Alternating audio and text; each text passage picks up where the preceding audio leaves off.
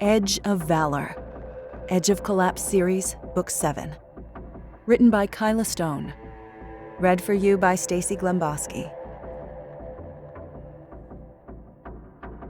To George Hall, the real-life Liam, who sacrificed much to stand in the gap and defend the defenseless. Being deeply loved by someone gives you strength, while loving someone deeply gives you courage. Lao Tzu. Courage, dear heart. C.S. Lewis. Preface. Much of this story takes place in Southwest Michigan. For the sake of the story, I have altered certain aspects and taken a few liberties with a real town or two. Thank you in advance for understanding an author's creative license. 1. Liam, Day 102. The pungent scent of antiseptic burned Liam Coleman's nostrils. The pain was worse, much worse. He groaned as he sank onto the cot and eased out of his chest rig. Everything hurt. His bruises had bruises. He placed his Glock 19 and the M4 beside him. His fingers left smears of blood on the white cotton sheets. He needed to clean and reload his weapons. You again! Evelyn Brooks snapped on her latex gloves and rushed to Liam's side. Her voice was stern, a frown lining her smooth brown skin, but she couldn't hide the concern in her eyes. I thought we talked about this, he grunted. Did we? I don't recall. Evelyn checked his distal and pedal pulses. No fighting. No saving the world until your injuries have healed. Remember that conversation? I believe we've had it multiple times. I claim plausible deniability. He didn't remind her that she was at Molly's home when he'd left to rescue Quinn. She had known where he was going. Judging by her flinty expression, this wasn't the best time to mention it.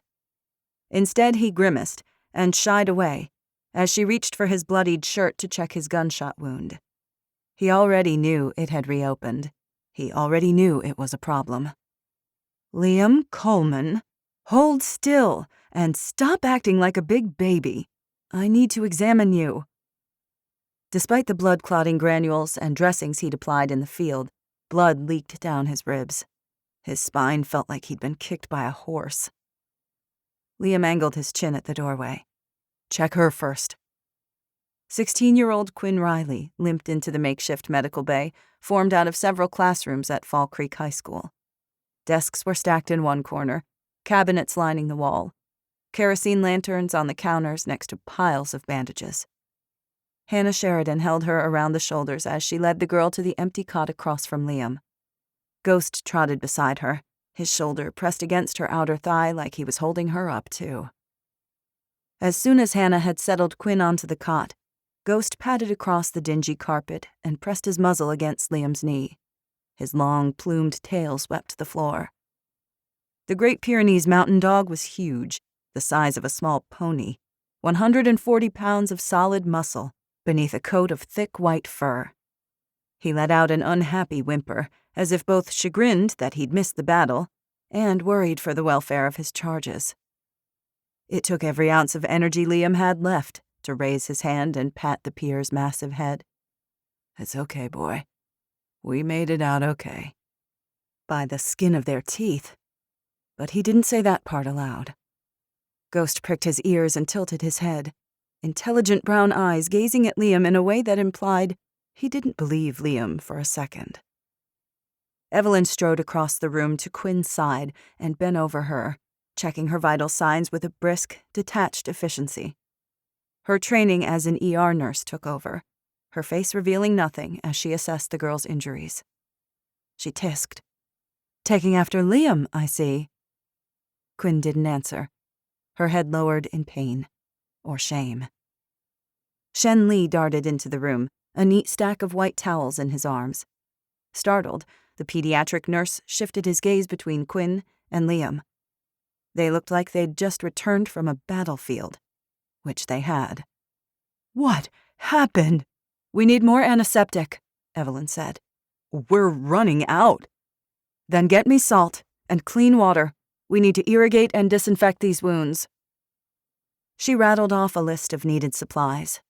Lee nodded once and slipped from the doorway. And get Bishop, Liam called after him. With a wince, he returned his attention to Quinn. Worry slicked his insides. Not for himself, but for the fierce teenage girl he'd pulled from Vortex headquarters. Quinn slumped on the cot, her head down, clumps of blue-black hair hanging in her face. Blood caked her torn, dirtied clothes. Her lip was split, the lip ring torn out, blood still dribbling down her chin. And she'd sliced her palm with the knife she'd used to kill Sutter. She'd gotten the snot beaten out of her, and then some. I wouldn't want to see the other guy, Hannah said. Quinn's narrow shoulders stiffened. The other guy is dead. Hannah and Liam exchanged a grim glance. Her chocolate brown hair was tugged into a practical ponytail. She wore jeans, her big cowboy buckle, and her oversized brown jacket, her pistol's telltale bulge in the right-hand pocket. To Liam, she was as beautiful as ever. Hannah didn't have Charlotte or Milo with her. They must be with Evelyn's husband, Travis, who'd taken to grandparenting Liam's infant nephew, LJ, like a duck to water. The Brooks had taken Hannah's children under their wing, too. Sutter, Liam said. Quinn killed Sutter. Hannah's skin paled, her green eyes darkening with concern and anger. Liam shared her sentiment. At least Quinn had eliminated the scumbag. Liam had seen Matthias Sutter's slain corpse at the Vortex warehouse with his own eyes. Outnumbered, he and Quinn had fought their way out, battling both the half-crazy nihilist gang led by Xander Thorne and a surprise attack by a private paramilitary force. They were battered and bruised, but they'd survived. Thanks to the aid of James Luther, who'd provided overwatch and eliminated a team of armed contractors about to overwhelm them. Luther, the same former militia member who'd set fire to Noah's home with Milo sleeping inside. The same man who'd turned informant and helped them beat the militia. Liam despised him too, but the man had saved their lives. Unsure what to do with Luther, Liam had stashed him in a safe house outside of Fall Creek. But that was a problem for later. They had more immediate concerns. Lee returned with a jug of sterilized water, canisters of salt, and a stack of bandages, and set them on the counter. He pulled medical supplies from the cabinets that shared space with beakers, petri dishes, and microscopes for science classes. The air smelled of betadine and bleach. Is anything broken? Hannah asked Evelyn. Will she be okay? Check her ribs, Liam said. Evelyn shot him an exasperated look. Already done. I am a medical professional, you know. She finished her examination. Quinn, you're extremely lucky. No broken ribs. Several deep bruises and lacerations we'll need to take care of, though, including that hand. Lee brought over the supplies from the counter. He handed Evelyn a water bottle. This is a homemade solution of saline, she said. We'll use it to flush your wounds, remove debris and bacteria, and inhibit its growth. Salt draws moisture from bacteria, which destroys it. Using a clean nail, she punctured a hole in the container and squeezed, using the narrow stream of saltwater solution to clean the cuts in Quinn's hand. Quinn winced. Evelyn patted Quinn's shoulder. You need to rest and recuperate. You understand? Dully, Quinn nodded. And you, Evelyn admonished Liam. For once, you must take it easy. A commotion came from the hallway, voices raised, rapid footsteps. Liam's heart rate spiked. Ignoring the flare of pain, he reached for his Glock. 2. Liam. Day 102. The staccato click, click, click of a cane echoed off the tile floor. Where is she? Lee attempted to block the door. Molly, you shouldn't see her like this. Don't you presume to tell me what I can and cannot do, Molly Dong snapped. Try and stop me. See what happens. I guarantee it'll be over my dead body. Or more accurately, yours. Liam let out his breath and released his hold on the Glock. Molly pushed Lee aside, who threw up his hands in defeat and stepped back. Yes, ma'am. The old woman hobbled into the room, cane smacking the floor, sharp blue eyes peering from the wrinkled span of her face. With an abashed expression, Lee trailed after her. Molly caught sight of her and blanched. She gave a sharp, startled gasp. Oh! She'd probably planned a royal tongue-lashing to put her rebellious granddaughter back in her place. The horrific sight of the beaten, bloodied girl was enough to stay anyone's tongue with pity, even Molly's. Quinn looked up through the matted locks of her hair. A mix of dread, guilt, and longing tinged her swollen features. Gran, her face crumpled. I didn't mean... I'm sorry. Hush, child. Molly's cane clattered to the floor. She shrugged off the Mossberg 500 shotgun, leaned it against the wall, and shuffled to her granddaughter.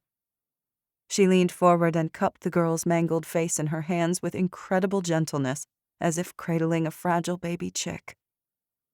Before she could say anything, the hulking form of Atticus Bishop filled the doorway, his billowy afro making him appear even larger. Pastor of Crossway Church on Main Street by day, super soldier by night. "Where's my girl?" he boomed. 3 more figures crowded into the room. Dave Ferris, the owner of Fall Creek Inn, ham radio aficionado and town council member, and Jose Reynoso, the newest Fall Creek police chief. He was quiet and easygoing, solid as a rock. Samantha Perez shouldered in behind them, her short black hair pushed behind her ears, an aggrieved scowl on her face. Her law enforcement uniform was wrinkled, and fatigue lined her bronze skin. For a moment, the medical ward went dead silent as everyone absorbed the shock of Quinn's condition. Dave removed his winter cap and twisted it in his hands. His warm smile didn't fade, though his weathered face lost some color. "We've been worried sick for both of you." Never one to mince words, Perez flat out asked what everyone was thinking. "What the hell happened?" In a halting voice, Quinn told them. Her meeting with Xander Thorne and his crazy band of nihilists in the woods. How she'd glimpsed Matthias Sutter. Her rash decision to go after them and kill him herself. How Sutter had gained the upper hand and outed her, though they'd both ended up in Xander's makeshift prison cell. The attack on the warehouse. Their escape as she fought side by side with a killer. How, when Sutter had turned on her, she'd stabbed him. Everyone listened in rapt silence. "How did you know where to find me?" Quinn asked. "Milo," Hannah said. With a wince, Quinn closed her eyes and nodded. "You gave me a heart attack," Molly said. "I could have died from worry. You've got good people who give a damn, pardon my French, Pastor. Don't go taking that for granted." "I know," Quinn said through split lips. Molly jabbed her withered finger at Liam. "That goes for you too, big soldier." Bishop shook his head, guilt in his eyes. "I should have gone with you." Liam waved a weary hand. "I asked you to keep them safe. They are. You did everything I needed you to do. Still, you shouldn't have to go it alone. No soldier should ever be alone. I should have had your 6. Liam shrugged him off. The attention made him uncomfortable. As a Delta Force operator, he'd had a team of brothers. His army unit always had his back. In the years since, though? Before the collapse, he'd sought isolation, hiding away on his homestead in northern Michigan. It was easier, safer, and devoid of purpose, joy, or meaning, a voice in his head reminded him. Here, he'd found all 3. Here, he'd found Hannah. We made it home. That's what matters." "They're right," Evelyn said. "You both have people who care what happens to you. Getting yourself killed in the name of honor doesn't help anyone." She handed clean dressings to Hannah to finish binding Quinn's palm and returned to Liam's side. She unbuttoned his shirt and eased him out of it. Cold air hit his chest, his skin pimpled with goosebumps. Old scars marred his torso, slashes from knives, circular white blemishes from a bullet or two, the raised nubs of shrapnel peppered across his bicep and left upper ribs. Evelyn told him to lay back as she peeled the pus and blood-soaked bandages from his lower left side. With a scowl, she pointed at the red pucker of his most recent gunshot wound. "You can die of an infection as easily as the next guy. You must allow yourself to heal. No more heroics." "Point taken," Liam said. "But I'm afraid that won't be possible." "What does that mean?" Perez asked. "There's more." "How can there be more?" Dave asked. Reynoso kept his steady gaze on Liam, already expecting the worst. "Out with it." "The Sinclairs," Liam said. "There's another one." 3. Hannah. Day 102. Hannah's heartbeat thudded in her chest, her ears. Trepidation shot through her. "What do you mean?" "They call him the General," Quinn said. "Or at least Sutter did. His name is Byron Sinclair. He's Rosamond Sinclair's father. And he knows about us." Everyone stared at Quinn in shock. Her voice shook. "He knows we killed Rosamond." Though a propane heater warmed the room, a chill sucked the heat from Hannah's body. For a second, everything went fuzzy and distant. She inhaled a sharp breath and forced herself to remain present, to understand what this meant, the threat it presented to her family and her home. "Can we even trust Sutter?" Reynoso asked. "Sutter had no reason to lie," Quinn said. "He was using the information to torture me. He didn't think I was getting out of that place alive." She raised her chin. "I did, though." Hannah dabbed the crusted blood from the side of Quinn's face. Her hands trembled. She bit her lip and willed them to steady. She had to think, to remain clear-headed and focused. "What exactly did he say?" "That the governor of Michigan gave him a small army. He's supposed to go after some threat in Illinois." "Alexander Poe," Liam said. "But he's coming here first to get his revenge." "When?" Reynoso asked. Quinn kept her gaze on the carpet. "Sutter said a couple of days. But who knows?" Reynoso cursed. "Who says we couldn't try to reason with him?" Lee asked. "Like how we reasoned with Rosamond?" Perez said. "That worked out so well." "Tell him we had nothing to do with his daughter's death." Lee flashed a guilty glance at Bishop. "No offense, Pastor.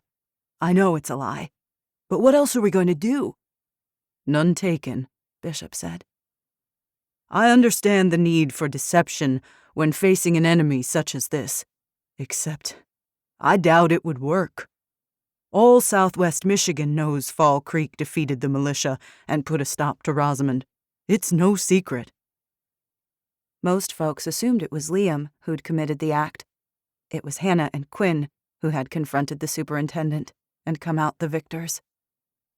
Hannah had seen no reason to correct them. Besides, Quinn had enough on her plate. "We're assuming he's as bad as Rosamond was," Lee said. "What if that's a mistake?" "What if he's worse?" Bishop said. "Isn't that more likely?" Shen Li hadn't seen Rosamond for who she truly was. At first, he'd supported the militia, long after he shouldn't have. Every member of that family was poison. Hannah pinned her gaze on Lee. Gavin Pike was a murderous psychopath. Julian, a scheming enabler. Rosamond, a selfish, manipulative tyrant. It's safe to assume that the poisoned apples didn't fall far from the tree, Bishop said. If the general is the tree, then we're facing a heap of trouble, Dave finished, the blood draining from his face. Hannah kept looking at Lee. Embarrassed, he dropped his gaze, his cheeks blooming red. We need to assume that he's as much a threat as Sutter claimed he is, Liam said. Until and unless we receive actionable intelligence otherwise, we are facing the gravest threat to our safety that we have yet encountered. Liam waved Evelyn away like an irritating wasp and sat up. Nonplussed, she slapped his hand aside and went back to work, abrading his wound. Hannah's mind whirred. Her brain kept searching for a different explanation, for a way out. There wasn't one. We thought it was finished with her, Molly said, the slightest tremble in her voice. It was supposed to be over. Since the collapse, nothing has ever been over, Liam said. Hannah shivered, suddenly cold. He wasn't wrong. 3.5 months ago, an EMP attack devastated the nation. A series of simultaneous, high-altitude nuclear detonations had caused an electromagnetic pulse that destroyed the power grid across most of the continental United States. It had fried the electronic systems in vehicles, aircraft, laptops, and phones, even many newer model generators. Tens of thousands had died that first day. Cities were deluged with fires, explosions from fallen planes, and massive vehicular collisions. The weeks that followed had been horrific. The brutal winter had killed millions with hypothermia, starvation, and disease from poor sanitation and tainted water. Hundreds of thousands of medically fragile people perished without access to the machines and critical medications that kept them alive. And the violence. People murdered each other for a can of beans or a bottle of antibiotics. Gangs and cartels fought for supremacy in the power vacuum left by impotent local and state authorities. Evil is difficult to eradicate, Bishop said. It sprouts everywhere. You cut off one head, another appears somewhere else. With the collapse of civilization, those with wicked intent have become emboldened. They believe there is nothing to stop them from doing whatever they wish. I'll stop them, Liam said. What if he comes with hundreds of armed men? Reynoso asked. Real soldiers. That's a far cry from a bloodthirsty band of untrained militia. We're talking about the military here. We couldn't face that. What do we do? Molly asked. What's the game plan? Could we run? Dave asked. Gather our people and flee Fall Creek? And go where? Liam asked. The neighboring towns would put themselves in his crosshairs, Bishop finished. We wouldn't be safer with them. Perez shook her head, dark eyes flashing. Like they'd even agree to shelter us. I doubt that. Not after the way the Community Alliance abandoned us. Then we go further, Lee said without conviction. The blood had drained from his face. He looked as sick as Hannah felt. With what vehicles? Hannah asked. We only have a handful of working trucks, tractors, and ATVs. Not enough for 1,000 people. It's not logistically feasible, Liam said. We would run out of fuel and food. We would starve. I'm not leaving, Molly said. This is my home. It was my daddy's home before mine. I spent 40 years with my husband in that house. No way I'm giving it up to a bunch of turd balls with guns. Then how can we defend ourselves? Lee asked. How many men? Bishop rested one hand on the pistol holstered beneath his leather jacket, like he wanted to confront this new enemy that second. How well trained? With what weapons? Will they have military gear? The seal of approval from the government? What are we facing here? All questions we needed answers for yesterday, Liam said. When will it end? Quinn asked.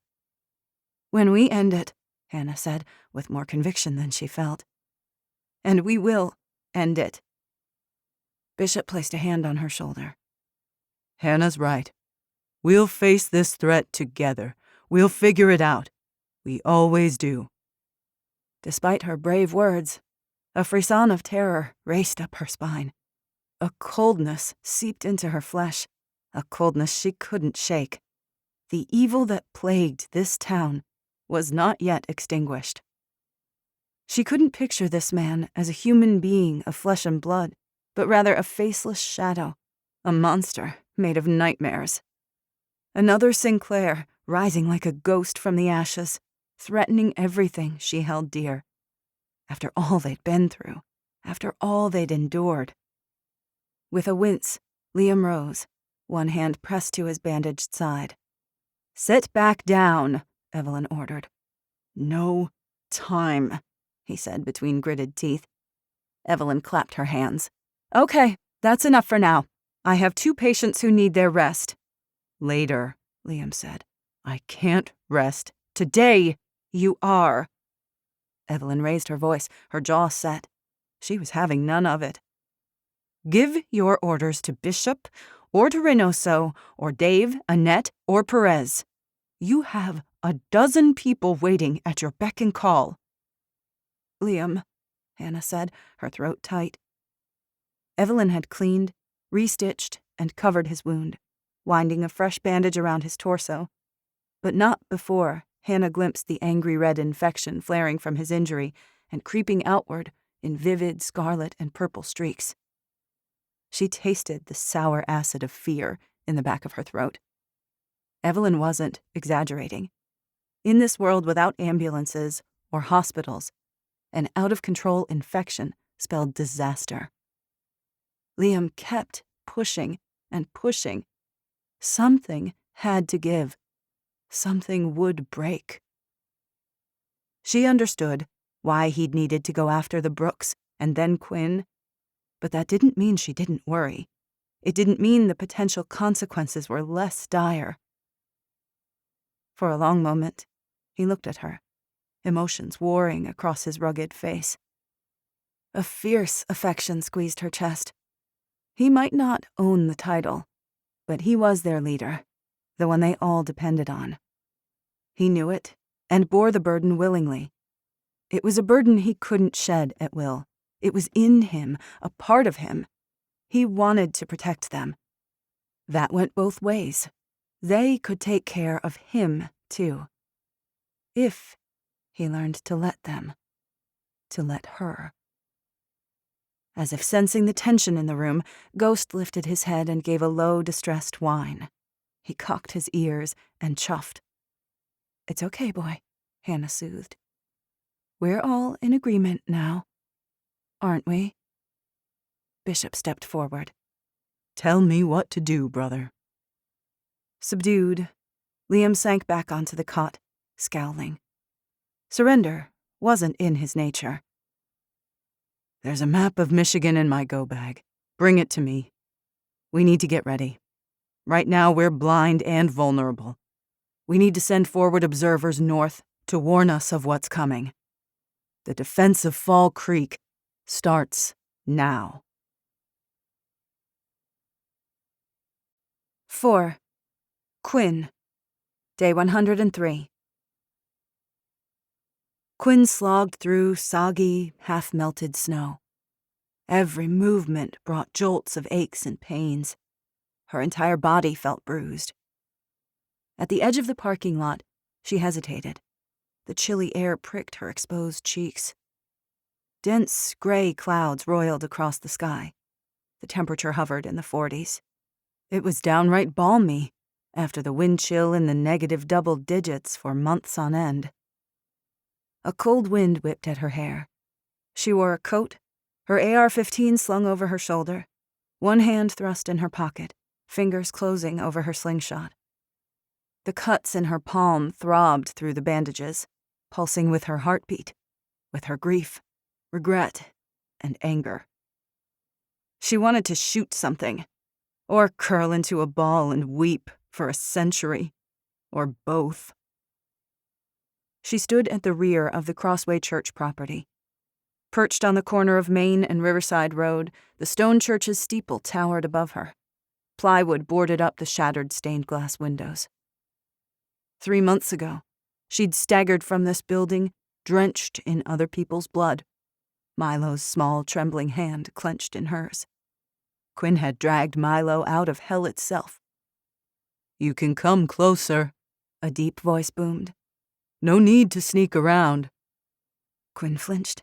She'd thought she was alone. Some super spy she was. Several yards from the parking lot, Atticus Bishop knelt beneath a cluster of barren maple trees. Caught in her reverie, she hadn't noticed his presence. In front of him, 3 wooden crosses rose from 3 mounds of packed dirt, 1 large, 2 smaller. Each cross was about 3 feet tall, constructed of nailed 2x4s. Still kneeling, Bishop twisted around to look at her. He hunched his broad shoulders, his face gray with fatigue and sorrow. 2 wet tracks traced his cheeks into his bristly beard. He'd been weeping, grieving his dead family. Quinn was a trespasser. She shouldn't have come. She swallowed, her mouth dry as a desert. "I wasn't sneaking," though she had, kind of. "I'll go." "No." Bishop swiped at his reddened eyes with the back of his arm. His face cleared, and he smiled. "Please, I want you to stay." Bishop had never treated her with anything but kindness. She couldn't say no to him. She glanced at the crosses again, then nodded numbly. "Couldn't keep away, huh?" Bishop meant it as a joke, but it fell flat. Quinn didn't know what drew her back to this place, the origin of her nightmares. She had to come, like a moth drawn to a flame. The scent of fresh paint was unmistakable in the crisp air. Glancing around, she caught sight of several empty cans clustered outside the side door that led to the recently reopened food pantry, along with a stack of 2x4s, a bucket of nails, and a paint-splattered canvas tarp. Rolls of ragged carpet leaned against the outside wall. Bloodstains had leaked through the carpet backing. Her gaze flicked away, her heartbeat quickening. She hooked her thumb and pointed behind her. "You're repairing the church." Bishop's forehead wrinkled. "I couldn't leave it like that. The house of God, a place of refuge. It felt desecrated. I'm repairing what I can. The people need a place to worship, to heal. I need it too." "Oh." "I'm working on plastering the bullet holes. You're welcome to help if you'd like." Her stomach did a sour, sick somersault. She didn't know about that. Hell, she was pretty sure she never wanted to step inside Crossway again. "Maybe later." "I'd like the company. Of course, it's up to you." Much had happened since the massacre. The vivid scenes still echoed in the deepest recesses of her mind. The awful screaming, the rat-a-tat of machine gun fire, the fear like a vice constricting her throat, the taste of terror a copper penny on her tongue. Ray Schultz and his bulging, half-crazed eyes as he opened fire on the church sanctuary. Billy Carter, psychotic child murderer, killer of Bishop's family. Octavia, her druggy meth-head mother, who'd done a single good thing at the end. She'd saved Quinn from Billy. The slaughter of innocents had set in motion events that had brought the militia, the executions, tyranny and fear that had led inexorably to the showdown with Rosamond and the death of Noah. Quinn met Bishop's gaze and recognized the shadows of regret and loss in his eyes. He was reliving the same night. He'd watched them die. The daughters Quinn had failed to save, the wife he couldn't rescue. They shared that terrible history. Milo wasn't old enough to understand the way they did, to live with the nightmares, both sleeping and waking. Maybe that was why she'd come, driven by the guilt and shame eating at her. Bishop understood what had happened here. He'd lived it, and he'd loved Noah. He'd lost a friend, too. Maybe he'd understand about Sutter, too. Why she'd felt driven, compelled to do what she did. Why she'd had to kill him. How pain was a thing that burrowed deep inside you. It changed you. Bishop watched her, head tilted, his jaw working like he wanted to speak, but was holding back. Then he turned and faced the crosses. She stared at the back of his bushy head until her eyes blurred. It was hard to look at the crosses, so rough and bare, so ugly. They didn't fit the vibrant people buried beneath them. Juniper, the tomboy with dirt always under her nails, dressed in jean overalls, her wiry black hair tugged into 2 buns. And Chloe, sweet, beautiful Chloe. Hers were the cries that still haunted Quinn's dreams on her worst nights. She rubbed at her eyebrow ring and looked away. A sharp bitterness welled on her tongue. The wind whistled through the maple trees, ringing the parking lot. This was a mistake.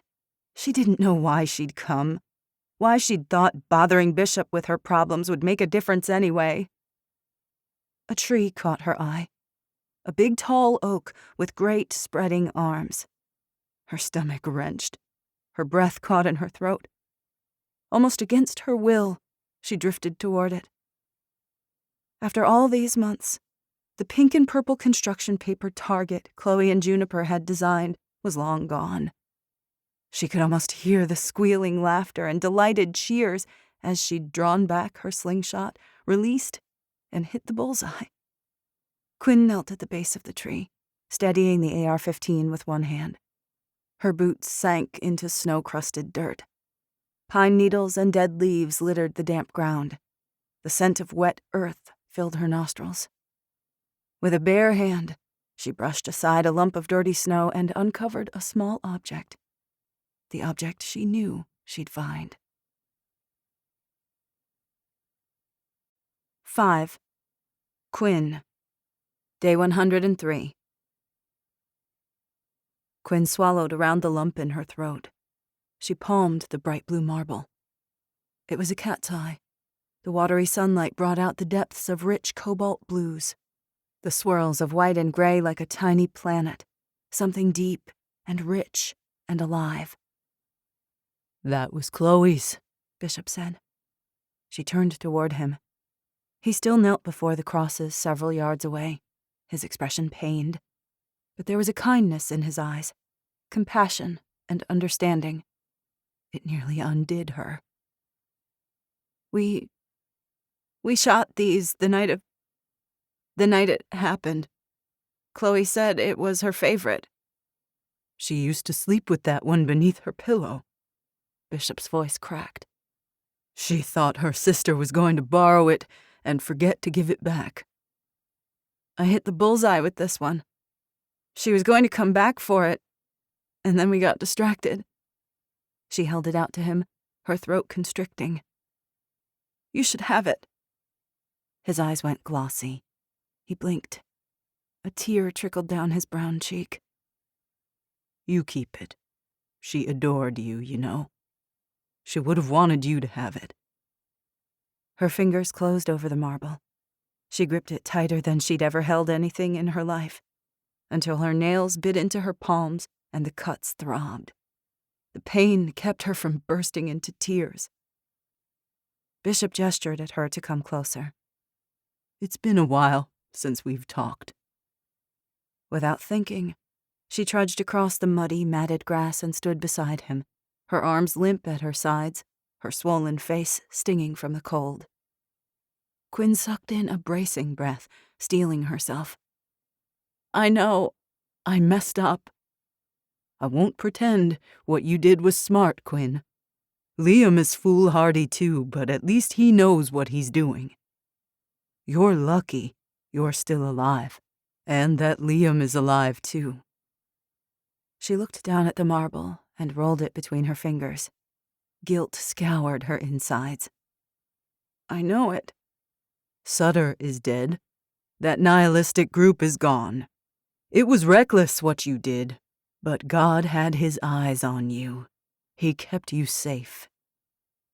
Her head lowered. She felt numb, emptied out. Sutter was dead, by her hand. She'd killed him, but the risks had been too great. She could see that now. She'd never be so stupid again. With all her heart, she longed to save people, not the other way around. How do I make it right? Apologize to the people you've hurt, and then move on. You have great things ahead of you, Quinn. You're a fighter. Anyone can see that. You deserve a chance to fight for what you believe in. I don't know what to say. I doubt that. You'll figure it out. You can always ask me for advice. Quinn made a face. Point taken. Just so you know, if you don't want to talk to me, you can always talk to God. I bet God hates me. Why do you think that? I've killed people. Her mind seared with images of Sutter sinking to his knees, blood gushing from his thigh, of Rosamond clutching at her blood-soaked throat. And I'm not sorry. Bishop chuckled. I'm not. There was darkness in her heart, the part that wanted to kill and keep killing. Her face burned with shame. Does that make me a bad person? No, it doesn't. How can you be a soldier and a pastor? How can you preach love and mercy and then kill people? I fight when I must, when defending the innocent is the right thing to do. In the Old Testament, many of God's people were warriors, called by God to fight to end tyranny, slavery, and great evil. Oh. People are more than one thing. They carry both good and evil inside them, darkness and light, violence and peace, mercy and justice. Bishop stared at the crosses. The key is to make sure your cause is righteous, and to keep the darkness from taking over your soul. He gave a heavy sigh. Easier said than done on both counts. How do you not give in to it? The anger, the hatred. Find that thing that keeps you human and hold on to it with all your might. For me, it's my faith. Okay, she said in a choked voice. Her split lip hurt, but she kept talking. She needed to get it all out. I'm still so angry. Be angry. Nothing wrong with angry. But control it. Channel it. Use it. Don't let it use you. She let that sink in. Anger can fuel you, empower you. Huh. There's an anger that motivates you, that drives you, that seeks righteous justice. There's nothing wrong with that anger. But it can turn bitter and toxic. If you're not careful, it can eat away at the part of you that makes you who you are. That's the anger you have to watch out for, Quinn. It's like fire. It both gives life and destroys. How you use it is what matters. She nodded, letting that truth sink in deep. She didn't want to end up like Xander, a boy consumed by his rage, who'd wanted to destroy everything, to tear down the world. The fight inside her needed to be controlled.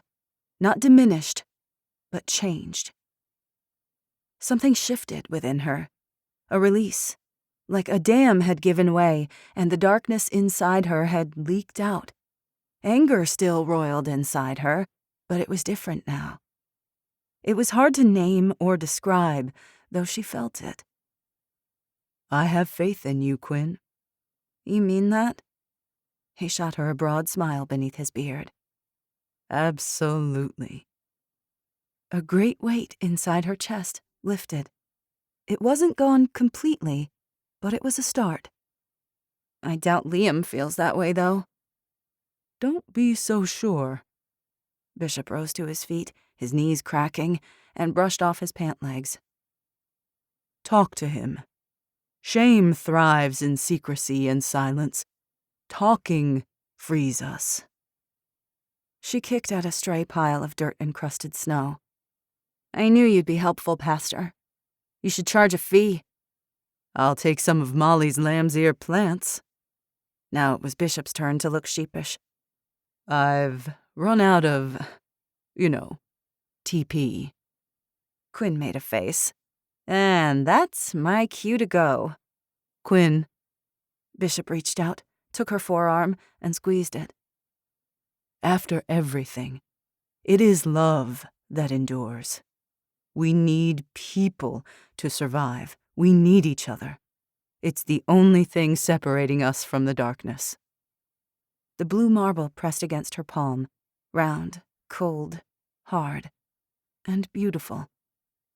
Quinn slipped it into her pocket next to her slingshot, a reminder she didn't want to forget. 6. Hannah. Day 103. Dave's blue eyes twinkled. I have a surprise for you. As long as it's a pleasant surprise. Hannah adjusted her grip on Charlotte in her carrier. Her daughter kicked her feet and giggled as Dave tickled her toes through her soft-soled shoes. We could use more of those. Pretty sure you'll think so. Come round back. In his early 60s, Dave's hair was graying, his face weathered with smile lines. He owned 15 rural acres and the Fall Creek Inn.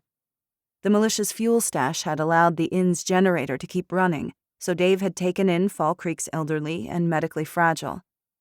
Dave was a helper, always putting others first without complaint. He used his ham radio contacts to connect family and friends from across the state and even across the country. He'd also stepped up to fulfill the role of unofficial superintendent now that Rosamond was dead. Dave led her deeper into his 15-acre property. They passed 2 sheds and a pole barn, then several rows of cherry trees and his grape arbors.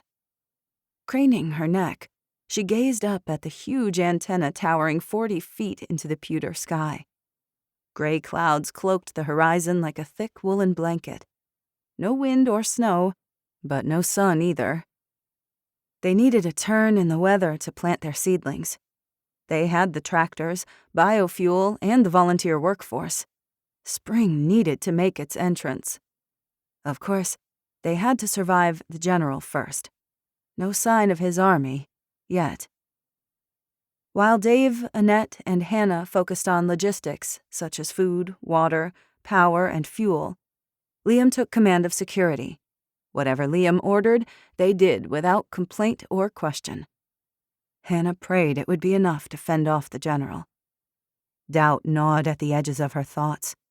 But for how long? And then what? Dave led her to the office tacked onto the back side of his detached garage, opened the door, and gestured for her to enter. I found someone who wants to talk to you. Her chest constricted. Is it? Dave grinned. You'll just have to see. They entered Dave's office, a large room filled with shelves of ham equipment, a radio and transceiver, scanners, 2-way handhelds, and a couple of desktop computers. Knots of power cables snaked along the floor. A generator hummed in the background. Cloudy gray light streamed through the single window. A portable propane heater in one corner provided warmth. Hannah sank into the soft leather chair, one hand clutching Charlotte to her chest as she reached for the mic with the other. Charlotte bounced in her lap. She grabbed the mic with 2 chubby hands. Her pink mouth opened like she wanted to eat it. Hannah pushed it out of her reach and swallowed, anticipation fizzing in her belly. Hello? Hannah? The voice on the other end was achingly familiar. Hannah, is that you? Her breath hitched in her throat. She closed her eyes, mouth dry, unable to form words. Childhood memories filled her mind. Camping, hiking, family dinners, trips to the grocery store, football games, and late-night study sessions. Dave squeezed her shoulder. You okay? His touch brought her back. She opened her eyes and inhaled sharply. Keying the mic, Hannah said, "It's me." Silence on the other end, as if the speaker were as overwhelmed as she was. Not just any speaker. Oliver, her brother. After 5 horrific years. She was speaking to her brother. I can't believe it, Oliver sputtered, joy and disbelief in his voice. We thought, all this time, they told us you were dead. I'm not. I can hear that. I still can't believe it. Man, oh man, this is unbelievable. I can't wrap my head around it.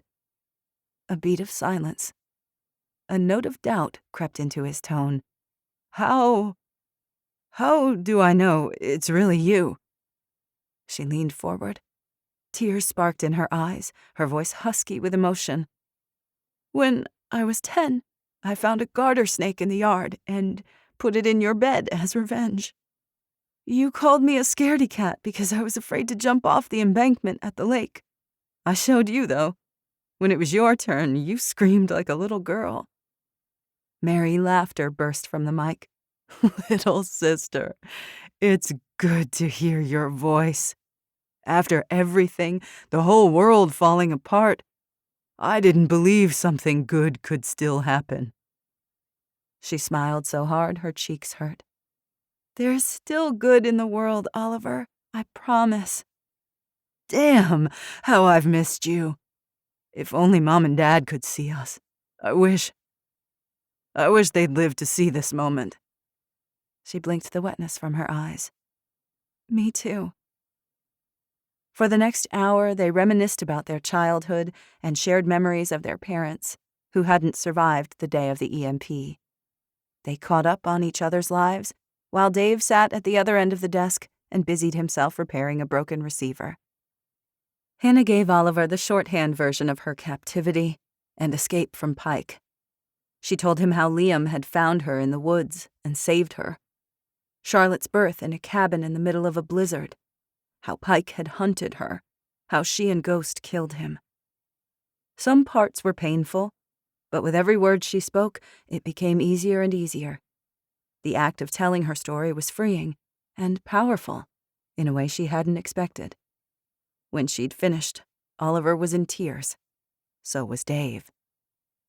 And Noah? Oliver asked. So she told him about the militia and Noah's death.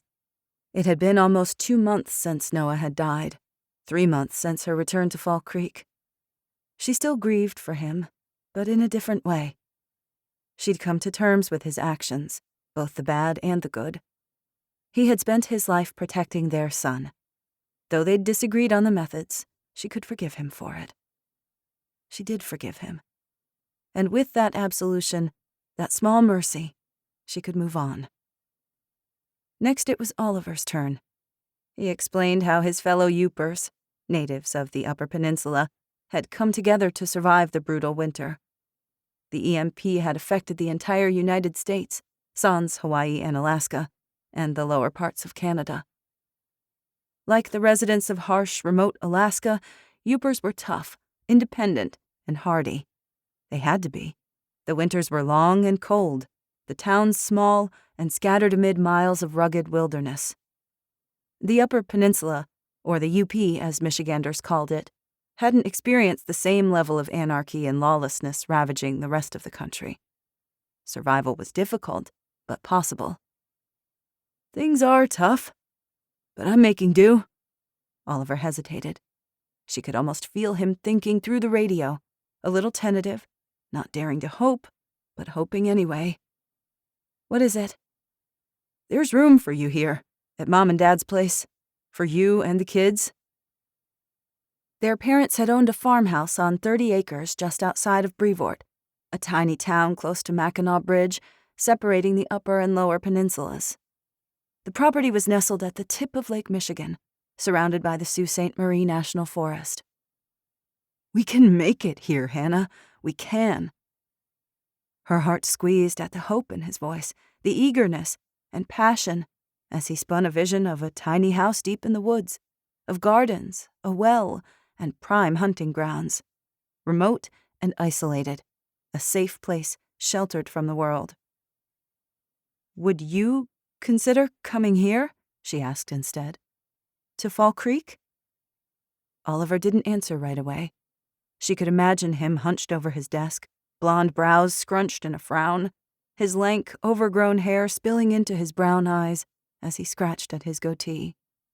She didn't know whether he still had a goatee, whether he was clean-shaven, or whether he'd given in and grown a mountain man-style beard like their father. An ache opened deep in her chest. She missed him intensely. She missed her dead parents. "Someday, maybe," he said. "There are so few people up here. They know how to live off the land. You know how it is. It's different. I belong here." Hannah bit her lower lip, pushing down her disappointment. "I know. I understand." "I'll keep adding to the supplies. You know, in case you change your mind. You'll always have a home here. We're in the same state, but it feels like we're oceans apart. Just for now. I promise, it won't be forever. We'll see each other again. I don't have a ham radio, but Stanley Barnes does. Remember him?" "Of course. Cranky old guy who lived at the end of the road since forever, always yelling at us to stay out of his woods, or he'd tell Dad to give us a good whipping." Oliver laughed. "Yeah, that guy. He's too old to yell anymore. I've been checking in on him. Stay in contact, little sister. I don't want to lose you again." "Me either," she said. "Me either." After she'd signed off, Dave handed her a clean handkerchief. She sniffed and wiped at her eyes as Charlotte batted at the white fabric. "Sorry," she said. "Nothing to apologize for. Family means more than it ever has. And it always meant everything. We were just so busy and distracted, some of us forgot." She let Charlotte have the handkerchief and rested her hand on Dave's arm. "And friendship. Yours is priceless. Thank you." "It was my pleasure." Dave shrugged, his weathered cheeks reddening. "Anyway, I've got a scheduled radio call with Captain Hamilton. You got time to join in?" Hannah glanced at her watch. "I promised Molly I'd help transfer some seedlings in her winter garden to the greenhouses, but I have a few minutes before I'll need to feed and change Charlotte. Travis agreed to watch her. She and LJ are hitting it off." Charlotte often shared a crib with LJ. They were becoming so attached to each other that they slept holding hands or curled into each other like kittens. Dave tugged at Charlotte's socks and she let out a peal of laughter. As only babies can. A few minutes later, Dave had contacted Charlie Hamilton, the captain in charge of the National Guard unit stationed at the Cook Nuclear Power Plant in Stevensville, about 14 miles west of Fall Creek, on Lake Michigan. Hannah and Dave had organized a couple of food drops to keep the soldiers, the engineers, and their families fed after FEMA discontinued supply deliveries. The engineers kept the plant maintained, so once things got back online, they'd be ready. Hamilton's brisk, cheerful voice filled the room. "How's Fall Creek this morning? By the way, you're speaking to a newly promoted major." "Congratulations, Major Hamilton," Dave said. "It has a nice ring to it, don't you think? It's been a long time coming." They could hear the grin in his voice. No matter the difficulties arrayed against him, he always maintained a positive, jovial attitude. Hannah liked him. "Now, how's my favorite Delta?" "Recovering." Hannah filled Hamilton in on the craziness of the last few days, including the threat from the general. "I received standby orders," Hamilton said. "From the governor himself. No details. Brass is tight-lipped about everything. Communication is crap. For now, we're keeping our people within the town's borders," Dave said. "If someone can pick up supplies, we can offer some fresh vegetables for the kids at least." "As always, we appreciate your generosity," Hamilton said. "I'll send one of my men tomorrow morning. And stay alert. We've had reports of large movements south of the Michigan state line. A large group of organized criminals calling themselves the Syndicate, led by a man named Alexander Poe. They've amassed a civilian army with military-grade weapons. They're taking over towns and FEMA shelters, using forced labor and selling supplies, drugs, and weapons. Rumor has it they're selling people, too. women and children. Hannah stiffened. Liam ran into them outside of Champaign. Then you know. They've taken over Chicago and most of Illinois. Last night they breached the Indiana border. A fighting force of over 2,000 men poured into Gary. We have reports of dozens of civilian deaths and other atrocities. I caught similar chatter from my contacts this morning, Dave said. It's like a war zone. It's not like a war zone. It is one. Dread scrabbled up the notches of her spine. Via I-94, the city of Gary, Indiana was less than 65 miles from Fall Creek. You think Poe might invade Michigan? It's a distinct possibility that we can't afford to rule out. They may push into Michigan City or head toward Mishawaka. Either city is too close for comfort, Dave said. I agree. Indiana obeyed the president's edicts and sent their National Guard to aid in the rioting in D.C. They're vulnerable. Poe is bulldozing through the state with little resistance. Aren't folks fighting back? Dave asked. They are, but we're talking small groups and individual homesteads. It happened so fast, the civilians didn't have time to organize a fighting force. They were taken by surprise.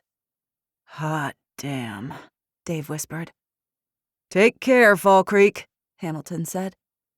We will, Hannah said. Over and out. Hannah and Dave exchanged a heavy glance. Dread curdled in her gut. Threats were closing in from every direction. War, tyranny, human slavery. How could this be America? How could the tiny town of Fall Creek stand against such evil? She sensed the danger lurking just outside their line of sight, invisible but ever present, drawing closer and closer, gathering strength and power as it came.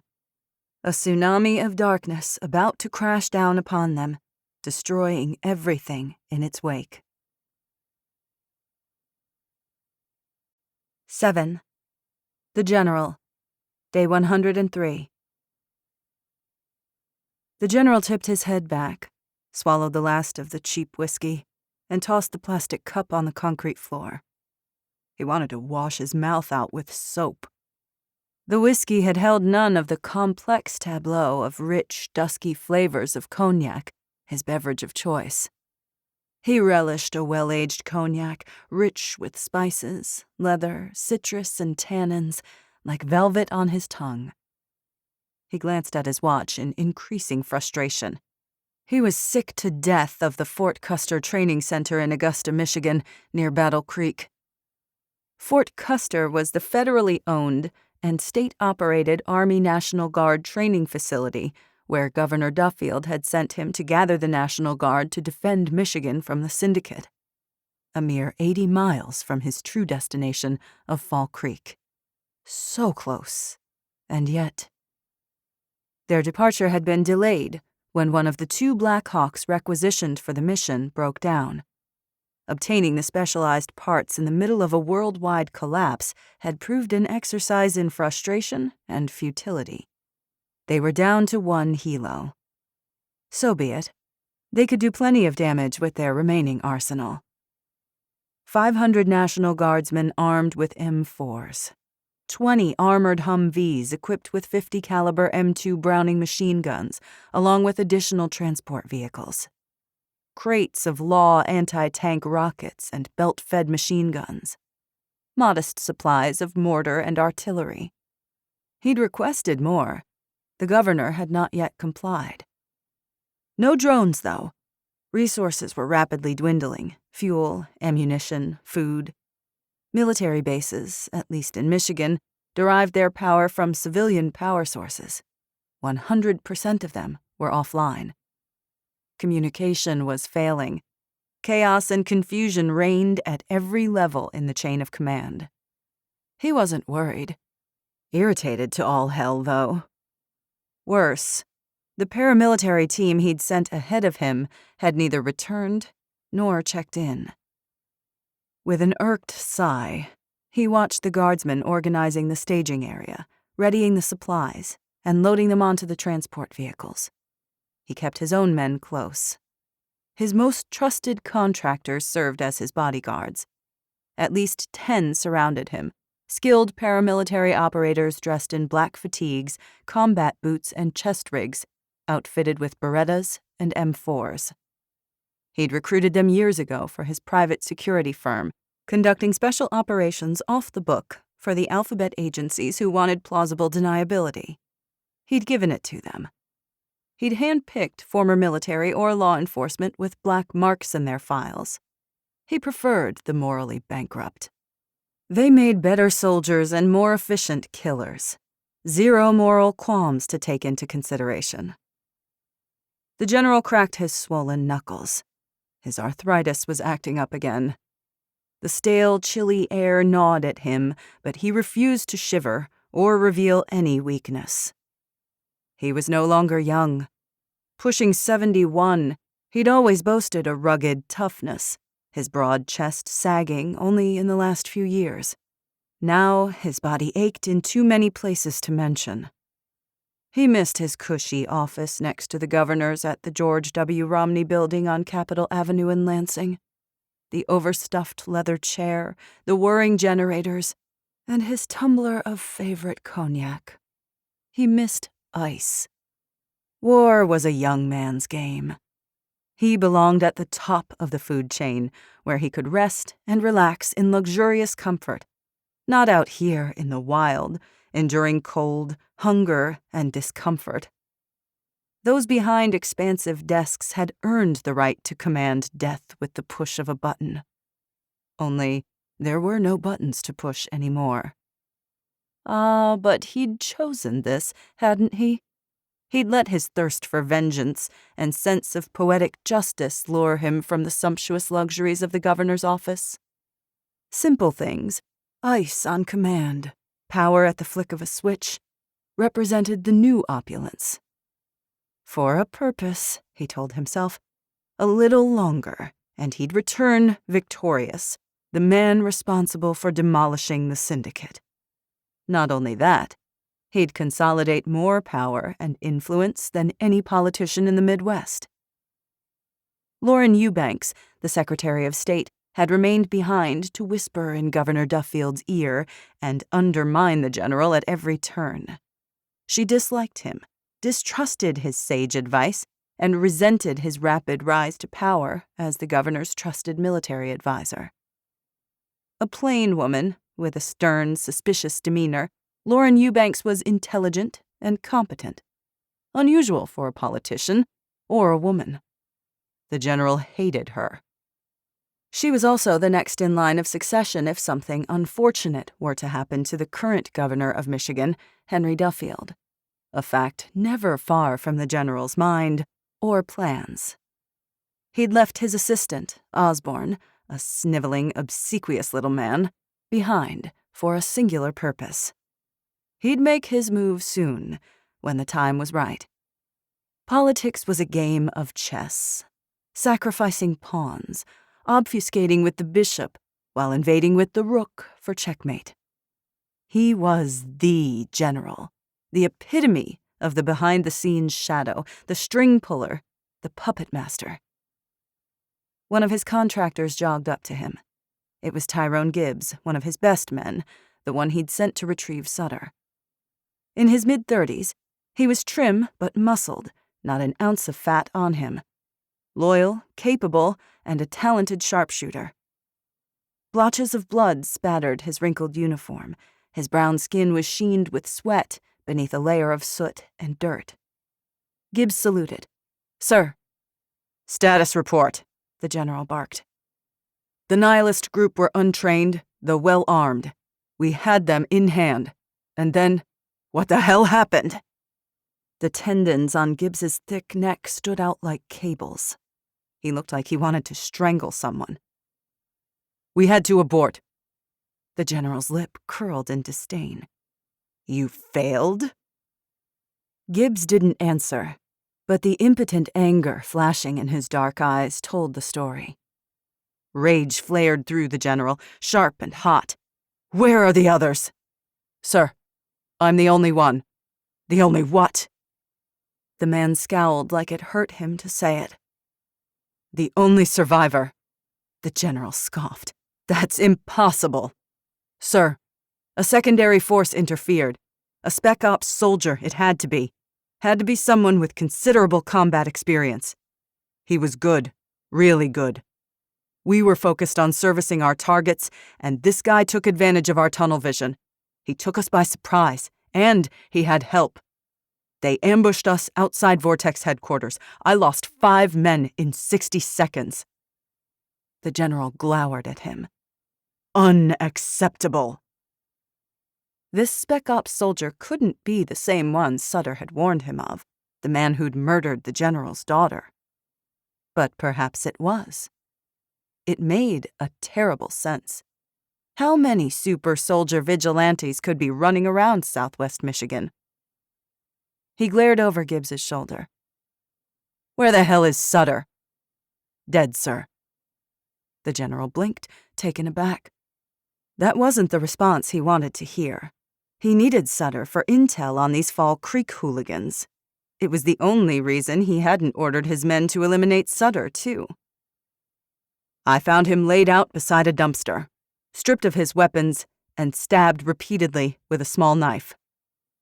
The work of this Spec Ops soldier? I doubt it, sir. It didn't have the mark of a professional. The general shook his head, seething. Damn it! His nephew should have been better, done better. He'd carried his mother's name, a weakened bloodline. The general's brother never had good taste in women. The caliber of his son reflected that deficiency. With considerable effort, the general regained control of himself. It served no purpose to allow his men to see his frustration. They needed a strong, competent leader. Emotion was a tell, a weakness. It drained your power and gave your enemies intel and influence. He smoothed his expression and dipped his chin at Gibbs.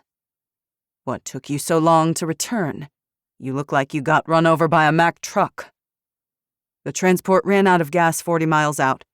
Couldn't find more to scavenge, as the locals had already emptied the vehicles. It took me a while, but I obtained a bike and rode the rest of the way, sir. Get some rest. We depart in 8 hours. He shaped his features into a sympathetic expression and placed a hand on Gibbs's shoulder. That soldier that murdered our people?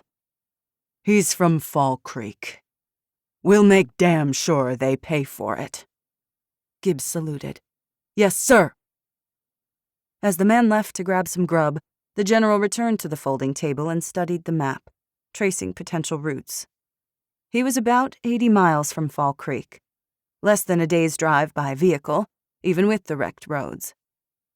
He tapped his finger at a location in St. Joseph on Lake Michigan, a hotel located a few blocks from the beach in the heart of downtown. He'd always loved the ocean. The Great Lakes were an acceptable second. The general gestured at one of his bodyguards, a man named Tyler Redding. A big, burly guy with acne scars, a misshapen nose, and a chip on his shoulder jogged over. Sir, command and control will be here, at the Boulevard Inn. We're not going in blind. Clear it, and the surrounding 2 blocks, then send scouts to report back to me. We leave at 0700 hours. Sir. The soldier saluted before marching off. This time tomorrow, they'd be unloading at the hotel. Departure couldn't come fast enough. Though he wouldn't roll into town without anticipating resistance. Whoever these people were, they'd defeated Sutter's militia and his own daughter. That was surprising and disconcerting. But they were no army. If he were fighting in an actual war, the general would have had his troops take 20 buildings in town to disperse into smaller elements to guard against air raid attacks. But he wasn't, so he didn't bother. However, he would still order smaller units to cover fuel depots, munitions storage, and transport, the usual logistics. He craved a snifter of Hein Antique XO Premier Cru Cognac. Instead, he licked his parched lips and thought again of his dead nephew, his last living family member. No, not his last. In his last conversation with Sutter, his nephew had revealed a juicy little detail. For the last 2 days, the general had examined it from every side, searching for cracks or defects, and finding none. "There's one more thing you should know," Sutter had said in that sniveling voice. "Rosamond wasn't interested, but I think you might be. There's a woman in Fall Creek who claims Gavin Pike was the father of her baby." Only one thing held the general back from destroying Fall Creek utterly. Through his daughter and psychopathic grandson, a part of the general still existed outside himself. They were both dead, but their seed lived on. His seed lived on. The general had a great-granddaughter, and he very much wished to meet her. 8. Hannah, Day 104. Hannah shivered. It was the second week of April, but the morning temperatures hovered in the low 30s, the sky cloaked in heavy gray clouds. The wind chill made it feel 20 degrees colder. The frigid breeze scythed through her clothes and chapped her exposed cheeks. Ahead of her, Ghost growled. Hannah paused, Milo at her side, holding the jogging stroller handle with her bad hand. With her right hand, she tightened her grip on the .45 in her coat pocket. For the meeting, she'd chosen Greenway Park, a small park along the riverbank, just past the bridge over Fall Creek. In summers past, they used the large open area for picnics, soccer games, and kite flying, with live concerts featuring local bands in the evenings. Snow patches dotted the field. Birds twittered from the naked branches of the trees lining the river. The large pavilion with a black metal roof and open sides loomed ahead of her. A dark shape stood in the center of the platform, a familiar blue camo backpack slung over his shoulder. The hood of his coat shielded his face, both hands plunged deep into his pockets. Her pulse quickened. She stiffened. Milo tugged her coat sleeve. "Who is that?" She glanced at his cherub face, pointy chin, and big dark eyes. He'd inherited his olive skin from Noah's Venezuelan heritage. His unruly black curls poked out from beneath his winter hat. A fierce affection swelled in her chest. "No one you need to worry about. Can I play on the playground?" Her gaze strayed to the figure on the platform. He hadn't moved or registered her presence. He didn't pose a threat to them, but she remained wary. It was early in the morning, and no one else was at the park. Few people had time for leisure these days. The trees sighed in the wind. Water lapped along the riverbank.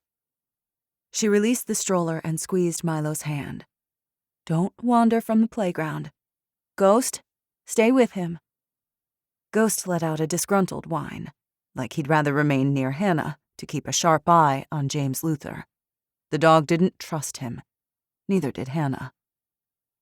The great peer returned to her side and pushed his head against her thigh, as if that would change her mind.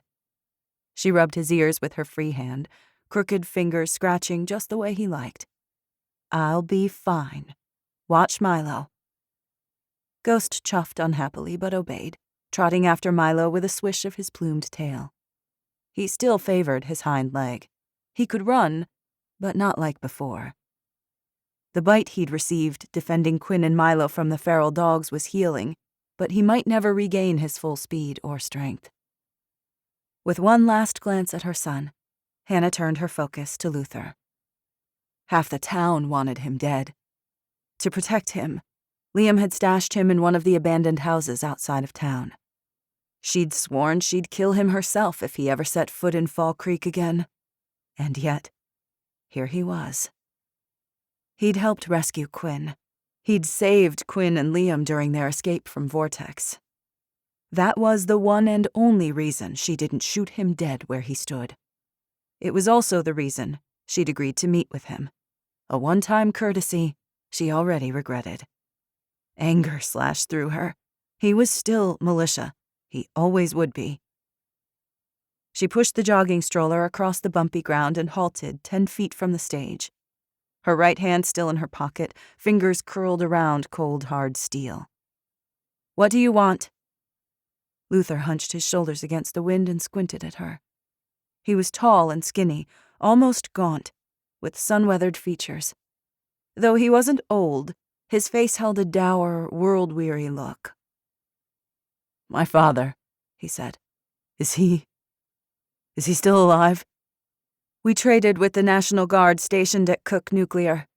They had medical supplies. I got him a few more oxygen tanks, but they're running out.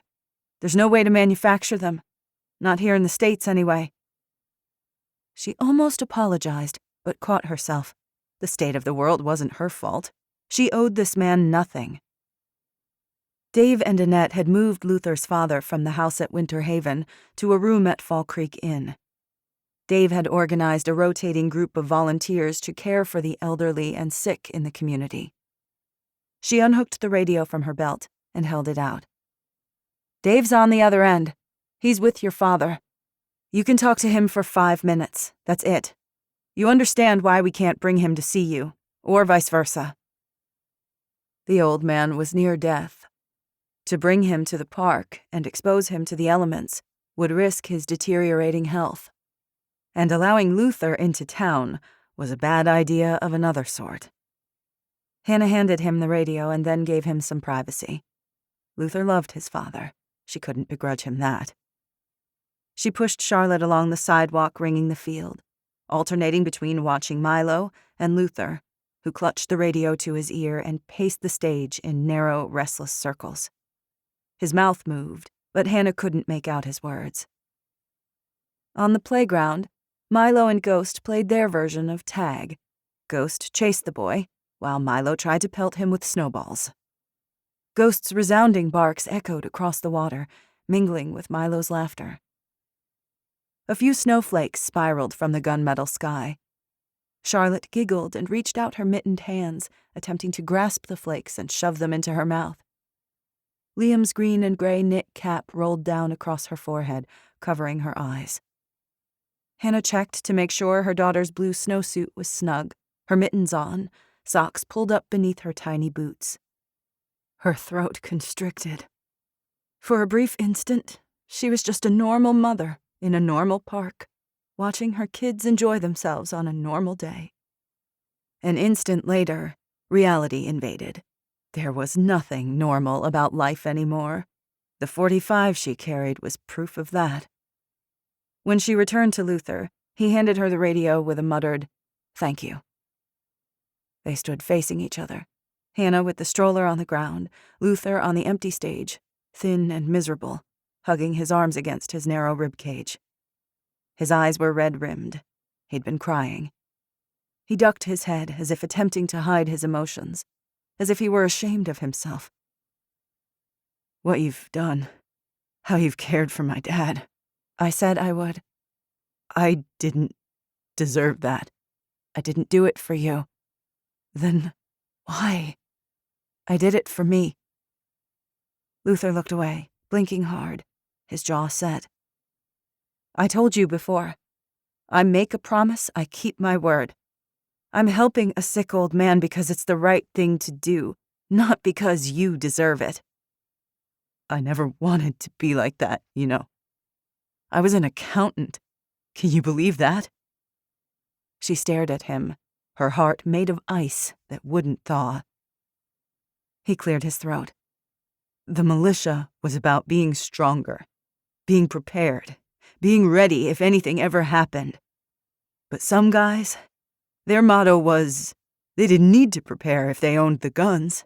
They could take what they needed. I didn't agree with that. But Sutter had a way about him. When everyone else was running scared, he had a plan. I was drawn to that. I didn't want to feel afraid or worry about what would happen to my father. One thing led to another. Her crooked fingers tightened around the stroller handle. The malformed bones ached in the cold. I don't need or want your excuses. He nodded, gaze on the water, hands shoved into his pockets, shoulders hunched like a man defeated. Coleman would have had me shot. Or hanged. Reynoso, too. Even Bishop, probably. I know it was you. Coleman didn't execute me. Because of you. She shook her head, said nothing. I understand why you hate me. I have nightmares of the things we did. That girl lying there in the snow. The fire. What I did. The image of an unconscious Milo trapped in Noah's house flashed through her mind. The stench of the smoke choking her lungs, the heat of the flames, the blind terror as she raced into the burning house. You set fire to the house with my son inside. I don't need your gratitude, Luther. I don't need anything from you. He flinched like she'd slapped him. His gaze flicked to the playground, toward Milo. Don't look at him, Hannah said through gritted teeth. Don't you dare. He opened his mouth like he was going to argue with her, try to plead his case, but he pressed his lips together and nodded. I deserve that. Feeling guilty doesn't make you a good person, she said. Your actions do. If you want to be a good person, be one. There's nothing I can do to earn your forgiveness? She barked a sharp laugh. Forgiveness? Are you serious? He stared at her, a haunted look in his eyes, hungry and desperate. She gave a weary sigh. We haven't killed you. Accept that and be on your way. I owe you for that, for what you've done for my father. His face twisted like he was fighting back more tears. Tell me what to do. She fought down her anger, irritation, and resentment. Agreeing to meet him had gone against her better instincts. He was miserable and pitiful. He didn't deserve her pity. She felt a tiny iota of something she wished she didn't. She met his gaze. You want redemption? Yes. Earn it. Tell me how. Charlotte fussed and whimpered. She was hungry and too cold. Frustrated, Hannah rocked the stroller back and forth. She had things to do, better things than this. They had the general and his army to prepare for. It's time for you to go, she said. Luther grimaced. When he dies, he'll be alone. My father. I can't bear the thought of that. He's not alone. We'll do the best we can to make sure that he's comfortable. That's all I can promise. It's something. Thank you. Whatever you want, I'll do it. Just say it. Anything. Grudgingly, Hannah relented. Talk to Liam. Maybe he has something for you. As for me, I never want to see you again. It was harsh, but it was the truth. He nodded, a spark of hope in his haunted eyes. That's fair. But I want to. Help, I mean. She turned to go. Milo! Luther called after her retreating form. I'm a different man. I'm better. I can be better. Hannah pushed the stroller faster and didn't answer. 9. Quinn. Day 104. Hey, Wolverine! Quinn yelled over the rumble of the chainsaw. Liam switched off the chainsaw and straightened. An eerie silence descended, the birds holding their breath. Quinn hopped off her bike, flicked the kickstand, and adjusted the rifle slung across her back. She rode her bike everywhere now, since Gramps' bright orange 1978 Ford F-150 Super Cab, the Orange Julius, was nearly out of gas. She tugged the bag of filled water bottles from the handle. Her bandaged hand flared with pain. She ignored it. The cuts had stung the entire bike ride. The bruises on her thighs and torso ached, and her face looked like a smashed watermelon. What else was new? She had a new respect for Hannah, who accomplished more than most people, even with a crippled hand. Strength could look like more than one thing. She hobbled across the road toward Liam, wincing at the fire in her ribs. "I brought you fresh water from our pump. It's Whitney's job, but I volunteered." Quinn kept her slingshot and a few flechettes in her jacket pocket, but she'd upgraded in weaponry. She took the AR-15 everywhere, the Beretta pistol holstered at her waist, and the karambit blade fit snug at her belt. She thrust a water bottle at him. "How's it hanging?" Liam frowned at her, but accepted the water bottle. He took a long swig and wiped his forehead with the sleeve of his jacket. Above them, sunlight filtered through the latticework of branches. The morning had been frigid, but around noon, the sun peeked through the clouds. Maybe this Arctic winter would finally relinquish its hold on Michigan. Or maybe that was too much to ask. Jonas Marshall and another volunteer armed with scoped AR-15s kept watch 100 yards on either end of the road, while Liam and Bishop felled sycamore and maple trees with chainsaws. Several trees already barred the road, interspersed about 20 feet apart. 30 yards away, Bishop was busy roping the section of a thick trunk with chains attached to the winch of an old Ford. She shifted uneasily, glancing from Liam to Bishop, then back toward her bike. They were alone on the road. She could see the scouts far ahead. Bishop glanced up from his work, caught sight of her, and flashed a thumbs up. She knew what he was thinking. This was her chance. Better take it. She scowled, but he'd already returned to chaining the next tree. "How are the ribs?" Liam studied the road, the trees, the houses tucked into the woods, always alert for danger. Quinn kicked at a chunk of asphalt. "Everything hurts like hell? My bruises have bruises." Liam grunted like he knew the feeling. "Why? How do I look?" "Like you argued with a rhinoceros and lost." She touched her tender split lip, which was starting to scab over. She missed her lip ring. It was somewhere in the cavernous warehouse at Vortex, along with a healthy chunk of her flesh. "Sounds about right." "You're young. You'll heal." He shot her a hard glance. "Don't do anything else that's stupid." She felt herself shriveling beneath that appraising gaze, like he'd judged her and found her wanting. After all, he'd had to risk his own life to drag her out of that hell. That wasn't how things were supposed to go down. She swallowed. Half of her wanted to turn and flee. She could spend the rest of her life in her bedroom, curled like a pill bug beneath a pile of blankets. That was normal, right? Instead, Quinn planted her boots and forced herself to straighten her shoulders. This was what she'd come for. Bishop had told her she wouldn't get past the shame worming inside her if she didn't make this right with Liam. She couldn't chicken out now.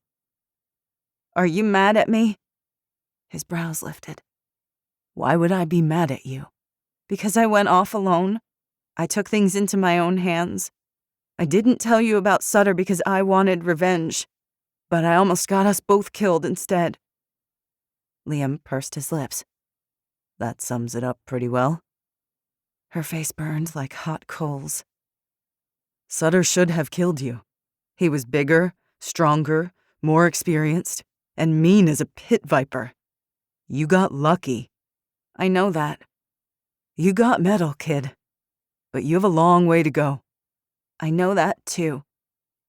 He studied her for a long minute. A pair of robins chirped from a maple tree across the road. Anxiety torqued through her, but she waited, her tongue thick in her mouth. Finally, he shrugged. "Okay then." "Okay?" "Yep." "That's it?" "What else is there?" "But aren't you mad at me? Let me have it. I can take it." You already know you shouldn't have gone alone. I know. I don't have to tell you what you risked. Your life, she choked out. And everyone else's too. You've been scolded already. No need to add to your misery. You learned your lesson, and some more besides, I'll wager. Relief flooded her veins. Her legs wobbled. It was more than she'd expected, or deserved.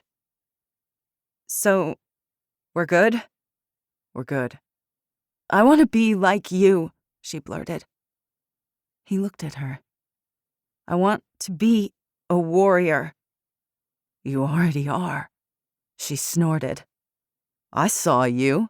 I saw what you did to Sutter. He scratched the stubble along his jaw, something like admiration in his eyes. Being a warrior starts here and here. He touched his head, then his chest. You've already got that in spades. You need to learn the tricks of the trade. She kicked at another stray chunk of asphalt, this one large as a dinner plate. Potholes were everywhere. I'm not any good at talking about things. She smirked. You mean feelings? Yeah, those. He grimaced like he'd swallowed something bitter. But if you want to fight, come to me. Are you still willing to teach me? If you want to learn. Her face brightened, hope bright and fierce in her chest. I do.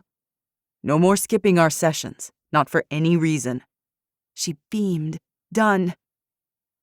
He handed her the empty water bottle, which she'd sanitize and refill with clean water for the next work crew. After scanning both sides of the road, he turned back toward the chainsaw. What are you doing, and why? What do you want to know? She spread both arms wide. Everything.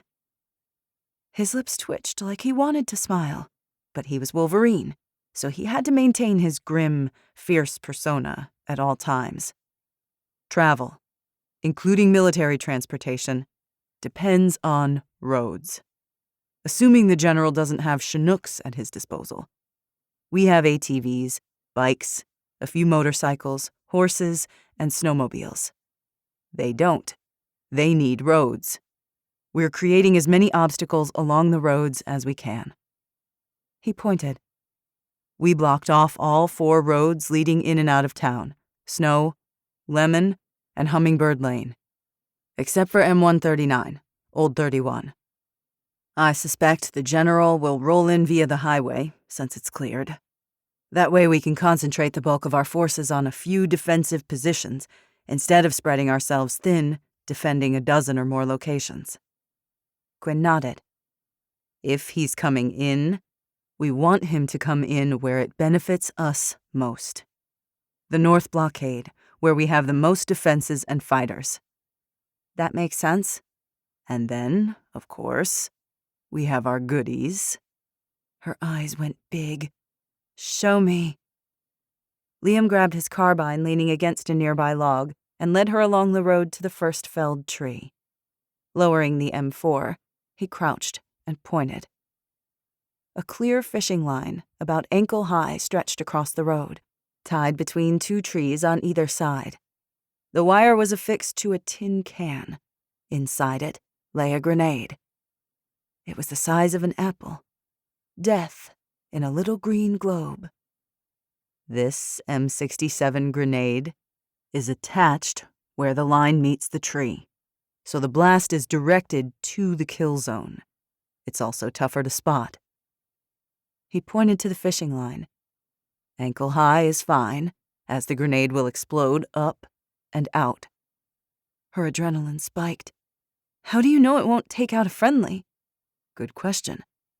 We'll have OPs, listening and observation posts, scattered around the perimeter to monitor for intrusions by foot. Our forward observers will alert us to anyone heading our way, friendlies or hostiles. Snipers positioned up the tree line have eyes on the road. We can stop any friendlies before they reach this point. One reason we're under orders not to leave Fall Creek. Correct.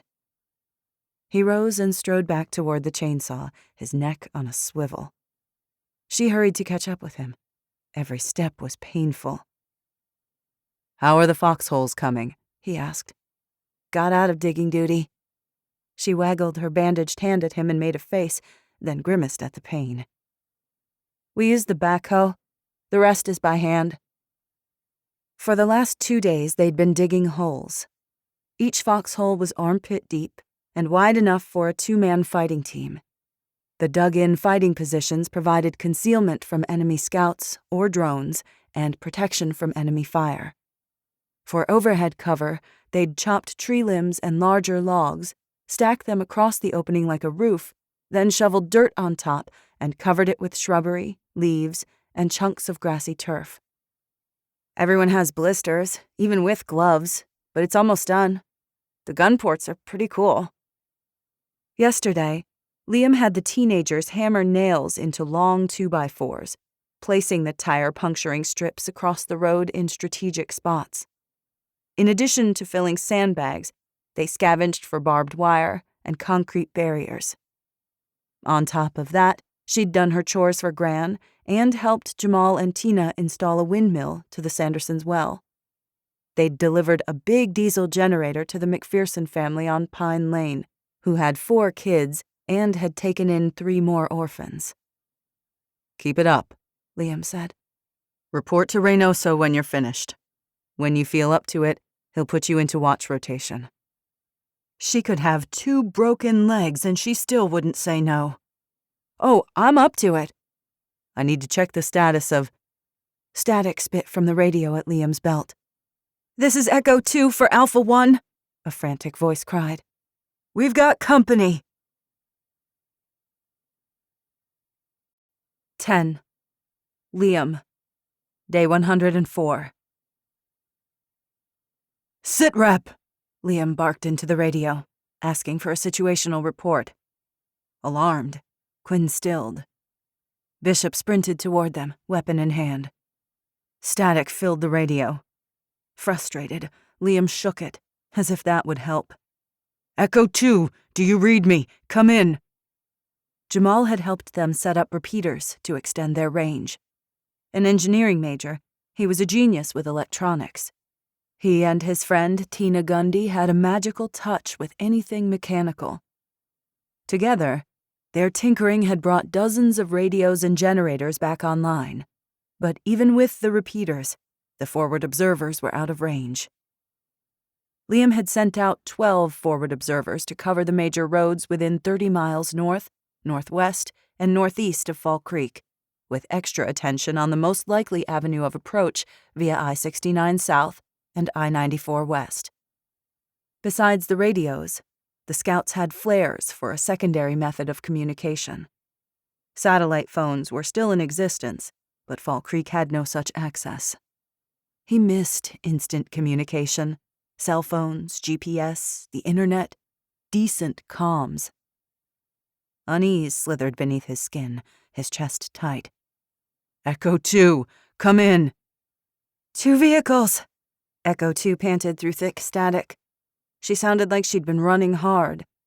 Her name was Mara Wright, a woman in her 30s, her blonde hair in a perpetual ponytail, cherub-faced but determined, one of Samantha Perez's recruits.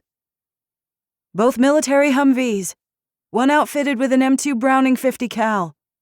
His stomach plummeted. 2 vehicles? Confirmed.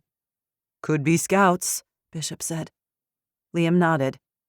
The general would keep his main force back while he sent forward observers to scout ahead. At least it meant they didn't have drones. If they did, the drones would conduct the reconnaissance. "This is Echo 2. I saw one soldier up close with my binoculars. They're National Guard." "You're sure?" Liam asked. "Yes, sir. I served 6 years with the 1st 125th Infantry Battalion, Company B in Saginaw. I'm sure." Liam swore. He'd still hoped they were the fake soldier variety, like the syndicate hooligans he'd faced when freeing the Brooks from the FEMA shelter. No such luck. "Well, that's unfortunate." Bishop glanced at Liam. "What do you want to do? We can't let them roll in here. On the other hand, They're American soldiers operating on orders from their superiors. I have zero desire to cause harm, let alone open fire." Bishop ran his free hand through his afro, his expression laced with apprehension. "How do you fight enemies you don't want to kill?" "Sounds like a bad joke," Quinn muttered. Liam keyed the mic. "Where are they now?" "I-94 at—" The scout's voice broke off, the radio full of static. If the general was coming from Lansing, he could have headed north to avoid the mid-sized cities of Battle Creek and Kalamazoo, and then moved southwest, hugging Lake Michigan and coming down through Saugatuck and South Haven. If they remained on I-94, they'd pass through Benton Harbor and St. Joe before taking exit 15 onto M139, aka Old 31, which would lead them straight through the center of town from the north. But if the general's men took exit 41 to M140 south, they'd follow it southwest and hit Deans Hill Road, entering Fall Creek from the bridge at the south end. Either path took about the same time. Urgency crackled through him. He needed to know which direction, and he needed to know 20 minutes ago. "Which way?" he hollered at the radio. Static hissed back at him. He nearly hurled the useless thing at the closest tree. "Damn it! Which way?" "We can't cover both," Bishop said. "We don't have the manpower." Bishop was right. He didn't have the soldiers, or comms, or a quick reaction force. The area he needed to defend far too spread out. He wished he could set up a perimeter defense covering 360 degrees, like the FOBs, forward operating bases, in Afghanistan. The radio belched. Liam shoved it against his ear. "Echo 2, come in. Where the hell are they?" "Old 31, just past Trailer World." North. They were headed toward the North Blockade. Liam sprinted toward the four-wheeler, Bishop right behind him, barking orders into his radio. Adrenaline surged through him, icing his veins. The Humvees were 12 minutes from the North Blockade. If they took the ATV full throttle, Liam and Bishop were 8 minutes away. "I want to come," Quinn shouted after them. "Start the alarm tree," Bishop said. "Alert Reynoso." There wasn't room on the two-seater ATV, and she couldn't bike as fast as they could drive. Disappointment crossed her face, but she lifted her chin and gave a resolute nod. She'd learned her lesson. Follow orders. Be part of the team. Keep everyone alive. She turned toward her bike, pulling a radio from her pocket with her bandaged hand. "Done." "Find Hannah," Liam called after her. He wanted them together. Quinn and Hannah made a formidable force. Fear pushed his heart into his throat. Fear for Hannah and the children. His worry for Hannah was constant. It had nothing to do with her capabilities. It was innate, a part of him. He thought of her with every breath he took. With every fiber of his being, he longed to run toward her, to protect her with his life. Instead, he headed in the opposite direction. Defending the town should safeguard Hannah, too. He prayed it would be true. The ATV's engine growled to life.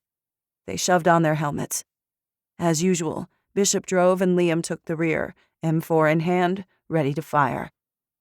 The ATV jolted across uneven ground, vibrating Liam's teeth. Pain shot through his ribs and spine like electric shocks. The ice-damaged roads were pitted and crumbling. With no workers or equipment to patch the asphalt, they would soon become undrivable. Another problem for another day. The four-wheeler roared through town, passing shuttered buildings in a blur. Quinn had sounded the alarm. The townspeople vanished into houses and businesses. Downtown was deserted. Pulse thudding in his ears, Liam scanned the trees and lawns, windows and rooftops, searching for danger. They arrived at the blockade with 3 minutes to spare. Several vehicles faced each other, positioned across the highway to form the barricade. Behind each vehicle stood a row of large dirt-filled barrels to provide cover. They'd created concertina wire obstacles after stripping barbed wire fencing.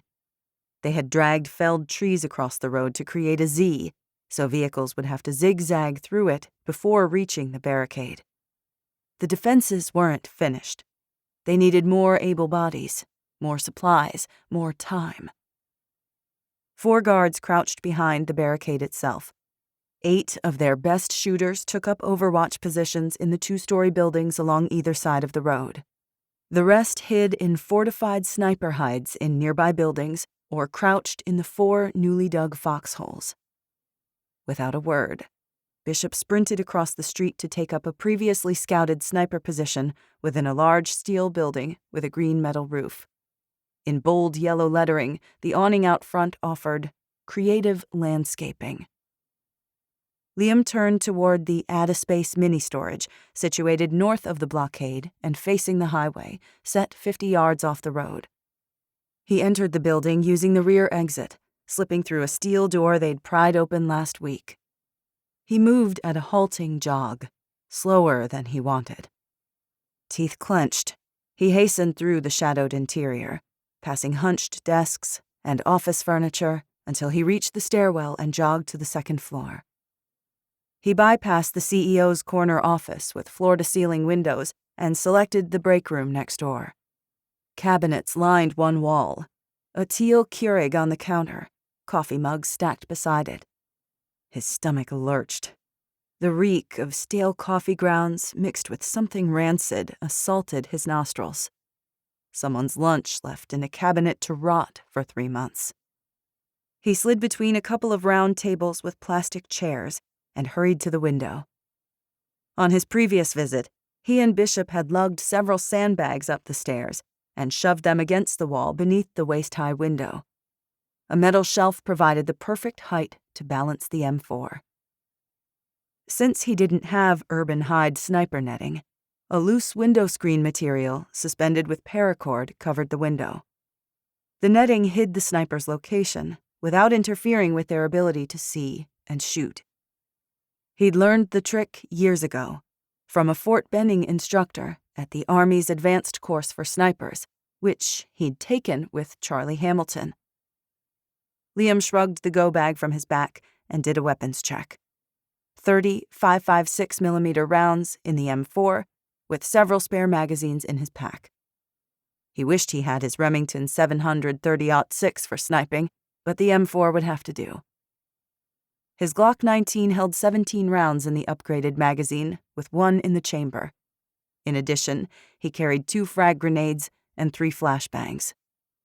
He hoped he didn't have to fire a single round, not against American soldiers. Liam knelt, several feet back from the window, set a small beanbag on the shelf, and shouldered the carbine, steadying it on the beanbag. Peering through the scope, he zeroed in on the road. He breathed in, breathed out, forced his heart rate to slow, pushed out the fear and anxiety and pain, put it in a box. Focus on the task at hand, nothing else. That familiar cold calm descended over him, his years of training taking over. Within a minute, the rumble of engines reached him.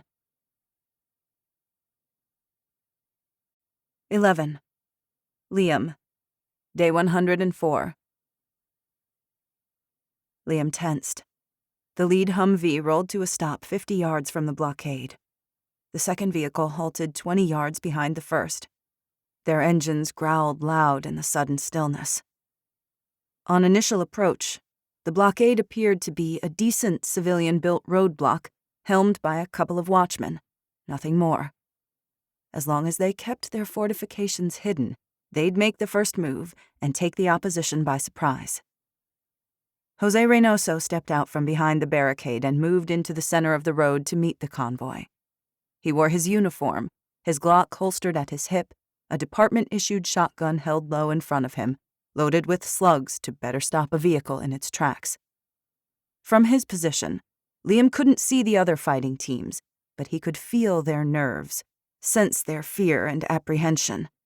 For some, It was the first time they'd experienced combat. Most, though, had fought the militia. They'd received Liam's truncated training. No one broke rank. They waited, as prepared as possible, armed and ready for whatever happened next, willing to defend their town and their loved ones with their lives.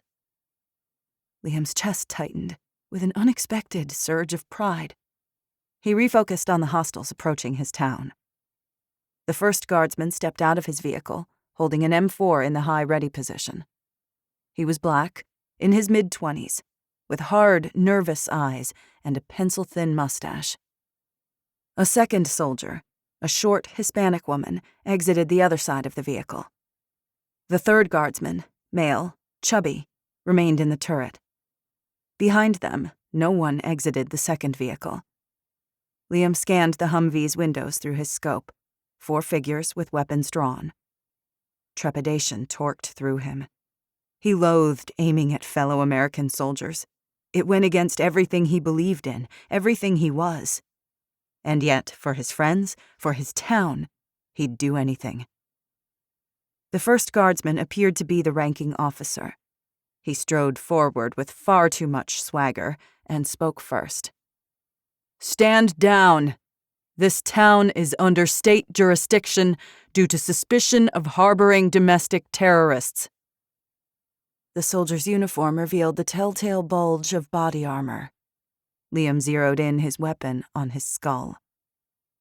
"My name is Jose Reynoso, and I am the acting Fall Creek police chief," Reynoso said, loud and slow. "There are no domestic terrorists here." The female soldier scanned the buildings on either side of them. Liam remained still in the shadows, the barrel of his carbine well inside the window frame. With the makeshift sniper netting, she wouldn't be able to detect him.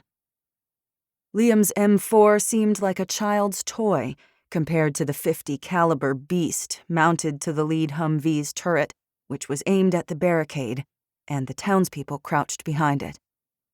The 84-pound M2 Browning machine gun featured a rate of fire of 450 to 600 rounds per minute, a maximum effective range of 2,000 yards, and a velocity of almost 3,000 feet per second. The Ma-Deuce could shred a building with its 5.5-inch-long rounds. He shifted his scope to the vehicles, searching for weaknesses. The frag grenades wouldn't damage the first vehicle, which was up-armored, but the second one wasn't armored. The HMMWV, or Humvee, was designed primarily for personnel and light cargo transport behind the front lines, not as a fighting vehicle. Pencil Mustache didn't take his eyes off Reynoso. "Our records show Briggs is the police chief." "He's dead," Reynoso said flatly. "If you have a record of the police officers, you'll see my name. And Officer Hayes, and our now full-time officer, Samantha Perez. This town is under our jurisdiction, under suspicion of harboring domestic terrorists," Mustache repeated. "Stand down and let us through." "I cannot do that," Reynoso said. "If you have anything to discuss, we can do it outside town limits. We will even send a delegation to the governor's office in Lansing to explain our case. But here and now, we do not yield." Gun up, Mustache took several lunging steps, closing the distance between himself and the police chief. Liam's jaw clenched. Cold sweat beaded his forehead. If he neared Reynoso, Liam couldn't intervene if things went pear-shaped. He needed the soldiers to remain where they were. Liam adjusted his aim, applied pressure to the trigger, and squeezed. The loud crack shattered the air. Chunks of asphalt exploded 5 feet in front of Mustache. He leapt back with a curse. Taking his cue from Liam, Bishop fired his own warning shot. Boom! A second round splintered the road several feet from the female guardsman. Shouted curses erupted from the second Humvee as soldiers ducked for cover. The woman backed against the first Humvee's door. Her wild gaze swept the barricade, the concrete barriers, The dirt-filled barrels stacked in rows with strategic gun ports, muzzles glinting in the sunlight. Her weapon wobbled back and forth, seeking the threat, but unable to find it. Mustache aimed his M4 at Reynoso's head. He shook with rage, but his finger wasn't on the trigger. Yet. "Tell your men to stand down or we'll fire." Sweat dribbled down Liam's forehead and leaked into his left eyebrow. He didn't blink, but remained focused. He adjusted the scope and placed the target's forehead in his sights. The next shot wouldn't bust up asphalt. Stay calm. Everyone just needed to calm the hell down. "That was a warning shot," Reynoso said. "We have no desire to fight, but we won't be trampled over either." "You're lucky I didn't blow your head off," Mustache growled. "If you had, my snipers would have taken you and your men out before you'd fired up that Maudus. Say what you need to say and leave. Fall Creek is under the control of General Sinclair by state mandate from Governor Duffield. If you refuse to admit us, that's tantamount to treason. Consequences will be dire. Let us in." Reynoso winced, but did not back down. They faced each other, not 20 yards apart. Reynoso with no less than 4 rifles aimed at his chest. The .50 cal locked and loaded, ready to unleash death and destruction. Fall Creek aimed dozens of weapons at the guardsmen. Some they could see, most they couldn't. Tension stretched taut, about to snap. "Hastings!" the female guardsman hissed. "I will fire," Mustache, or Hastings, shouted. His hands shook. His eyes still had that hard, nervous look, agitated and edgy, the kind of guy who reacted on a hair's trigger. Things were about to go sideways fast. "If you fire, so will our snipers," Reynoso said. "You can't see them, but they can see you. Are you sure you want to open fire on American citizens? Are you certain you'll make it out of here? Because you may have enough firepower to overpower us, but I can guarantee that you 3 won't be leaving here alive." The female guardsman took a hesitant step backward toward the Humvee's open passenger door. Her steps were jittery, her weapon quaking.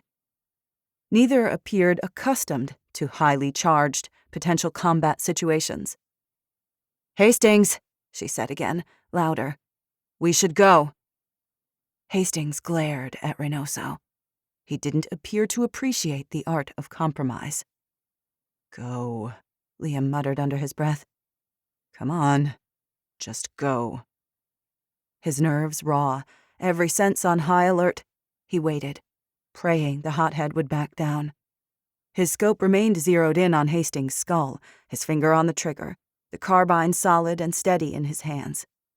One wrong move, and he'd splatter the soldier's brains across the cracked pavement. With a curse, Hastings' posture deflated. He spun and stalked back to the Humvee, his fellow soldiers covering him. He motioned to the second vehicle before climbing in and slamming the door. The Humvees backed up, then made a slow, ponderous U-turn before heading north on M139. No one moved until the rumble of the engines had faded into silence. "They're gone," Bishop said on the radio. "Crisis averted. For now, anyway." Relief flared through Liam. It would be short-lived. If he knew anything in life, he knew Murphy's Law. Things were about to get worse. Liam stood, wincing at the sting in his side. He shouldered his weapon and keyed the mic. "They'll be back. Next time, they'll bring their friends with them." 12. Liam, Day 105. The next morning, Liam stood before 4 new recruits. Every day, more able-bodied townspeople volunteered to defend their homes and everything they loved. Fewer and fewer expected others to do it for them. He'd brought them to the park by the river, where there was an open grassy area not yet used for crops or livestock. He trained them in smaller groups to ensure there were always security teams and sentries on duty. As Army Special Forces, he had been one of the first to be inserted behind enemy lines. In Afghanistan, he'd done his share of training local populations to be insurgents fighting the Taliban. Liam cleared his throat. Today, we're going to learn shooting and basic infantry tactics, which your lives depend on. Liam spoke simply, since he wasn't addressing trained soldiers accustomed to military jargon. If the National Guard engages, don't fire unless it is a last resort. We will not slaughter American servicemen while we have the choice, not unless it's saving a life. The ragtag group gave grim nods. They wore jeans and work boots, wrinkled jackets and dirty coats, hunting rifles and shotguns slung over their shoulders. Their expressions were anxious, but not panicked. They were bank tellers and teachers, waitresses and construction workers, mothers and fathers, neighbors and friends, regular people who'd found themselves in extraordinary circumstances and had risen to the occasion. The National Guard boasts sophisticated DF, directional finder, equipment that will triangulate automatically and give them our bearings. I don't know if that equipment was shielded from the EMP. Assume it's working and keep radio traffic to a minimum and switch frequencies often. Perez is going to provide you with those frequencies, call signs, etc. When you're on duty, practice noise discipline. At night, we operate with light discipline. No cigarettes, limit flashlights, no fires which can be seen at long distances, especially with NVGs. It's in the 30s at night, Ralph Henderson Smith said. We have to stay warm. Liam clenched his jaw in frustration. Not at him, but at the situation. Do what you can. Try to shield the fires from the enemy's potential line of sight, and do your best to stay in smaller, dispersed groups. Bunching in a tight group means one direct hit kills everything and everyone. Their eyes widened at that, but they were listening. It was sinking in. Other than the blockade sentries, stay as hidden as possible. If they can find you, they can kill you. We'll improve our concealment from forward observers and drones. He prayed the general didn't have drones or a predator. If they did, Fall Creek's losses would be immense. We know they have armored and aerial assets, so we're augmenting our base cluster defenses with mobile patrols and concealed fighting positions. You might have noticed all the holes we've been digging. A few of you have already spent some time inside one. Those foxholes can save your life. Liam glanced at Bishop. Anything else? I think that covers it for now, Bishop said. With a sly grin, Reynoso clapped his hands. Who wants to shoot things? 4 dozen new recruits raised their hands. Reynoso had built a makeshift firing range and set up a dozen targets that varied from 5 to 15 yards. Liam had the trainees practice firing while standing, kneeling, single-handed, and moving targets. He showed them how to zero their weapons. Perez taught them to field strip, inspect, and clean their rifles and handguns, while Liam introduced them to the basics of firing and maneuvering, overwatch, and defensive strategies. Because ammo was critical, the townspeople practiced with unloaded weapons or used Reynoso's extensive airsoft and BB gun collection to simulate gunfire on the targets.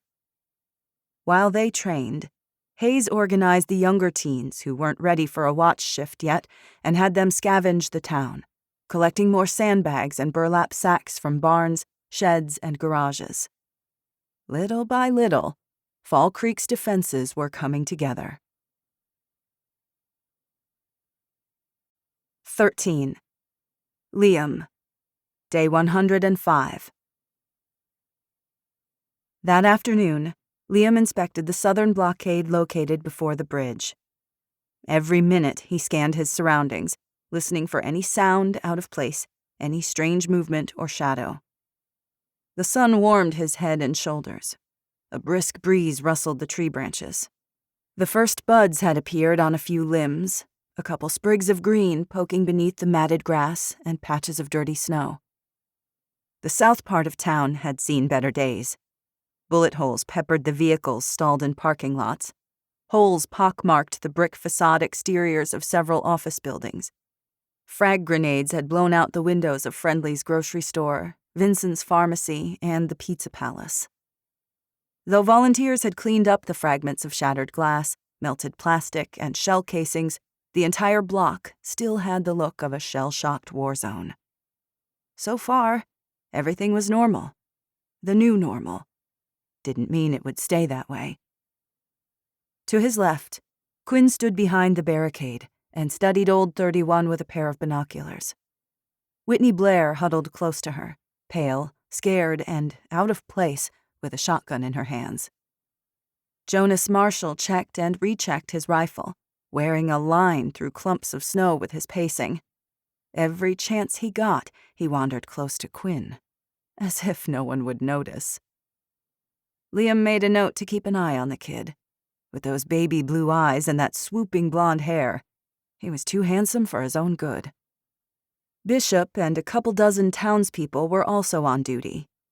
Most hid in buildings and crouched within the foxholes, nothing visible of them but the occasional rifle barrel poking out from the ground.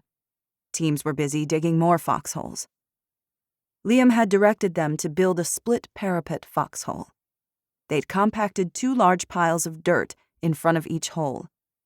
The dirt afforded considerable frontal protection while allowing for a direct line of fire between the 2 piles and the flanks.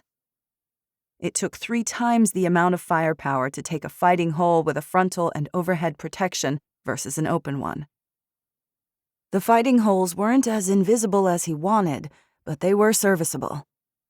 It camouflaged them from night vision and anything with infrared capability searching for body heat signatures. The covered fighting holes should prevent anyone, drone or human, from tagging body heat with infrared tech, just in case the general had a few tricks up his sleeve. A few minutes ago, he'd checked in with Reynoso at the northern blockade. The reaction team was also standing by. Fall Creek was on full alert, but life still continued. Earlier, Hannah had dropped off a lunch of fresh deer jerky, some canned peaches, and water. Then she was off to plan another town hall meeting with Dave to organize the meal drops for the rotating security teams. Molly and Annette were busy scheduling volunteers to work the local farms, while Evelyn manned the medical bay, and Travis held down the fort while wrangling 24 kids. Quinn let out a startled grunt. "What do you see?" Liam asked, his heart rate kicking up a notch. Quinn handed him the binoculars. Alarmed, he glassed the area. Movement in the middle of the road. In the distance, a figure appeared, heading toward them. "What do we do?" Whitney squeaked. "Do I shoot?" Liam tensed, reaching for the M4, but something stilled his hand. "Wait, and watch. Keep behind the barricade." They watched the figure approach. The size and gait suggested a male rather than a female. He moved in jerky, shambling movements. "He's like a zombie," Quinn said. "Please tell me our apocalypse hasn't just shifted to a new level of horror." "That's impossible," Jonas said, but genuine fear laced his voice. "Is it, though?" Quinn deadpanned. "These days, nothing would surprise me." "That's Albert Edlin," Bishop said. "A farmer. He's hurt." 40 yards away, Albert Edlin limped out from behind a stalled blue Toyota. In his 70s, with a bent back and stooped shoulders, he wore dusty jean overalls beneath a ratty red coat. Liam recognized him as one of the men who'd confronted him at Fall Creek Inn, accusing him of antagonizing the militia. Corinne Marshall had chewed him out. Edlin had apologized after Liam cut his buddy down to size with a well-timed punch. For an instant, Liam thought of Rob McPherson, another old man in another town. Albert Edlin drew closer. He dragged his left foot behind him as he clutched his right arm to his chest. Something about that coat. Liam squinted, dread coagulating in his gut. The coat wasn't red. It was stained with blood. Alpha 2 is retrieving the old man, Liam said into his radio. Provide cover. Copy, repeated several voices. Go get him, Liam said to Bishop. We'll cover you. Bishop gestured to Jonas to aid him. The boy slung his rifle across his back as they jogged out onto the road and headed for Edlin. Each got an arm beneath his armpits. They turned and half carried, half dragged him behind the blockade. Liam kept his head on a swivel, checking for the threat they couldn't see. He motioned to Whitney and Mike Duncan to keep watch while they tended to Edlin, even though 24 pairs of eyes were already on the road. Bishop eased Albert Edlin down against a large wooden barrel. Aghast, Quinn and Jonas huddled on either side of him, their faces white. Edlin took in shallow, rattling gasps. A disconcerting gurgle bubbled up from his chest. Blood leaked from a wound beneath his broken arm. Fresh bruises marred his wrinkled face. This was no accident. The man had been beaten. More like tortured. He needs a hospital, Jonas said. Bishop knelt next to Edlin. We can't move him. He's already lost too much blood. Call Lee and Evelyn, Liam barked. Get them here, now. Quinn nodded, already reaching for her radio. Why didn't our scouts warn us? Jonas asked. They should have seen him. He turned off Deans Hill Road, Whitney said. His farm is out on Deans Hill, on Range Road. The scouts are further out on Old 31. He's between us and them. Liam retrieved fresh bandages and quick clot gauze from the first aid kit in his go bag and handed them to Bishop. After unzipping Edlin's coat and unsnapping his overalls, Bishop tended to the man's wounds. Who did this to you? That damn general. Blood dribbled from Edlin's cracked lips. He sent his goons. They killed Wendy. They killed my wife. Liam's face went hot. A low, terrible fury roiled through him. How the hell did they get inside the perimeter? Edlin's farm is outside the town limits, Bishop said. Off the major roads. We can't watch everything. As much as he hated it, Bishop was right. Dozens of homesteads and farms sprawled outside Fall Creek itself. The area was too large to protect. Annette had sent out her teenage runners to warn everyone and suggest they move into the town proper until they could deal with this newest threat. The farmers were a stubborn bunch. None of them came. Not the Hadleys, Kroger Myers, the Morrisons, or Chuck Wallace with his 100 acres of vineyards. There was too much to do to prepare for spring planting. If they didn't get the farms going, come harvest time, everyone would starve. They had a point. He sent me as a message, Edlin mumbled. You shouldn't talk, Bishop said. Save your strength. Edlin shook his head dully. I got to. Last thing I gotta do. With a tremendous effort, he raised his head and met Liam's gaze. He's here. For you. Liam went rigid. What do you mean? Quinn asked in alarm. The general says to tell you. To tell you. He will spare Fall Creek. But he wants you. He paused, wheezing, struggling for oxygen. 24 hours. He'll give us 24 hours to turn you over. Bring you to the Boulevard Inn. If we don't, he sends in the cavalry. 500 men, a dozen armored vehicles, machine guns. He's got a Black Hawk with rockets. With growing horror, Liam imagined Fall Creek's last stand. His friends behind their measly fortifications, trapped and helpless, as a volley of targeted artillery came screaming from the sky. They'd be slaughtered in a minute or less. Quinn straightened and inhaled sharply. She stared at Liam, the blood drained from her face. Holy mother of... The general said we were terrorists, that we turned against our own government. Edlin coughed up a mouthful of blood. It leaked down his chin and splattered his gaunt cheeks. That you murdered his daughter. Whitney let out a dismayed whimper. Liam couldn't take his eyes off Albert Edlin. What else did he say? Edlin's bruised, shriveled face contorted. He raised his shaky left hand, grasped the lapel of Liam's jacket, and drew him close. He stank of coppery blood, sour sweat, and impending death. A blade of fear slid between Liam's ribs. He didn't pull away. Tell me everything. They shot my wife between the eyes. His words were gritty and gasping, but his eyes, his rheumy eyes, flashed with grief and rage and hate. They shot her, Coleman, because of you. He will raze Fall Creek to the ground, and everyone in it, because of you. Spent, Edlin slumped against the barrier. His withered hand fell limp to his side. His papery eyelids fluttered and slipped closed. Reeling, Liam rocked back on his heels. The general's message had come through loud and clear. If he could torture an old farmer, he was capable of anything. They were facing an enemy with more men and more firepower. This man, this faceless enemy, was worse than Rosamond.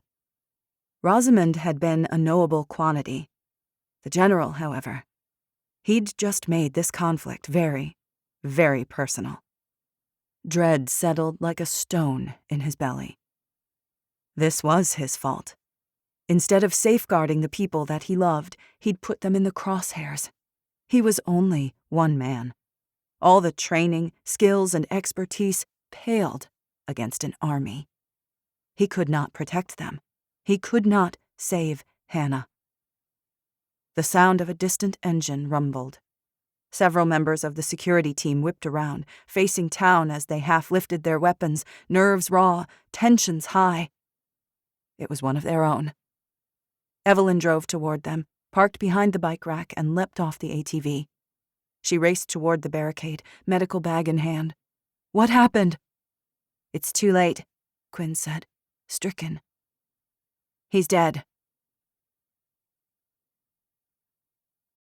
14. Hannah, day 105. This is some place, right? Hannah asked Liam. It's like a cave, but not, Liam said. Liam and Hannah were at the Salt Cave, a hole-in-the-wall business on the northern outskirts of town, just past Fall Creek Inn along the river, just within the new security perimeter. Outside, the full moon cast everything in a silvery glow. Cold fog drifted between the buildings and trees, cloaking the world in a sinister white mist. Inside, 2 kerosene lanterns shed flickering orange light over a 12-by-12 room decorated to look like a cave. The walls were dark and textured with built-in benches. A fake fireplace in the corner boasted several brick-sized chunks of salt. Globe-shaped pendants, their light bulbs long dead, hung from each wall. 6 inches of coarse, pinkish salt covered the floor. Liam's weapons leaned against the faux cave wall next to his go-bag. Hannah was armed with her trusty Ruger American. Perez stood guard outside in case of trouble. News had traveled fast along the communication network Dave and Jamal had cobbled together. Within a couple of hours, every citizen of Fall Creek knew of Albert and Wendy Edlin's grisly murders. The general's threat loomed over the town like a brewing hurricane, the ominous storm clouds heavy with the promise of violence. Hannah felt the seconds and minutes ticking like a time bomb. Only 14 hours until the deadline. The town had to provide their answer to the general's demand. The council would meet tomorrow morning to make their final decision. Since Edlin's death, she and Liam had hardly seen each other. Liam had interviewed the scouts for every ounce of intel that he could gather, then spent hours shoring up their defensive lines and working with the snipers. Hannah had also worked overtime, Charlotte in her carrier, as she met with the council and various community groups to calm the people and explain what had happened. Everyone was alarmed, distraught, and terrified. Hannah couldn't blame them. Finally, night fell, and the townspeople retreated to their candle-lit abodes. Milo and Charlotte were sleeping under Molly's watchful eye, so Hannah had asked Liam to meet her tonight. He needed to talk, but she didn't want to press him until he was ready. He'd bring it up on his own terms. Hannah breathed deeply. We need more than bullets to keep us alive. I know what we're facing, but we can't afford to stop planning for the future. Not even now. Liam leaned on the shovel and glared at the salt mounds like they might bite him. I had no idea what this place was. Figured it was a New Age shop that sold lava lamps. While the small shop sold Himalayan salt lamps, essential oils, and bath salts, its key feature was a salt room, where customers breathed in the healing aerosolized air and dug their feet in the salt like a sandy beach. You ever heard the phrase, worth his weight in salt? Hannah asked. I might have. Never knew what it meant. In ancient Roman times, salt was such a precious commodity that they used it as currency. Slaves were bought and sold with salt. Soldiers were paid in salt. Like then, salt will be in high demand soon. We're getting a jump on things before everyone else realizes it too.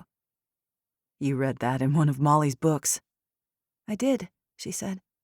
But Evelyn using that salt solution to clean your wounds reminded me. Salt has so many uses.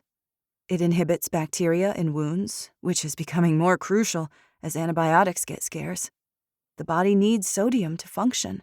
We need salt to preserve meat and fish without refrigeration. Somehow it's never at the top of people's usual survival lists. We've become so used to its ubiquity that it's hard to imagine that people could die without it. But who's manufacturing salt? What will we do once the container in our pantry runs out? Liam toed a small mound with his foot. This doesn't look like that kind of salt. Pink Himalayan salt is prized for its health and healing properties, but we can use it like regular salt too. Liam made a face. People put their bare feet in this stuff, you know. Beggars can't be choosers. You see any other mountains of salt lying around? Touché. Liam thrust the shovel into the salt and dumped a load into the extra-strength trash bag. Don't be salty. She rolled her eyes. Really? He gave a sheepish shrug. Humor's not my forte. Her lips twitched. Clearly. His cheeks reddening, he gestured at the room. So what's the plan for all this? We'll split it amongst ourselves, sell small portions at trade day, and keep at least half for the food pantry at Crossway Church to distribute as needed. Tomorrow morning, I'll get the children and older folks to separate it into small, airtight containers. It's a good thing, giving them something to do. If we all sit around thinking about what's coming, we'll go crazy. I know I will. For several minutes, they worked in silence. Liam said nothing. Hannah didn't press him. His shoulders were taut, his entire body thrumming with tension. When the trash bag was heavy, they tied the top and lifted it into the wheelbarrow, then started work on the second one. The muscles and tendons in Hannah's bad hand ached. It took an incredible effort to wrap her warped fingers around the shovel handle. Her hand would never be normal, but with blood, sweat, and tears, she could force the broken parts to bend to her will. They filled 3 more bags, stacked them in the wheelbarrow, and hauled them out to the four-wheeler.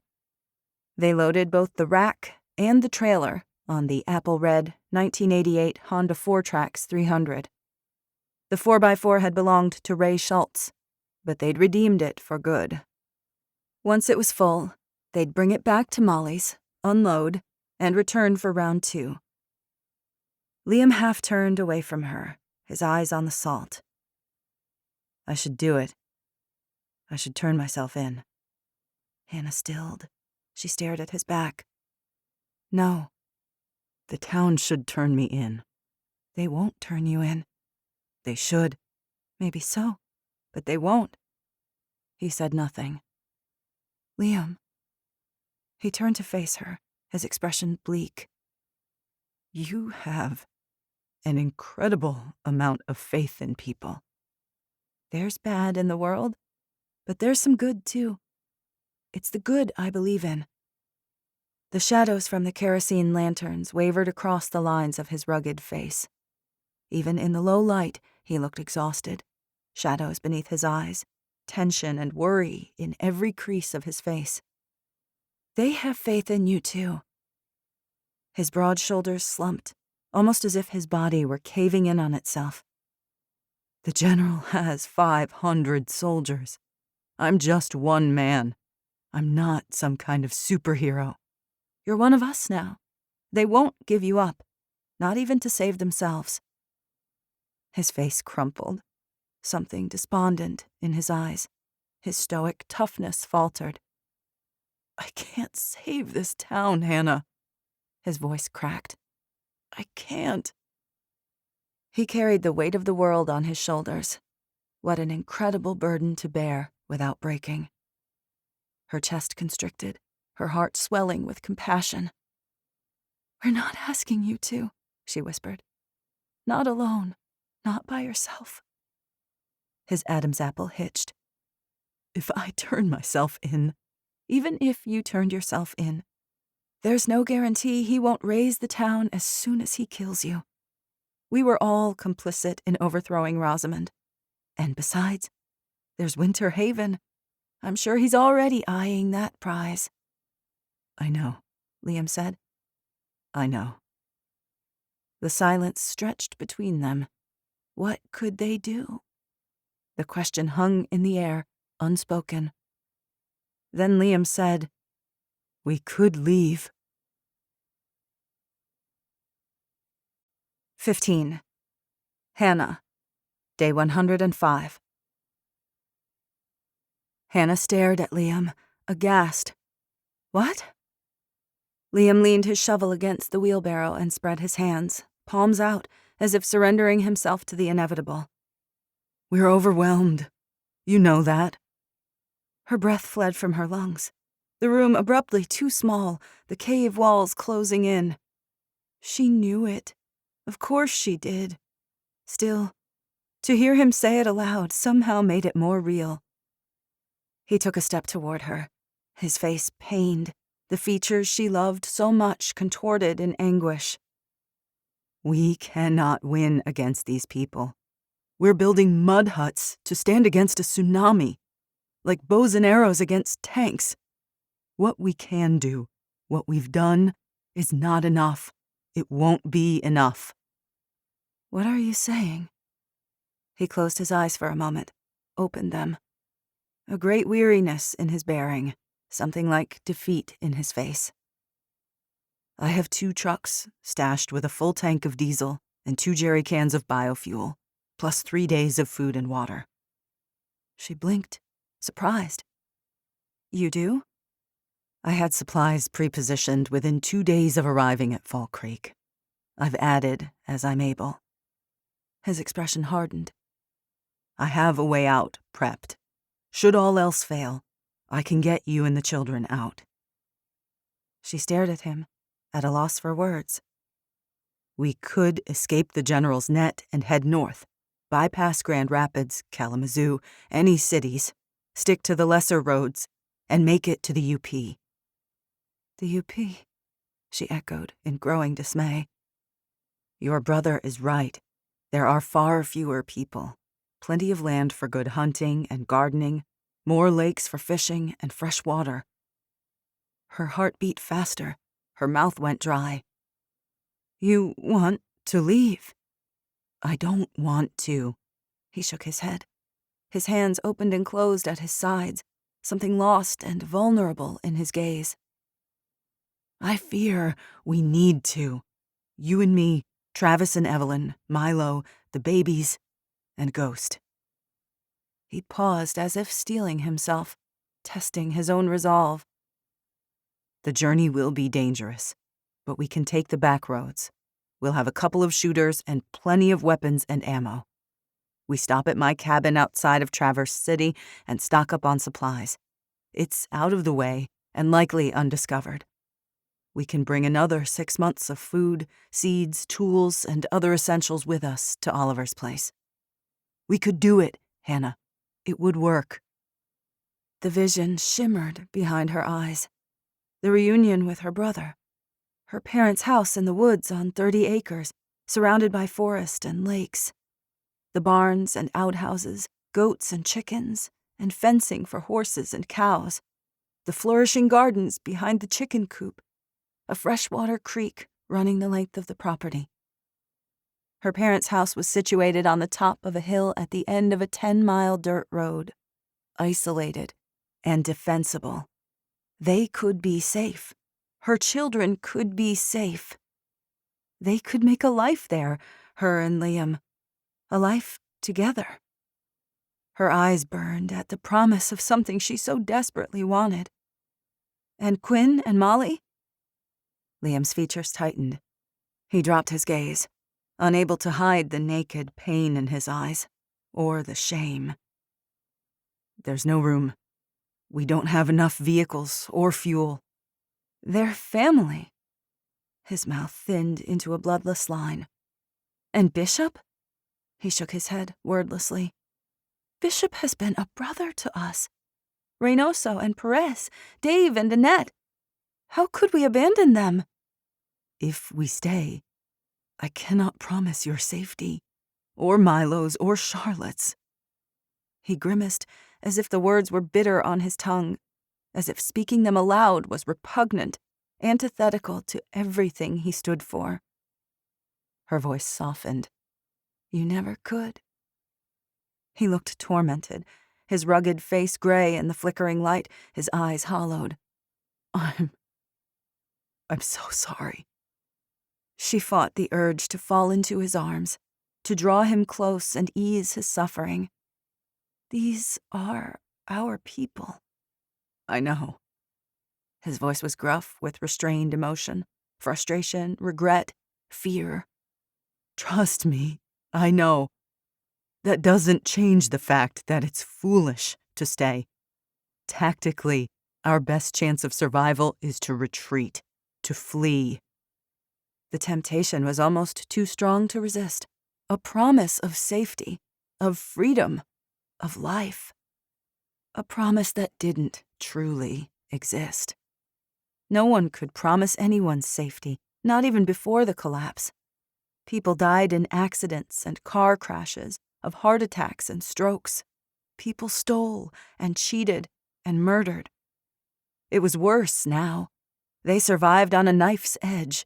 No safety net, no room for error or self-delusion. More safe and less safe. That was it. And even if there was absolute safety, could she leave her community, her home, even to save her children? Hannah felt torn in two, conflicted to her core. Her children were her heart and soul. But so was Fall Creek. The people here, the community they'd built, she loved them too. Quinn was like a daughter to her. Molly, the grandmother she'd never had. Bishop meant more to her than words could say. Dave and Annette were dear friends. She loved this place, these people, as much as she loved herself. If she escaped with Liam and her children, she doomed her friends to certain death. Cursed to live with the insidious, inescapable guilt for the rest of her days. If she stayed to fight, she placed her children in incredible danger. Liam might die anyway. They all might perish. Odds were they would. Damned if you do, damned if you don't. Her ruined hand strayed beneath her coat for the American Ruger 45 holstered at her hip. She always wore her oversized Western-style silver buckle so she could rack the slide one-handed. The Ruger had been a gift from a kind, fierce woman named Cece, a woman who'd taken in strangers, who had graciously fed and sheltered them in the face of grave danger. A foolish decision, but also one of mercy. of extraordinary grace. Cece's act of kindness had cost her her life, but it had saved Hannah's. She gazed down at the gun, felt the smooth, comforting heft of it. Her crooked fingers curled over the grip. Her misshapen hand, broken and re-broken in that dank prison basement. Once a source of shame and horror, but not anymore. Her scars no longer a symbol of her weakness, but rather her strength. Hannah looked up. "I won't do it. I won't leave." Liam said nothing, only watched her with those sharp, penetrating, gray-blue eyes. "Pike wasn't an anomaly of the universe," she said. "There are others like him, inhuman, those who feed on fear, suffering, and destruction. Those are the wolves the EMP has unleashed, and they're coming for us. They're coming for everything good in this world." "I know." She'd sacrificed too much to get back to this place, to build a home for herself and her children. She wasn't running, now. She wouldn't run. She chose love. She chose community. She chose grace. These are our people. I won't turn my back on them. I'll do everything in my power to save everyone that I can, not just myself or my family. Liam gave a resigned sigh. "Can't say I'm surprised." She holstered the pistol. "I'm sorry." "Never apologize for who you are," he said, his voice husky. She blushed. "It's not enough to survive. I want more. We need more. I want justice, peace, freedom, not just for me, but for others." "That's all, huh?" She gave him a tremulous smile. "I still want it. I still believe in it." "I know you do." She took a step closer. They were less than a foot apart. He smelled like clean sweat and wood and something musky and earthen. Her heart thrummed in her chest. Her belly knotted. The words curdled in her throat. She was afraid to say them out loud, to make them real, but she needed to know. "Will you go?" "Go where?" "To your cabin," she swallowed. "Will you take the Brooks and LJ?"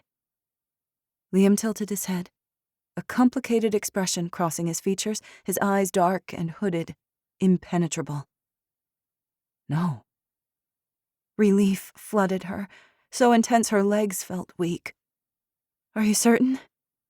I don't want you to make a decision because of me." "Hannah." Liam placed his hand over her crippled one. His strong, calloused fingers enveloped hers. Once, she would have flinched away, but she didn't. He could have crushed her bones as easily as crushing an egg. He didn't. She knew he never would. Something softened in his gaze. That rugged face, those fierce eyes. She couldn't look away. Liam said, "If you stay, I stay." 16. Liam, day 106. Liam waited. The seconds ticked by on his mechanical watch. 4 hours remained on the general's deadline. "And then what?" that niggling voice whispered in the back of his mind. "Then what?" Liam leaned back in the wooden booth of the bar at Fall Creek Inn. As usual, he sat in the furthest position against the wall, no exits at his back. His go-bag leaned against the booth along with his M4. The cleaned, polished Glock sat on the table, out of Charlotte's reach. His gaze swept over the bar top, stools, and barren shelves, the rear exit, the front door, the empty booths in front of them. The air smelled like stale beer and pretzels, though they'd consumed the last pretzel months ago. A portable propane heater provided warmth. Morning sunlight streamed through the grimy, unwashed windows. Unlike many of the businesses in Fall Creek and elsewhere, the inn still boasted glass window panes. The streets were empty. So was the bar. It was closed during the day, but open in the evenings, and frequently packed as people sought warmth and companionship. Dave Ferris had procured some of Dominique West's moonshine, which he traded for the usual beans, bullets, and Band-Aids. This morning, Dave had called an emergency town hall meeting to discuss the general's demands, and to vote on whether to turn Liam in. Reynoso and Bishop were attending, while Perez and Hayes monitored security and patrols. They couldn't afford to gather everyone in a large group and leave the town unprotected. Hannah sat across from him, Charlotte on her lap.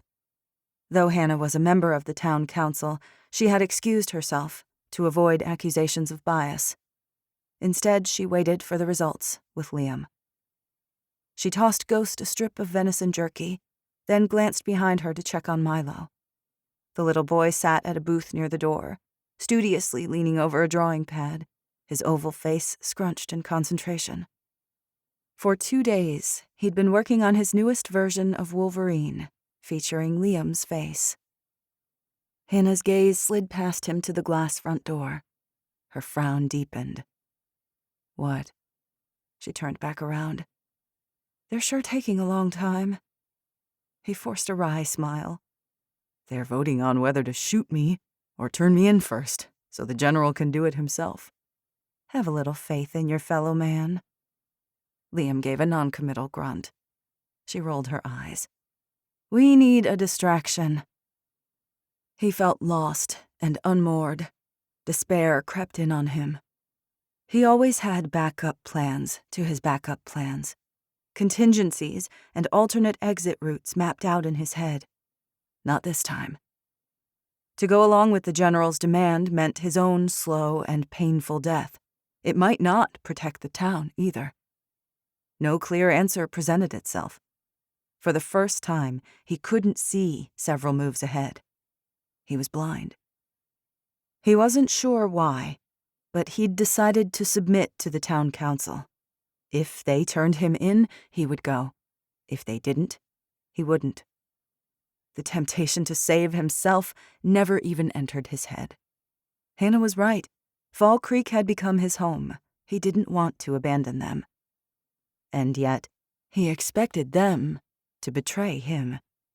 Their children's lives were on the line. What other response was there? Hannah could put everything on the line for the greater good, but most people couldn't. Most folks worried about putting bread on the table and keeping their loved ones breathing. That was it. He couldn't blame them either. Still, the thought of the town he'd bled and fought for, voting for his death, twisted his guts. He dreaded the pronouncement he knew was coming. Hey. Hannah studied him, her eyes a brilliant green in the sunlight filtering through the windows. You okay? How's your side? He winced and touched his dressings beneath his shirt.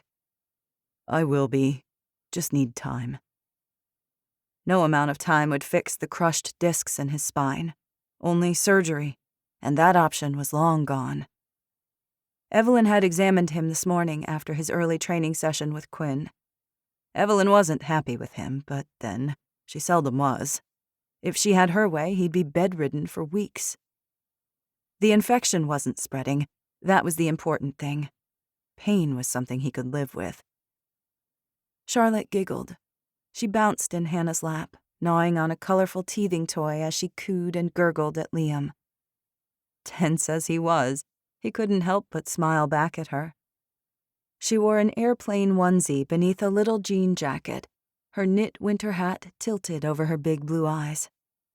From the floor, Ghost gave an exasperated chuff.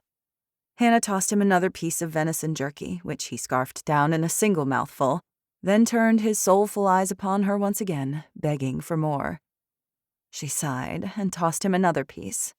You big baby. One more, that's all. How's Quinn? Liam asked in a low voice, slanting his chin at Milo. She's doing better.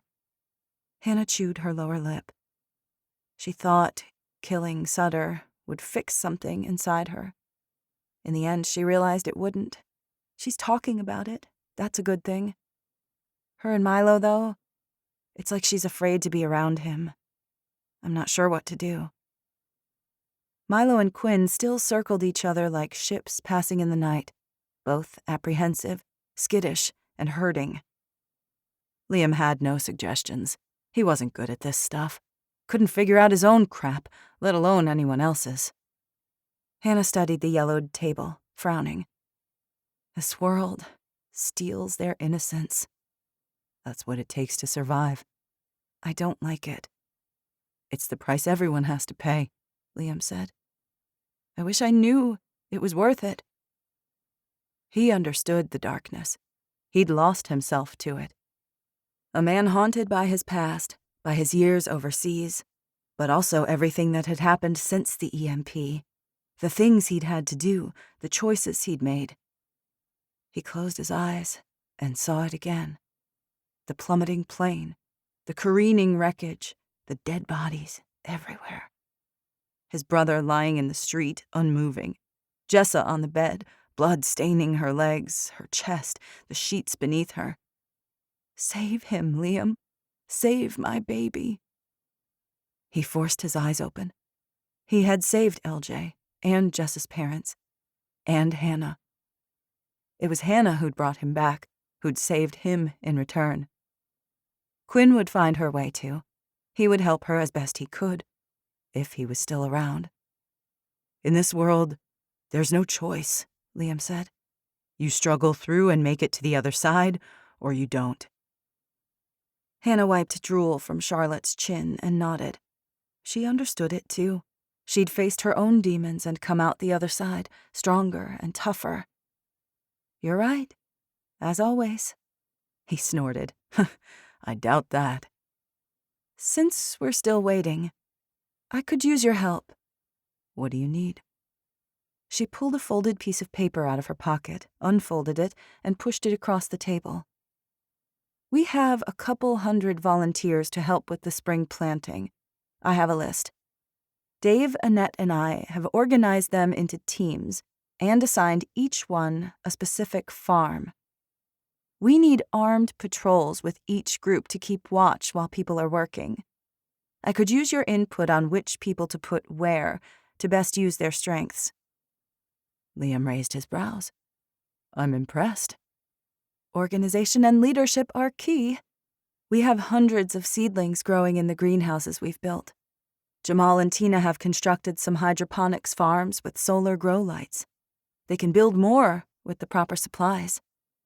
We need PVC pipes, plastic tubing, styrofoam containers, buckets, and pea gravel. We also need more fencing for the goats, chickens, and cows we want to keep in town. It's getting harder to source what we need. And, of course, it's impossible to send out scavenging parties with the general breathing down our necks. I'll make the list, but I need every soul we have to man the perimeter and blockades. Hannah sighed. I figured. Liam reached into his pocket and withdrew his everyday carry, a hard-shelled sunglasses case. It contained his multi-tool, stainless steel tactical pen, small LED flashlight, 2 lighters, a folding knife, lock-pick set, and a handkerchief wound with paracord. He pulled out the tactical pen, flipped over the paper, and wrote names in his messy scrawl. Wow, that's some handwriting. Beautiful handwriting wasn't a job requirement for the Army. Good thing, too. That looks like a tangle of hair in a shower drain. Liam snorted. It was an accurate assessment. Charlotte attempted to stretch her chubby arms across the table and seize the pen. He pulled it safely back out of her reach. Not this pen, little one. This beauty is a weapon. What makes it a tactical pen? Hannah asked. It looks normal. Ordinary pens are made from flimsy plastic. Liam balanced it on his palm, then flipped it and gripped it in his fist, the ballpoint facing up, the hard-pointed tip facing downward. This is constructed from military-grade titanium. It has these rigid handles for a superior grip if you need to use it for self-defense. In the hands of the right user, this pointy end can do serious damage. It's designed to penetrate and injure, to incapacitate. She gave him a tight smile. Now I'm impressed. He adjusted his grip from kill mode to writing mode. It's a glassbreaker, too. It's discreet. I carry it everywhere, including through airport security. Not anymore. A pained look crossed his face. No, not anymore. She returned her attention to the list, her brow wrinkling. We're building something good here. People depend on us. We have to protect it. We have to. Ghost raised his head, ears pricking. The Great Pyrenees leapt to his feet and let out a booming bark. 17. Liam. Day 106. Liam tensed.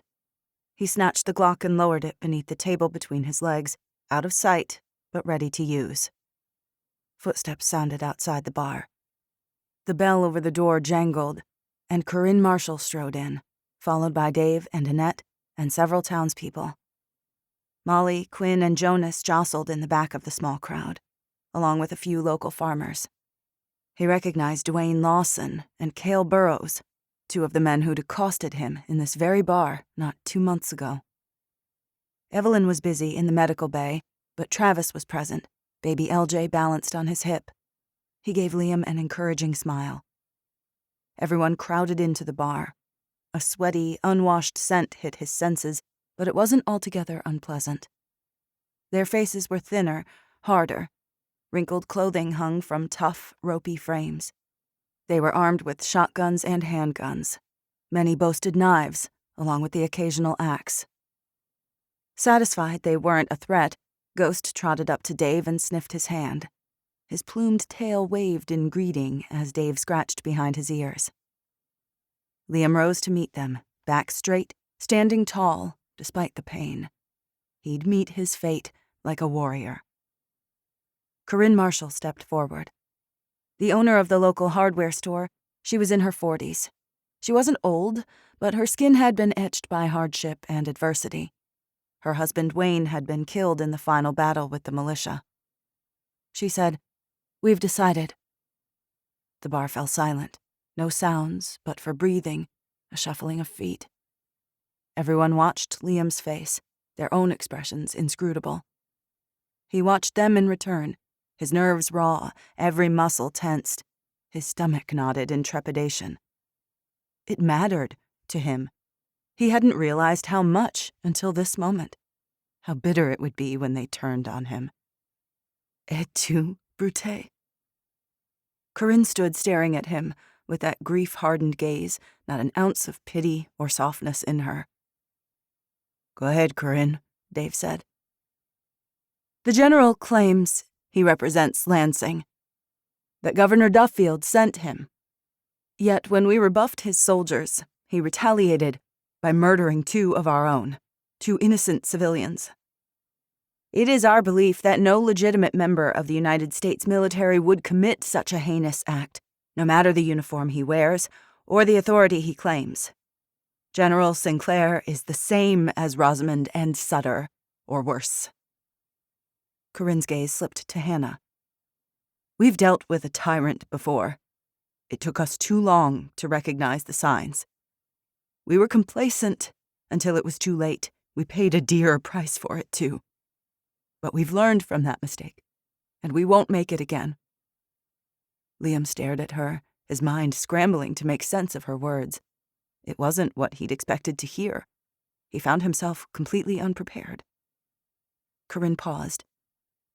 Fall Creek refuses to submit to his demands. Liam gaped at them. You know what this means. What you're saying. We're letting the deadline pass, Annette said. We're not giving you up. You're one of us, Liam, Dave said. No way we're sending you to your death. Not gonna happen. Liam's face flushed. This isn't the militia. The general boasts hundreds of soldiers. We're outnumbered, outgunned. We'll lose. We can't stand. We know the odds, Corinne said in a firm voice. If it comes to it, we're going to fight. Whatever you need us to do to prepare further, we'll do it. All of us. Together. Hannah grinned for real this time. A flash of beauty, of hope. Now, do you believe it? Liam couldn't answer around the sudden lump in his throat. 18. Liam. Day 107. M4 in hand, Liam stood at the window of the historic courthouse and studied Main Street through his night vision goggles, or NVGs. Everything shimmered in ghostly shades of green. He checked the storefronts, alleys between the buildings, the windows and rooftops, alert for the glimmer of a scope or subtle movement of shadows that didn't belong. The night was dark and still. It was 2200 hours and nothing moved. At least, nothing human. A couple of raccoons scuttled down the sidewalk in search of trash to raid. To the east, a stray dog slunk around the corner of an apartment building, eyes glowing. Everything was quiet and appeared normal. The new normal. The security elements had reported in 10 minutes ago. So had the forward observers who were within range. All quiet on the Western Front. The calm before the storm. The deadline passed yesterday afternoon, Annette said from behind him. Nothing's happened. Not a peep. The last 36 hours had been all hands on deck. Every able-bodied citizen manning the blockades, foxholes, sniper hides, and security patrols, leaving their posts only to eat or take a piss. They'd expected an attack or aggressive reaction. At a minimum, another tortured farmer sent to deliver a malevolent message. Instead, there was nothing. No message, no response. The scouts reported 0 troop movements at the Boulevard Inn. Fall Creek found itself trapped in a terrible limbo, cowering from shadows, awaiting an unknown fate from a faceless enemy. Liam half-turned toward the room. A single kerosene lantern set on a conference table cast orange shadows across the council members' faces.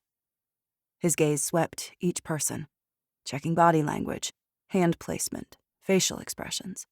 Always alert for a threat, even among friends. Hannah, Dave, Annette, Reynoso, Mike Duncan, Perez, and Bishop were present. Hayes and Daryl Wiggins were on night patrol duty. Weapons leaned against chairs or sat on the table within reach of their owners. Shadows like bruises rimmed their eyes, their skin gray with fatigue. The intense stress of the last 3 days alone had worn everyone's nerves to a razor's edge. Maybe he's waiting for something, backup or intel. Reynoso gave a helpless shrug. Who knows? Bishop rubbed his face with both hands and sighed. We need actionable intelligence. It feels like we're blind. I hate this. Liam hated it too. He loathed the anxious, powerless feeling permeating the room, seeping into his pores. He was a man of action, not inertia. What will the general do next? Hannah asked. How might he choose to attack? He shifted his grip on the carbine and scratched at his scalp. He needed a shower. Showers were a once-a-week treat if they were lucky, with washcloth wipe-downs the intermediary method. He needed sleep, too. He'd survived on about 3 hours of sleep for the last couple of days. We know they have a Blackhawk, and a .50 caliber machine gun will rip through a regular building like paper.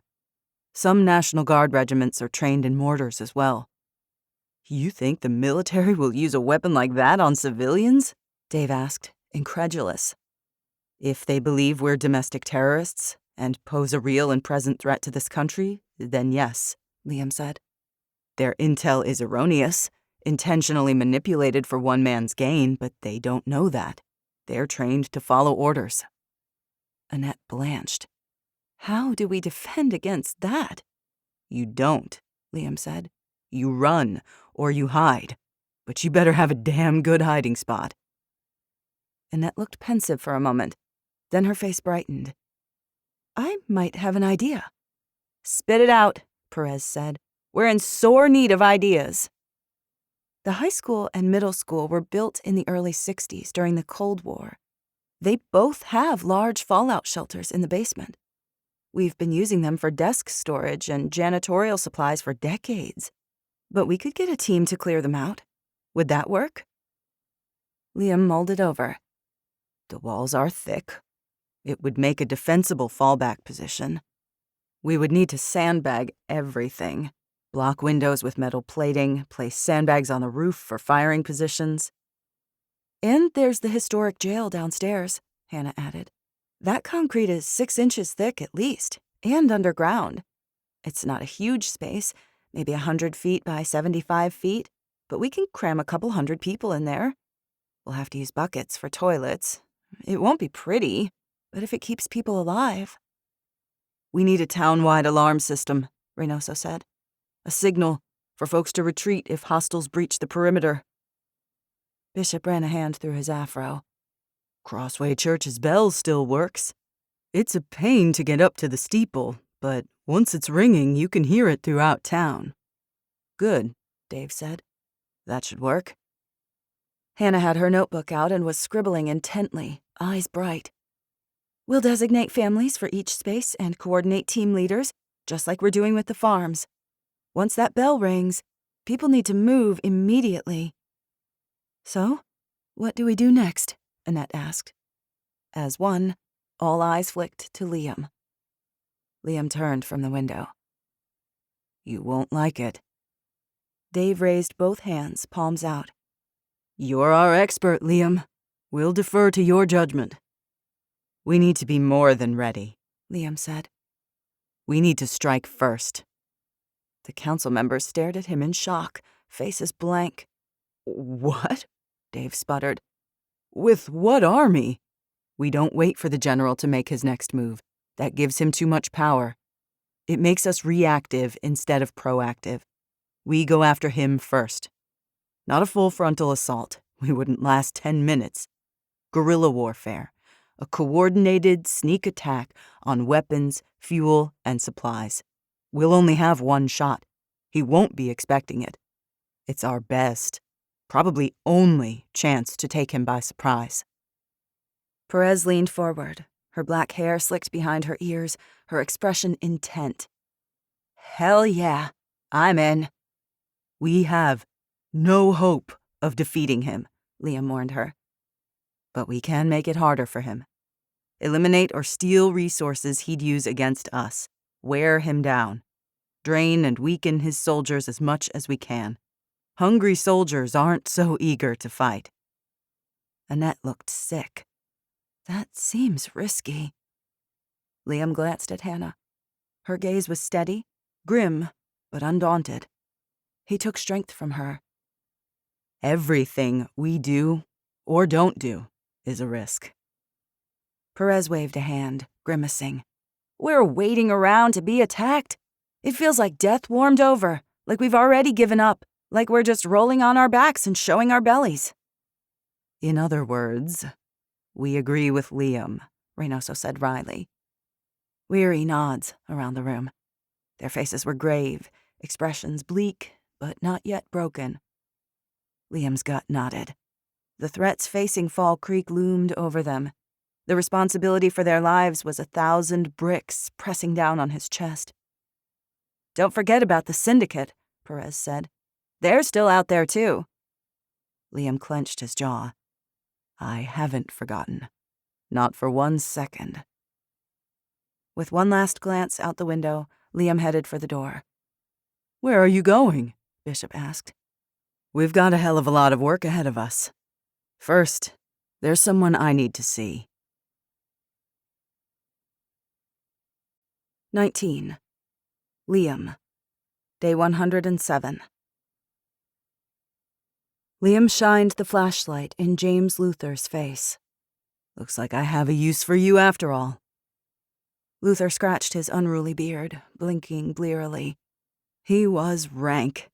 His rumpled clothing stank of sweat and BO and other bodily functions. What time is it? Almost midnight. Does that light have to be so bright? Liam lowered the flashlight. He'd covered the bulb with a red, transparent film to make it less noticeable. Thank you, Luther said. You have any food?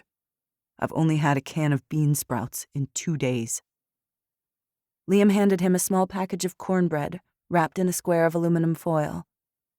Molly wants the foil back. Can't waste anything these days. He waited, with restrained impatience, while Luther consumed the cornbread, stuffing it into his mouth and shamelessly licking the crumbs from his fingers.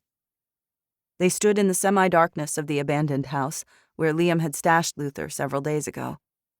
It was a 2-story colonial with a vaulted ceiling and dusty pictures of kids on the walls. Someone had ransacked the house long ago, cupboard doors hanging open, the fridge emptied, cushions shredded, mattresses dumped off beds, and clothes strewn from tossed dressers. It stank, almost as bad as Luther did. Liam fought the urge to gag. Earlier that night, he had dropped in on Evelyn and Travis.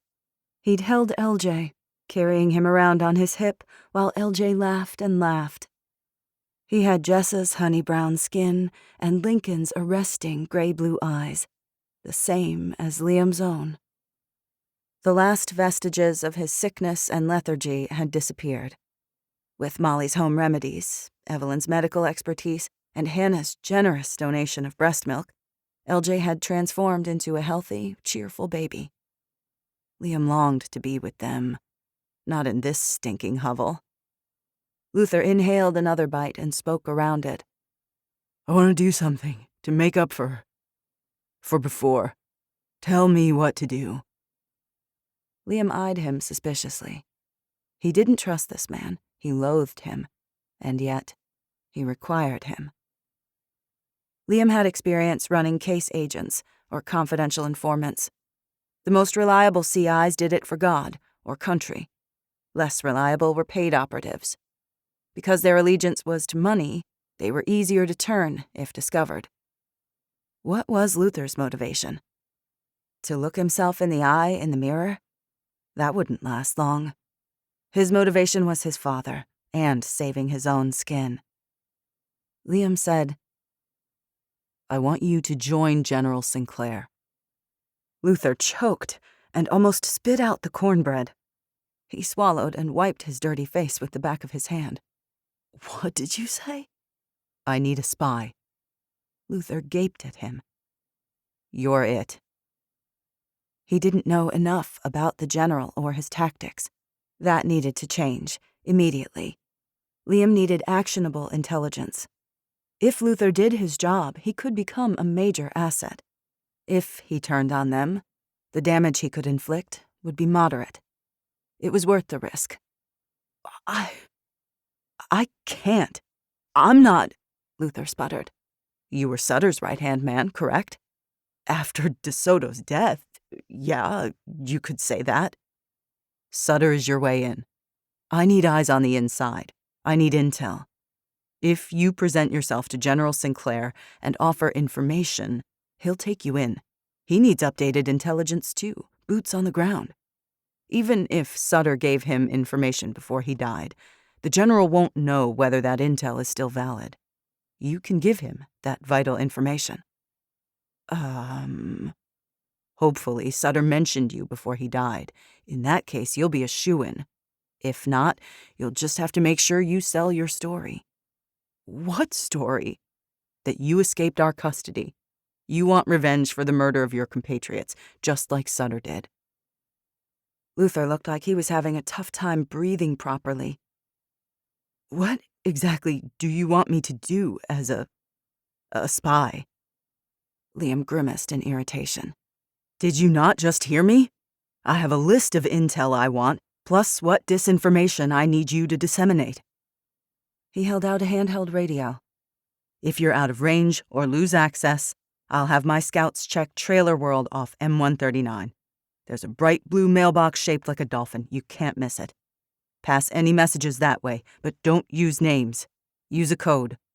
We'll figure that out now. I don't know. I thought you were here to redeem yourself. I am. Then this is how you do it. Luther wiped and folded the square of aluminum with great care and handed it to Liam. At least he was neat. And if the general catches me? Don't let him catch you. But if, then I hope you've made things right with Jesus. I won't be able to help you. Luther opened his mouth, closed it, blinked, and scratched his beard again. He stared at him numbly. He looked terrified, a deer trapped in the headlights. Liam's gaze softened. He understood the role of a handler. He also understood the danger he was sending Luther into. If Luther were discovered, the general would kill him, after torturing him for information. I know. This is a huge ask. Luther sucked in a sharp breath, steeling himself. He straightened his slumped shoulders and reached for the radio. Okay. I'll do it. Leave at first light. I won't let you down, Luther said. I believe you. Hopefully, Liam hadn't just made a huge mistake.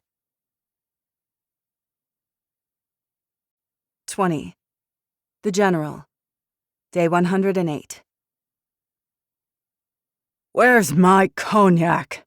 The general demanded. I'm sorry, sir, Baxter said, ducking his head like a turtle. I asked around. There's none left. John Baxter was a timid man with an elongated neck and wet, meek eyes like a turtle.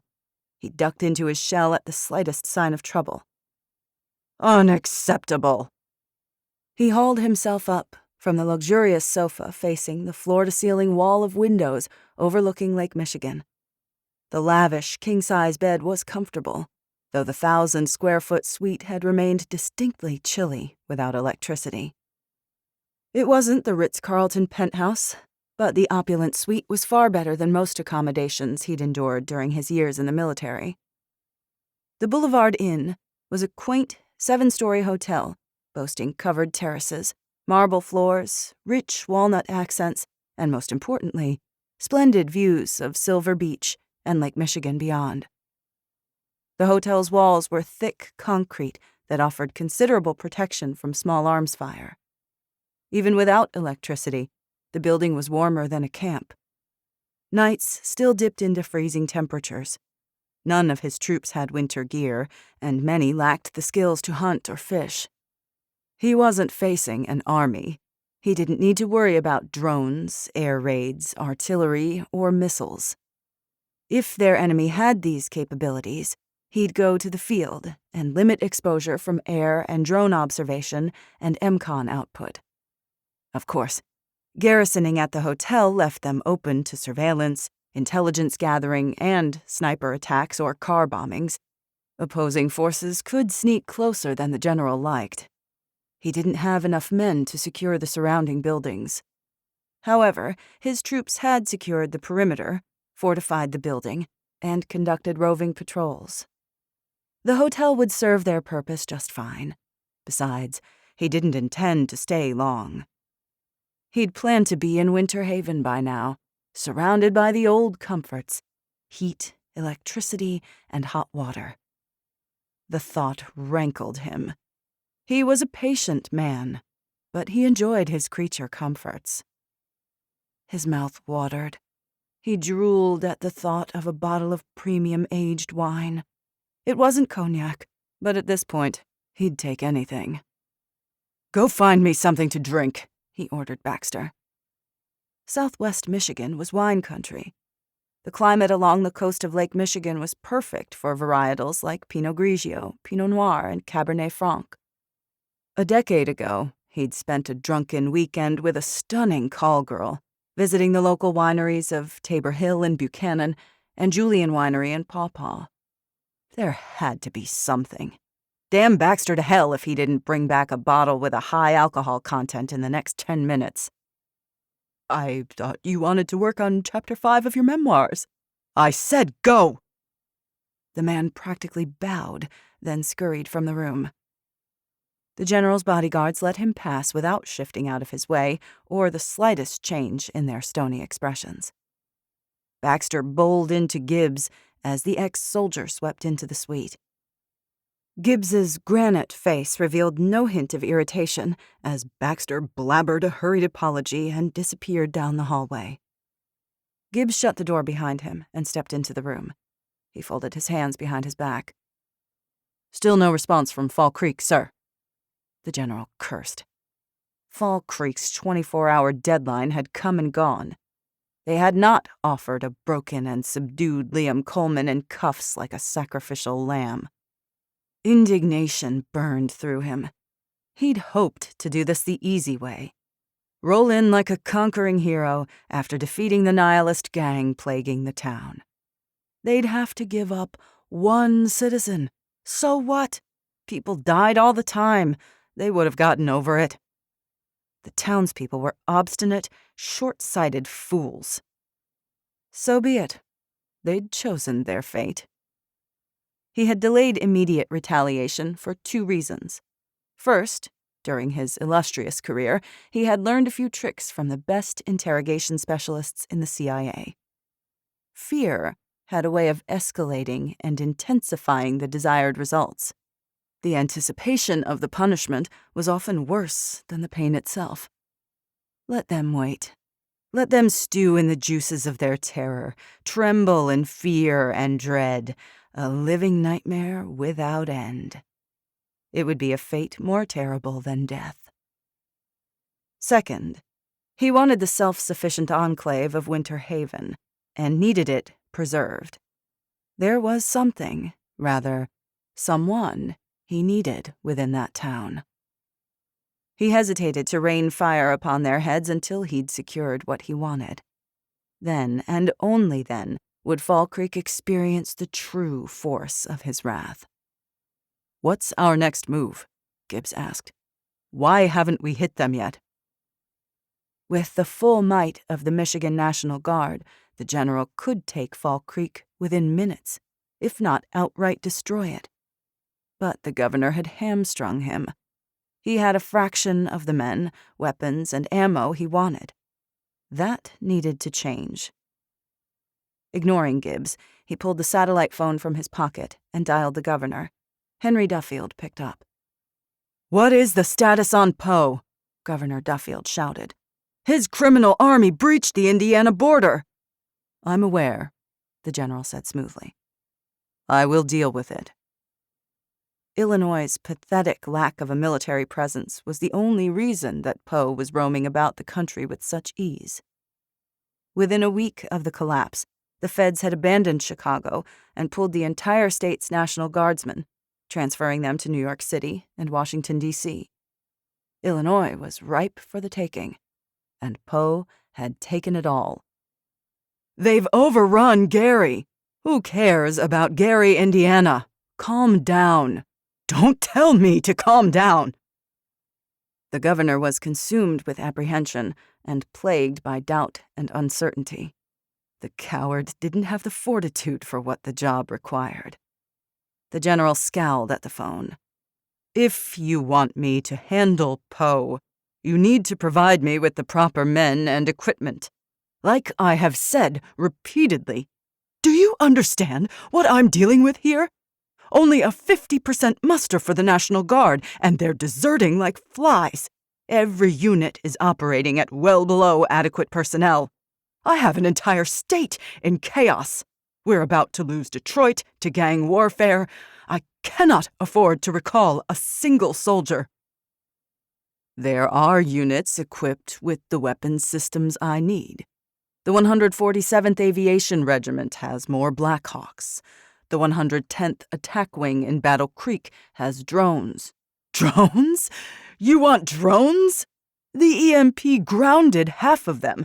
They weren't hardened adequately. No one knew exactly how a powerful EMP would impact sensitive equipment. The Army deemed all functioning tech essential and sent it overseas. Besides, the federal government requisitioned those regiments the day after the EMP. I had no choice but to send them to D.C. No choice. If you had listened to me from the beginning—" "No, you listen." The governor's voice went low and hard. "Listen to me closely. I have already given you everything I have. There is nothing else. You must make do. You said you could produce results. Now do it." "I will give you the results you desire," the general said woodenly. Inwardly, he was fuming. Though he despised the governor, he needed him, for now. "Give me 3 days. The general strode to the credenza and tossed the sat phone on the sleek quartz top, though he was tempted to hurl it through the plate glass window. He inhaled a deep breath, reeling in his fury. His knee joints creaked. The blank black eye of the oversized flat-screen television reflected his own image back at him. White hair, lined face, hard gaze. He still had 500 troops at his disposal, a battery of M2s and M60s, and a limited supply of artillery. He had the Black Hawk. He was General Sinclair. He would get the job done, by any means necessary. Gibbs cleared his throat. "Sir." The general swung around to face him. "Yes. 2 things. First, a man named James Luther is here to see you. Claims he was Matthias Sutter's right-hand man and the only surviving member of the militia stationed in Fall Creek. Says he's got information you'd like to hear." The general frowned. A fortunate turn of events, if it were true. Sutter had mentioned a man named Luther. With Sutter gone, he needed eyes and ears on Fall Creek. "I'll meet with him. The second thing? Bruce caught 2 guardsmen attempting to sneak out of the service entrance. Deserters. Claimed they wanted to get back home to take care of their families." Outrage flared through him. No one deserted his army. No one. Whatever desertion issues were plaguing the governor wouldn't be a problem for his troops. He'd make sure of it. "Then they shall be court-martialed. A few will turn to several, which will become a mass exodus. If everyone left their posts to be with their families, we wouldn't have anyone left to defend this country." Gibbs stared straight ahead, expressionless. "Sir, they're being detained in the kitchen freezer." He cocked his grizzled brows. "The freezer? No windows, only one steel door, impossible to break out of. Have I told you? I like how you think." "A few times." Gibbs remained expressionless. He was a practical, emotionless, get-the-job-done type of man. No family, no emotional ties to weaken him. The general appreciated that in a soldier. "As I recall, desertion carries a maximum punishment of dishonorable discharge, forfeiture of all pay, and confinement of 5 years. However, for desertion during a time of war, the death penalty may be applied at the discretion of the court-martial. We are at war, Gibbs. Wouldn't you agree?" "On numerous fronts, sir." The general snorted. If he only knew how true his words were. Only the top echelon knew the true state of the world. With the abrupt dearth of mass communication, the government had kept it under wraps. For how much longer, though? That was the million-dollar question. "Bring me to the deserters," the general said. Gibbs's mouth twitched, the only sign that he approved of the decision. He held the door open for the general. 8 of his bodyguards fell into lockstep, 2 in front, 2 behind, 4 flanking him. They wore dark camo uniforms with chest rigs, tactical gear, and black helmets. Long guns slung over their chests on 2-point slings, various knives affixed to their belts, and pistols in thigh, ankle, and waist holsters. Baxter met them in the hallway, flushed and out of breath. He held up a lukewarm Coors Light. "I confiscated this from one of the soldiers." "Put it in the room. And bring your notebook. I want you to record this. It's going to be interesting." Baxter bobbed his head. "Sir." 21. The General. Day 108. Gibbs took the lead, followed by the general. The door slammed behind them as Baxter scurried to catch up, clutching the brown leather notebook with archival-quality paper in his long, slender fingers. He'd chosen Baxter's flowery but exacting script to dictate the events of America's fall and eventual revival.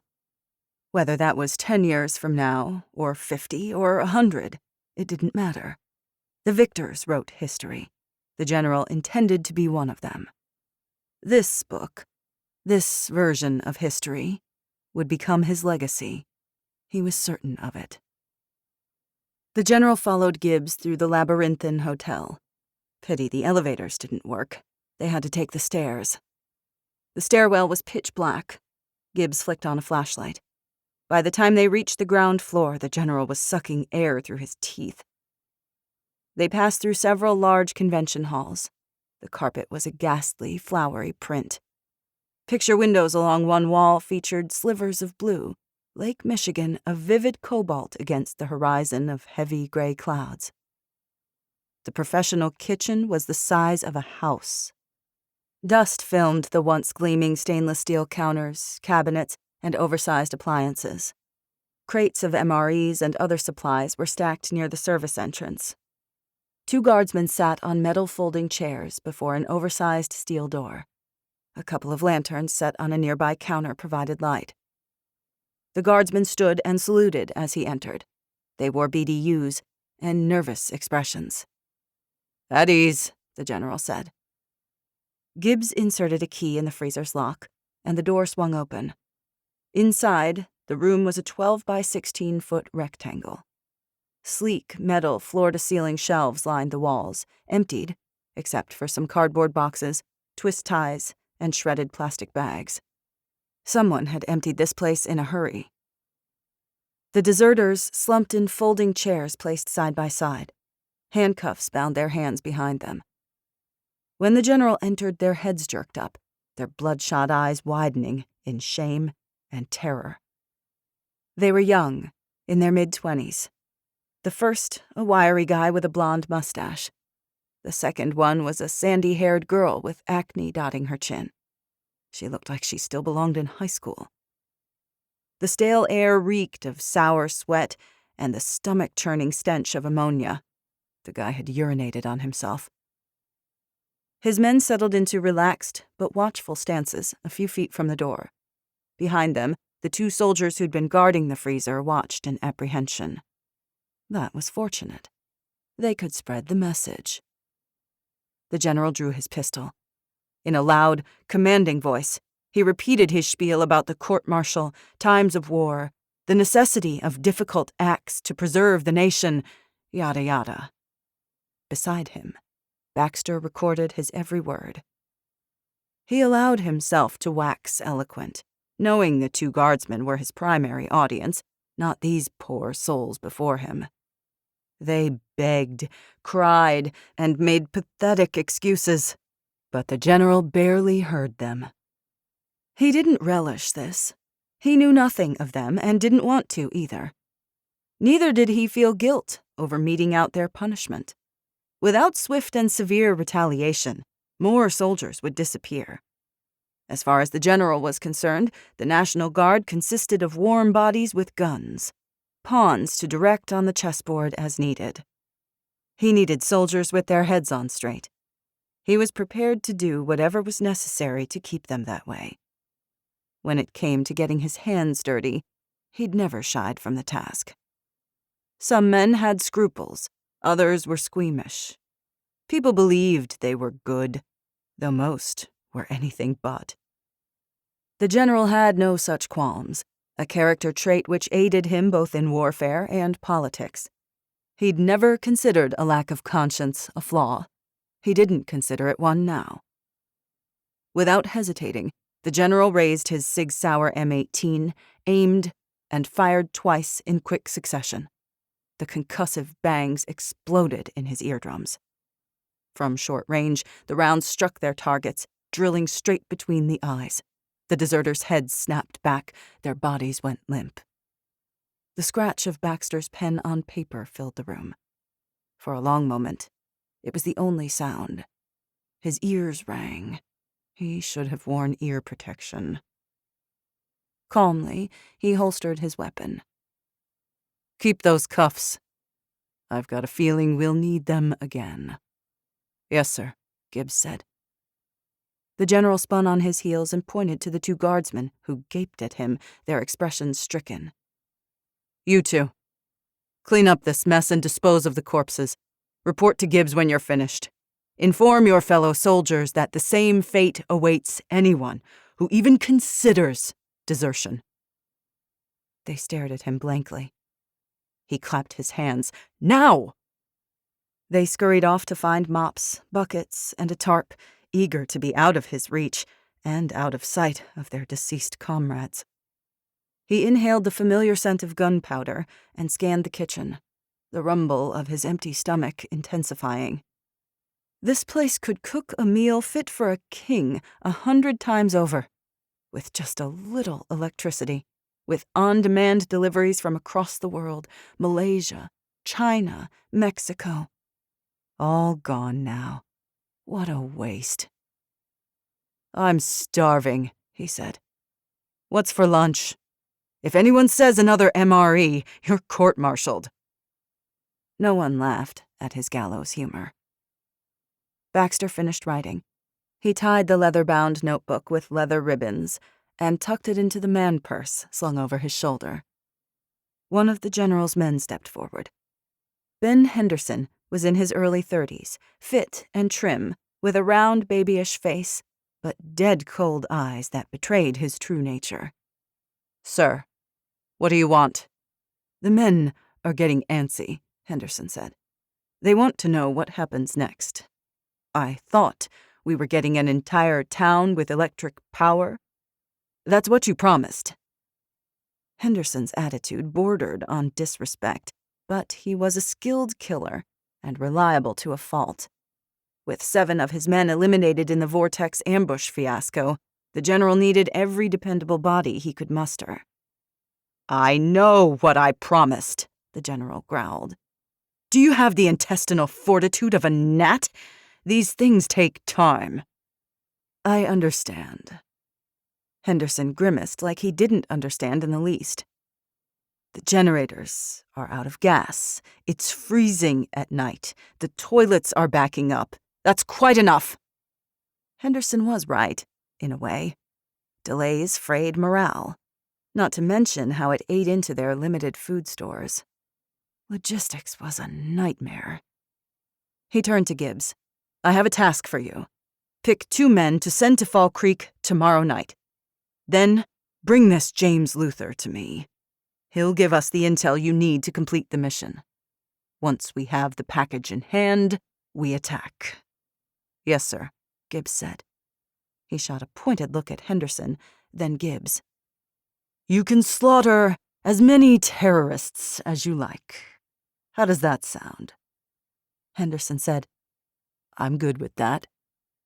Gibbs's mouth twitched. "Satisfactory, sir." 22. Liam. Day 108. "I'm in," Luther said over the radio. "What do you have?" Liam asked. He'd positioned himself in an empty building 5 miles north of town, watching M139. Nothing had moved along the road in the last 2 hours of his shift. A light rain misted the air, the evening sky gunmetal gray. Meltwater ran across the roads in streams, sluicing into the ditches. The temperature was somewhere in the high 40s. Liam unzipped his coat. He hadn't bothered with a hat or gloves. Luther was late for his check-in, 2 hours to be exact. Liam thought he wouldn't radio in at all. "General Sinclair knew my name," Luther said. "Sutter had mentioned me a few times. You were right. He'd expected to rely on Sutter for intel, so he welcomed me in." "How many soldiers?" "Near as I can gather, Sutter's numbers were correct. 500 National Guard soldiers, plus a couple dozen Blackwater private security types, ex-military. He goes nowhere without them as bodyguards." "How many garrisoned at the Boulevard Inn?" "There are 4 mobile units. I don't know their locations. The rest are garrisoned here. We're bunked 4 to a room. There's no power anywhere, but this one at least is clean. Only a handful of corpses to clear. People stayed in these hotels, used the bathrooms one after another until they clogged and overflowed, then just moved on to the next. The stench is terrible." "I don't care about the stink. Give me credible intel." For the next 15 minutes, Liam listened as Luther described the general's organization, security, and logistics. They're waiting for something. I don't know what. The general calls me in when he needs information. Otherwise, I'm stuck with the grunts. Draw me a map. Include patrols, shift changes, watches, everything. Leave it at the drop-off location. A silence. Static belched from the radio. I can't get away that soon. Find a way, Luther. Liam scowled, out of what little patience he had. Figure it out. 23. Hannah. Day 109. What do you want? Flynn's hostile voice grated through the radio. Good morning to you, too. Hannah stood on her front porch in jeans, a sweatshirt, and a jacket freshly hand-washed and dried on the clothesline. After yesterday's rain, the weather had cleared. The sun hung like a yellow ball in the cobalt sky. Green shoots poked up everywhere. The cool breeze tickled her cheeks. Charlotte was inside, taking a rare nap in her crib. Usually she slept in her stroller or carrier, out and about. After Hannah had administered Milo's medication, Milo busied himself cleaning and rebinding Ghost's leg the way Evelyn had taught him. Get on with it, Flynn said. I have things to do. Hannah pictured him, big as a sequoia tree, a tall, burly redhead, all gruff aggression and bristling suspicion. She pitied Flynn, but he was a bear to deal with. His grief over his wife's murder at the hands of the militia had oxidized into rage and mistrust. He tried her patience to its limits. Mick Sellers and Dallas Chapman seemed mild and reasonable in comparison, but they capitulated to Flynn's more aggressive, demanding nature. Together, the three led the Community Alliance, a group representing nearby towns who shared security and protection needs. Hannah tensed. Annoyance prickled across her skin. We need to work together. We can't do that without regular communication. If you'd rather not speak with me, I'm happy to talk with Mick. I'll relay your information, Flynn said stiffly. I'm the decision-maker here. She bit her lower lip to rein in her frustration. I'm calling to check in and update you on potential threats and to let you know we have canceled trade day until further notice. It's not safe to travel right now. You're telling me. A raw edge in his voice, a hint of genuine fear. It brought her up short. Flynn, did something happen? Flynn snorted into the radio. Flynn, please, tell me. Silence, but for his ragged breathing. She wanted to throw up her hands, say good riddance, and renounce the whole thing. Another part of her, the stubborn, unrelenting part that didn't know how to quit, the part that had kept her on her feet and moving through 200 miles of wilderness, that had survived 5 years trapped in a basement. That part insisted she try again. We're not your enemy, Flynn. We're on your side. Now what happened? Finally, he relented. Last night, we received a dozen refugees fleeing north along US 12 from South Bend. 2 were gravely injured from gunshot wounds, and the 3rd died before we could get her to our doctor. Hannah's stomach plummeted. What? They overran the entire city. A force of thousands, they claimed. They came rolling in with military trucks and military weapons, dressed like soldiers. They killed mostly men, took the women and kids, just took them. She stared at the house across the street until her eyes blurred. Her crooked fingers tightened around the radio, acid in the back of her throat. South Bend was a city with a population of about 100,000. Its sister city, Mishawaka, boasted a population of 50,000. They were both around 30 miles from Fall Creek, just across the Indiana-Michigan border. With vehicles, Poe's army could arrive at their front door in a matter of minutes, not hours or days. They shot one guy in the shoulder when he tried to fight back, forced him to his knees, and made him watch while they took his 2 teenage daughters, tied him up, and tossed him in their truck and drove away. Even injured, he still fought. They shot him in the leg and left him to die like an animal. Despite the sunny day, an icy chill zipped down her spine. She imagined the scene in her mind's eye. A father desperate to save his children. The terror and panic, the horror of it. A beat of silence. "You know anything?" Flynn asked. "I do. And I'm willing to share that information with you. Quid pro quo. That's how this should work." Flynn mumbled something unintelligible. "What was that?" He sounded like it was pulling teeth to respond, but he did. I would appreciate the information." She took a deep breath. "It's the Syndicate." "Who?" "An army of criminals from Chicago. They're led by Alexander Poe, the kingpin of a Chicago mob who set his sights on controlling Illinois. Apparently he wants the entire Midwest, too." Flynn unleashed a stream of colorful curses. When he'd regained his composure, he said, "How do you know that?" "Liam had a run-in with them outside of Champaign, Illinois. They're taking over farms and FEMA camps and forcing people to work as slave labor. They take women and children and sell them. Be very careful." Flynn said nothing as he absorbed the information. "There's no reason to think they're going to stop with Indiana."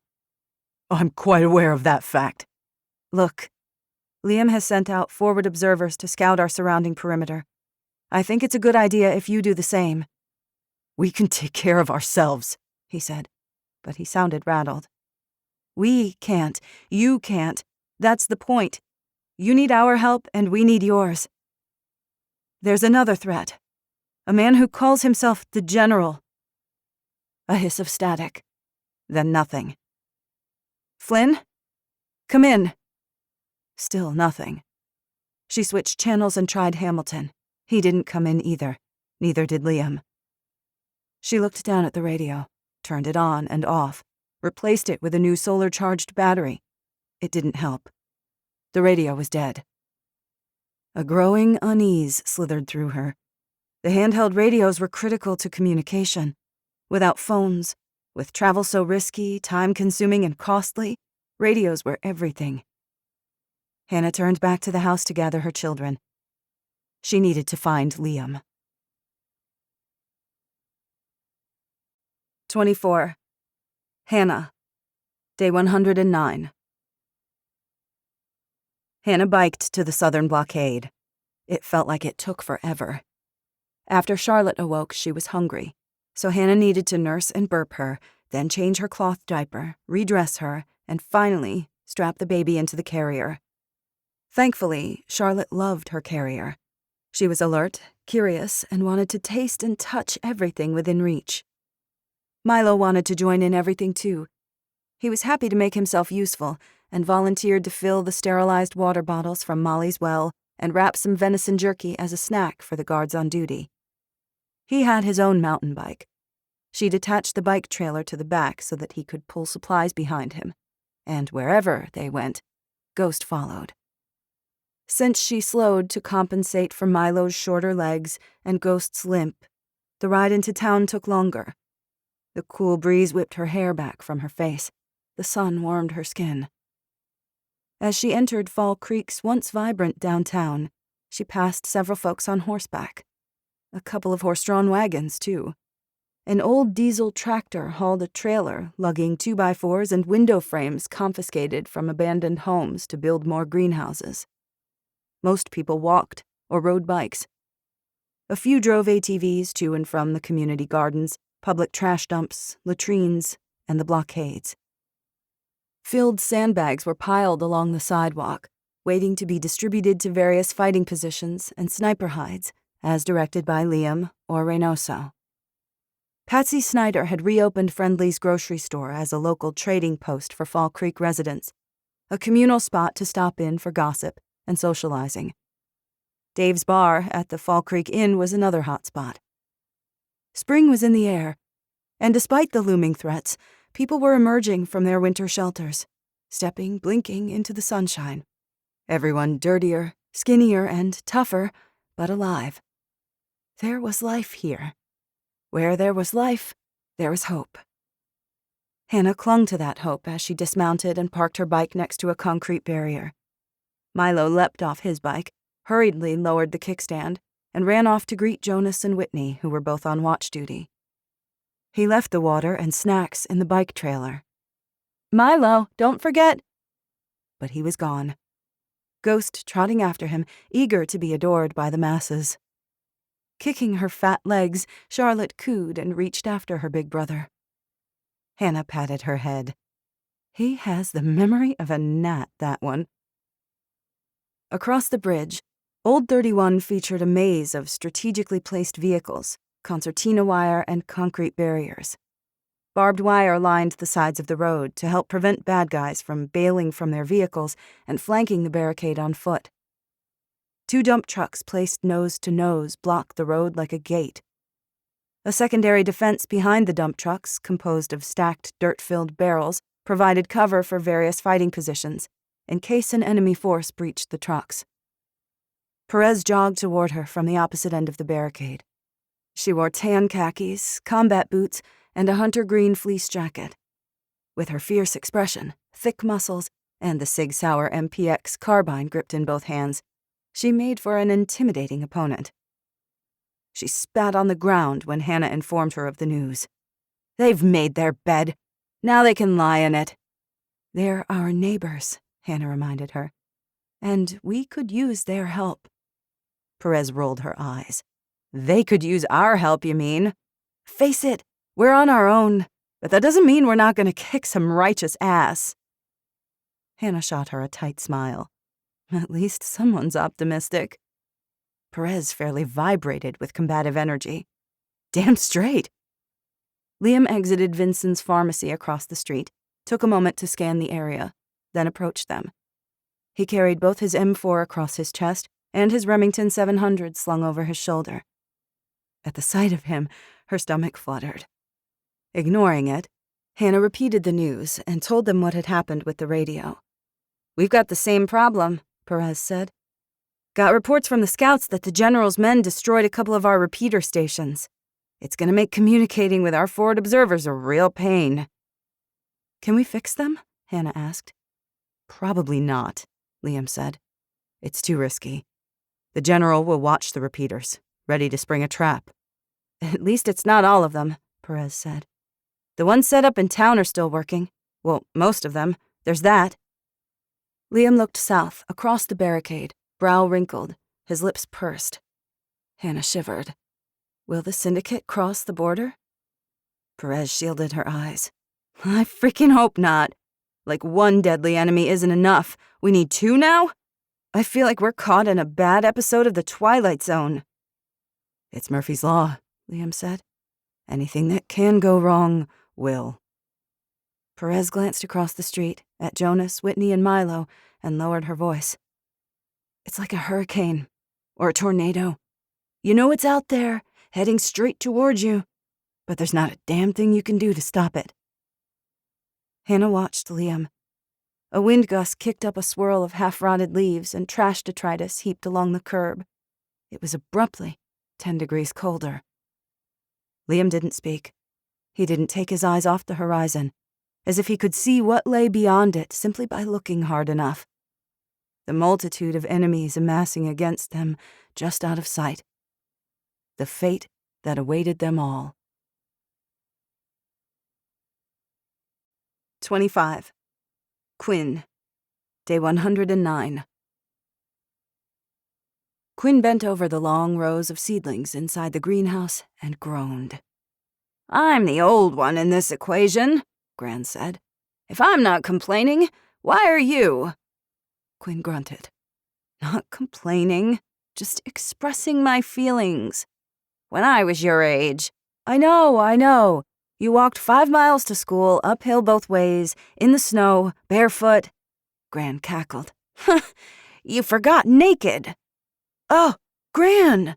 Now I've got that mental picture locked in my brain. Thanks so much." "You're welcome," Gran deadpanned. Quinn rolled her eyes. At least the swelling had gone down enough to see. Her AR-15 lay next to her within easy reach, just like Gran's Mossberg. They never went anywhere without protection, not even their own backyard. Though there were now 20 greenhouses scattered throughout town, Gran wanted her own. The enclosed space would keep precious food growing year-round, even during Michigan's bitter winters. Quinn and Jonas had made it happen. He hung around a lot. She didn't dislike it.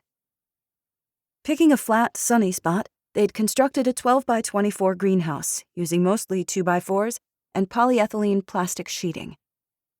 They used 2 layers of the plastic, the inner and outer shells creating an air gap to act as an insulator. Since they would transfer seedlings soon, they'd planted them in plastic grocery bags hung on poles of PVC pipe. This way, it would be simple to move them without damaging the fragile roots. They'd planted lettuce, Swiss chard, radishes, potatoes, and broccoli. Through the greenhouse walls, the sun beat down on her head, warming her back and shoulders beneath her long-sleeved flannel shirt, jeans, and boots. She'd shed her coat for the first time since the collapse. The nights were chilly, but the days were warming up. Buds sprouted on the trees, grass turned green, weeds springing up in the cracks and potholes in the roads. No surprise there. Quinn stretched, trying not to wince. Her bruises had faded to an ugly yellowish green. Her cuts had scabbed over. Her back was stiff. The muscles of her arms and legs, hell, her entire body, ached from her dawn training sessions with Liam. He'd gone easy on her, as they were both still battered from their escape from Vortex. She'd never been more sore in her life. But it was a good sore. It meant that she was still here, still alive. She was getting stronger. She was fighting back. Liam and Bishop were off somewhere coordinating the town's defenses. Milo and the babies were with Travis and Annette at the middle school. Several volunteers taught mathematics, alongside survival skills like map reading, using a compass, and orienteering. Yesterday they'd worked on reading, writing, and fire starting. Hannah and Dave were busy in talks with the farmers, discussing boring stuff like production areas per person, crop rotation, irrigation, and preventing pest infestations. Where, how, and when to plant mainstays like potatoes, etc., etc. Gran had gone with her and Dave on most visits, interviewing those with the old knowledge and taking notes, devising planting schedules, blah, blah, blah. Hannah had spent hours poring not only through Gran's books on the Kindle, but also farming, homesteading, and survival books she'd cajoled the teens to collect from the nearest library. Few people looked to libraries for crucial tips on surviving the apocalypse. It wasn't just the nonfiction sections they should check, either. Quinn had an entire list of skills and ideas she'd gleaned from her favorite post-apocalyptic novels crowding her bookshelves. Namely, how not to die from sheer stupidity. "Gardening isn't really my thing, you know," she said. "Hogwash," Quinn snorted. "You're delusional, woman. Last week I killed at least 4 potato plants with accidental overwatering." Her AR in her hands, or her slingshot, tramping through the woods in search of rabbits or hunting deer with Gramps' rifle, standing watch, alert for any threats to her people, ready and willing to fight to the death. That was her wheelhouse. Even so, Gran made her spend occasional afternoons sticking her hands in the dirt, attempting, and usually failing, to keep the fragile green sprouts alive. "I suck at this." "Knowledge is power," Gran said. "Especially now. Anywhere you go, whatever happens, you need to know how to survive, how to feed yourself." Quinn rocked back on her heels and glared at the dirt beneath her fingernails. "I know how to feed myself. I shot that buck last week, didn't I? That's why we're having venison stew tonight, and we've got jerky drying in the solar dehydrator on the back porch." She'd field-dressed the deer herself, just like Gramps had taught her, saving the rump for the jerky, which had been both her and Gramps' favorite. Ghosts, too, apparently.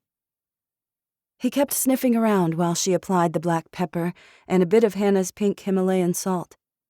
He was so tall he could easily reach across the table. At every opportunity, he snatched a piece, gobbling it in a single swallow. If they weren't careful, the dog would eat the whole deer himself. Quinn had offered him the organs in a big bowl, which he'd slopped up messily with joyous grunts and snorts. She'd never seen a dog slobber so much. Quinn glanced across the yard at the orange Julius sitting in the driveway. She missed him. She missed riding in that rickety tin can with Gramps, how it smelled like grease, and his favorite pho soup, like Gramps. Now it just smelled stale. "Man cannot live by meat alone," Gran quipped. Quinn blinked. "Try me. Ever heard of scurvy? You need vegetables, fruits, green things. Canned food is already getting scarce." "I am sick to death of nasty canned green beans," she admitted. Gran had a year's supplies hidden in her basement behind the secret door. It used to be more. Fact was, they'd shared a lot. Maybe that was a mistake. In this case, Quinn didn't think so.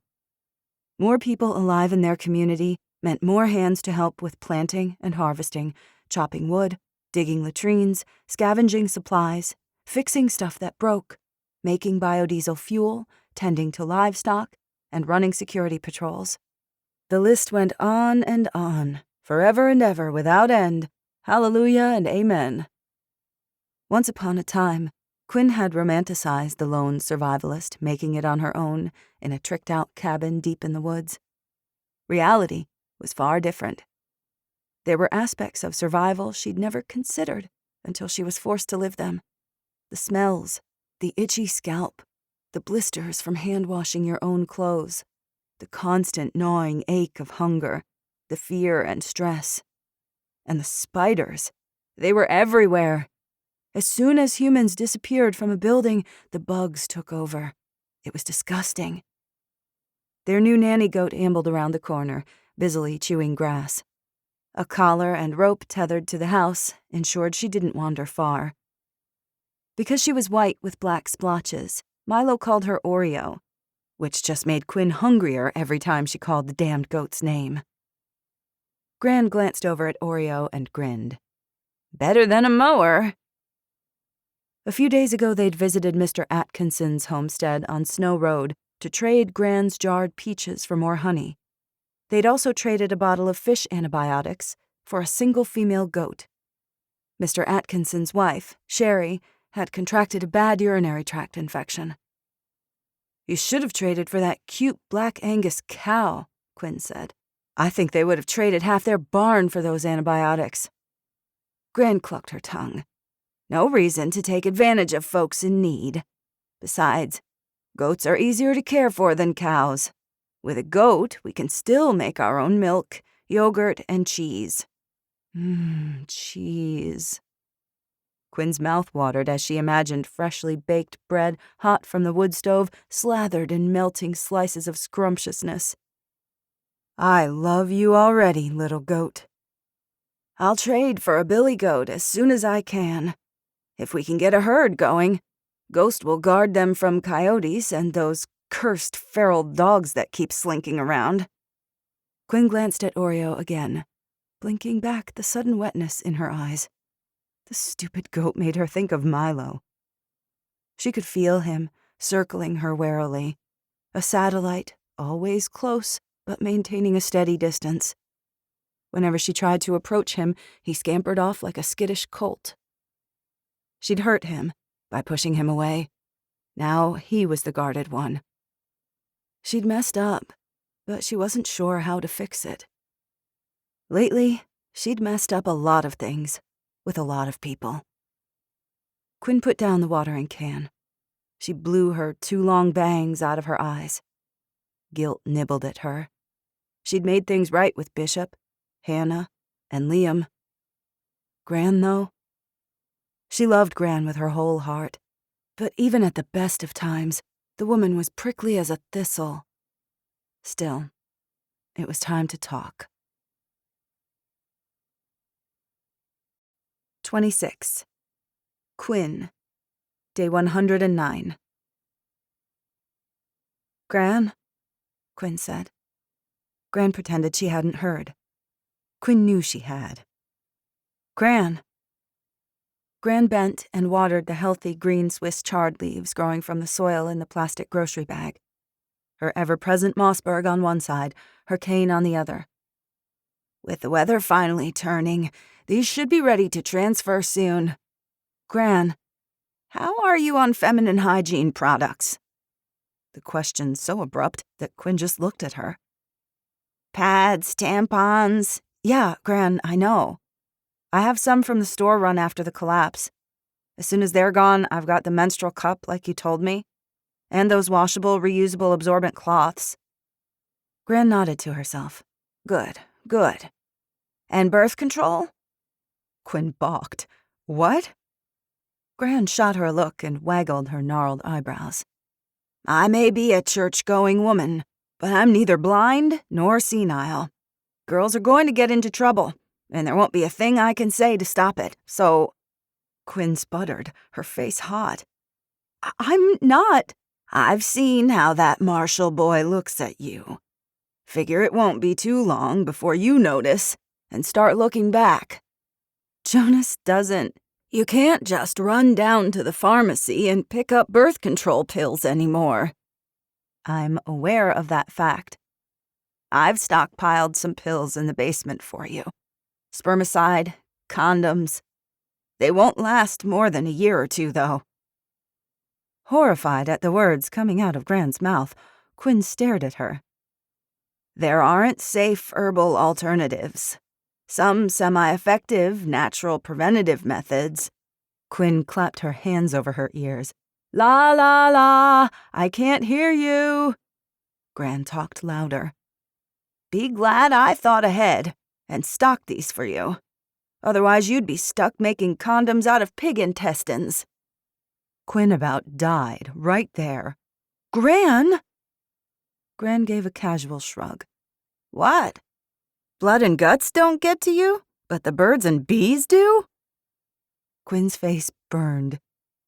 She wanted the ground to open up and swallow her. I'm not gonna do that stuff, okay? Not for a long, long time. Abruptly, Gran turned serious. This is no time to be bringing a baby into this world. In sub-Saharan Africa, the death rate among women during childbirth is 1 in 16. That's almost 7% of all pregnant women. Are you hearing me? That's where we are now. No prenatal vitamins or checkup visits. No ultrasounds. No C-sections. Hannah almost died of preeclampsia. Quinn set her jaw. A stubborn, boorish part of her wanted to argue, just to argue, but she pushed her frustration down. I have no intention of... Gran's wrinkled face hardened. You don't always choose it, girl. Chagrined, Quinn's mouth clamped shut. She knew exactly what Gran meant. She thought of the horror stories coming out of Illinois, the syndicate taking over FEMA camps in small towns, stealing and selling girls and women. Her stomach curdled. Gran pointed at her with her gardening gloves. You young people think you're invincible. You're not. You're made of meat and bone, like every creature on this cursed earth. You're not special. You can die just like anybody else. Quinn touched the scabbed tear in her lip. Evelyn had stitched it up, painfully, without anesthetic, but it would leave a jagged scar. Memories of that night flooded back. The pain, the fear. I know, Gran. Trust me. I know. Just making sure. She took a deep breath, steeled herself. I've been stupid. I know that too. That's what I wanted to say. Lying to you was wrong. I'm done with that. I'll be careful. I'll be smart. That's how you and Gramps raised me. Gran's sharp eyes softened. Contrary to popular opinion, I won't be around forever. Gotta make sure you know what the heck you're doing. Can't have you running around despoiling the Jung good name. I wish you wouldn't keep saying that, Quinn muttered. It's the truth. Everyone dies. No way to look at it but head on. Doesn't mean you have to talk about it like that. Gran shrugged. I don't fear death. I know where I'm headed. My life is in the good Lord's hands. So is yours. They worked for a while in comfortable silence. The air was still, the sun almost warm. Birds twittered in the trees. The goat snorted and munched grass, the bell around her collar jingling. Valkyrie hunted along the edge of the tree line, stalking an unsuspecting chipmunk. Thor and Loki slept on the front porch. Thor wasn't as fat as he used to be, though he was still fluffy, with thick orange fur. Gran offered them scraps of table food, but cats were picky. Loki could hunt, though he was lazy. Valkyrie seemed to be keeping all 5 cats alive, with the mice, squirrels, and occasional birds she deposited daily on the back porch.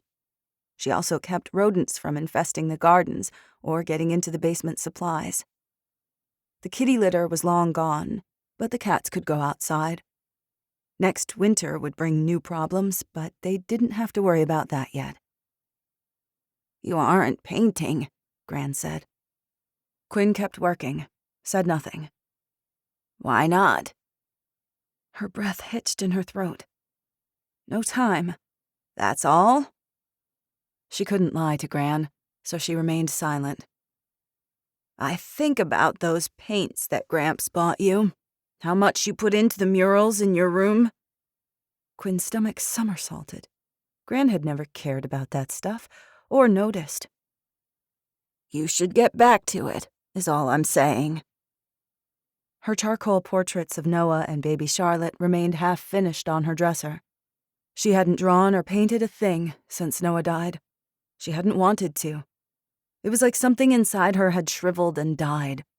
Even now, after everything, she wasn't sure how to get it back. She finished watering the row and moved to the last one. The watering can was nearly empty. There are more important things to do. Important is relative. Other things matter, too. Gran's mouth worked. Her wrinkled brow furrowed like she wanted to say something more, but couldn't get the words out. Gran hesitated. Quinn waited. She squinted at Quinn beneath her wide brim hat, watery blue eyes as sharp and perceptive as ever. The world still needs beautiful things, she said gruffly, like talking about anything that even hinted of sentimentality gave her hives. For every 1,000 people who kill and destroy, there's one gifted enough to create, to make something out of nothing. Quinn stared at her, too taken aback to say anything. The old woman stripped off her gloves, rubbed her hands on her thighs, then sighed. Think about it. That's all I'm saying. Okay, Gran, Quinn said.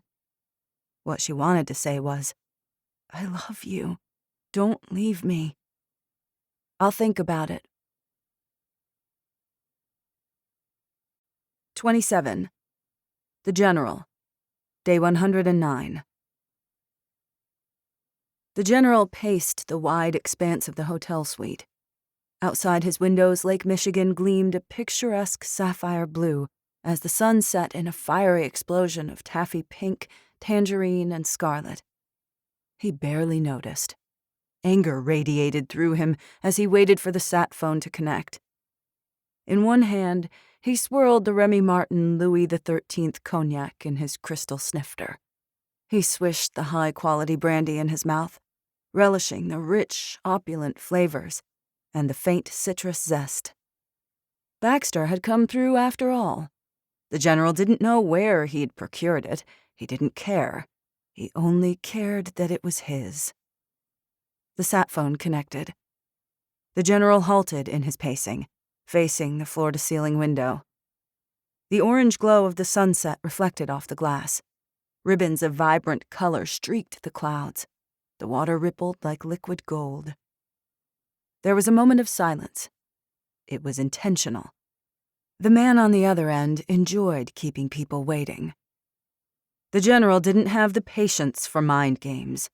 He preferred to orchestrate them himself and loathed when others attempted the ploy. Don't waste my time.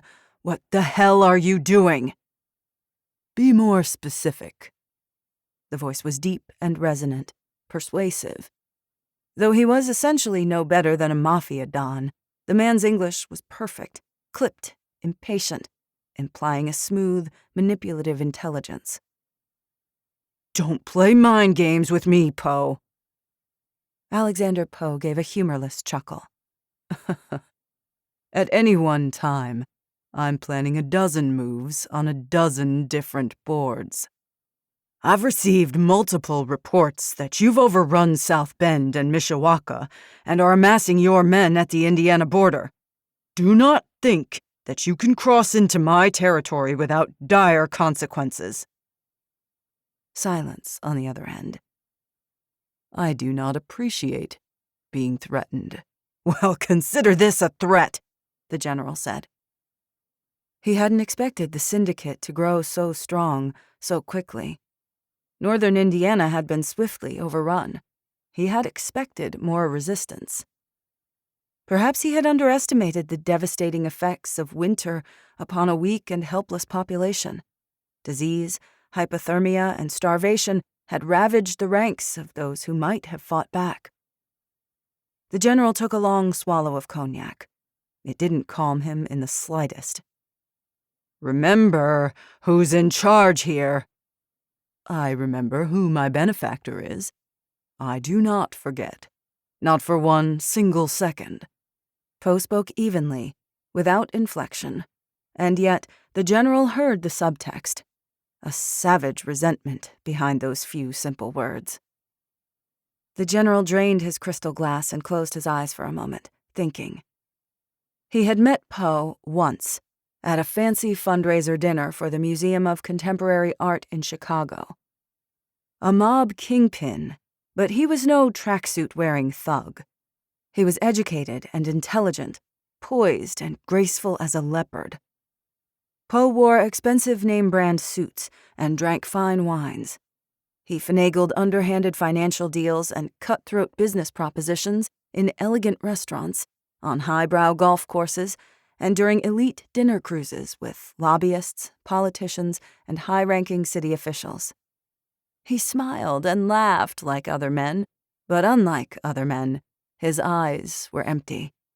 He was utterly ruthless, with no family, friends, or loyalties, ambitious and greedy. Not unlike the general himself. They both desired the whole world on a platter. Poe had had the manpower. His syndicate formed a wide network of thugs, gangsters, and criminals he'd built over 2 decades, ruling the underbelly of crime in Chicago. But he couldn't do real damage without upgrading his weaponry.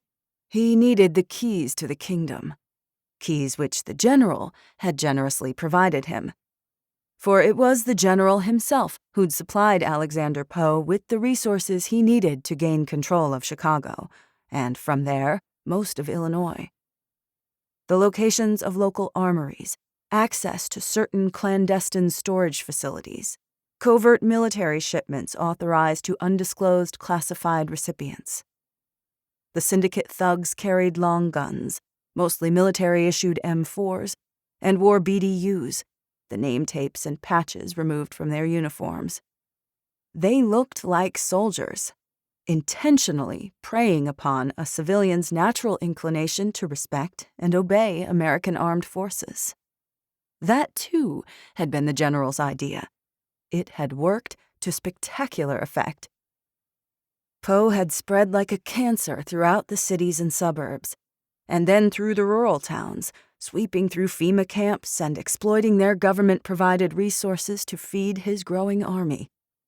Whatever he didn't need, he often burned or killed, leaving large swaths of death and devastation in his wake.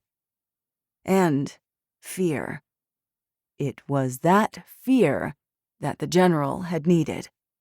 It was the fear he'd manufactured, then exploited to serve his own aims. With the chaos in Illinois at a controlled boil, Governor Duffield and the remnants of the state legislature had capitulated to their own terror. The governor had willingly handed over the reins of power. After all, he who controlled the army held the government by the balls. Poe had served a valuable purpose, but that purpose was now waning. He would soon outlive his usefulness. Byron, you sound upset. Did I piss in your Cheerios? The general clenched his jaw, seething. From the beginning, Poe had insisted on calling him Byron rather than by his title, a subtle slight that the general had overlooked. He regretted that now. The general had Poe handled, but he was not an enemy to underestimate. Don't forget your place, the general spat. Poe laughed. I have many places. My favorite is the top of the dog pile. Do not step foot inside the Michigan border. I gave you the FEMA camps. I gave you Illinois. Hell, I even let you have Indiana. I have enough cornfields already, and I took Illinois and Indiana myself. Do not make light of this. A pause.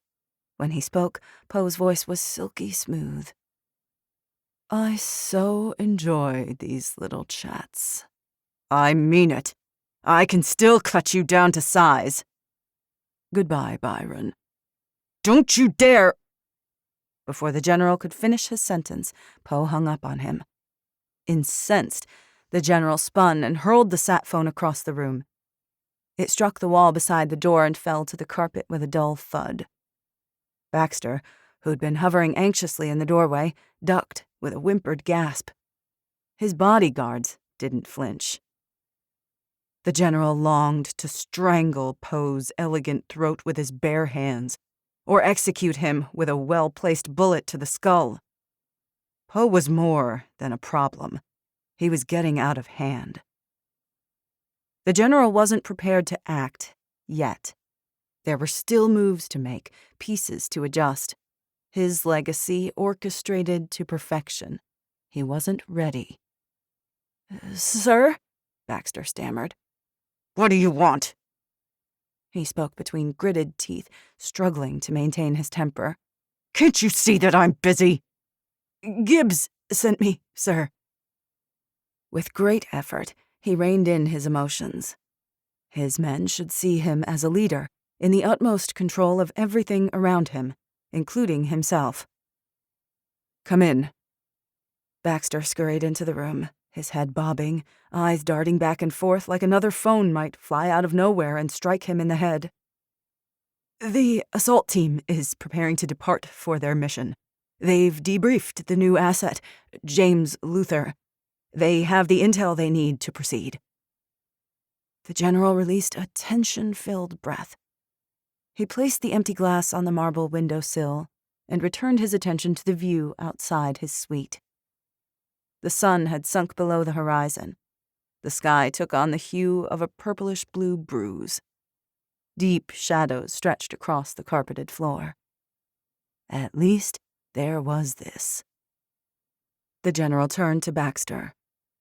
Remember, don't touch Winter Haven. Make sure they're discreet. Baxter bobbed his head. Of course. The general thought of his daughter. Tell Gibbs to send them. 28. Hannah. Day 110. Hannah awoke to silence. Her eyes snapped open. She stared straight up into the darkness hovering above her, blinking groggily. She sat up, swung her legs over the side of the bed, and stuck her bare feet into the slippers on the floor. Her heart felt like it was about to pound right out of her chest. Her pulse thudded, her palms damp. She strained her ears, listening.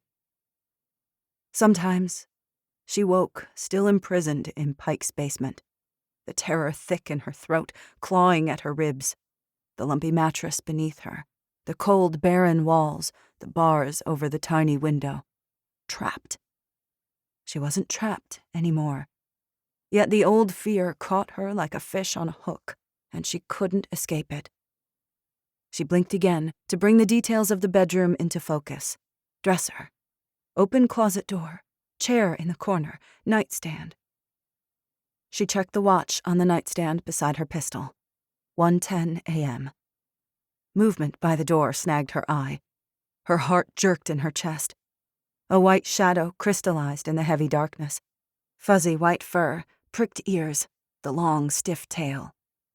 Ghost crouched at the bedroom door. Her brain registered his low, barely perceptible growl.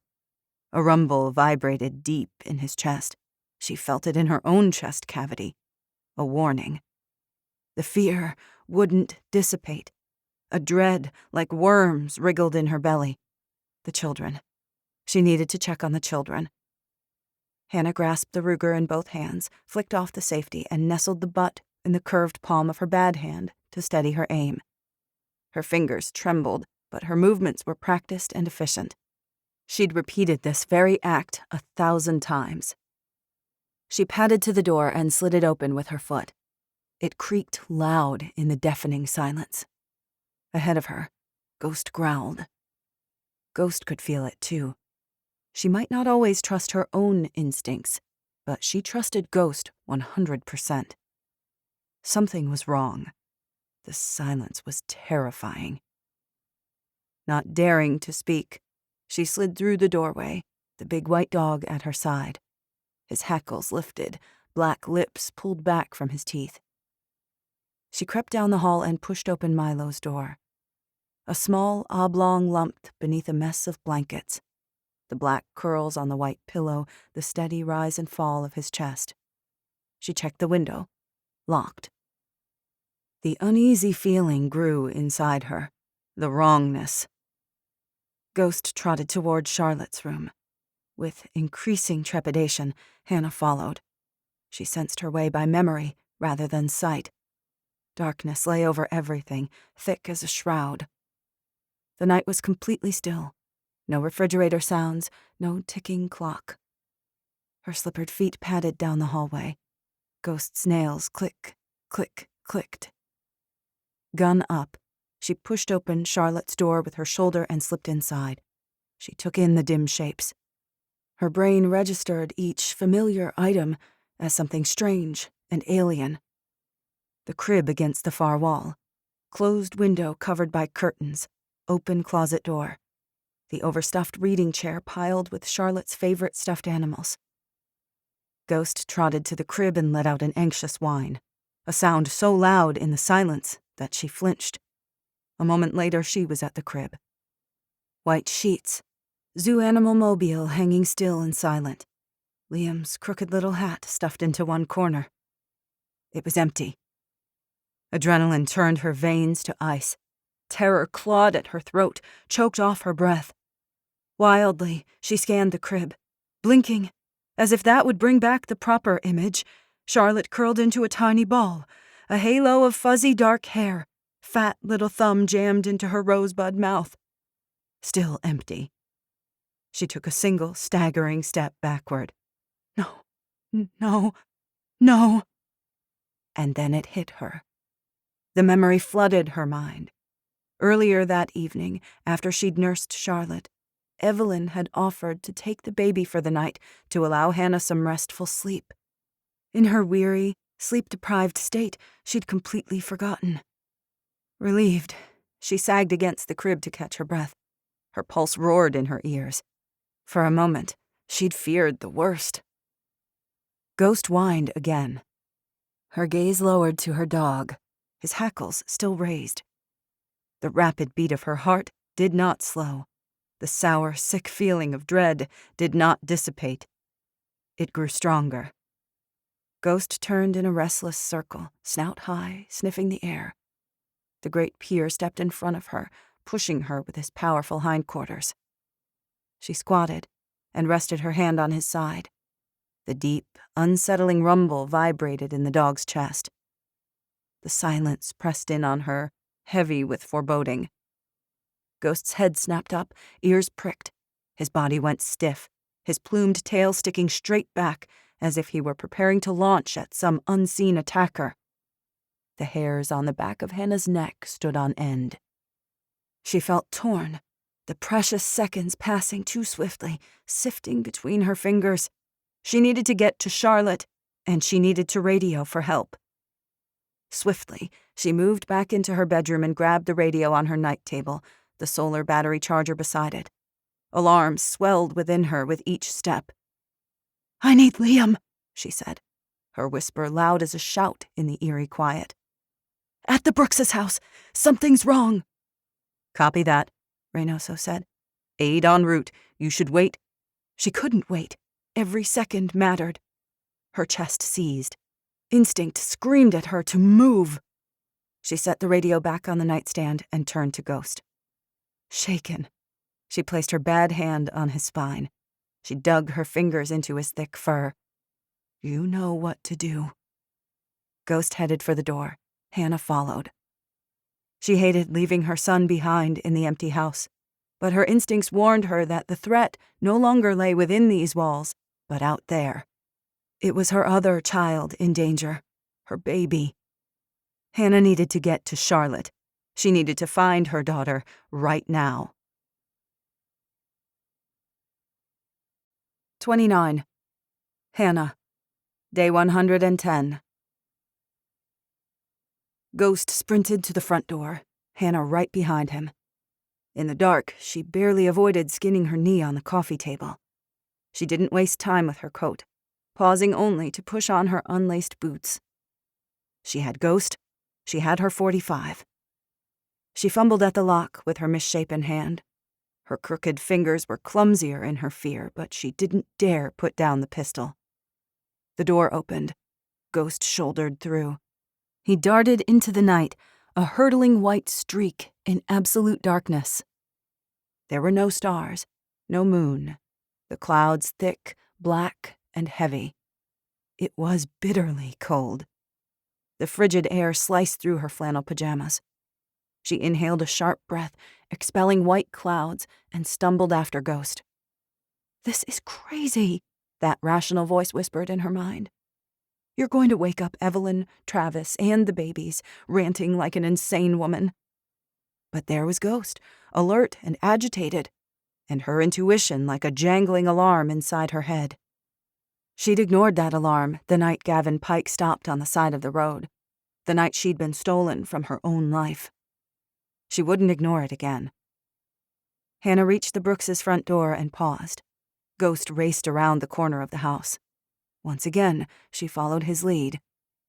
In the distance, thunder rumbled. Electricity crackled in the frigid air. She strained her ears for any sound. The squelch of wet, matted grass beneath her boots. The scent of wet earth filled her nostrils. It smelled like rain. And something else. The whiff of cigarette smoke. Dread scrabbled up her spine. Hannah hurried to the rear patio and felt her way between the patio furniture. Her boots crunched broken glass. The slider door was half open. Evelyn and Travis were too careful to leave a door unlocked, let alone open. Someone had broken in. Someone was inside the house. For an instant, she froze, bracing against a shot of liquid fear. Her scalp tingled. That old familiar darkness descended, stealing her thoughts, blackening her mind, taking her away. She did not give in to it. She fought against the nothingness with every ounce of her strength. What had once protected her from the worst horrors imaginable now threatened everything she held dear. Hannah breathed in, breathed out. Cold air stung her cheeks. The heft of the .45 in her hands. Her dog pressed against her thigh, whining, scratching at the door to get in. Her baby in grave danger. Evelyn and Travis, too. With tremendous effort, she came back to herself. Hannah forced the broken slider open. Ghost leapt through the slider. With a great booming bark that shook the night, he surged inside. Heart in her throat, Hannah ran after him. Through the darkened living room, bumped into the sofa, knocking over an end table, nearly tripped, but she stumbled to her feet and raced toward the pitch-black hallway. No thought for stealth, only speed. Sheer panic drove her on. Ghost's savage barking echoed off the hallway walls and rang in her ears. He shot down the hall, a flare of bright white flame, and burst into the doorway to LJ's room. Hannah scrambled into the room, gun up, pulse roaring. Heavy shadows were everywhere.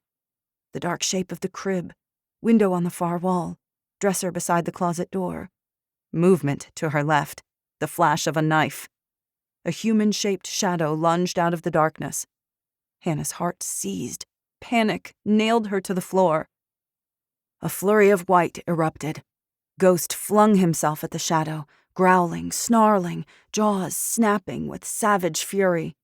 140 pounds of solid mass barreled into human flesh, knocking the assailant backward into the crib.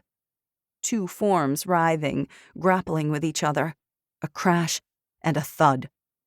The assailant shrieked. The sound cut off abruptly by a wet crunch. Wrenching and tearing, mangled cries. Ghost crouched atop the fallen figure, ripping his throat from his body. From the crib, an infant's incensed cry rang out. For a second, she thought it was Charlotte. Then she recognized LJ's scratchy wail. She started for the crib, her only thought for her baby. "Don't move," a gravelly voice said. A second assailant stood in front of the window. A dark, hulking figure, dressed in black, his shape bulky with tactical gear. 10 feet away. A bundle squirmed in his arms. Charlotte. The bundle shifted to the left as he adjusted his hold, clutching the child in one arm. Charlotte squealed in protest. The glint of a muzzle barrel rose toward Hannah. Time slowed. No time to think, to weigh the pros and cons, evaluate the risks. If she didn't act, she was dead, and Charlotte gone. She acted. Hannah lifted the .45 with both hands, braced the butt with her bad hand, aimed to the right of center mass, exhaled, and squeezed. The pistol bucked in her hands. The shot exploded in her ears. The assailant jerked. He yelled a ragged curse. Charlotte and LJ screamed louder. Instinct and training took over. She lowered slightly and fired again. His body spun to the right. With a thud, the bundle in his arm dropped to the carpeted floor. Hannah flinched. Her mind screamed in fear and outrage, but she kept her focus. Fired a third time, aiming for his pelvis below his body armor. He stumbled backward. He lost his footing and smacked into the wall, then sagged beneath the window. Sounds came from behind her, muffled and distant. Raised voices, cries of alarm. Someone shouted something, words that made no sense. Her ears rang. Light bobbed along the hallway, bathing the nursery in flaring shadows. Dimly, she sensed Evelyn and Travis crowding into the doorway behind her. Every fiber of her being longed to rush to her child, but she couldn't. Not yet. She couldn't focus on anything but eliminating the threat. She knew better than to turn her back on a wounded animal, especially the humankind. She strode toward the assailant and loomed over him. Blood leaked from his right shoulder. It pooled beneath him from a hole in his groin. He twisted away from her, cursing and gasping. He crawled, scrabbling along the floor in search of his weapon. It fell when he'd dropped her daughter. She kicked it away. He looked up at her, expression twisted in pain and hatred. Coal black eyes, narrow cheekbones, grizzled beard. "You little b—" Hannah planted her feet and aimed between his eyes. "No one messes with my family." 30. Hannah. Day 110. "Wait!" Liam's voice thundered through the nursery. He shouldered into the room and sprinted to her side, Bishop right behind him. "Don't shoot him!" Hannah hesitated. Bishop trained his Heckler & Koch .45 with the extended suppression barrel at the assailant. Liam put a firm hand on her forearm and lowered her pistol. "We need him alive." She stood, swaying on her feet, blinking and uncertain, her pulse a roar in her ears. "But I have to." "I'll do it, Hannah." Still holding the Glock, he grasped her shoulders and gazed into her eyes. It's over. We'll take it from here. She nodded dully. It took 3 tries to flick on the safety and slip the .45 into her pajama pocket. Someone had brought in a lantern. Liam? Or Travis? She didn't know. Charlotte and LJ? Liam asked tersely. LJ's fine, Travis said. We need to check Charlotte. Hannah saved her from that dirtbag. And Milo? Liam asked. He's at the house, sleeping. I'll send Perez over to stay with him. Bishop unhooked his radio. Any other assailants? Only 2. Ghost got that one, she said, suddenly lightheaded. The adrenaline dump seized her. Waves of dizziness washed over her, her legs going weak and rubbery. Liam and Bishop had things under control. Charlotte. She needed Charlotte. She staggered across the room and crumpled to her knees. Charlotte, I'm here. I'm right here, honey. The baby waved her chubby arms, screaming and red-faced, her eyes squeezed shut in outrage. No visible wounds, but a rug burn reddened her left cheek. Hannah couldn't breathe, couldn't think, her stomach in horrified knots. What if her neck was broken, or her spine misaligned, her skull bruised, or worse? Don't move her. Evelyn knelt beside Hannah, dressed in silk pajamas, her black hair in disarray. Let me check her first. Against her every instinct, Hannah sank back as Evelyn examined the baby, monitored her vital signs, and checked for internal injuries. Travis collected LJ from the crib and cradled him to his chest, rocking him gently and whispering in his ear. The baby's desperate cries hushed to hiccuping whimpers. Liam and Bishop dragged the wounded assailant to the corner and shoved him up against the closet door. After frisking him, Liam knelt while Bishop stood watch at the window. The assailant whimpered and begged for mercy. Liam offered him none. I think that one's good and dead now, buddy, Travis said to Ghost. The dog's jaws were locked around the neck of the first assailant. Ghost gave a last vicious shake of his head. With a snarl, he released his prey.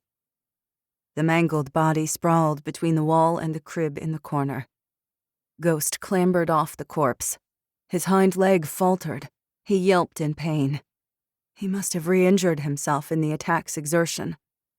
Undaunted, he hobbled across the room toward Hannah. Crouched protectively over Charlotte's tiny form, Ghost glared at Evelyn. A menacing growl rumbled from his throat. His ears flattened, his jowls pulled back from his wet red fangs. Evelyn froze. One hand pressed to Charlotte's chest, Ghost's jaws inches from her wrist. In a heartbeat, he could snap her bones to splinters. The Great Pyrenees was huge in the small dark room, all teeth and claws, his thick fur spattered with blood. He looked wild, half crazed with bloodlust, like a savage beast from fairy tales, a demon wolf from the underworld. He was ferocious, acting on instinct to guard his precious charge from all creatures not in his herd. Hannah stretched out her bad hand and placed it on Ghost's wet muzzle, his panting breath hot on her palm. Her fingers brushed razor-sharp teeth.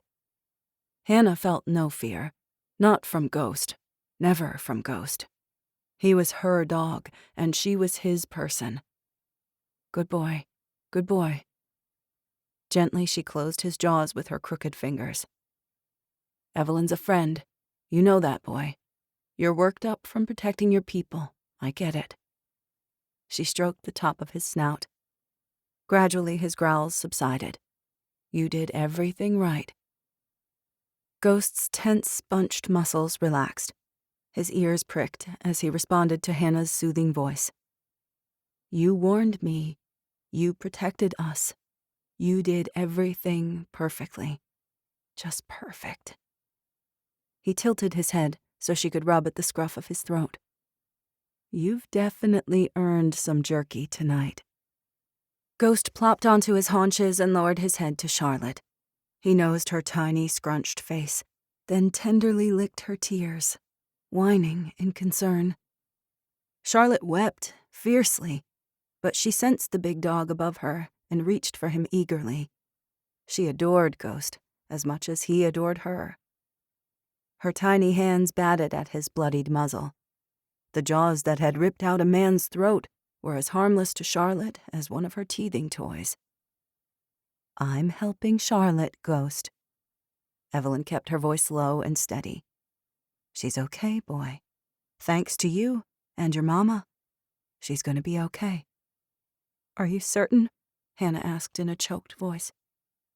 Evelyn turned her head to meet Hannah's gaze. She kept her movements slow and cautious. "She's okay, honey. A contusion on the back of her skull that will watch, but she's fine." "Oh, thank God." Pure relief flooded her veins. Hannah scooped Charlotte into her arms and held her against her chest. Her daughter's small, shuddering body sank into hers. Charlotte nestled her head into the crook of Hannah's neck. Hannah cradled her, rocked back and forth on her knees, and crooned sweet nothings against her soft head. In the warm embrace of her mother, Charlotte's wails subsided. Ghost pressed close, leaning into her side and anxiously snuffling Charlotte's cheeks like he wasn't taking Hannah's word for it. He needed to ensure his people's well-being for himself. "We have visitors," Bishop said. "Friendlies." Footsteps pounded outside in the hallway. Ghost raised his head, ears perked. Instead of growling, he let out a welcoming chuff. "Who do I need to shoot?" Molly shuffled into the room, limping heavily without her cane, the Mossberg gripped firmly in two wrinkled hands. Quinn shoved in behind her, holding the AR-15 in the low ready position, her face bone-white with fear and adrenaline. She took in the nursery's utter disarray. "Is anyone hurt?" "It's over," Hannah said. "We're okay." "Darn it," Molly said. "I'm always late to the party." Evelyn grimaced.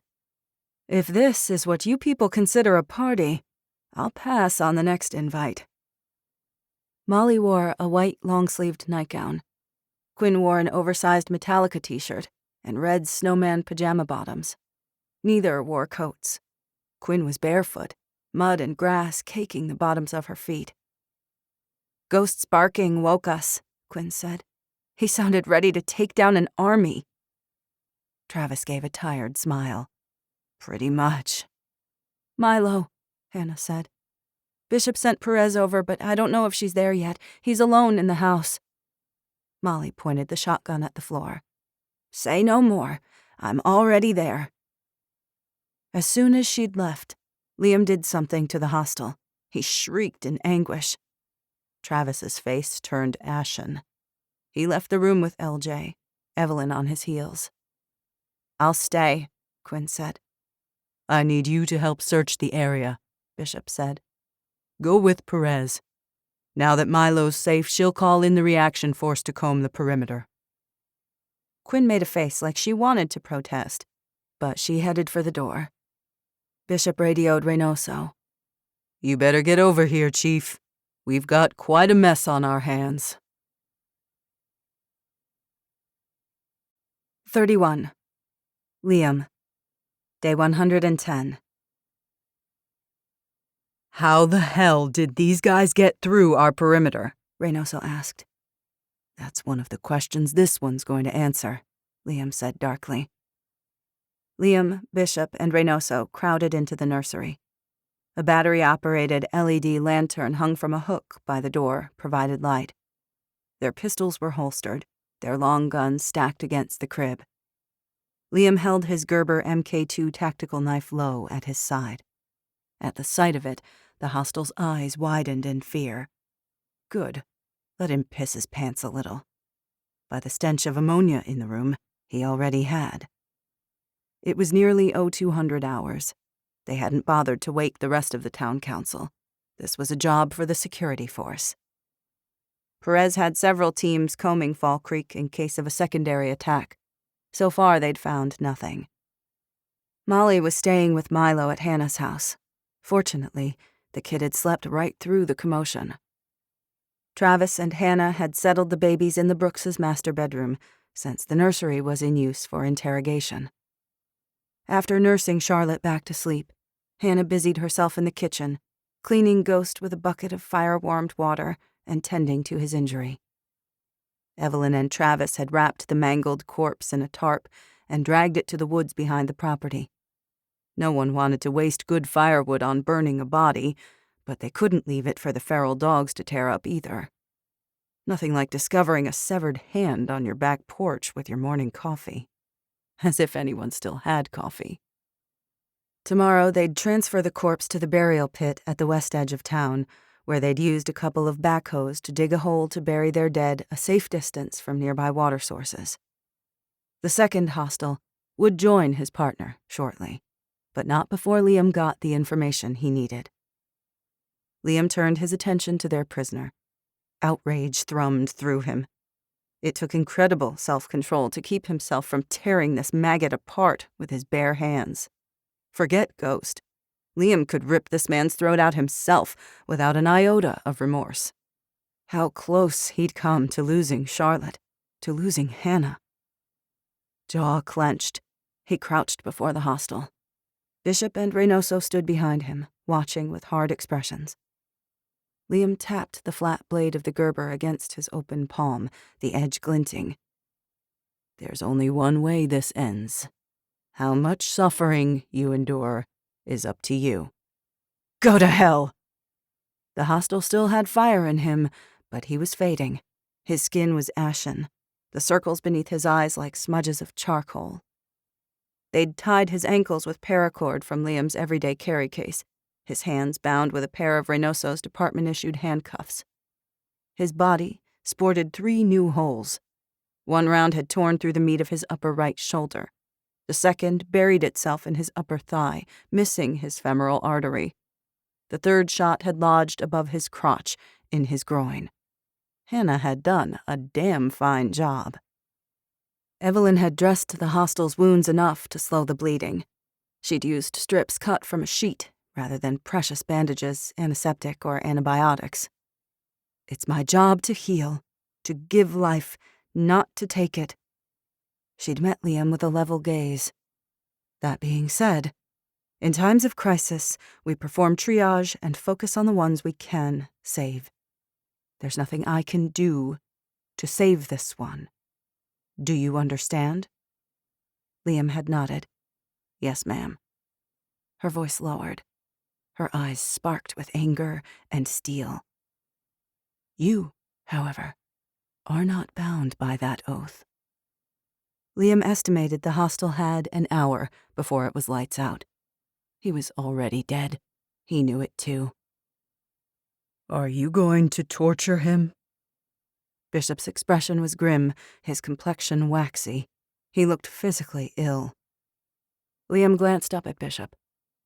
We know he's guilty. There's no question. This is our only opportunity to glean crucial intelligence. You know that. He raised his voice. If he tells the truth, I won't touch him. Bishop raked a hand through his afro and gave a resigned sigh. What I know in my head and what I feel in my heart are 2 different things. It doesn't feel right. It felt fine to Liam, but he didn't say so. He gave Bishop an out. Why don't you radio Perez and link up with her reaction force? Make sure we're clear. Bishop nodded, relief on his face. He turned on his heel and marched from the room. Bishop was an honorable man, a better man than Liam. This moment might haunt his nightmares later, but he could live with that. It had to be done to protect the people he loved. Liam shifted his gaze to Reynoso. You in or out? Reynoso's bronze skin looked distinctly pale, but he didn't waver. The man was solid as a rock. Do what you've got to do. Liam returned his attention to their prisoner. Who sent you, and why? I'm not telling you anything. Liam leaned forward and poked the tip of the knife into the man's wounded shoulder. The prisoner howled. Liam continued with his work. Within a few minutes, the hostel was writhing in agony. Liam eased back. Let's start a little easier, shall we? What's your name? Jenkins, the man said. That's better. Who are you? Security contractor. Liam nodded. The hostel's Sig Sauer M17 and M4 carbine were Army-issued. He carried himself like former military. How did you sneak past the perimeter? Jenkins's mouth pressed into a thin line. How did you get in? Go screw yourself. Liam went to work again. The prisoner squealed in anguish. Liam worked harder. On foot, Jenkins said. By bike, on Boone Trail. Then we hiked in through the woods to avoid the blockades and patrols. It made sense. Fall Creek's security teams had enough warm bodies to watch the roads, which were the most likely entry points. Liam had stationed a few observation posts in the woods, but not enough. For anyone truly determined, especially on foot, there were 100 points of entry to breach the perimeter. Who sent you? Jenkins refused to answer. Things progressed for several minutes. Finally, he broke. General Sinclair! It was the general who gave the orders. We're acting on government authority. To murder children? Not murder. We were supposed to take her and bring her to the general. That's all. How did you know which house was hers? The hostel winced. The general knew. He had a map of the town and circled the road and the house. Once we penetrated the perimeter, we surveilled the house all afternoon. I saw the woman bring the baby here. We waited until everyone was asleep and in between patrols. Then we broke in. Get in, get the baby, get out. Those were our orders. There are 2 babies. You were after them both? Just the girl. Didn't know there was another kid. Almost grabbed that one by accident. It was the girl he wanted. Why? How am I supposed to know? Liam went at him again. The hostel convulsed like electric volts were shooting through him. When he could speak again, he said, The kid is related to him. A granddaughter? Great-granddaughter? I don't know. Hell, it hurts. Shaken, Liam sat back. Cold sweat broke out on his brow. His mind whirled, cycling through the possibilities, the ramifications, what this meant for them, for Fall Creek, and for Hannah. The general knew. Rosamond hadn't shown a shred of interest regarding her blood ties to her granddaughter. Evidently, her father felt differently. That mealworm scumbag Sutter had told the general about Charlotte. Or else Luther had. Maybe Luther was playing both sides. If he was, Liam would find him and fillet his skin from his skeleton.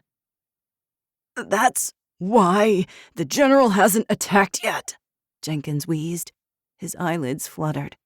His makeshift bandages leaked thick, dark blood. A widening puddle stained the carpet beneath him. Just waiting on the kid. He's gonna blast you terrorists to hell. Once he had the intel he needed, Liam gave Jenkins a quick death, as he'd promised. He stood slowly, back, twinging, and wiped his hands on a towel. He cleaned his tactical knife and sheathed it. Sickened, he turned from the corpse. He'd done what he had to do. If it meant he kept his loved ones safe, he would let his soul burn for eternity. What does this mean? Reynoso asked, dismayed. Liam couldn't answer him. He needed to talk to his spy. He needed information. He seized the radio, switched to the correct channel, and radioed Luther. The radio hissed static. There was no answer. It wasn't their prescribed check-in time. Besides, without the repeater stations, the radio was out of range. Dread settled in his gut like a block of ice. Liam tried again and again. Again and again. Nothing. 32. Hannah. Day 110. It's not over, Hannah whispered. It is for tonight, Liam said. You're safe now. She didn't feel like it. Try as she might, she couldn't still the fear pulsing through her. She couldn't stop trembling. Reynoso and Perez had conducted a thorough search of Fall Creek, and Liam had ordered increased patrols and 24/7 surveillance of Hannah's house. He refused to leave her side. Lightning flashed outside the window. A moment later, thunder rumbled. A storm was coming. Hannah was back home, Liam with her. They sat on the sofa, Milo and Charlotte asleep in their beds. The fire crackled in the fireplace as orange shadows flickered along the walls. Ghost stretched out in front of the hearth, alert, but rested his head on his front paws, his brown eyes watching their every move. Every so often, he'd nose his injured hind leg and give a plaintive whine. It was 3 a.m. Neither she nor Liam had slept. Anxiety wound a knot in Hannah's belly and wouldn't let go. Her mind kept rewinding and replaying the night's events. What if I'd missed? What if Charlotte was seriously hurt? What if... You did everything right, Liam said. She could have died. LJ, Milo, Evelyn, and Travis. They didn't. You can't beat yourself up about what might have been. She nodded dully. You did good, Liam said, pride in his voice. The bad guys are dead, and you aren't. Charlotte is safe. You're safe. I killed a man tonight. You did what you had to do. She stared at the fire. The flickering flames danced and blurred. I didn't miss, Liam. I was scared to death, but I didn't miss. Not like before. She remembered the night of the blizzard, trapped in the house with Pike. The confrontation in the hallway when she could have shot him dead, but missed, her hands shaking with panic, her bad hand unusable. How much had changed. She had changed. She was stronger, still afraid, but fear wasn't a lack of courage. True courage was action in the face of fear, and she'd acted. That makes you strong, Hannah. She looked at him with burning eyes. He wants you dead. He wants my baby. He's not going to get what he wants. She shuddered. This family is poison. It's like they never die. When Pike was chasing us, that's how it felt, like he was the devil himself.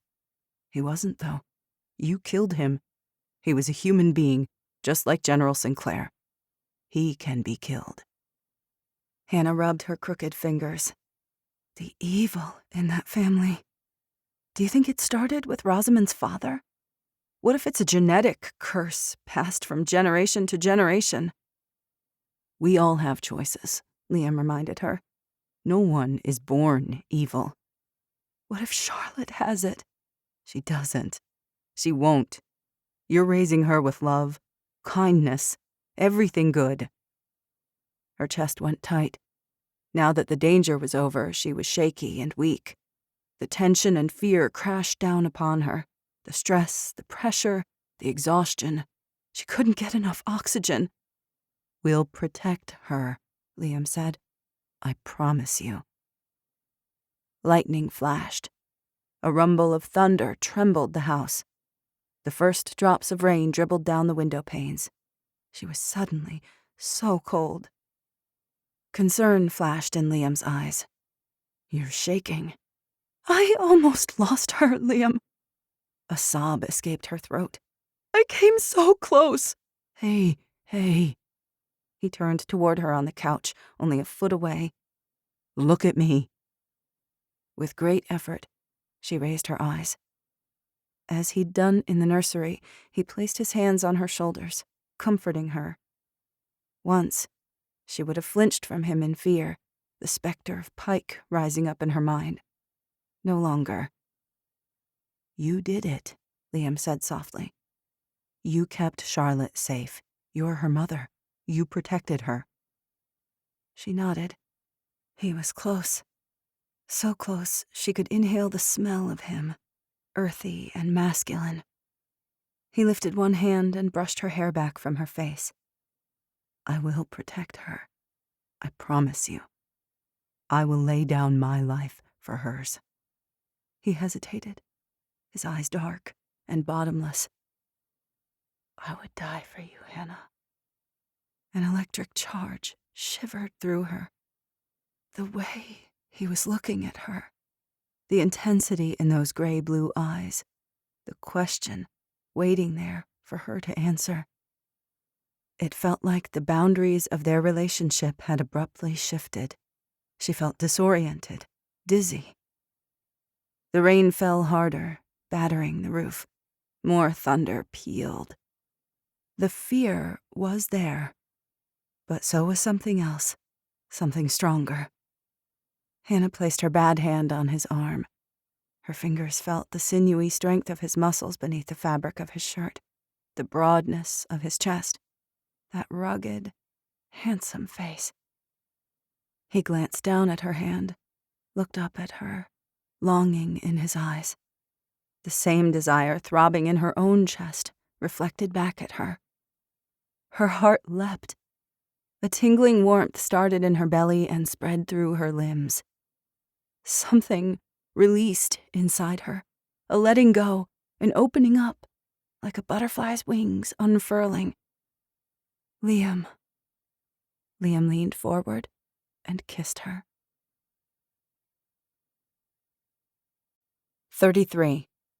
Liam. Day 110. Liam kissed the woman he loved. Gently at first, then deeply, fiercely. And then his hands were cupping her face, fingers tangled in her hair, drawing her close. Liam was a soldier, a tough, battle-scarred warrior. And yet butterflies swarmed in his belly, sparks flaring beneath his skin at her touch. Together, they had traveled 200 miles of hostile winter terrain. They'd escaped a madman. They'd made it to Fall Creek and forged a home amid savagery and chaos.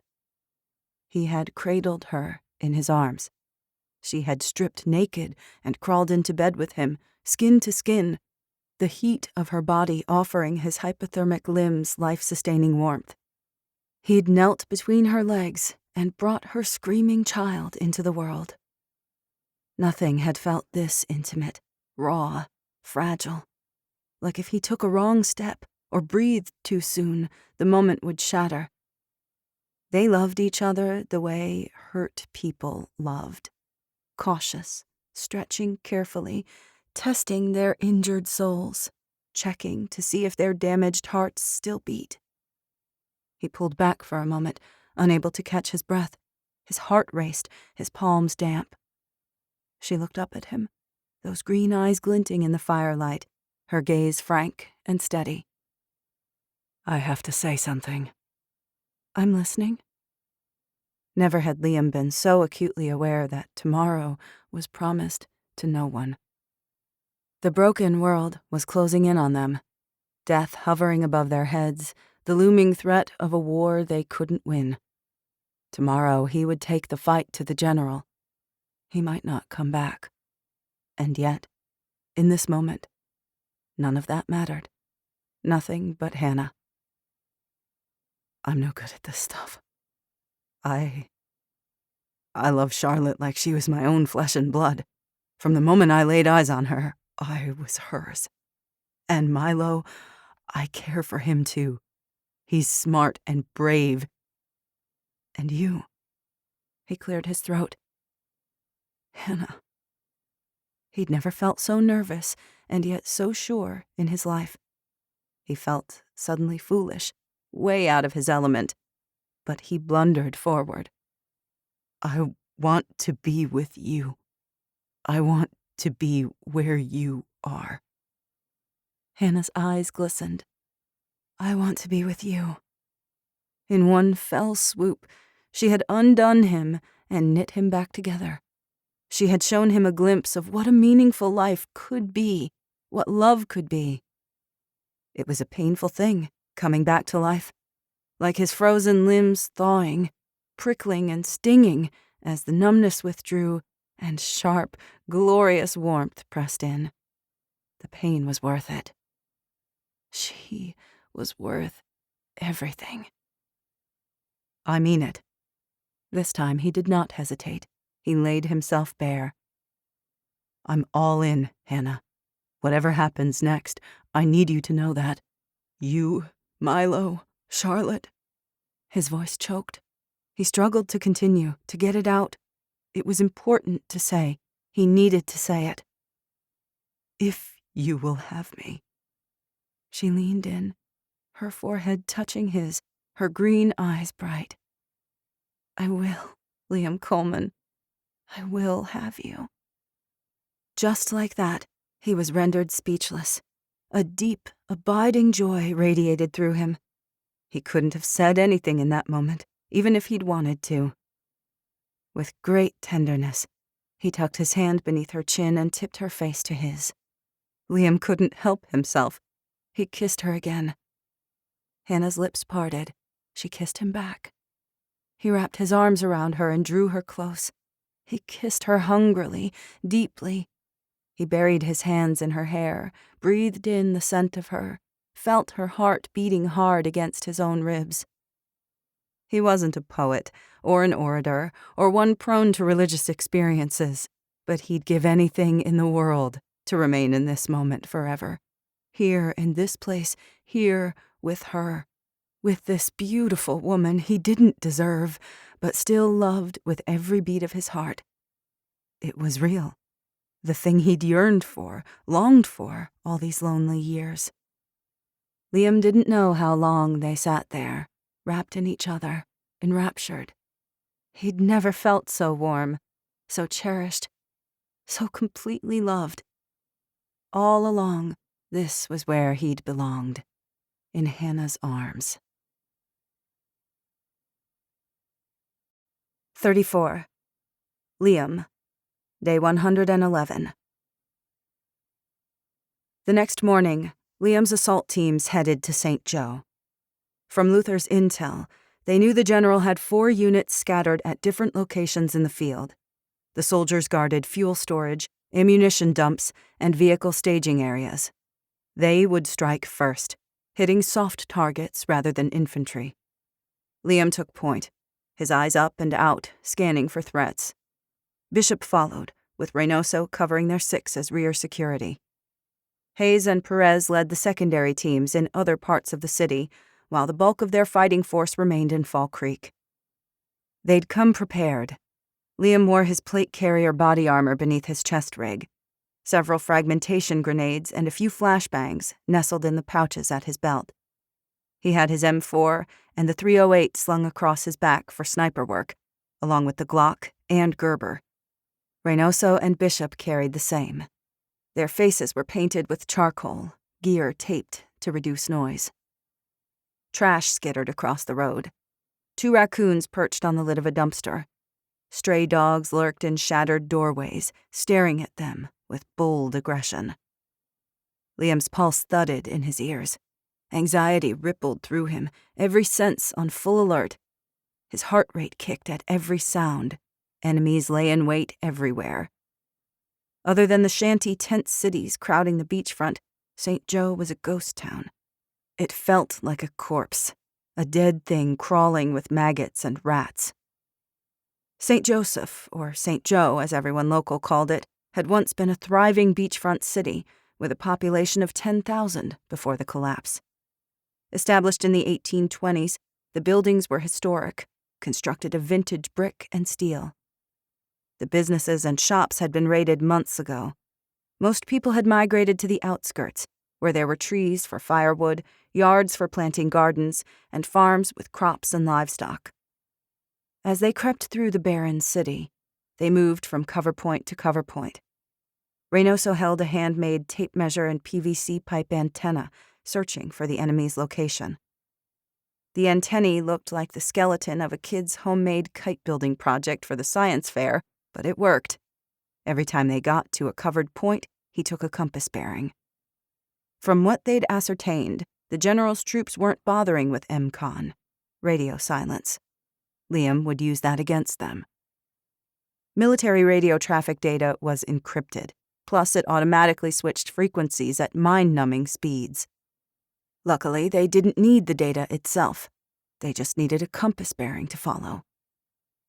Jamal and Dave had put their heads together to build homemade directional antennas made from a tape measure with steel tape, PVC pipe, stainless hose clamps, electrical tape, 50-ohm coaxial cable, and a receiver with an S-meter to locate directional signals.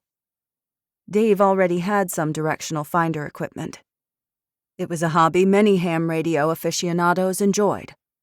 As Dave proudly informed him, the popular sport was known as amateur radio direction finding, or ARDF. Like ham radio, the gear was primitive, and most of it had survived the EMP. They'd hunted the source of the transmission via triangulation. With the homemade antenna, Reynoso took multiple compass bearings at separate locations along the lines of the transmissions. Where the lines crossed on the map pinpointed the location of the unit. Perez's team had a similar antenna. They'd tracked down the ammo dump several blocks away on Port Street and were awaiting the signal. 3 blocks from their target, Liam bladed his body and crept around the corner of a boutique coffee shop, weapon up and scanning, as Bishop came out behind him, searching to the left. Twice, they glimpsed movement on rooftops, overwatch, and took great care to avoid detection. They kept to the shadows, alleys, and doorways. Like invisible wraiths, they moved past boutique shops, tourist traps, and hotels. A vacation home rental office with a placard in the unshattered window advertised beachfront homes for $500 a night. In dripping blue paint, someone had sprayed, "Free housing," followed by expletives across the glass. Inside the building, it smelled rancid, like death. Block by block, they closed in on their target. The General's Command and Control Center, the Boulevard Inn, was too well defended to attack. The building was 6 stories of beige stucco, steel, and glass. The National Guard had blocked the roads surrounding the hotel. Roving patrols protected the perimeter, with guards posted inside the hotel, fortified entry and exit points, plus 2-man sentry teams on each block. According to Luther's intel, each checkpoint boasted an M60 belt-fed machine gun. Though the General's mercenaries were fair game, Liam would not willingly kill an American serviceman or woman. It was the only way he could live with himself. By the expressions on his team's faces, they felt the same. With caution, they approached Broad Street, passing cafes, bars, a bank, and a lawyer's office. The streets were deserted, the streetlights shattered, the air still but for the distant rumble of the Humvee patrol roaming the empty streets. Stacking up behind the pillar, they moved out, scanning the rooftops, Bishop going left, Liam right, Bishop low, Liam high, with Reynoso guarding their 6. Their every movement was choreographed in perfect concert, 3 bodies acting as one efficient, lethal organism. His heart pounded, the adrenaline rush pouring through his system, amping every sense. He was in his element. He could hardly admit it, even to himself, how much he missed this part, working together as a team, belonging to a brotherhood, knowing with 100% certainty that your partner had your 6, no matter what. The growl of engines drew closer. His adrenaline spiked. Liam halted and held up a fist. Swiftly, his team hid themselves as a 4-man patrol swept down Lake Boulevard. The patrol drove 2 Humvees with turret-mounted M2s and weren't hard to miss or evade. It seemed more like posturing, a warning for desperate citizens to steer clear or face the consequences. These soldiers weren't here to hand out water bottles and toothbrushes. Once the patrol passed, Liam's assault team kept moving. With the makeshift antennae, Reynoso directed them to the soft target location about 8 blocks from the Boulevard Inn. The bulk of the General's transport and fuel supplies were tucked into the 2-story parking garage between a wine store and an auto insurance business. 4 soldiers guarded the entrance, separated into 2-man teams. There likely wouldn't be anyone inside, just the sentries outside along the perimeter, 3 males and 1 female. 2 were armed with M60 machine guns and wore body armor with ceramic plates. The soldiers looked grim, bored, and miserable, their posture lax, shoulders drooping. The lack of electricity was taking its toll, the hunger, constant discomfort and sleep deprivation, separation from friends and family. They were soldiers, but they weren't battle-hardened special operators. Many were probably torn between their duty to country and their responsibilities to loved ones. Each day, they waged an internal battle, a struggle between honor and shame, duty and family. They didn't know it, but they were following the orders of a sociopath who didn't care whether they lived or died, or if their loved ones were safe, sheltered, and fed. Liam massaged the trigger guard, every muscle taut, his stomach knotted with misgiving. A fresh surge of loathing struck him. Yet another Sinclair, forcing his hand, making him choose between impossible options. Instead of the peace he longed for, he was going to war. Alpha Team 3, this is Alpha 1, Bishop said into his radio. We're in position. There was no response. They were out of range. Liam looked at his watch. They knew communication was going to be crap, so they'd timed the attack. Any second now. Several miles away, Hayes led a team to create a diversion. Using a homemade napalm mixture, they'd set a TJ Maxx ablaze. The general's scouts would send a team to investigate. Once the unit responded to the diversion, the secondary team would ambush them and pin them down, hopefully without taking casualties. In response, the general would send his reaction force, tying them up and wasting precious fuel and ordnance. Utilizing Michigan's rolling terrain to their advantage, Hayes had set up an ambush location at a choke point between 2 exposed hills. They were dug in behind rock and dirt berms to protect them from the M2's firepower. The long-range ambush would reduce the guards' effectiveness while allowing Team 3 to break contact before the soldiers could strike back. It was one of the Taliban's favorite tactics. They'd constructed an IED to detonate ahead of the armored vehicle, designed to disable it without killing its occupants. When the guardsmen jumped out of the Humvees to scramble for cover, Hayes' team would open fire on the vehicles to disable them before making a quick exit. Team 3 would then head back to set up another ambush along M139 in case Liam or Perez were pursued. As Hayes engaged the general's forces outside the city, Liam's team would eliminate a significant portion of the general's transports and fuel, while Perez's team targeted the ammo dump site. Anxiety crackled through him. No plan survived first contact with the enemy. There were 100 ways this could go sideways, though he'd analyzed each one a dozen times, the stress points and weaknesses. He'd planned for contingencies, had backups to his backup plan, multiple exit strategies. It still might not be enough. Liam settled down to wait, the only sound his own shallow breathing, constantly scanning all sides of their position, checking windows, doors, and roof lines, attuned to the slightest sound, the most imperceptible movement, the telltale glint of a scope. A minute later, the growl of several engines shattered the still air, the general's quick reaction force. 7 Humvees roared north toward Hayes' team. 30 seconds later, 4 more Humvees roared past, loaded with men, weapons, and ammo. Liam, Bishop, and Reynoso exchanged tense glances. Liam's heart rate slowed, his breathing steadied. He was in the zone. This was it. They would only get this one chance to strike first. They'd better make it count. 5 minutes later, it was go time. 35.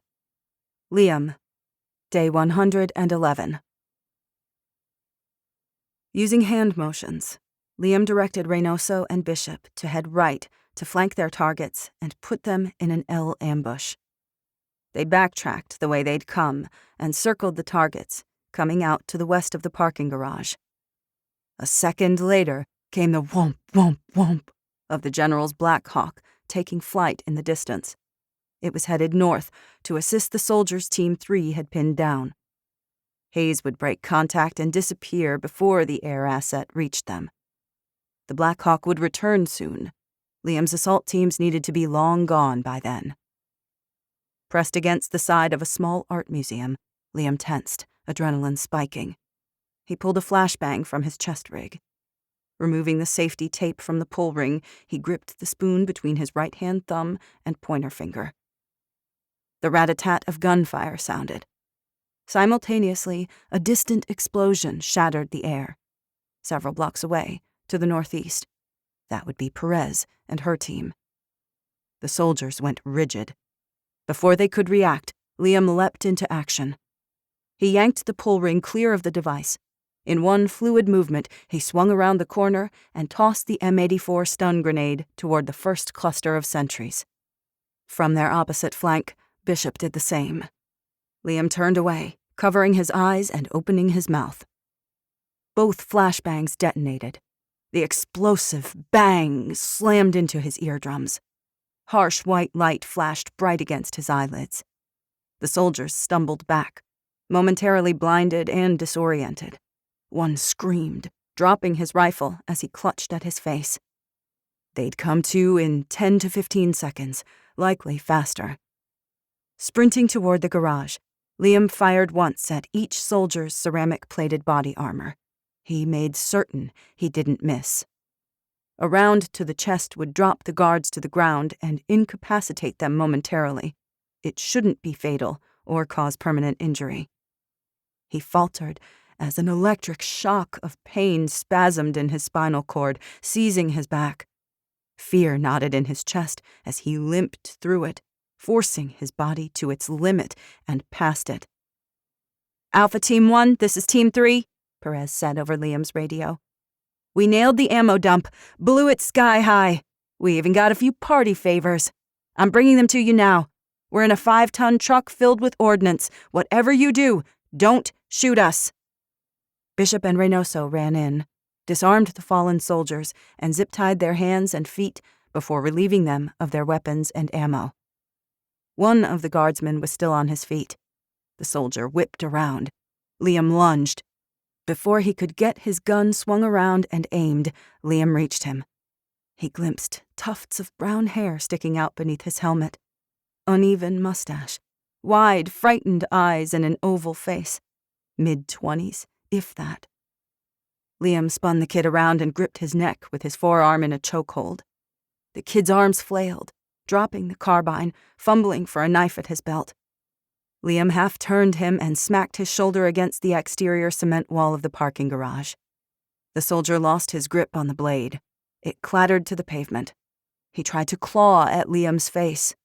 His strength faded fast. In seconds, he was unconscious. His body sagged. Liam zip-tied him and left him leaning against the wall. He glanced back at Bishop, who gave him a thumbs up. All hostiles down. No sooner had they incapacitated the sentries than Perez came roaring around the corner in the stolen 5x5, otherwise known as an M923 military cargo truck. Her team had obtained cases of grenades, 7.62 and 5.56 ammunition, and one gorgeous .50 caliber M2. One case of white phosphorus grenades sat in the front seat beside her. She patted it. "We got the party favors. Time to blow this joint." "I'll do it," Liam said. "Cover me." "Team 2 will cover us from Broad Street." Perez jumped out and wrestled the M60 from the hands of the unconscious soldier. "Hurry up, old man. We've got a minute, tops." The 5x5 was low on fuel, but they could reach the link-up location and switch it out for the orange Julius they'd hidden in a used car lot. It might be enough to get their goodies home. Bishop took up position at the entrance to the garage, taking cover across from the gate booth behind one of the massive concrete pillars holding the weight of the second story. Perez and Reynoso gathered the M60s and joined him. While they provided cover, Liam drove into the parking garage. Inside was dark and heavily shadowed. He drove past the dark humps of parked cars whose owners would never return for them. Gummy glass shards littered the concrete from the shattered vehicle windows, all of them scavenged. The sharp stink of gasoline fumes from punctured gas tanks stung his nostrils. He wound through the garage to the open top floor before he reached the long rows of military vehicles. Most of the trucks were packed with supplies. This was a temporary staging area. The general had likely set his sights on Winter Haven. Not today. Not tomorrow either. Not if Liam had anything to say about it. He got to work. He drove past each parked Humvee and lightweight tactical all-terrain vehicle and pitched white phosphorus grenades like candy at a parade. The grenades did not explode. The air reacted to the phosphorus chemicals. It looked like a smoke grenade going off. Then came the fire. Metal, cloth, and plastic ignited immediately. With 5,000-degree heat, the fierce incendiary burned holes through armor. The vehicles lit up like matchsticks, incredibly hot and incredibly fast. Metal twisted and melted. The crates of supplies went up with a whoosh. White smoke poured from the fiery vehicles. Liam sped up one row and down the next, hurling grenades as he drove. 5 Humvees down, 10, 15. The vehicles and their contents were rendered unusable. He hated to destroy valuable supplies, but they had no way to capture it for themselves. "We've got company," Bishop yelled through the radio. He was out of time. The tires squealed as Liam swerved, narrowly missing a concrete pillar, and barreled for the exit, ignoring the arrows and wrong way warning signs. He squinted, the smoky haze pouring into the cramped quarters, making it hard to see. He peeled out of the parking garage, smashing through the closed red and white articulating barrier gate arm, and slammed to a halt. Perez grinned darkly as she jerked open the door. "That's gonna bring the cavalry." She thrust the big M60 belt-fed machine gun into the back seat and climbed in. Reynoso seized the second one and threw it in as well. They could already hear soldiers shouting and the rumble of more Humvees heading their way.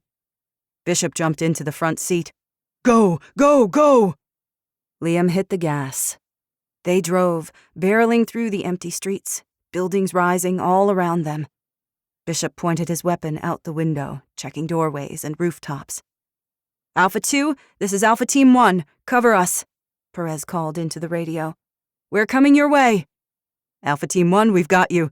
They're coming in at you from Main Street. State Street is clear." "Copy that." Perez dropped the radio in favor of the M60. More sporadic gunfire. The growl of Humvee engines grew closer. Liam's heart bucked in his chest as they whipped left onto State Street, tires squealing. The stink of burnt rubber filled his nostrils. Bishop tossed a few phosphorus grenades out the window. Behind them, white smoke unfurled, billowing in great clouds to fill the entire street, creating an instant and effective smokescreen to shield their movements. They got the hell out of Dodge.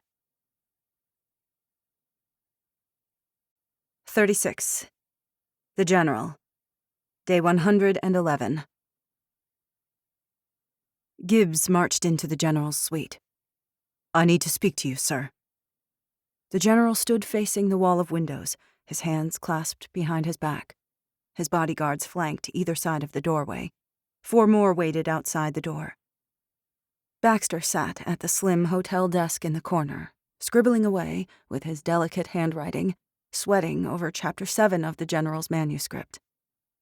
The General breathed deeply, kept his gaze on the horizon line where the water met the blue of the sky, ignoring the hovels and sagging tents littering the beach, his eyes skipping over the dilapidated fishing boats cluttering Lake Michigan. He was sick of this hotel, Sick of MREs, sick of this town. Fall Creek was a thorn in his side. How much did we lose? Our ammo, fuel, and transport supplies were attacked, sir. 5 transports filled with supplies, 14 Humvees destroyed, half of our ammo supply blown to bits. The general whipped around. Anger flared through him like an electrical current. How did you let this happen? Gibbs didn't flinch. The fire was a distraction. They had men in wait to ambush the soldiers and draw our attention while they came after our logistics. The guardsmen were hit with flashbangs and knocked unconscious. The assault teams were too fast. By the time we sent a second reaction force, they were gone. The general cursed. He almost swiped the half-empty bottle of cognac from the credenza and hurled it at Gibbs. It was far too precious to waste. It will take us twice as long to transport our men anywhere. No casualties, but our ammo supply is halved. Fuel is low. For food, we only have a few days' worth, even if we move to rations. The men won't like it, but do it! We'll find more food when we secure Fall Creek. Gibbs pursed his lips. There's more. Spit it out! Franklin and Jenkins never made it back. What the hell do you mean? They did not return. They have not initiated radio contact. We can only assume that they were intercepted and eliminated. White-hot anger burned through him. He wanted to murder something, or someone. He couldn't stand the sight of Gibbs, Baxter, or anyone else. Baxter never looked up, an intense look on his face. Though the room was distinctly chilly, sweat beaded his forehead. He looked like he was riding for his life. When do we go rip them a new one, sir? Gibbs's face was near expressionless, but the general recognized the restrained rage flashing behind his eyes. The general forced himself to breathe, to maintain control. He longed to release his hounds and let them do what they did best. He'd prefer to level the town. He'd never even have to step foot within its borders. Hell, with the proper artillery and air support, neither would a single soldier. They could obliterate it, wipe it right off the map. He had his progeny to think of. She was still inside. Send them another message, the general said. One they will not soon forget. I intend to, Gibbs said. This cannot go unanswered. But, judiciously, we must limit our use of artillery and mortars. We need to protect Winter Haven. The solar panels, the greenhouses, and the planted fields. When we take over, we'll use those resources. And the people? Other than my great-granddaughter, I couldn't care less if they were all slaughtered. But bring Liam Coleman to me. I want to eliminate him personally. He didn't consider the consequences of unleashing the U.S. military on a town of American citizens. He was in charge now. The governor had given him the authority to make unilateral decisions, which he damned well would. Gibbs cleared his throat. What is it? The troops. They might balk at engaging non-combatants, even those sheltering terrorists. They don't have the stomach for it. Anyone who dares to disobey a direct order will end up like those deserters. My men can do it. They have no such moral qualms. The general turned back toward the window and admired the view. You have an idea? He caught Gibbs's flat smile reflected in the glass. I know just the thing. 37. Liam. Day 112. Liam stalked the night. Through his NVGs, the darkness was bathed in varying shades of green. The moon was barely visible, hidden behind a thick scrim of clouds. It had rained earlier. The road glistened, droplets of rainwater beating the carcasses of dead vehicles. The trees and grass gleamed wetly. He patrolled M139 several miles north of the blockade between Fall Creek and St. Joe. Engines were loud and conspicuous after the collapse. He intended to keep his presence concealed, so he'd biked to Trailer World, parked in an empty bay, and hiked from there. Yesterday, he'd deployed the M2 atop the high school roof reinforced with sandbags. The building was the town's last-ditch fallback location. Liam wanted it as protected as possible. The M60s they'd stolen from the general were deployed to several hidden ambush sites. At 2200 hours, he'd relieved Perez of scout duty and offered to take Mike Duncan's shift as well.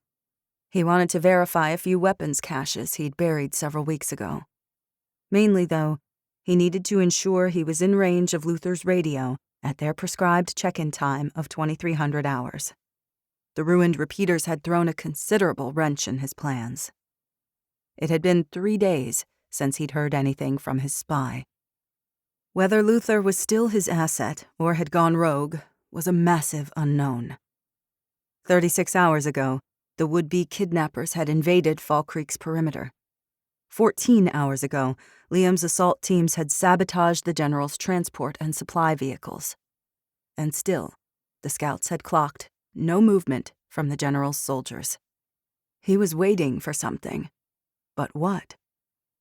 Maybe he was playing with them like a cat plays with its dinner before biting off its head, using psyops, psychological operations, to terrify the town into surrendering before firing a single round. Liam grew more and more edgy. His nerves were raw. 4 hours of sleep a night for the last week. Weariness tugged at him, but he was used to sleep deprivation. He remained vigilant, alert and aware. Even wounded, he moved with swift efficiency, light on his feet, as lithe and powerful as a panther. Through his NVGs, he scanned fields and farmland, pockmarked roads, squat buildings, and occasional houses. Nothing moved. Nothing appeared out of place. A 2-story office complex appeared ahead. He paused along the exterior wall of a flooring store to scan the empty parking lot. The second-story north-facing windows would give him a good view of the intersection ahead. He listened intently. Night sounds filled the air. The cool breeze rustled through matted grass and weeds. Night insects chirred. A rustle as a pair of rats scurried across the road. Their beady eyes glowed, their fur bristling along their hunched backs. Vermin. They multiplied faster than the corpses could pile up. Dead bodies brought the rats. Rats brought diseases. Since they disposed of corpses immediately and regularly checked houses, both occupied and vacant, Fall Creek had remained relatively unscathed. Outside Fall Creek, it was another story. According to Dave's ham contacts, plague was already cropping up in Chicago, Detroit, St. Louis, and Cincinnati, along with tens of thousands of deaths to tuberculosis, cholera, and typhoid. Several rats scuttled out of sight as Liam approached the rear door of the office complex. With the lockpicks in his everyday carry case, he jimmied the lock and crept inside. The air stank of rotting trash and rancid food. Cobwebs clung to the ceiling and strung sticky and glistening across doorways. He batted them away as he cut the corner, leading with the M4. The hallway opened into a larger space, a reception area, a couple of large offices, everything glowing in shades of green. A sprawling desk, a circular table covered in paperwork, notepads, files, and scattered blueprints. After clearing the building, he headed upstairs and found a window with a solid vantage point of the intersection. He pushed a desk against the base of the window, then slid the window open. Liam shrugged off his go bag, leaned it against the wall, and pulled out a tripod mount for the M4. He put the gun to his shoulder and steadied himself against the desk. Putting his eye to the scope, he turned the focus ring until the trunks of the pines at the edge of the road, 300 yards distant, came forward, weirdly lit in the greenish glow of night vision, so close he could almost reach out and touch them. His heart rate quickened. With the scope, he panned left and right in several great sweeps. The carbine hardly moved.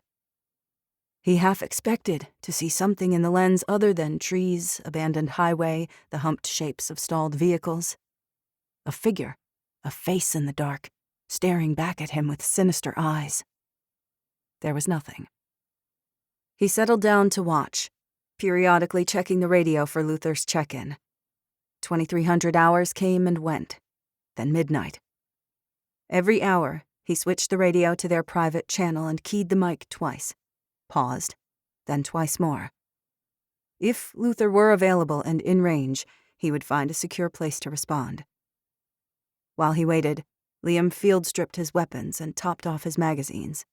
He cleaned the Glock and carbine and examined the contents of his go-bag and everyday carry. He'd replaced the paracord used to bind the prisoner's feet, but he was running low on bandages and blood-clotting granules.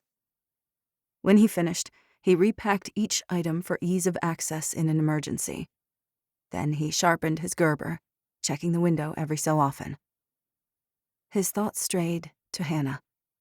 He had little use for humanity. A few people made the whole thing worth it, and for those people, he would willingly sacrifice everything he had, including his life. For little Charlotte and LJ, for Travis and Evelyn, Quinn, Milo, and Molly, but first, last, and always, Hannah. He wished she were here beside him, her warmth, her laughter, those beautiful green eyes he could get lost in. He missed her with every beat of his heart. In her presence, the nightmares faded. With her, he believed he could be more than a soldier with blood on his hands. Liam pushed every thought out of his mind and forced himself to rest. Time passed. He didn't sleep, but instead allowed himself to drift into a state of half-awareness, stilling his body, aware of his physical senses, alert only to a potential threat. As the first blush of dawn pinked the sky, he sat up, wide awake. Liam suppressed his frustration as he flicked up his NVGs and stashed them in his go-bag at his feet. He took out his water bottle and drank before returning it to its proper pouch. It was past time to go. He'd be late meeting Quinn. He had a full day's worth of chores, training, and security on the docket. After that, a few stolen minutes with Hannah. He couldn't waste another moment on James Luther. Luther had failed him. Liam should have known better than to take a chance on someone like him. He should have. The radio crackled. "This is Echo 3. Alpha 1. You there?" 38. Liam. Day 113. Liam seized the radio. "This is Alpha 1. You're a go." "I managed to sneak away," Luther said.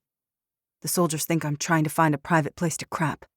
You wouldn't believe how difficult that is around here." "I don't give a damn." "Well, okay. Why the hell didn't you warn me?" "What?" "The operators the general sent." "I didn't."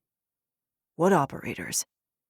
"Two hostiles breached our perimeter on foot and headed straight for Tanglewood Drive. They knew where Hannah lived. They went after her infant daughter and almost killed Hannah." Silence on the radio. "You didn't warn us." "I didn't know." "I sent you in there to help us, not to give our enemies the coordinates to our destruction." More silence. The radio hissed static. The sunrise ribboned the sky in shades of scarlet, tangerine, and salmon pink. "I swear, I didn't know." Luther sounded pained, his tone contrite. Liam didn't care. How the hell did he know where Hannah lived? I doubt Sutter had the time to give him that little crumb of intel. "You told me to give him information if I had to. Not that information." "Look," Luther stammered. "He didn't tell me what he planned to do. He wanted to know the location of the children to spare them in the event of an attack." Liam gave an incredulous snort. "I know how it sounds, okay?" "Whose side are you on, Luther?" Liam said in a low, dangerous voice. because it certainly doesn't sound like you're on ours." "I am sorry," Luther said. "Truly, I am." "Be very careful before you make me an enemy." "I've already caused great harm to Hannah Sheridan's family. I am incredibly aware of that fact." "Are you?" "Yes. I wouldn't do anything to hurt them, I swear to you. I nearly killed her son, okay? The whole reason I'm out here is to, I don't know, make up for it or something. Certainly not to put her in further danger. I wouldn't do that. I didn't. Not intentionally. I swear it." He sounded remorseful. Liam recalled a comment Quinn had made about Luther. A polite killer was still a killer. She'd made a good point. Some people used their guilt and good intentions to justify their own atrocities. Luther was a snake in the grass. A harmless garter or a lethal black mamba. Liam still wasn't certain. "Look, you wanted me on the inside," Luther said. "I had to give him usable intel. I did. I gave you information too. You know how many men he has, where they're stationed. I gave you everything I had on the mobile units and the reaction force. You destroyed half our transports and a good chunk of our rations. We're all hungry and miserable now, thanks to you." The sun peaked above the tree line, a fat ball of yellow in a clear blue sky. The clouds had dissipated during the night. With considerable effort, Liam reined in his fury. What was done was done. Luther was his only connection to General Sinclair. Liam needed him. He blew out an even breath and steadied his heart rate. "You've met him, face to face. Describe him." He's like Rosamond. I see similar traits. He's harder than she was. She wanted to be liked. I'm not sure that he cares. He only wants to be remembered, immortalized in the history books. He's going to railroad whoever and whatever he needs to in order to achieve his goals. The rank-and-file guardsmen don't like him, but they obey him. What's he going to do next? He's obsessed with legacy. If he thinks Hannah's baby is his progeny, he'll keep coming for her, and he'll keep coming for you. This is a personal vendetta." Liam clenched his jaw. It wasn't anything he hadn't expected, but it still chilled him to his core to hear his suspicions confirmed. "I know. What is he going to do?" "I'm not privy to his plans. He's very secretive and keeps his private security team close as a buffer between himself and the soldiers." "Then become privy." "It's going to take time to get into his good graces," Luther whined. "I'm trying to befriend a man named Baxter. He's on the inside. He's not a soldier. If anyone has a conscience among them, or at least a loose tongue." A sound in the background, barely audible. Liam went rigid. "What is that noise?" "What?" "Static on the other end. Then, whoomp, whoomp, whoomp." Fear lanced through him. Liam gripped the radio as he leapt to his feet, shouldered his go bag, and seized the M4. He sprinted for the stairwell, his spine electric with pain, his side on fire, slowing him down. Too slow. "Liam, I didn't know," Luther said, his voice pitched in alarm. Liam was no longer listening. He switched the channel as he skirted desks and cubicles bathed in early morning sunlight and slammed his shoulder into the exit door. The door banged open. He skidded down the stairs, leaping 2 and 3 at a time, nearly stumbling from the flare of pain. Then on his feet and running again. Blood rushed in his ears. His heart hammered out of his chest. "Echo 2, come in." Only static on the radio. "Bravo 4, 1033." He was out of range. He had to get back to Fall Creek. He had to warn them. Liam knew that sound, as familiar to him as his worst nightmare. A Black Hawk taking flight. 39. Quinn, day 113. The church bell tolled. The sound rang out in the crisp morning air. Quinn froze. Jonas's eyes widened. Is that what I think it is? 36 townspeople looked up in alarm. They stood over rows of plowed earth, hoes and shovels in their hands. Dressed in jeans or overalls, sweatshirts beneath jackets, baseball caps over greasy hair. A few yards behind them, Ghost lay in a pile of dirt, tongue lolling, tail thumping lazily, like a prince surveying his domain. The bells. It took a moment for the clanging to sink into her consciousness. Her brain felt stuffed with cotton, her eyes gritty from exhaustion.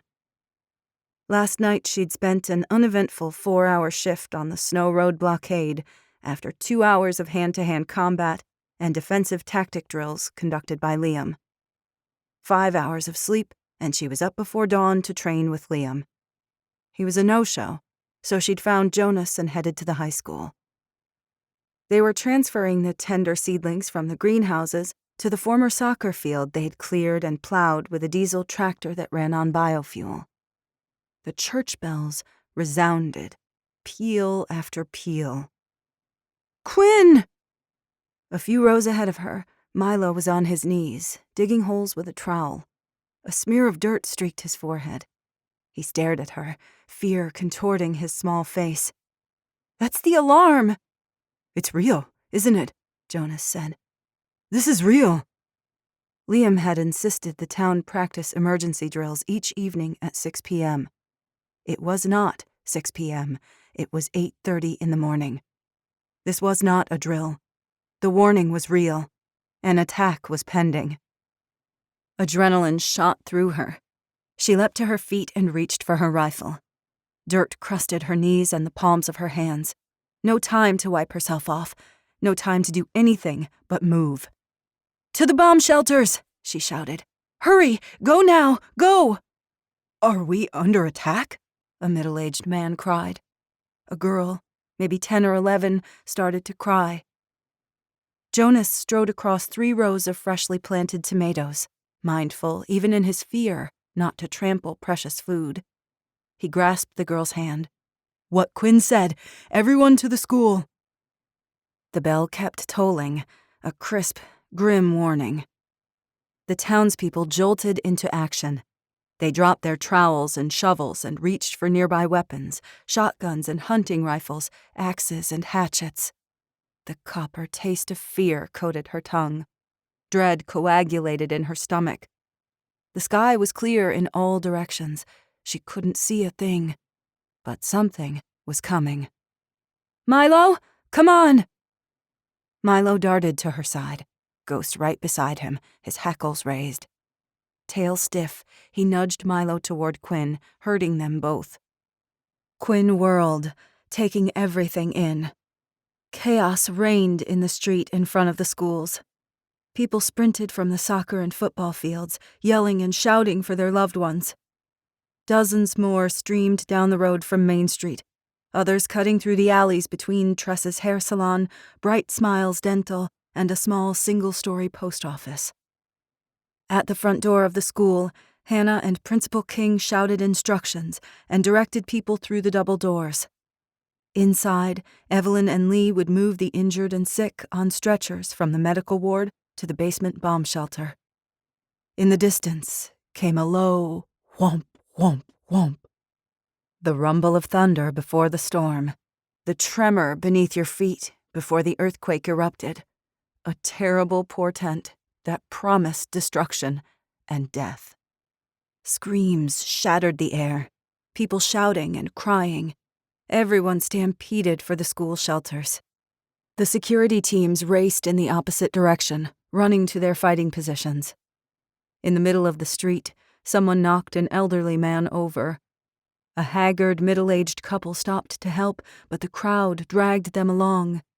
In their panic, they'd trample each other. Quinn grabbed Jonas's arm and pointed. "Help him!" Without a word, Jonas handed off the kid and sprinted into the oncoming crowd. Ghost bounded around them, barking, nosing them insistently on the sides and thighs as he directed them toward Hannah. "Quinn!" Dave caught sight of her and gestured for her to run toward the shelter. Come on! But Quinn couldn't. Not yet.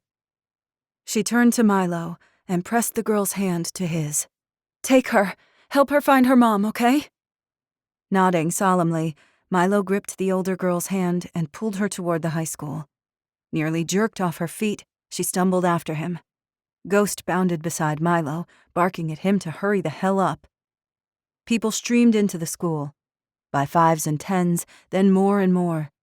The security teams took up their positions on the roof of the school and hid themselves in fortified windows and doorways. She should be with them, but she couldn't. Not until she found Gran. Travis appeared, a baby in each arm. Several ragged children ran behind him, along with a few of the teachers.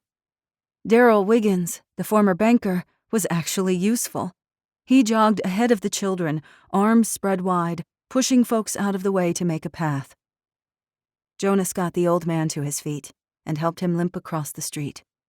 Robert Vinson, the pharmacist, aided a mother with 2 small children.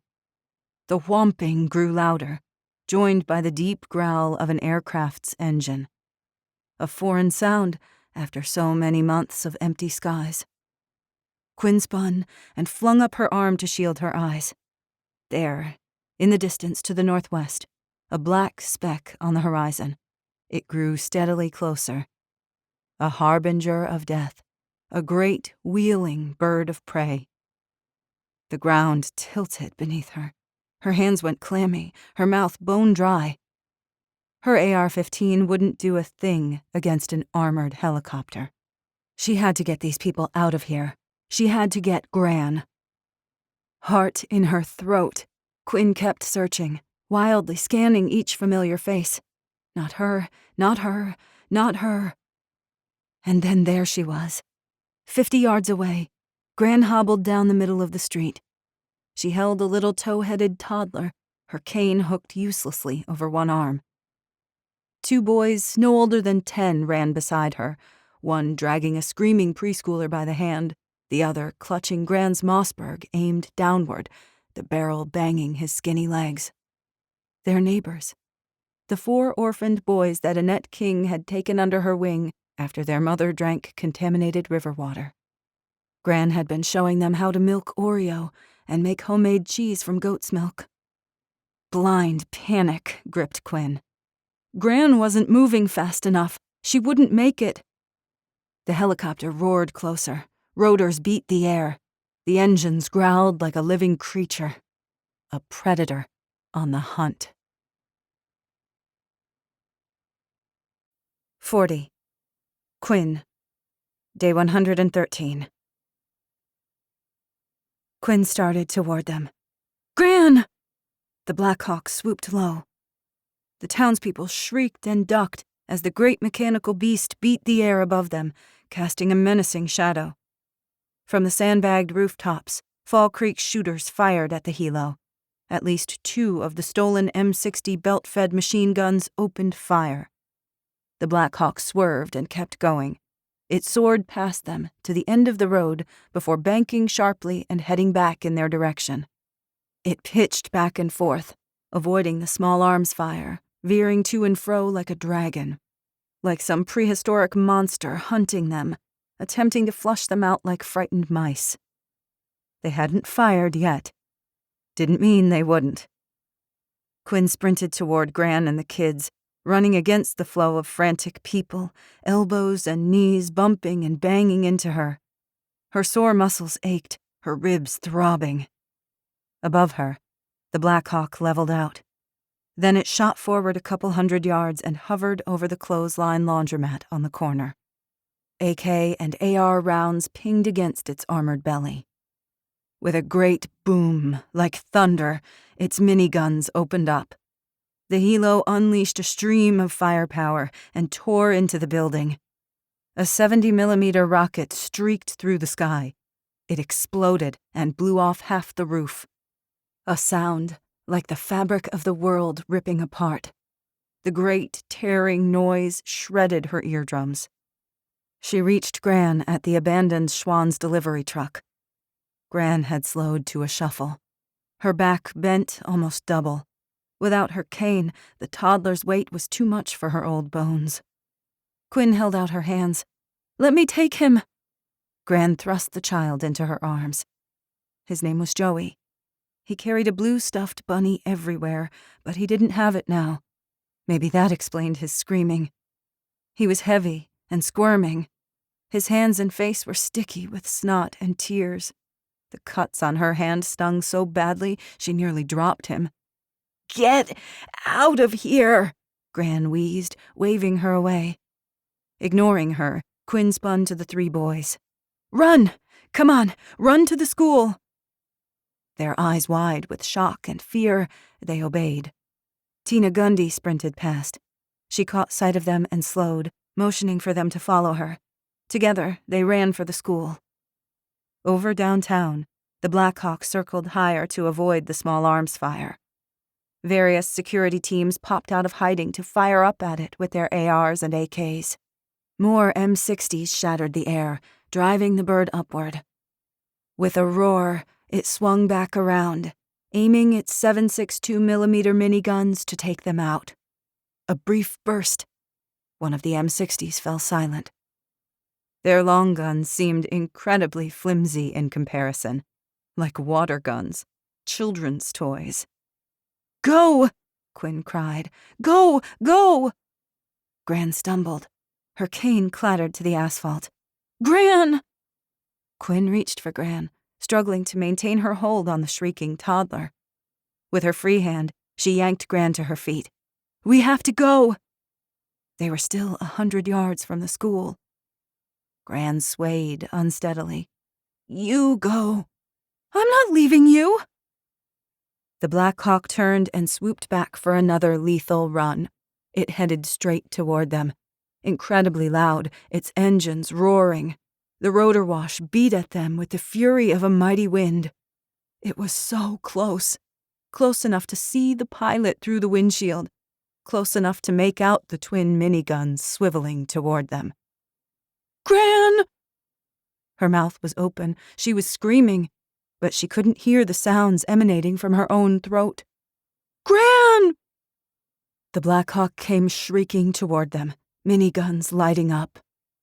Time stopped. Quinn saw everything in terrible slow motion with technicolor clarity. The helo fired again and again. It strafed the road, aiming at the remnant of townspeople scrambling to escape. It released salvo after salvo upon U.S. citizens. Every sound that ever existed sucked into the maw of that roar. A great, thundering death bearing down on them. Quinn swayed, momentarily stunned.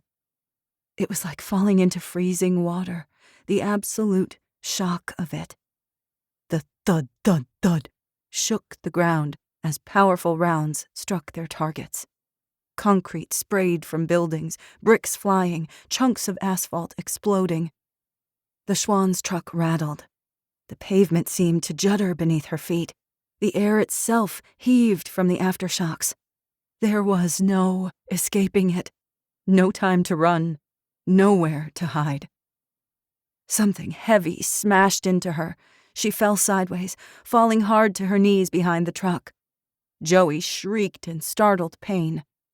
Quinn flattened herself against the pavement. The child was still in her arms. Instinctively, she curled herself over his small body, shoving him beneath her chest.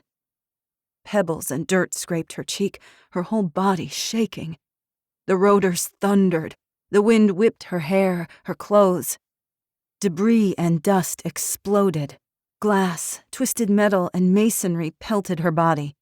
The grinding, pounding noise vibrated through her bones, through her cells, in her teeth. The terrible pounding abruptly ceased. Stunned, she lifted her head, skull throbbing. Her thoughts came frantic and disjointed. She tasted dust in her mouth, coppery blood. Her ears rang. Another thunderous roar. Her chest seized. It wasn't the helo. The ragged boom of the Browning M2 filled the air as it fired from the school's rooftop. Reynoso was up there. protecting them. Heavy rounds exploded as the M2 opened up on the Black Hawk. Tracers streaked through the sky. The helo spun and flew rapidly south, abandoning its attack. Beneath her, Joey was shrieking, mouth open in a red circle, face blotchy and red, but alive and unhurt but for scratches on his hands. She levered herself to her knees. Her eyes watering, she coughed, desperate to breathe. The dust choked her lungs. Dust everywhere. Dust on her skin, inside her clothes, gritty in her eyes and mouth, stuck to her tongue. People coughed, sobbing and screaming. Someone moaned. Shapes on the ground appeared through the haze. Figures moved, struggling to rise. Some didn't move at all. "Gran!" she croaked, and then louder. "Gran!" 41. Quinn. Day 113. Somehow, Quinn pulled herself to her feet, pushing against the pavement with her stinging hands, gasping, chest heaving until she was upright. The Black Hawk flew several blocks west, driven away by the machine gun fire. The great bird wheeled over Main Street, firing occasional bursts at empty buildings. She dropped her gaze from the sky to the street. Her rifle had been flung several feet away. It seemed like an impossible distance. Her thoughts came thick and slow. Jonas was there beside her, dust in his blonde hair streaking his face. She didn't know how he'd gotten there, hadn't seen him coming. Maybe he'd been there all along. She thrust Joey into his arms. Jonas stared at her with a stricken expression. His blue eyes were huge in his face. He mouthed something she couldn't hear. "Take him," she said, her only thought for Gran. Gran, who'd pushed her out of the way. Gran, who'd taken the hit, not her. Jonas took the squalling child. "Quinn, we have to go." "Not without Gran!" she screamed. "But Quinn, she's—" Quinn didn't want to listen anymore. Didn't want to hear what he had to say, the thing she feared in the deepest recesses of her soul. "No!" She turned, her legs unsteady, and made her way around the delivery truck. Gaping holes punctured the sides and rear, holes that hadn't been there 2 minutes ago. Dread curdled her stomach, her guts turning to water. 2 yards away, a shape lay in the middle of the road, small and gray, a listless lump shrouded in dust and debris. Gran's cane rested beside it. "Gran!" Quinn collapsed on her knees beside her grandmother. Bits of rock and debris dug into her knees. She blinked grime from her eyes and felt frantically for a pulse. Gran's wrists as fragile as bird bones, her skin thin and papery. A thready pulse beat faintly against her fingertips. Gran wasn't moving. Blood streaked her gray hair. Dirt and soot smudged her face and throat. Her legs twisted beneath her at an impossible angle. There was more damage. Quinn's brain skipped away, refusing to see, to know. "Gran, answer me!" Gran coughed weakly. Her eyelids cracked open. "You're alive. Quinn, we've got to get you out of here." "There's no time." "Yes, there is. I need to tell you.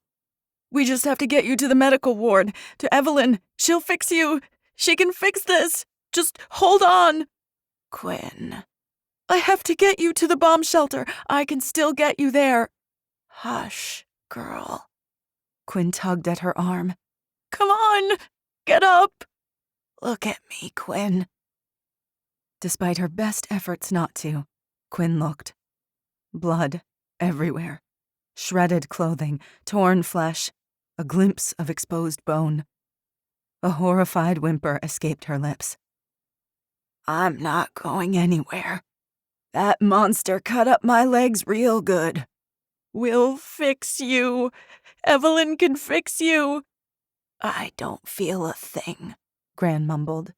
No pain, bless the Lord." Quinn's eyes burned. Tears seared her cheeks. "Truth be told, thought I'd go out in a blaze of glory."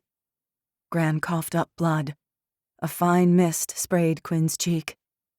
"Not like this." "Don't talk, Gran. Save your strength."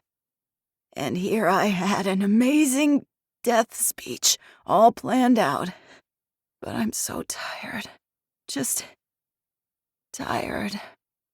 "No, Gran," Quinn whimpered. "Please, no." Gran stretched out a trembling hand and attempted to wipe the blood away. It smeared Quinn's face. She didn't care. It didn't matter. Nothing mattered but Gran. "Don't die on me." You just remember. Remember." Quinn wrapped her hand over Gran's, weak and quivering, skin and veins stretched over thin bones.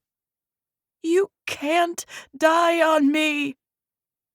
Gran said something, too soft for Quinn to hear over the ringing in her ears.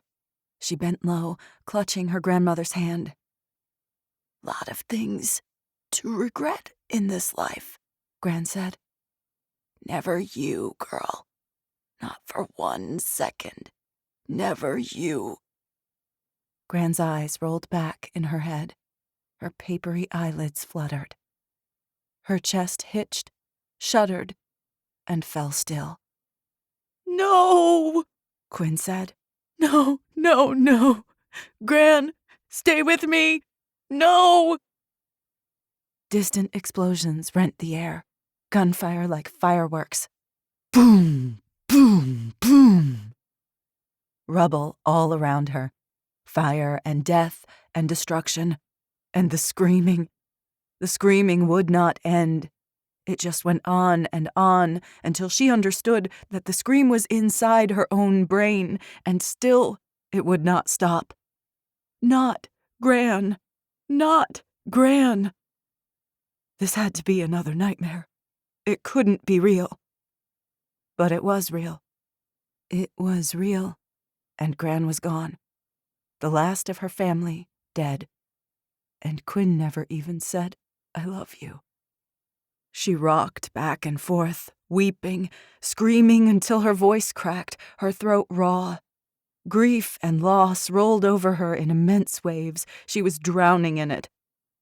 And then 2 hands grasped her shoulders and pulled her back. She fought against it, writhing, desperate to stay with Gran, to hold her, to bring her back from wherever she had gone. Strong arms enveloped her, pulled her close. Hannah's voice in her ear, the only thing she could hear over her own stricken screams.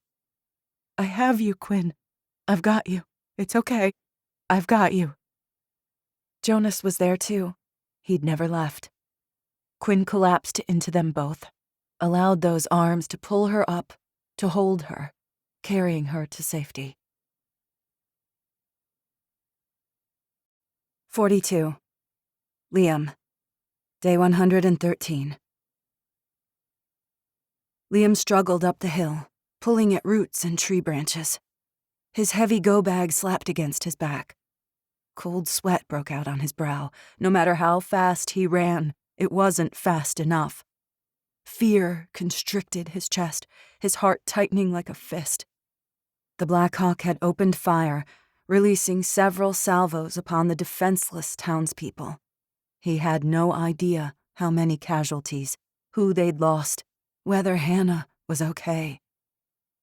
The helo concentrated its fury upon downtown Fall Creek, sweeping Main Street, occasionally firing upon empty buildings as it circled out of range of the M60s. The M2 fired its big gun, keeping the Black Hawk from making another run at the school. His head on a swivel, Liam sprinted up the hill along a ridgeline south of Winter Haven to the west of town, between the river and the street. The hill was behind the buildings across from the high school, Bright Smiles Dental, the hair salon. Abruptly, the Madus fell silent. "What the hell happened, Delta 2? Liam said into the radio. "How'd they get so close to the school?" The M2 jammed, Reynoso cried through static. Checked the ammo belt and got it working for a hot minute, then the extractor pin broke. Liam cursed. That could happen if the ammo belt wasn't seated properly, or if the gunner hadn't run the charging handle twice. Terror lanced through him. The M2 had malfunctioned. It wasn't coming back online. Now they only had one chance to take this thing out. No intelligence, no support personnel, no drones or satellites, no air support, and no one to rescue them if this went pear-shaped. Hell, it already had. Take cover, Delta 2, he said. Team 3, on our count, drive that bird toward us. Copy that, Perez said. The hostiles would come back. They'd return to hit the school and take out the Maudus, especially now that it was down. Liam panted, his legs burning, spine like molten lava. The scent of pine needles and cordite filled his nostrils. His boots sank into damp earth. He reached the predetermined spot where Bishop waited. The location held the high ground, with some cover and concealment provided by a cluster of huge walnut trees. It also provided decent fields of fire. On short notice, with limited resources, it'd have to do. You brought the fireworks, Bishop said. Let's hope it works. It'll work. Bishop spoke with a confidence Liam didn't feel. His faith made him an optimist. Liam was far too realistic. Unzipping the pack, Liam withdrew a 2-foot-long, drab olive-colored tube. He pulled the retaining pin, then removed the rear and front caps. As he extended the collapsed tube to its full 3-foot length, the front and rear sights popped up. Along with the M60s and the Browning M2, Perez had managed to steal a single M72 light anti-tank weapon, or LAW, from the general. A LAW was simple to use, aim and shoot, no guidance systems required. The shoulder-fired missile weapon launched a rocket equipped with an explosive warhead. It was a single-use weapon. They had one shot. Several yards away, parallel to his position, Bishop dropped to one knee, shouldered the rifle, and peered through the scope. He'd lay down cover fire while Liam worked the LAW. Bishop was utterly still but for his mouth, moving silently as he prayed. Liam pulled the safety forward, arming the LAW. Going hot. The weapon itself had no recoil, but the backblast could severely injure or kill a man. You didn't want to be caught behind it. Area clear, Bishop said, verifying that he was clear of the dangerous exhaust area. Team 3, this is Alpha 1, Liam said into the radio. Drive that bird this way. From their fortified positions within Town Hall, Perez's team opened up with their 2 M60s. Belt-fed machine gun fire splintered the air. Every muscle taut, Liam waited. Fear wrenched through him, not for himself, but for Hannah and Quinn and everyone else. Hot anger underscored his panic. He would kill the general for this. He pushed it all down, put it in a box. He had to maintain absolute focus to end this threat. Moments later, the thump, thump, thump of the rotors grew louder. It's swinging back around, Bishop said. Headed right toward us. Liam settled the LAW against his shoulder, adjusted his footing, and stepped out from the trees to better sight the helo. To have a snowball's chance in hell, he needed it close. The maximum range was 1,000 meters, but in reality, anything further than a couple hundred meters for a moving target halved his odds of a direct hit. A Black Hawk featured a missile detection system and chaff as a radar countermeasure, but if it flew low enough, a rocket could hit them before they could conduct evasive maneuvers. He took a knee to stabilize himself and waited for the helo to approach. Closer. Just a little closer. Luckily, it continued to fly low. It hadn't yet focused on either of the school buildings with any determination, but it would now. Liam had to take it out first. He stilled, Breathed in, breathed out. The Black Hawk zoomed in low, 300 yards away. 200. Close enough to make out the pilot, co-pilot, and crew chief, along with 2 soldiers in full battle kits in the cargo compartment, weapons aimed toward the school. Like he'd guessed, they were headed for the building to shred the shooters on the roof and the M2. 150 yards. It swung its nose toward the high school, preparing to blast the building. Liam exhaled, aimed, and fired. The 66mm 20-inch long rocket erupted from the launcher at 475 feet per second. The missile screamed through the air and struck the Black Hawk's tail. Shrapnel tore into the spinning rotors. The helo lurched as smoke boiled out from the engine. Panicked, the pilot cranked the throttle, and the powerful bird jolted skyward. Too late. The great machine careened sideways, unleashing a terrible metallic screeching. It churned into a violent spin. The rotors thundered as it whirled crazily, then plummeted from the sky. Liam's heart stopped. It nearly crashed into the Fall Creek Inn. The old and infirm were huddled within the inner rooms, too weak to make it to the bomb shelters. Instead, the Black Hawk slammed into the inn's parking lot, abutting the river. The rotors tore up asphalt as the bird came to a sudden, jarring halt 10 yards from the brick building. The 2 fuel tanks ruptured on impact. The helicopter ignited in a fireball. Flames surged 40 feet high as black smoke poured from the wreckage. Liam dropped the spent launcher tube, breathing hard. "What do you see?" Bishop reached for his binoculars. "No movement. Cover me." Liam grabbed his carbine and started down the hill, dodging from tree to tree. The M4 pressed to his shoulder, his eyes on the burning wreckage of the helo. He approached with caution. Smoke stung his nostrils. The stench of melting plastic choked his throat. The heat of the blaze slapped his face as the flames snapped and crackled. No movement inside the fiery inferno. No survivors.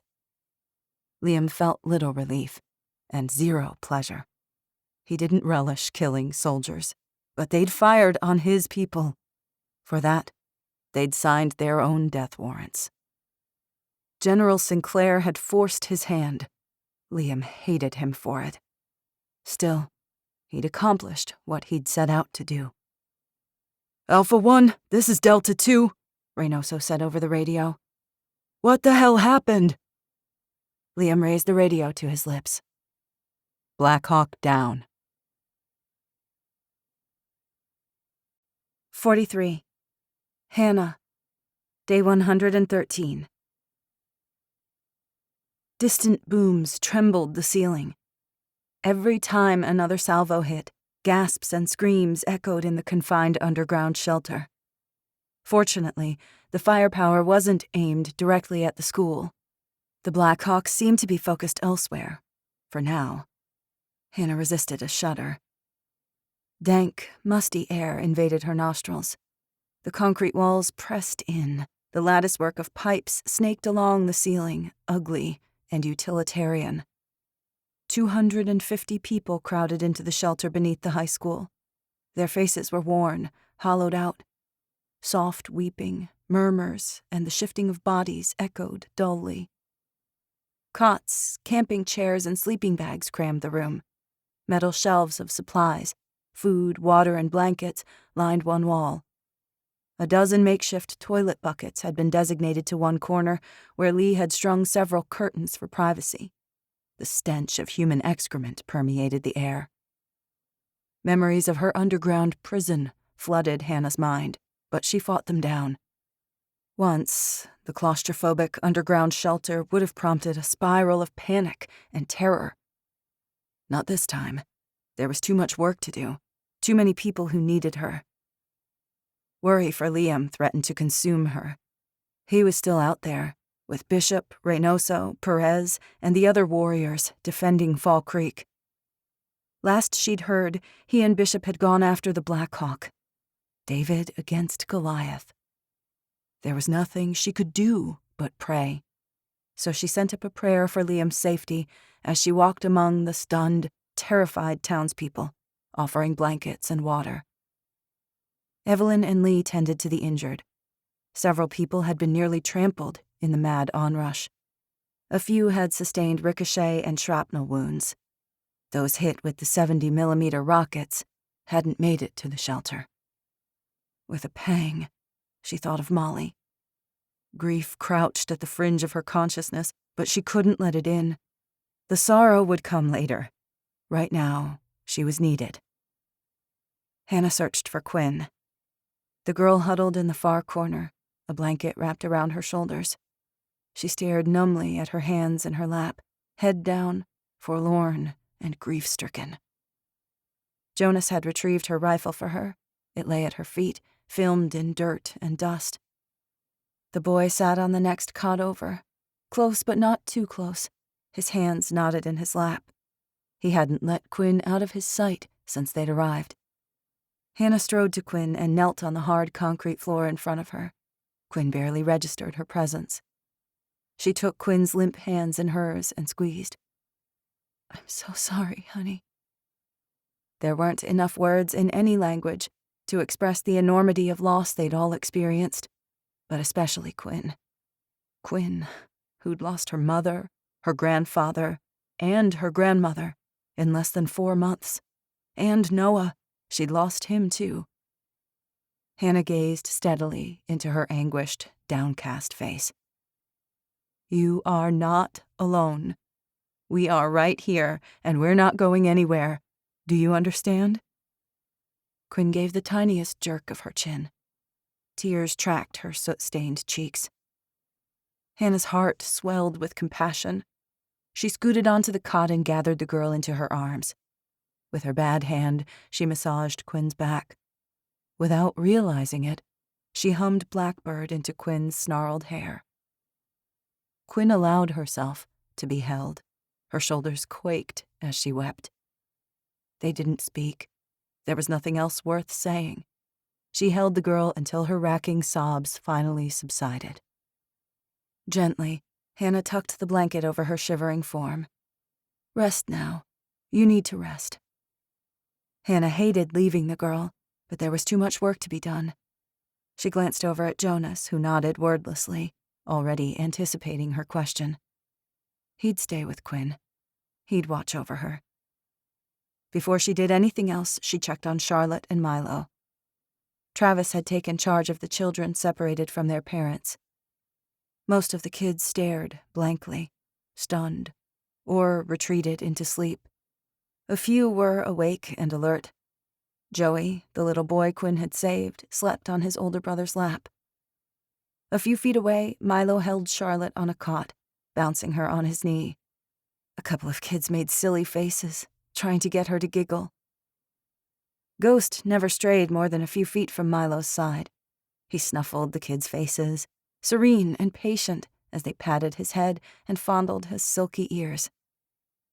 She blinked, the sudden wetness from her eyes. Something released inside her chest.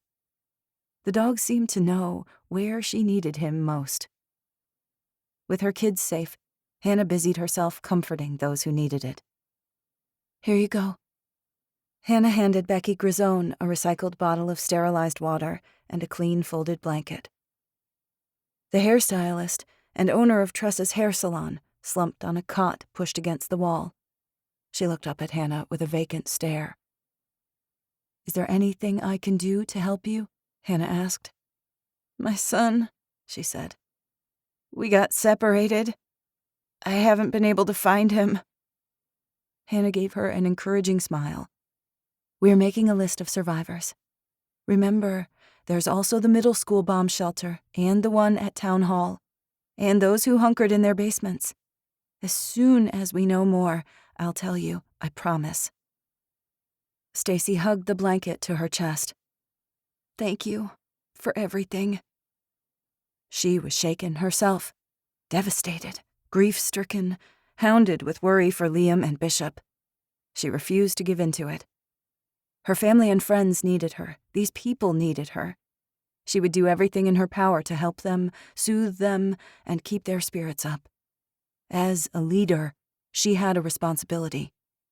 And Hannah had never shirked a responsibility in her life. Hannah moved on to the next traumatized survivor, and the next, offering words of comfort and encouragement. It was surprising how little it took to ease a stricken heart. A smile, a kind word, a gentle touch.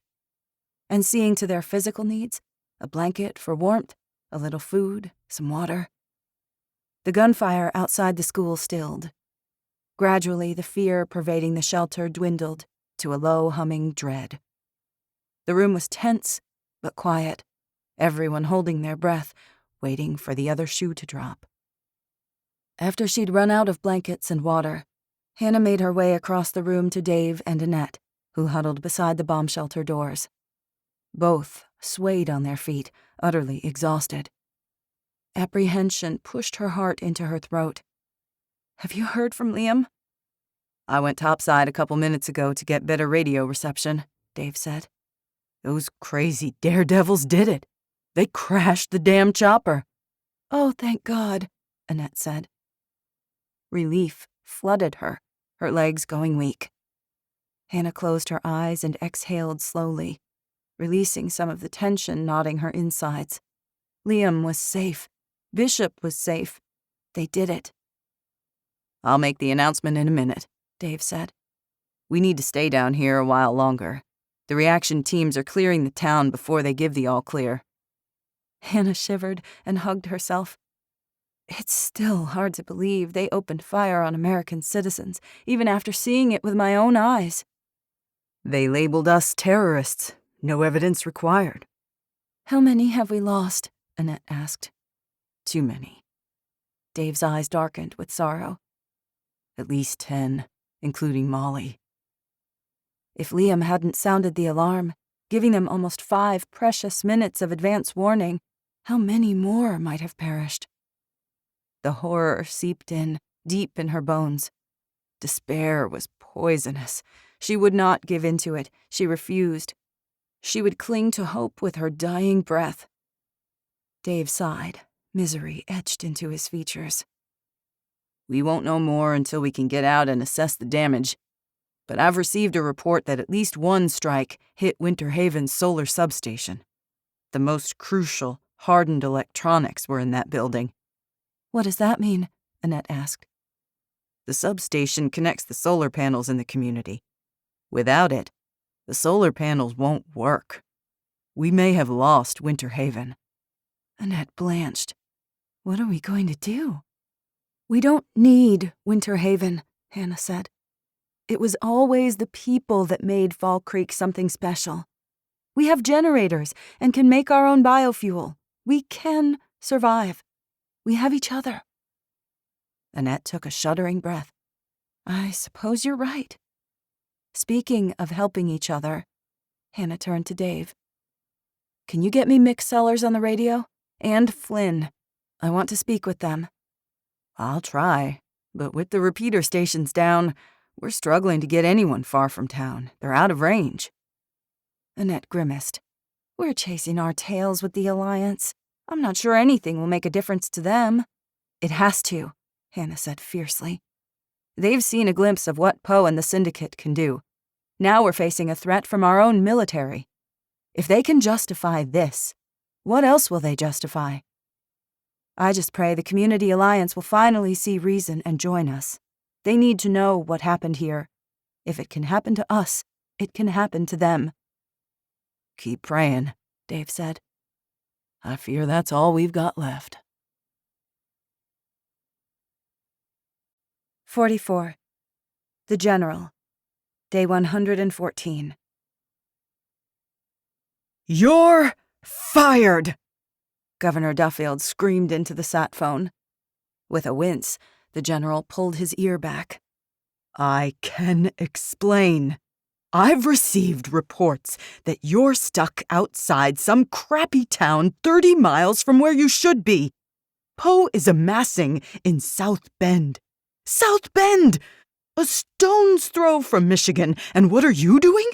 Playing games with my men? Opening fire on American citizens? What the hell are you thinking?" The general gritted his teeth. Someone in the ranks had snitched on him. The governor must have planted a sat phone or two amongst them to report on the general's actions. The man didn't trust him as completely as the general had anticipated. He hadn't gotten to where he was by panicking prematurely. There was always another play. Check wasn't the end of the game, only a minor setback, especially if you were willing to cheat. With a calm he didn't feel, he said, "I have evidence that they're domestic terrorists plotting an anti-government agenda. They've already murdered a local politician." "I don't care," Governor Duffield said. "Those were not your orders. Do you hear me? You are disobeying direct commands." The general paced before the massive floor-to-ceiling windows. Lake Michigan glistened in the afternoon sunlight like a precious jewel. From here, he couldn't see the tent and trash-scattered beach or the huddled, dirty masses. He caught a glimpse of movement in the reflection off the glass. He spun around, heart rate accelerating. Baxter lurked in the doorway, head bobbing like a metronome, leather-bound notebook in hand. "Do you need me for this, sir?" This was not a conversation he wished recorded for future generations to examine, not even a meticulously sanitized version. The general raised his free hand and made a shooing motion. Baxter slipped through the door. The general signaled to his bodyguards stationed around the suite. He didn't want them present for this either. The men obeyed without a sound. Seconds later, he had the room to himself. Governor Duffield continued to scream insults and obscenities through the sat phone. With growing impatience, the general spoke, modulating his voice so that he didn't betray his inner fury. "Calm down, Henry. Don't tell me to calm down. I was warned. And still I trusted you. How could you do this to me? You hired me to be your eyes and ears, and to act according in your interests and to your benefit, which I am doing. Did you not hear me? I said you're fired, relieved of your command. You're lucky I'm not ordering a court-martial." "Henry, or maybe I should. A court-martial wouldn't be the worst you deserve," the governor sputtered, momentarily at a loss for words. You fired upon American citizens. You ordered American soldiers to harm their own people. What the hell were you thinking?" Instead of answering, the general said, "You should see Osborne. He'll be in my office. Have a glass of cognac. It'll do wonders for your mood." The general had left his personal assistant, Larry Osborne, in case such a situation arose. Several years ago, the general had pulled some strings to make a certain unsavory arrest disappear. Osborne was 100% loyal. More importantly, he was discreet. "I'm in no mood," Governor Duffield said. "Are you sleeping? It sounds like you're not sleeping well. You need to relax. Opioids are your vice of choice, correct?" A sharp intake of breath. Even after he'd been dishonorably discharged, the general had kept tabs, just like he'd kept tabs on Rosamond. Information was power. Some things never changed. "I requested them just for you. If you're trying to bribe me, you have another thing coming. Another think coming." "What?" the governor screeched. His voice edged closer to hysteria. "What the hell are you—" The correct term is another think coming. It is a common misperception. "Don't patronize me, you conniving I apologize." The general fought to maintain his control. He despised this whiny, weak little man who'd somehow managed to rise to a position of power he could never earn and would never deserve. "I am only thinking of your health, Henry. You're a nervous wreck. If you continue like this, your well-being will suffer." He spoke soothingly, like one might speak to a wild-eyed horse who must be pacified before coming to heel. Governor Duffield breathed heavily into the sat phone. He was debating with himself. His weakness would win out, his addiction long starved through the collapse. He only needed to be coaxed a little further. The general sweetened his voice, took on an air of contrition and solicitude. "Listen, I'll leave the guardsmen here under the command of Officer Hastings.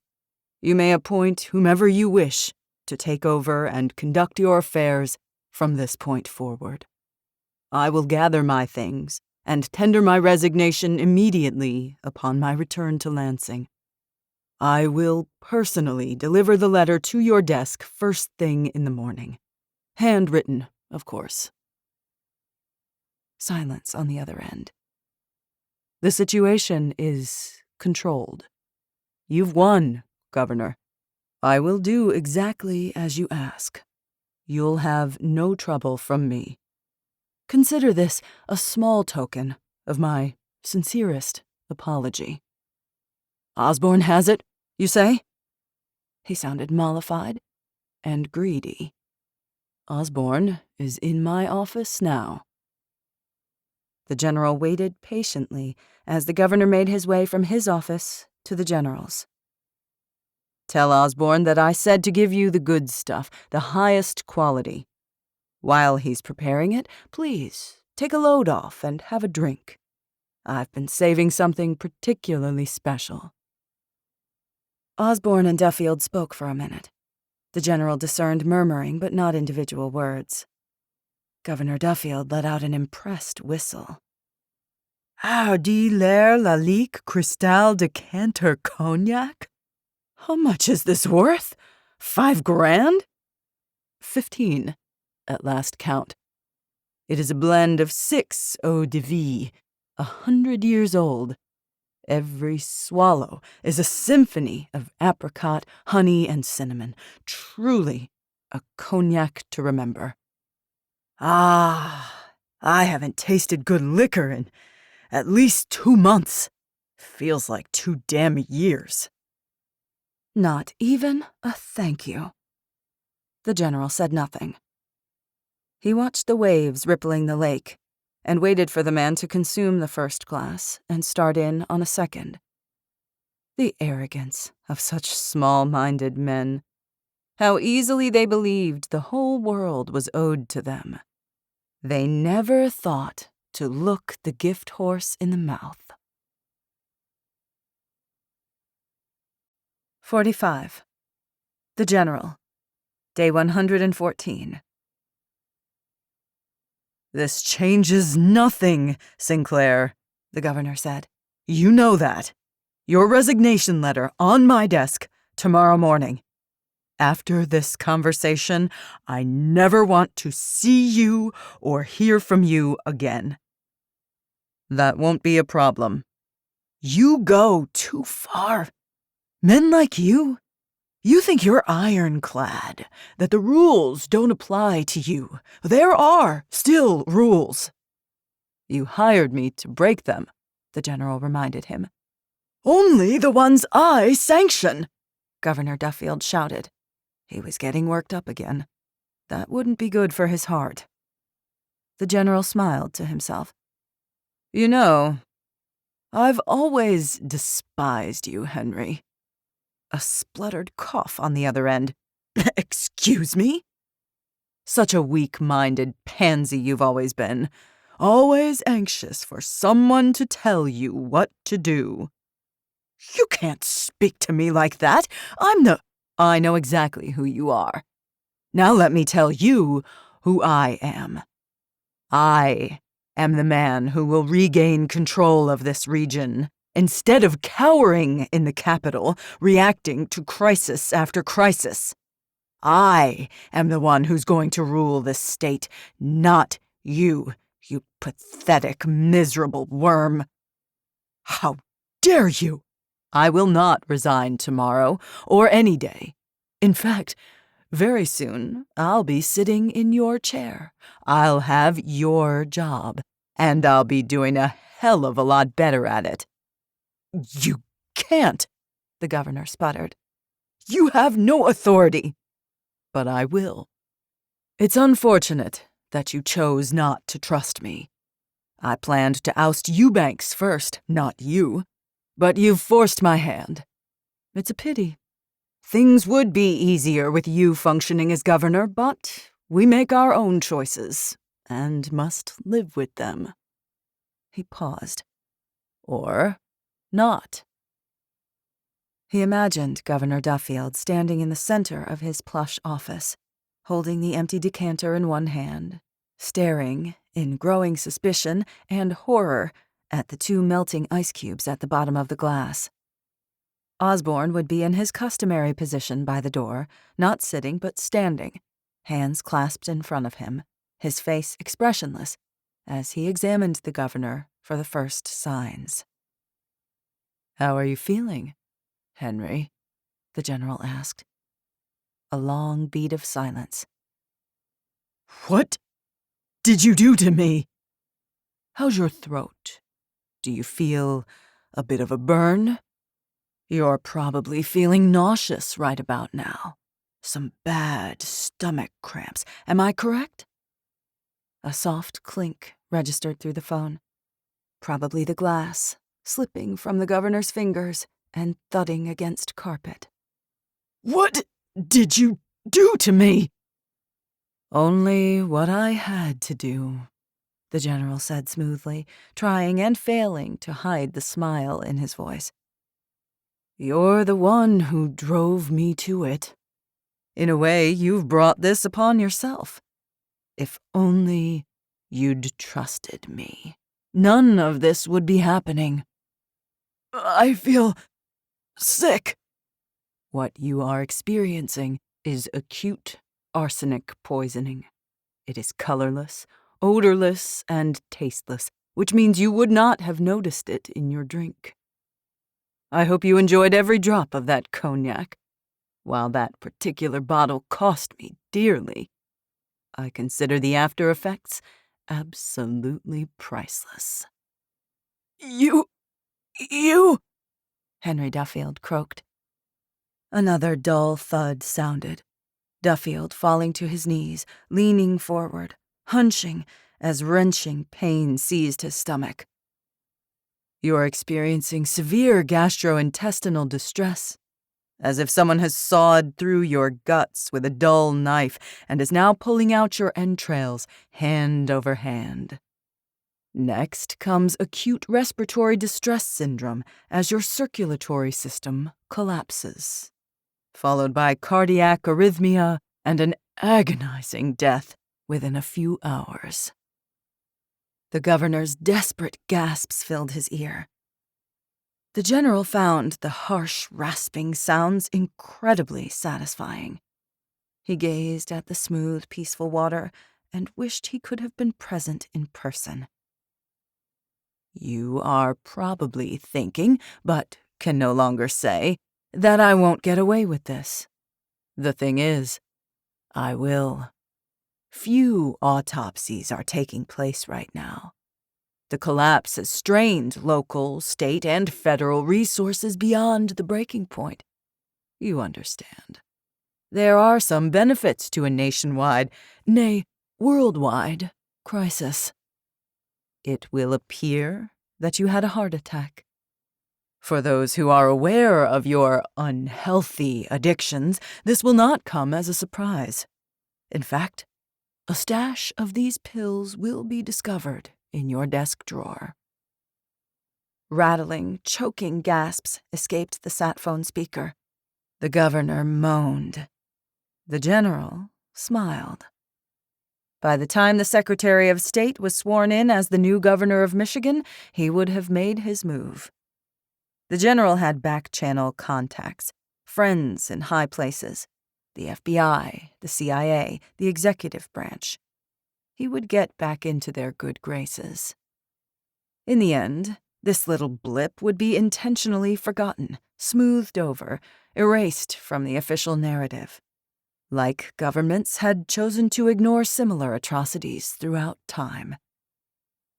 As the Michigan governor's breath rattled from his lungs, the general hung up the sat phone and returned his attention to the task at hand. Duffield was out of the way. Fall Creek was within his grasp. The loss of the Black Hawk was painful and infuriating, but it had done its work. At this point, the townspeople would be turning on each other, consumed by terror and infighting, on the verge of panicked surrender. His soldiers were hungry. Supplies were low. It didn't matter. They would fight when the general told them to fight. Even with the ordnance and transportation Liam Coleman had destroyed, they had enough. 500 soldiers. Enough bullets for every citizen in Fall Creek. Except for his granddaughter. He had big plans for her, just as he'd had big plans for Rosamond. He'd molded her in his own image, but she'd hated him. He'd never understood why. They were the same. The same ambition, the same thirst for domination, the same bloodline. Iron strength flowing in their veins. Power, superiority. Whatever had failed in Rosamond wouldn't fail again. He would make sure of it. This child would be different. She would take his name. She would be his own. The woman who gave birth to her would mean nothing. The girl would be a Sinclair through and through. It would take time, but she would outlive him. She would carry on his legacy and see that his name, their name, lived on. No one would remember a dead governor. They would remember the Sinclairs. This was how dynasties began. 46. Quinn, Day 114. The attack was over. It didn't feel like it. Nothing would be the same again. The townspeople remained in the bomb shelter overnight, shell-shocked and numb. Though Liam and Bishop had eliminated the Black Hawk, they were too frightened to leave, even after the security teams assured them no secondary attack was imminent. Finally, the people had stumbled from the underground darkness into daylight to take stock of the devastation and number their losses, of which there were many. The attack had destroyed several buildings. Only a wall or a caved-in roof remained in the rubble. Tress's hair salon, the bank, Patsy's pizza. The elementary school was so riddled with holes it looked like a Swiss cheese sculpture. Roads bitten to hell. Chunks of concrete and drywall everywhere. Winter Haven's precious electricity gone, maybe for good. 11 townspeople dead, 4 gravely injured. Quinn knew their names, but the impact of their loss barely registered. The only person who mattered was Gran. Quinn rode her bike home with rubbery legs that didn't belong to her, every movement rote and mechanical. Her clothes were filthy, stiff with dried blood. Her skin caked in dust, dirt and soot. Red flakes beneath her fingernails. Her numb hands unlocked the front door, fingers fumbling with the key a half-dozen times. Hannah hadn't wanted her to go home alone, but she got busy helping everybody else. Slipping away was easy as it had been when she'd snuck to the warehouse. Quinn felt no sense of satisfaction. She felt nothing but the grand-sized hole in her chest. Inside the house, dust motes spiraled through the shafts of sunlight, bathing the wood floors and worn furniture in warm, bright light. The house was chilly, the flames in the wood stove reduced to ashes. 5 cats rushed her with aggrieved yowls, winding around her ankles, gazing up at her with doleful feline expressions. Even Hell, ruler of the underworld, who seldom left her perch atop the fridge. The stench of cat piss assaulted her nostrils. The cats had been inside since yesterday morning. No food, no kitty litter. They'd held it as long as they could, then used the back doormat in the kitchen. Quinn set her rifle on the kitchen table and refilled their water bowls from a jug sitting on the counter. Hel and Valkyrie squeezed in first, with Loki not far behind. She threw the soiled mat outside and left the door cracked open so the cats could do their business and find breakfast. Valkyrie darted outside to hunt. Loki sauntered across the kitchen, pounced on a chair, and hopped onto the table. Affronted, he sat on his haunches and stared at Quinn with that pointy, cunning face, as if daring her to yell at him. "Git!" He let out an incensed yowl, glancing past her, as if searching for his real owner. "I said go!" He didn't move, just stared at her, as if she'd offended him. Maybe he expected Gran to come barreling in, waving her cane, shouting that she was going to skin him alive if he didn't get his ugly butt off the table. Quinn didn't yell. She didn't do anything. Loki stayed on the table. Thor and Odin wandered the house, meowing plaintively, searching for their mistress. They sensed something was off. "She's not here," she said, barbed wire in her throat. Quinn went to the backyard and drew a bucket from the well, lugged it to the bathroom, and stripped off her soiled clothing. She used a cold washcloth to wipe the grit and blood from her body. Gran's blood. She bit back a whimper. Once she'd finished, she dumped the bucket of dirty water and her clothes in the backyard. Clad in her bra and underwear, goose pimples broke out on her skin. She barely noticed. She'd take care of the clothes later. Maybe she'd bury them, or burn them. She would never wear them again. When she re-entered the house, Thor and Odin were waiting dejectedly by the door. They'd always been the needy ones, the ones Gran loved the most. Odin waddled over and pressed his furry head against her shin, meowing mournfully like he was begging for a treat. Only it wasn't a treat he wanted. A sudden, irrational fury shot through her. "Go away! I can't help you!" With startled yowls, both cats scurried for the safety of the sofa. Fat Odin couldn't fit beneath it, but clambered onto the armrest. He settled his furry bulk and offered her a wounded look. "She's not here," Quinn said in a strangled voice. "Can't you see that? She's not here!"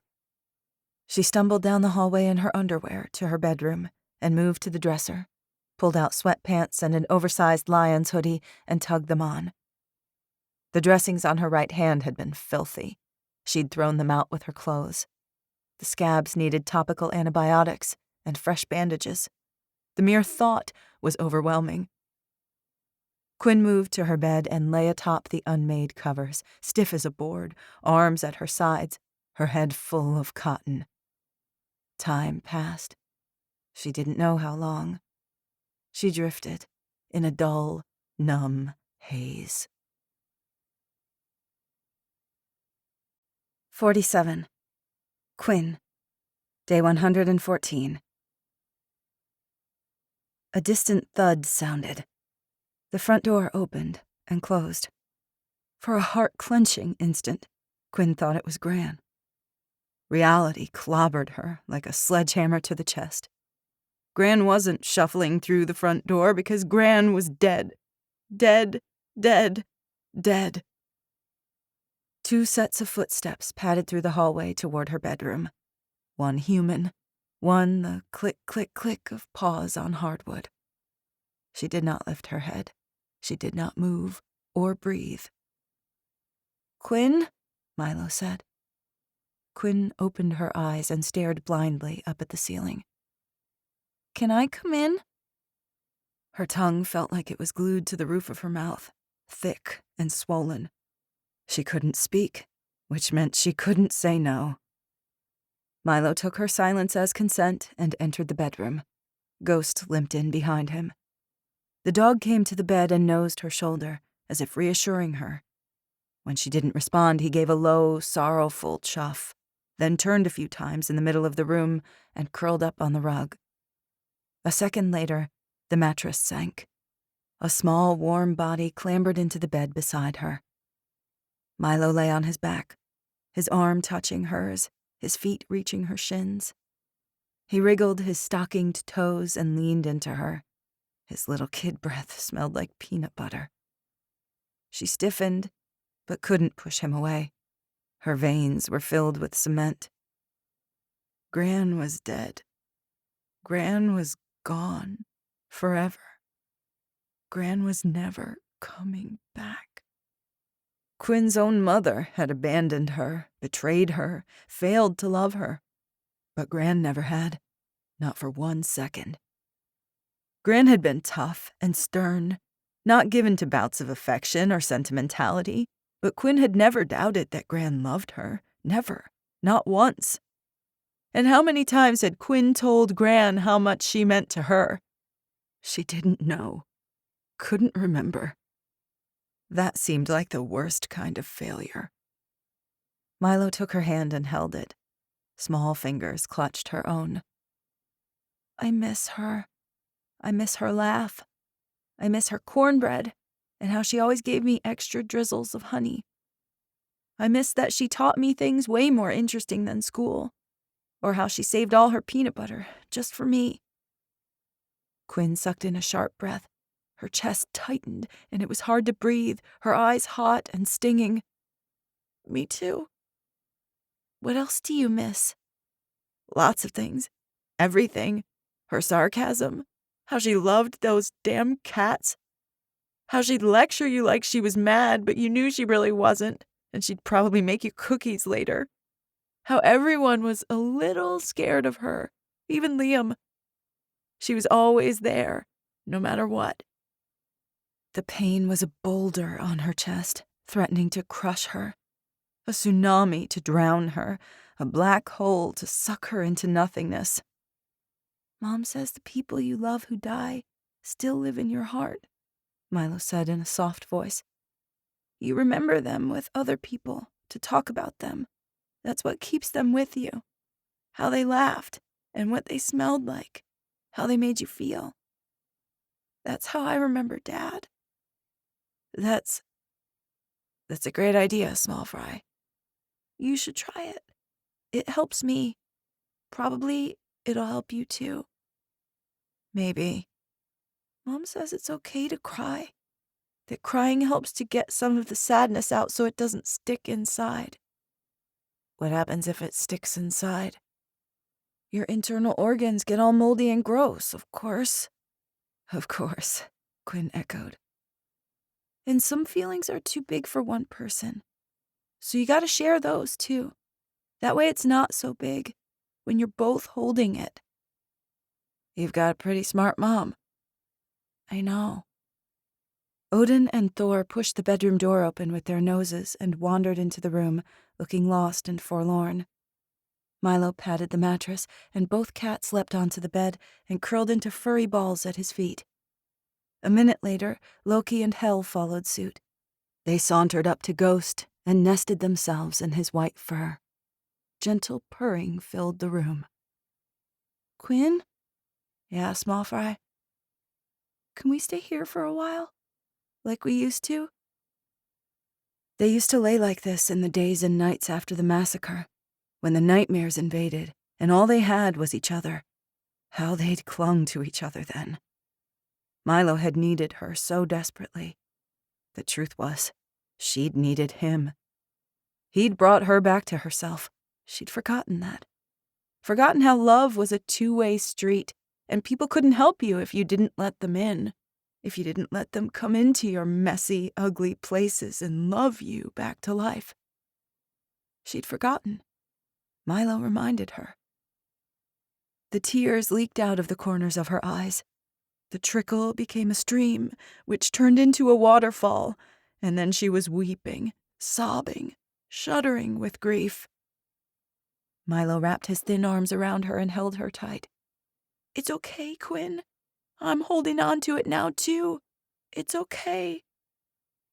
This hole in her heart was too big for her. But together they shared it. And somewhere deep inside, she understood that it was enough. It would be enough. This time she didn't run from it. She felt it all. Let the pain roll through her in waves. She wept, and Milo held her, and after a while, the waves of sadness relented, rolled back a little. Her tears dried, the great hiccuping sobs subsiding. She felt the jagged and broken pieces of herself slowly fitting themselves back together. Not today, not tomorrow, but they would. She rubbed the wetness from her eyes and stared blearily at the painted monsters decorating her walls. Every square inch of wall and ceiling covered in bright murals, including her bookcases, desk, and bed. King Kong, Godzilla, the Minotaur, gremlins, and harpies. Her gaze landed on the unicorn painted across her closet doors. Milo had christened him Jeff, the Stabby Unicorn. "Milo? Yeah?" She cleared her throat, struggling to get the words out. "I know, I messed up, small fry. I wasn't here for you after Noah. You needed me, and I let you down. That wasn't cool. I'm sorry." She felt his shoulders shrug. "I forgive you." "That's it? Seems too easy." "What else is there?" "Like, you aren't going to hold it over me, or make me do your chores for a year?" "Tempting, but nope." Quinn gave a pained snort.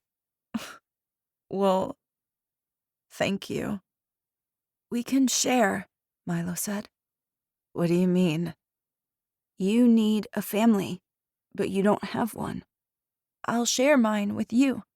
Then we can be brother and sister for real." "You really want that?" He snuggled into her neck. His mop of unruly curls tickled her cheeks.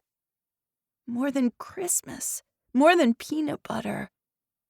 It was several moments before she trusted her voice enough to speak. Her broken heart pulsed with affection and sadness, love and sorrow. It was almost too much to bear. Damn, but she loved this kid. "Okay," Quinn whispered, then louder. "Okay." "Pinky promise?" Milo held up his pinky finger. Quinn hooked hers around his smaller one. "Pinky promise." "We're family now," Milo said, with such sweet confidence that Quinn nearly dissolved into tears again. "My family is your family. Mom and baby Charlotte and Ghost, can't forget Ghost." 10 minutes ago, she thought she'd never smile again. Yet amid misery and heartache, she felt it. That spark of joy, a promise of something more. That no matter how bleak things seemed, tomorrow would be better. "Do you want to listen to music? Mom borrowed the iPod, but I got it back." Milo pulled it out of his pocket and showed it to her. "I even remembered to charge it." "Only if it's not Elvis." He grinned. "You can't fool me. I know it's your favorite." They spent an hour lying next to each other, an earbud for each of them, listening to Aerosmith, U2, Pink Floyd, Journey, the Beatles, and of course, Elvis Presley's Love Me Tender and Heartbreak Hotel. The songs she'd grown up with, that Gramps had loved. He'd danced with her when she was a little girl, Gran looking on, pretending to disapprove, but nodding her head to the tune. The same songs Hannah had once sung to Milo. The music connected them, a gossamer thread leading them to each other. By the time the sun had set and darkness crouched outside the windows, Quinn's tears had dried to salty tracks on her cheeks, and Milo lay curled against her side, breathing contentedly, fast asleep. 48. Liam, Day 114. Liam had blood on his hands. He'd been forced to kill the soldiers manning the helo. The moment they'd fired a shot, they'd become the enemy. They had attacked innocent people. They had killed Molly. For that, they deserved their fiery death. Fall Creek had eliminated the threat of the Black Hawk, but at great cost. The town was once again reeling, left to pick up the pieces. It wasn't over yet.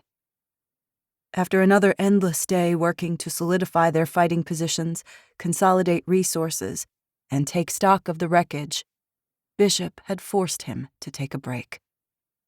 Fear, uncertainty, and dread formed a hard knot inside him. A crushing weariness threatened to overwhelm him, but for the moment, the imminent danger had receded. For a few precious minutes, he was a man, not a soldier. A man with the woman he loved. Liam sat on Hannah's sofa with Charlotte. She smelled clean, of baking soda and lotion. He bobbed his knee and Charlotte giggled, the sound as pure and rich as ringing bells. Rain drummed the roof. The wind scoured the corners of the house and rattled the tree branches. Inside, the fire crackled in the living room fireplace. Candles placed around the room scented the air with vanilla and lavender. Ghost sprawled before the fireplace, panting like he'd spent the day running a marathon, not dozing. His apparent indolence was misleading. When his people were awake and alert, he rested. When they slept, he came alive, spending the nights patrolling his domain, protecting his herd. Hannah's singing drifted from the hallway as she finished up her usual bedtime routine with Milo. Quinn was here too. After finding them, sleeping in Quinn's bed, Liam had brought them to Hannah's house. They awoke just long enough to inhale a supper of potato and carrot soup with the cooked rabbit that Quinn had caught earlier. Hannah insisted Quinn stay with her. It wasn't healthy or safe to be alone.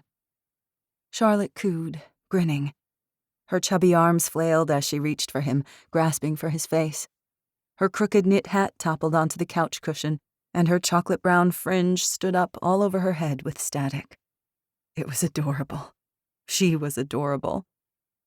"Too warm for that hat now," he said. "You've grown so much. Guess I'll have to make you another one. Maybe pink this time? I've heard little girls like pink." She wrapped her tiny fingers around one thumb, then the other, and looked up at him with wide, bright eyes. Her face alight, her whole being radiated joy. His heart clenched and expanded all in one breath. If she was safe to grow up, then he'd done his job. If he saved her and her mother. No matter what happened to him, that would be enough. Charlotte yawned and snuggled against his chest. Her halo of silky dark hair tickled his neck. He leaned back, his spine twinging, but he ignored it as he patted her diapered bottom. Within a minute, she was asleep. Hannah padded down the hallway. "They're both asleep. They'll probably sleep for 12 hours, especially Quinn. Don't let her wake up early for our training session. It can wait. She needs her rest." Hannah settled beside him on the couch. Her hair was tugged back in a messy ponytail. Dark circles ringed her eyes, her skin pale. She was the most beautiful woman he'd ever laid eyes on. "I keep thinking about Molly," she said, and her face crumpled. "I can't believe she's gone." With Charlotte sleeping against his chest, he drew Hannah to him with his free arm. She sank into his embrace as if she'd always belonged there.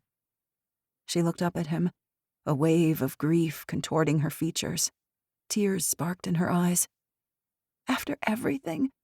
To lose Molly, too? I already miss her so much."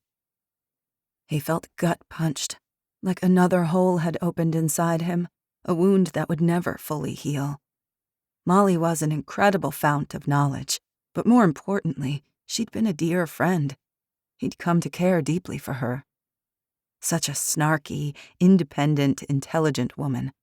The prickly heart of Fall Creek. It doesn't feel right without her here. Everything feels lessened somehow. I wish I could go back and change things. I could have stopped it, saved them. It's not your fault. It's the general who did this, she said fiercely. He's the one who needs to pay. Emotion thickened his throat. I know. Hannah was quiet for a minute. The fire popped and sparked. She died saving Quinn. Saving that little boy.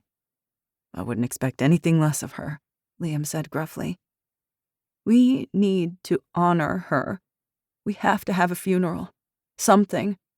We will, but it's not safe now. I know. It's just hard, she said. Poor Quinn. I love that girl like my own heart. I want to hold her and never let go. She has no one left. Yes, she does. She has you. She has us. Hannah nodded. She does. We'll take care of her. We will. Hannah wiped away her tears, as if steeling herself for what came next, and took several steadying breaths. And we'll start by keeping the general from hurting anyone else. Any updates? Our forward observers report 0 movement. The general has his men buttoned up inside that hotel. What will he do next? That was a soft attack, to open us up for a ground assault or air raid. He should have sent in ground troops while we were shell-shocked from the rockets, but he didn't. Why? Liam hated admitting his uncertainty. It felt like weakness. I don't know. Because of Charlotte? He shook his head, weary and frustrated, plagued with doubt and foreboding. Could be. He's waiting for something, or toying with us, or both. I don't like it. What about Hamilton? Could he help? The radios are broken. It's dangerous to travel anywhere outside the perimeter, and he only has 30 men. Besides, he's under strict orders not to get involved in local disputes. You don't think he'd bend those orders for us? He's a good man, but he's a rule follower. The military demands unconditional obedience to the chain of command for a reason. Hannah chewed on her lower lip. It seems worth it to try. Maybe, Liam allowed. We can send a scout tomorrow. His back spasmed. He winced, careful not to move so he wouldn't awaken Charlotte. Hannah noticed. She pulled away and sat up. Your back. I'm fine. I can tell it's hurting you. He shot her a disgruntled look, but it was true. There was no use attempting to hide it. She always noticed. You need a massage. I'm fine. He tried again, but it was useless. When Hannah made up her mind, there was no changing it. Truth was, he wanted her hands kneading the pain from his aching muscles, her warmth, her closeness, her touch. He wanted her in his arms again. I'll be right back. She rose and picked up Charlotte, crooning into her seashell-shaped ear so she didn't awaken, and carried her into the bedroom. Ghost lifted his head and tracked her every move with his eyes, his tail thumping. Liam rechecked the house. Ghost leapt to his feet and followed him. Liam patted his head. All windows and doors were secured and locked. He peered through the kitchen window. Streams of water streaked the glass like tears, distorting his reflected features. The trees thrashed outside the house. Branches creaked and snapped. Guards were stationed at the head of Tanglewood Drive. Mobile patrols were on alert. More sentries manned the sniper nests and fighting stations along the perimeter.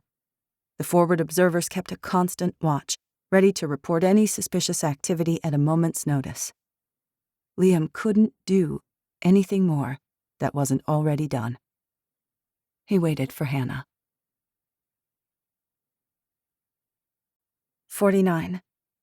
Liam. Day 114. Hannah perched on the sofa beside him, an expectant charge in the air, like an electric current between them. She offered him a shy smile. I guess we're alone. I guess we are, he said, his voice suddenly husky. Hannah leaned in and grazed his mouth with her lips. His heart rate quickened.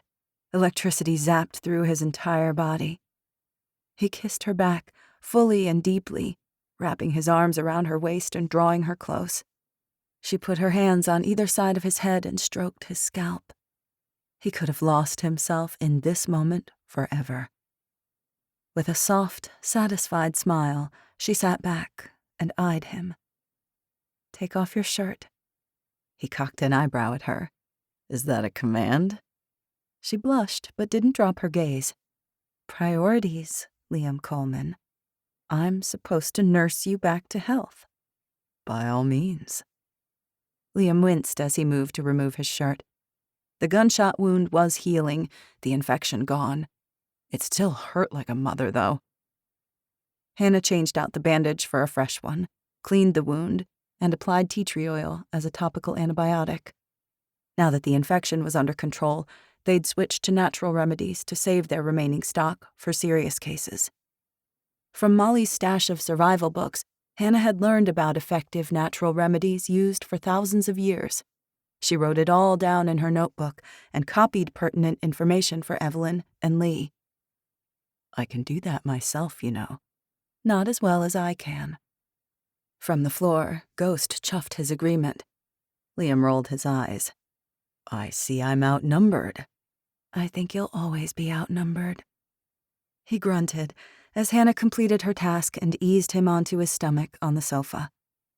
Heat from the fireplace warmed his sore, exhausted muscles.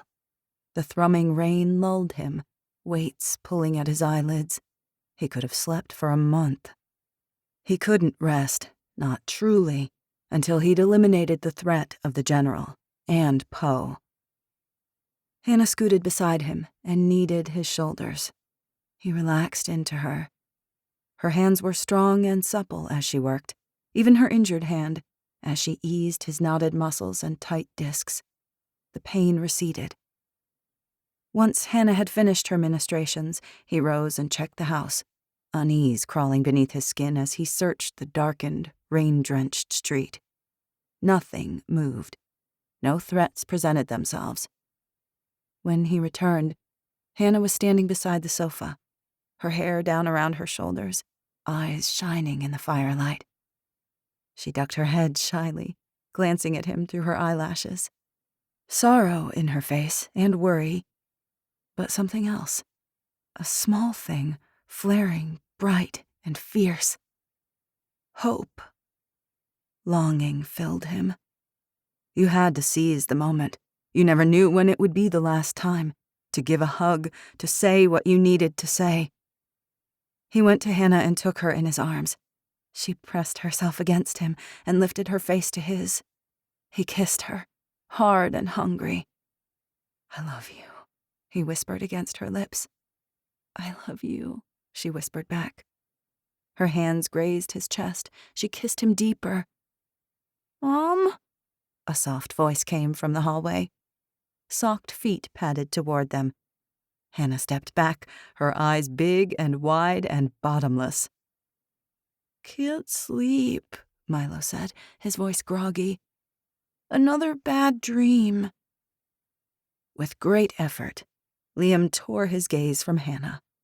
Milo glanced between them, blinking blearily, tousled black curls standing up all over his head. He wore an oversized men's shirt that fell to his knees. Noah's. He hesitated, a crease between his brows, like a deer crouched at the edge of the trees, tentative and cautious, unsure if it was safe to approach. Liam smiled. "Come on over." He shuffled into the living room, rubbing his eyes. Hannah opened her arms to him.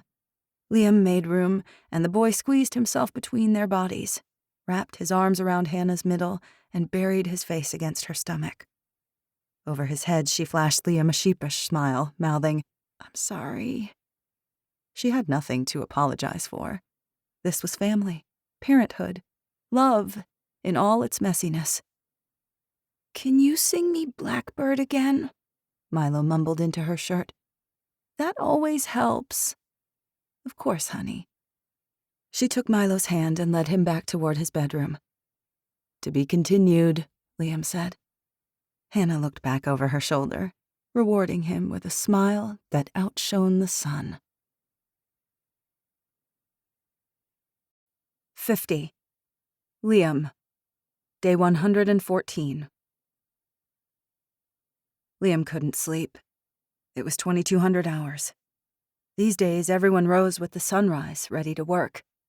After a long day, most folks were in bed by 9 and slept like the dead. Liam had never slept well, his dreams haunted by exploding mortar shells and the screams of his fallen brothers. He didn't sleep tonight either. In the house, everyone else slept. Hannah and Charlotte, Milo and Quinn. Liam made his way outside, carbine slung over his shoulder. Ghost hobbled to the doorway but refused to leave the house. The dog loved the cold but despised water. Instinctively, Liam scanned the backyard, checking high and low, listening for anything unusual. There was nothing. The rain had stopped, the wind dissipating. The night was still and dark, but for faint starlight filtering through a scrim of clouds.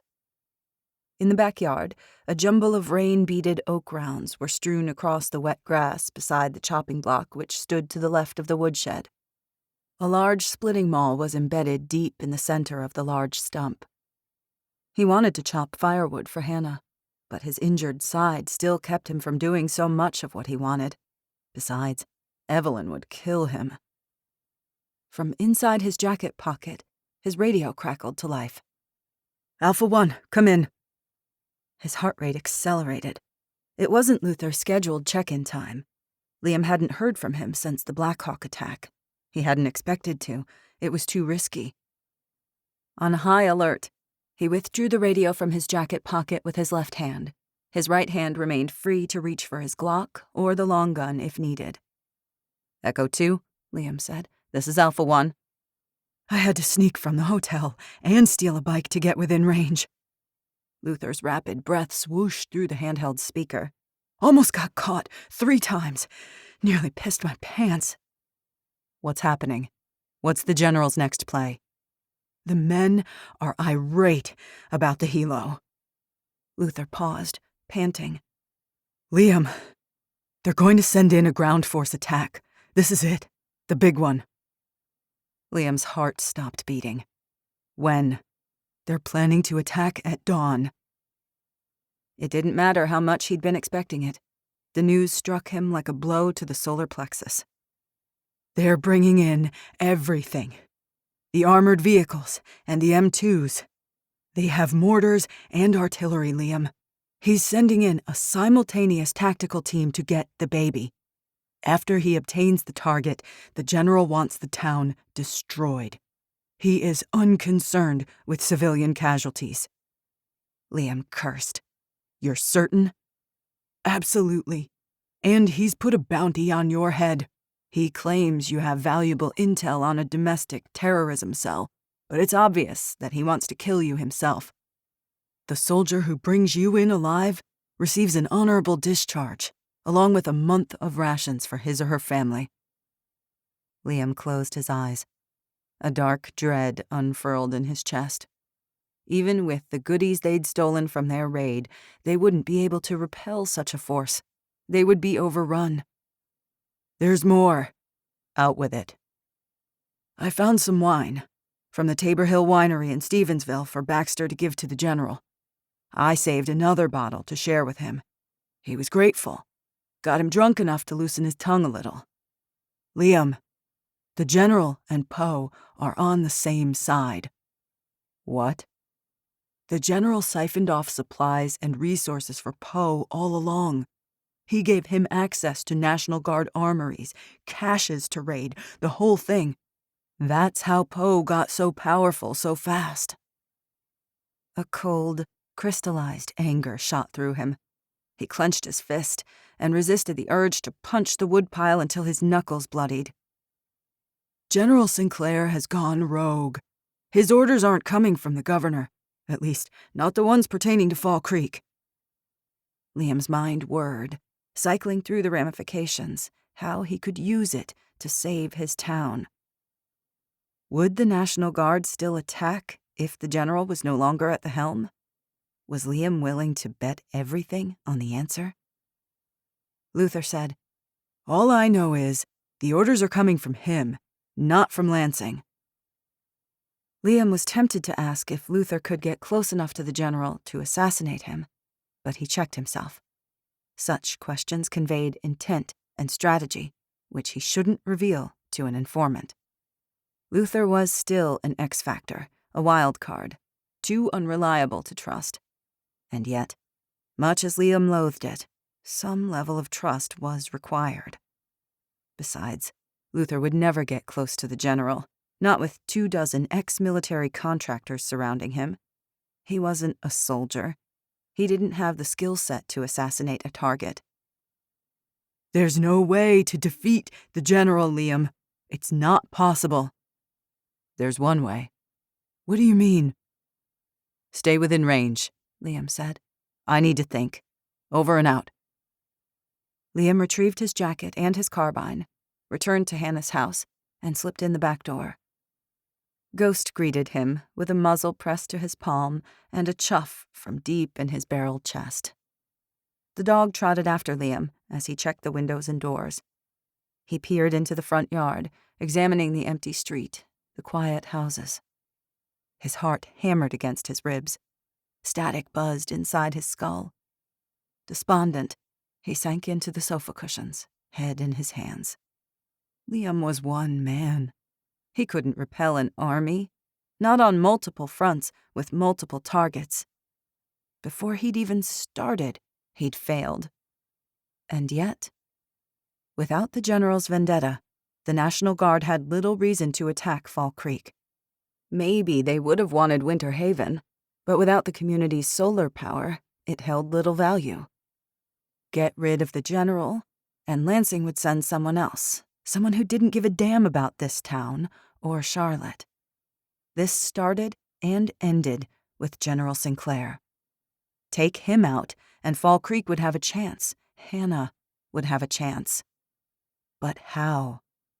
With more time, Liam could devise an ambush to lure the general into a trap, or set up a sniper hide and take him out via a long-distance bullet to the brain. But from Luther's intel, he knew the general was careful. He had taken the penthouse suite. The only wall of windows faced Lake Michigan. No tall buildings nearby with rooftops or windows for sniping. Liam was out of time, out of options. There was only one way out. Something snagged his gaze. The crooked green and gray hat peeked between the sofa cushions. Liam pulled it out and held it in his hands, turning it over and over, running his calloused fingers over the lumpy knitting. He had made it for LJ. He'd worn it once within hours of his birth. Liam had kept it to remind him of Jessa and Lincoln, of his dead family, and the baby he'd left behind in Chicago. What had once symbolized his failure had transformed into a gift, a symbol of hope. When Hannah entered his life, when Charlotte came, red-faced and bawling into the world. His thoughts crystallized. What he must do, and how. The path forward had never been clearer. The general wanted Liam. He wanted to kill Liam himself with his own hands, which meant he would need to get close, face-to-face close. Perhaps close enough to kill. Doubt and uncertainty needled him. It was a significant risk. The chances of success were slim, the odds of survival non-existent. Even if Liam could get his hands on the general, he couldn't fight off the mercenaries who'd unleash hell in revenge. He didn't have to. Getting out wasn't the important part, only getting in. For a second, he considered calling Bishop, organizing an assault team. He dismissed the thought. They needed every fighter to defend Fall Creek. Besides, he couldn't bear the idea of sending his friends into a kill zone with little hope of survival. Ironically, he had never valued his life as much as he did now. He wanted this life, flawed but beautiful. He wanted to carve out a place in this world with Hannah at the beating center of it. Only now did he fully understand what he must lose to save them. Liam called Luther on the radio. When he picked up, Liam said, "I need you." 51. Liam, Day 114. Liam geared up. This mission required speed and agility. He planned to leave his go-bag behind, but he strapped on his chest rig and did a weapons check, counted his ammo and magazines. He kept his everyday carry case, with the folding knife, paracord, tactical pen, and multi-tool in his jacket pocket. He'd borrowed Hannah's sewing kit for a couple of last-minute alterations, and a couple of items from Reynoso's home as well. Reynoso didn't know. He was busy on night patrol. It was time to go. Liam had thought out every contingency and backup plan, every move and counter-move until it solidified in his mind. He was prepared for a one-man war. Ghost was on his feet, watching him intently with those intelligent brown eyes, ears pricked. He knew something was about to happen. Liam scratched his floppy ears and rubbed beneath his muzzle. "Take care of them for me." Movement in the shadows of the hallway. Adrenaline shot through him. Liam spun, Glock in hand. Quinn spoke in the darkness. "It's me." Liam lowered the pistol. "What did I tell you about sneaking up on people?" "To get better at it? Looks like I did." Her glassy eyes sparkled in the dim moonlight trickling through the living room window. She wore red flannel pajama bottoms, a Metallica t-shirt, and Hannah's pink slippers. She looked so young. He holstered his pistol. "You should be sleeping." "So should you." "Touché." Ghost trotted up to her and sniffed her hand. She scratched him behind his ears. He snorted in pleasure and pressed the top of his head against her thigh. Her gaze slid from Ghost to his face, to the M4 on its sling, the chest rig bristling with gear. "You're leaving." "I am." "Why?" "There's something I have to do." "Does Hannah know?" "She will." "Which means she doesn't know." Truth was, he couldn't bear to tell her. He knew what her reaction would be. He didn't want to say goodbye. Not that she couldn't handle it. He couldn't. Their last moments together were perfect. He wanted her to remember him like that. He wanted his last memory of her to be that one. The way her hair looked spilling around her shoulders. The depth of her eyes in the firelight. How dark they turned when she kissed him. "No," he said. "She doesn't." Quinn stared at him steadily. She wasn't taking silence for an answer. "Where are you going?" "To cut the head off the snake." "What if there's more than one head?" She always was a smart one, cunning and quick thinking. It would serve her well. "I don't think there is." "And if you're wrong?" "It's a risk I have to take." "You're going to kill the general." She said it flatly, a statement, not a question. "I'm going to try." "How are you going to get close to him?" "Anyone ever told you that you ask too many questions?" She snorted. "All the time." "As long as this man lives, Hannah and Charlotte will be in danger. For them, I have to do this." She took a step forward. The strap of her AR-15 was slung across her shoulder. She practically slept with the thing. "I want to come with you." "I have to do this alone." She scowled. "I thought you said that lone wolf stuff was stupid thinking." "It is. But in this case, it's the only way it'll work. Believe me, I've thought it through. This is the only way." "That's why you're sneaking out. Because Bishop and Hannah won't agree to it. This isn't a good idea." His stomach somersaulted. "Quinn, are you coming back?" His knee-jerk response was an obvious, "Of course." But he hesitated. She wasn't a little kid. She'd been through too much for him to lie to her. He owed her that much. "I don't know," he said. And then Probably not. Dismayed, Quinn's mouth opened, then snapped shut. She shook her head fiercely. No. Yes, I have to. I must. She took another step into the dark living room. Even in the moonlight, he could see the anguish contorting her features.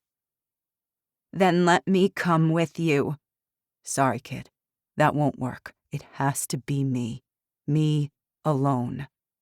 She went rigid. Why not? I'm the only one he won't kill on sight. For a long moment, she didn't say a word. They stared at each other in the darkness, thinking the things neither of them could say out loud. I need you here. She needs you. He didn't need to say who. They both knew. Okay, Wolverine, she said finally. I trust you, so, okay. He blinked, startled at the strength of the emotion surging in his chest.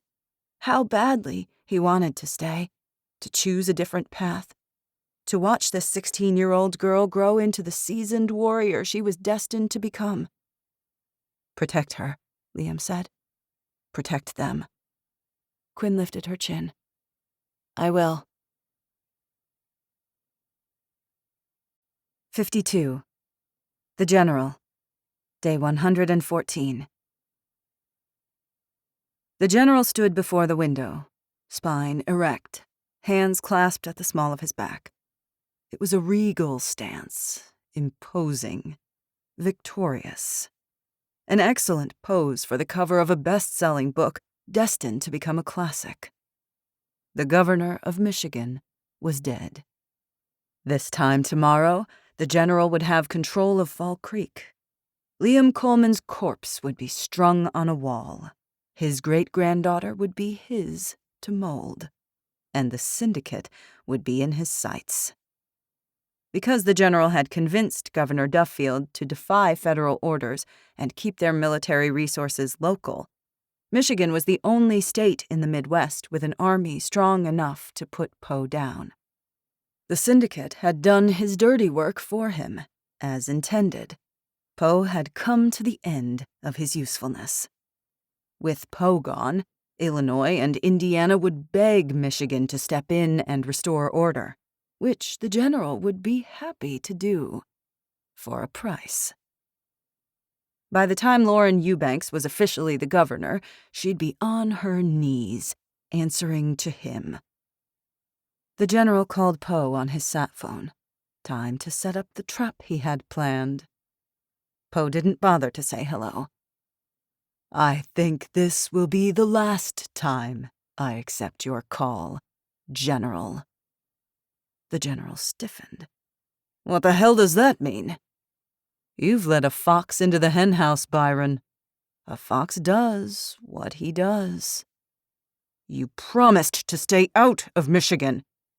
I don't recall that little detail. Michigan is mine, the general snarled. You have the entire Midwest. Do I? Because I sense that I've grown too large for my fishbowl. The general ground his teeth. Poe was smarter than the general had given him credit for. He was figuring out the bigger picture. Not so malleable as you first thought, eh? I'm smart. Smarter than you, old man. The general simmered with rage.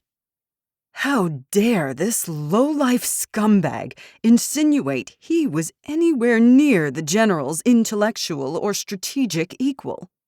Poe was an elegant thug, nothing more. You'd be happy if I disappeared, wouldn't you? I've served my purpose to you. But Byron, I have bigger plans than you could even imagine. This country is ripe for exploitation. If not me, it would be someone else. A dozen warring gangs clashing across the Midwest, slaughtering each other and everyone else. Or an entire region under lock and key, rich in resources for men like me. People are resources. I don't waste them. The general's lip curled in distaste. Not at Poe's implications, which the general agreed with, but at his snide, disrespectful tone. "Don't forget, I can destroy you with one order, with one—" "I'm calling your bluff," Poe said evenly. "Michigan is mine." "You stupid son of a—" "I adore Michigan," Poe said, with that simpering, indulgent tone, like he was laughing at the general, mocking him.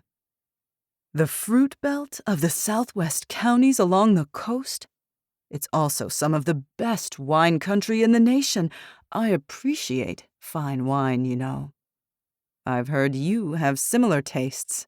"Don't compare yourself to me, you little maggot! You're nothing but a slumlord, a gangster thug dressing himself up with pretty words, playing at power. You don't have real power. You'll never have power." "Fear is power," Poe said. "And right now, you fear me." The general gripped the sat phone so hard the plastic shell cracked beneath his fingers. "If you think for 1 second—" "I'm coming for your towns, your people. I will subjugate them or kill them. I will take everything that I want and burn what remains." "Traitor!"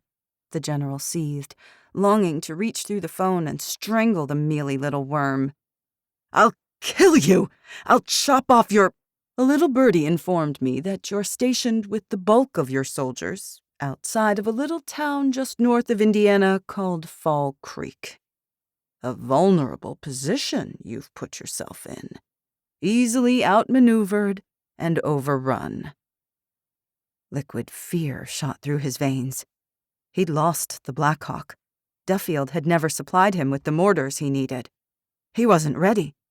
To obliterate the syndicate required subterfuge and deceit, backstabbing Poe when he and his men least expected it. Poe had backstabbed him first. "Consider yourself checkmated." "I gave you everything! This is how you repay me?" "This is how you play the game," Poe said, a sneer in his voice. "And Byron, you've been played." 53. Liam. Day 115. Liam strode down the center of Highway M139. It was well after midnight. He was 15 miles north of Fall Creek, on the outskirts of the town of St. Joseph. He had ridden most of the way via bicycle, then discarded it in an abandoned warehouse. Now he walked in the middle of the road, with his hands bare at his sides. The M4 was strapped across his chest, his Glock holstered. He felt vulnerable, exposed, naked. Still, he walked. It went against his training, his every instinct. Fear and doubt gnawed at him, but he marched with purpose.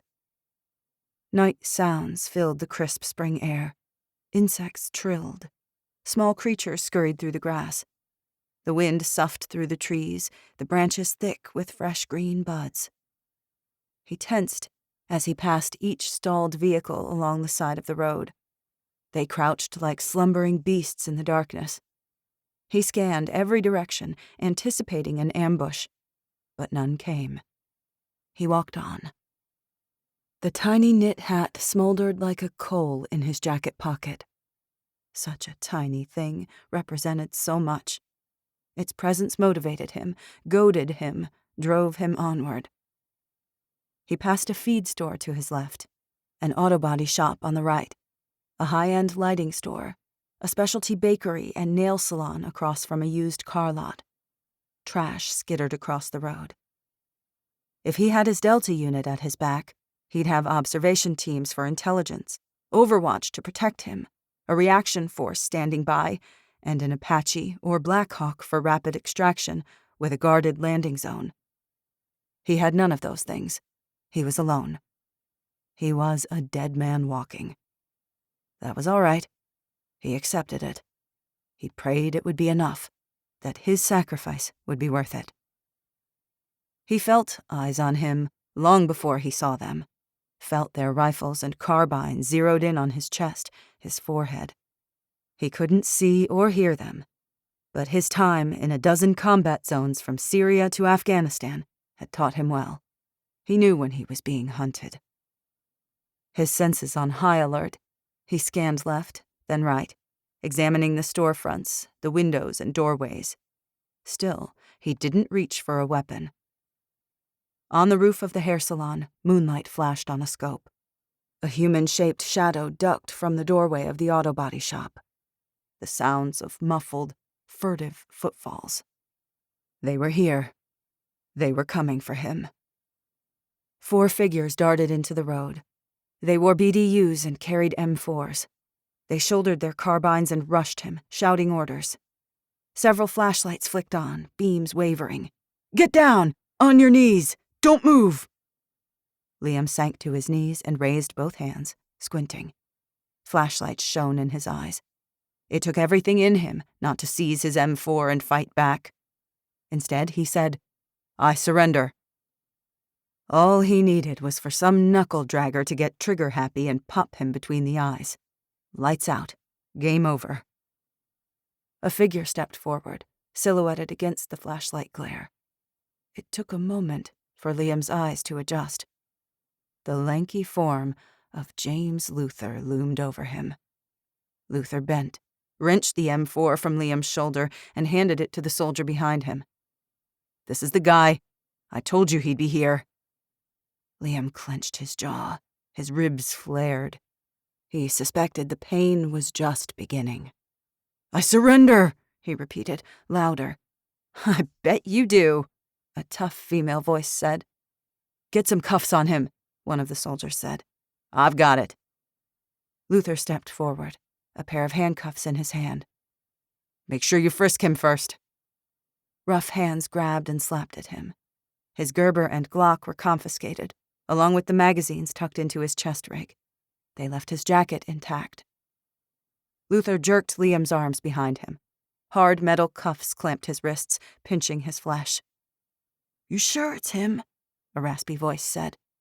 "Confirm positive ID before I call it in." Luther circled around to face him. He stared down at Liam, his face impassive. Shadows flickered across his inscrutable expression, shielding his eyes. His lips curled in a sneer of disdain. "Yeah, it's him." The butt of a carbine swung toward Liam's face. His training took over.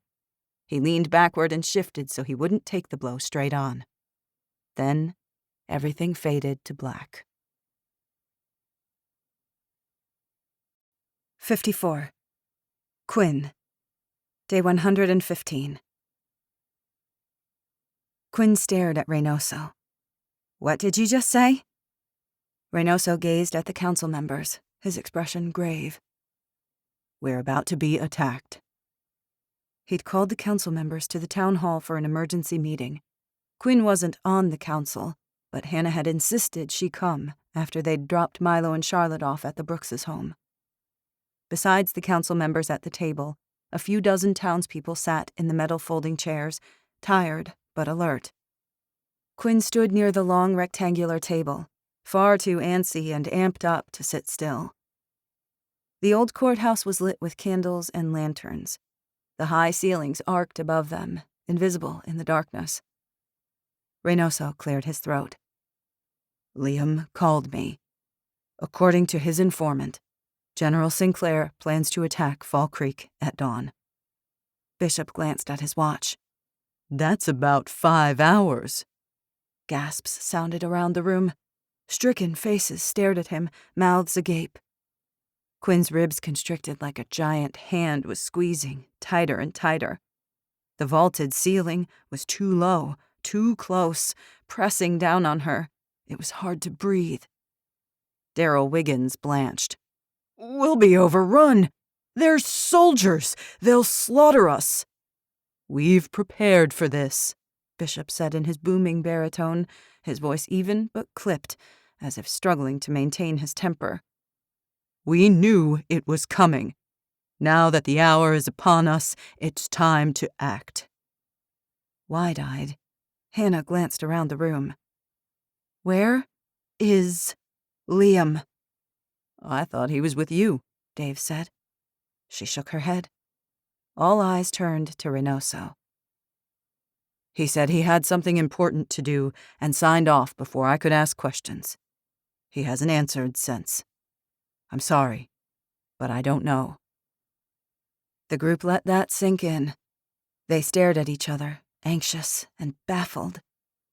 "That doesn't make sense," Principal King said.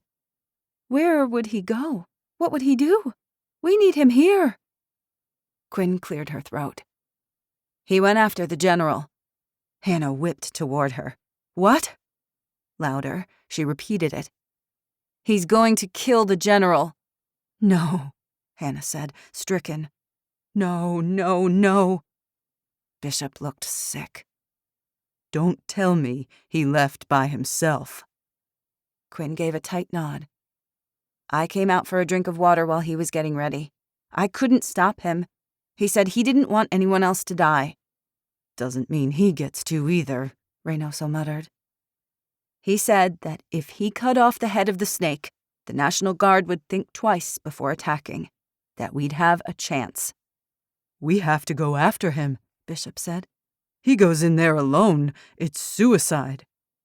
Quinn swallowed. "He left an hour ago. You're too late." Bishop's face turned ashen. He shook his head, aghast. They were all thinking the same thing. Liam was a lone man entering the lion's den. He had little chance of returning. "Why didn't you say anything?" Principal King asked. Quinn touched the thick, itchy scab on her lip.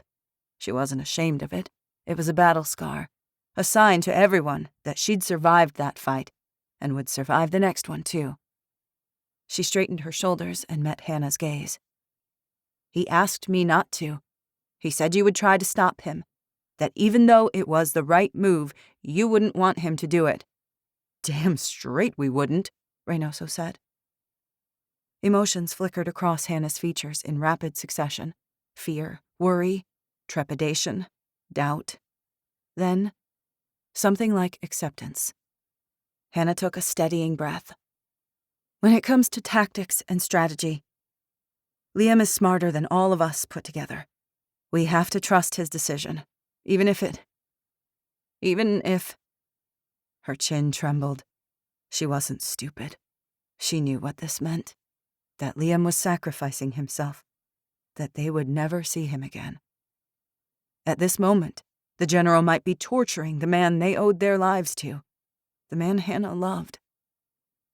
Quinn blinked back a surge of hot tears. Hell, they all loved Liam. Quinn did. He was freaking Wolverine. Not 2 weeks ago, he'd risked his hide for a stupid teenager without a second thought. She'd just lost Gran. The prospect of losing Liam was too terrible to contemplate. The cavernous room thrummed with strained silence. No one spoke. Bishop reached across the table and enveloped Hannah's crooked fingers in his huge ones. "Hannah." The uncertainty in her face vanished, her mouth pressing into a thin line. "Whatever happens, we'll face it. But now, we have to be as strong as he is. We have to be smarter and braver than we've ever been. If we fail, everyone we love dies." Quinn grimaced. "No pressure or anything." "Hannah is right," Bishop said. "We pray Liam accomplishes what he set out to do, and in the meantime, we do what we've been trained for." Quinn stepped forward. "If this is Fall Creek's last stand, let it never be said we didn't go down without one freaking hell of a fight." Jonas, who'd been sitting next to his mother, leapt to his feet. "I'm in." "Can't let the young'uns outdo us." Bishop pushed back his chair, stood, and looked each person in the eye, radiating a quiet, steely confidence. "God be with us." Perez shot to her feet. "Let's go kill some bad guys." Hannah stood next. Around the room, everyone followed suit. Dave and Principal King, Reynoso, Perez, and Bishop, Corinne Marshall, even Wiggins. Everyone looked scared, gaunt, and grim, but they also looked stronger, tougher. "What now?" Wiggins asked. "We sound the church bell alarm," Reynoso said. "We're calling everyone in, all hands on deck. Everyone knows what to do and where to go. The non-combatants will head to the bomb shelters again as our last-ditch fallback position. Every able-bodied citizen is to report to their duty stations. We have to protect the North Blockade at all costs. Bishop takes south. I take north." Reynoso's radio beeped. Robert Vinson's voice came through. "This is Echo 4 reporting from the Snow Road blockade. We've got visitors." 55. Quinn. Day 115. Quinn's adrenaline spiked. She drew her Beretta and held it in the low-ready position. Everyone went for their weapons, drawing shotguns and pistols, rifles and revolvers. "This is Alpha 2, Bishop said. "Who is it, Echo 4? A beat of static. "Mick Sellers, a woman named Dallas Chapman, and a big redhead calling himself Flynn. They're on horseback. They say they're Community Alliance representatives, and they need to speak to the town council. It's urgent." "Let them through," Hannah said. "They've been nothing but trouble," Corinne said. "We helped them again and again, and they've never lifted a finger to aid us. Our people died because they abandoned us against the militia." "I'm with her," Quinn said. "Screw them and the horse they rode in on. Literally in this case." "I know," Hannah said evenly. "Still, I invited them here.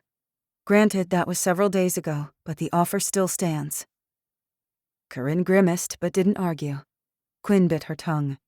They had too much to do to waste time with these yahoos. "Let them through," Bishop said. "Copy that," Vinson said over the radio. "Sending them through now." A few minutes later, Mick, Flynn, and Dallas entered Town Hall, escorted by Robert Vinson and Jamal Duncan. The Fall Creek sentries had divested them of their weapons. The pharmacist carried his hunting rifle slung over his shoulder. Jamal remained at the door to keep watch, while Vinson gestured for their visitors to approach. Quinn watched them with narrowed, suspicious eyes. She'd heard plenty about these jokers. Liam had always been leery of them. She was, too. The one called Flynn towered over the other two. A red-headed guy sporting a bushy beard that reached his chest. He looked like a Hells Angels biker.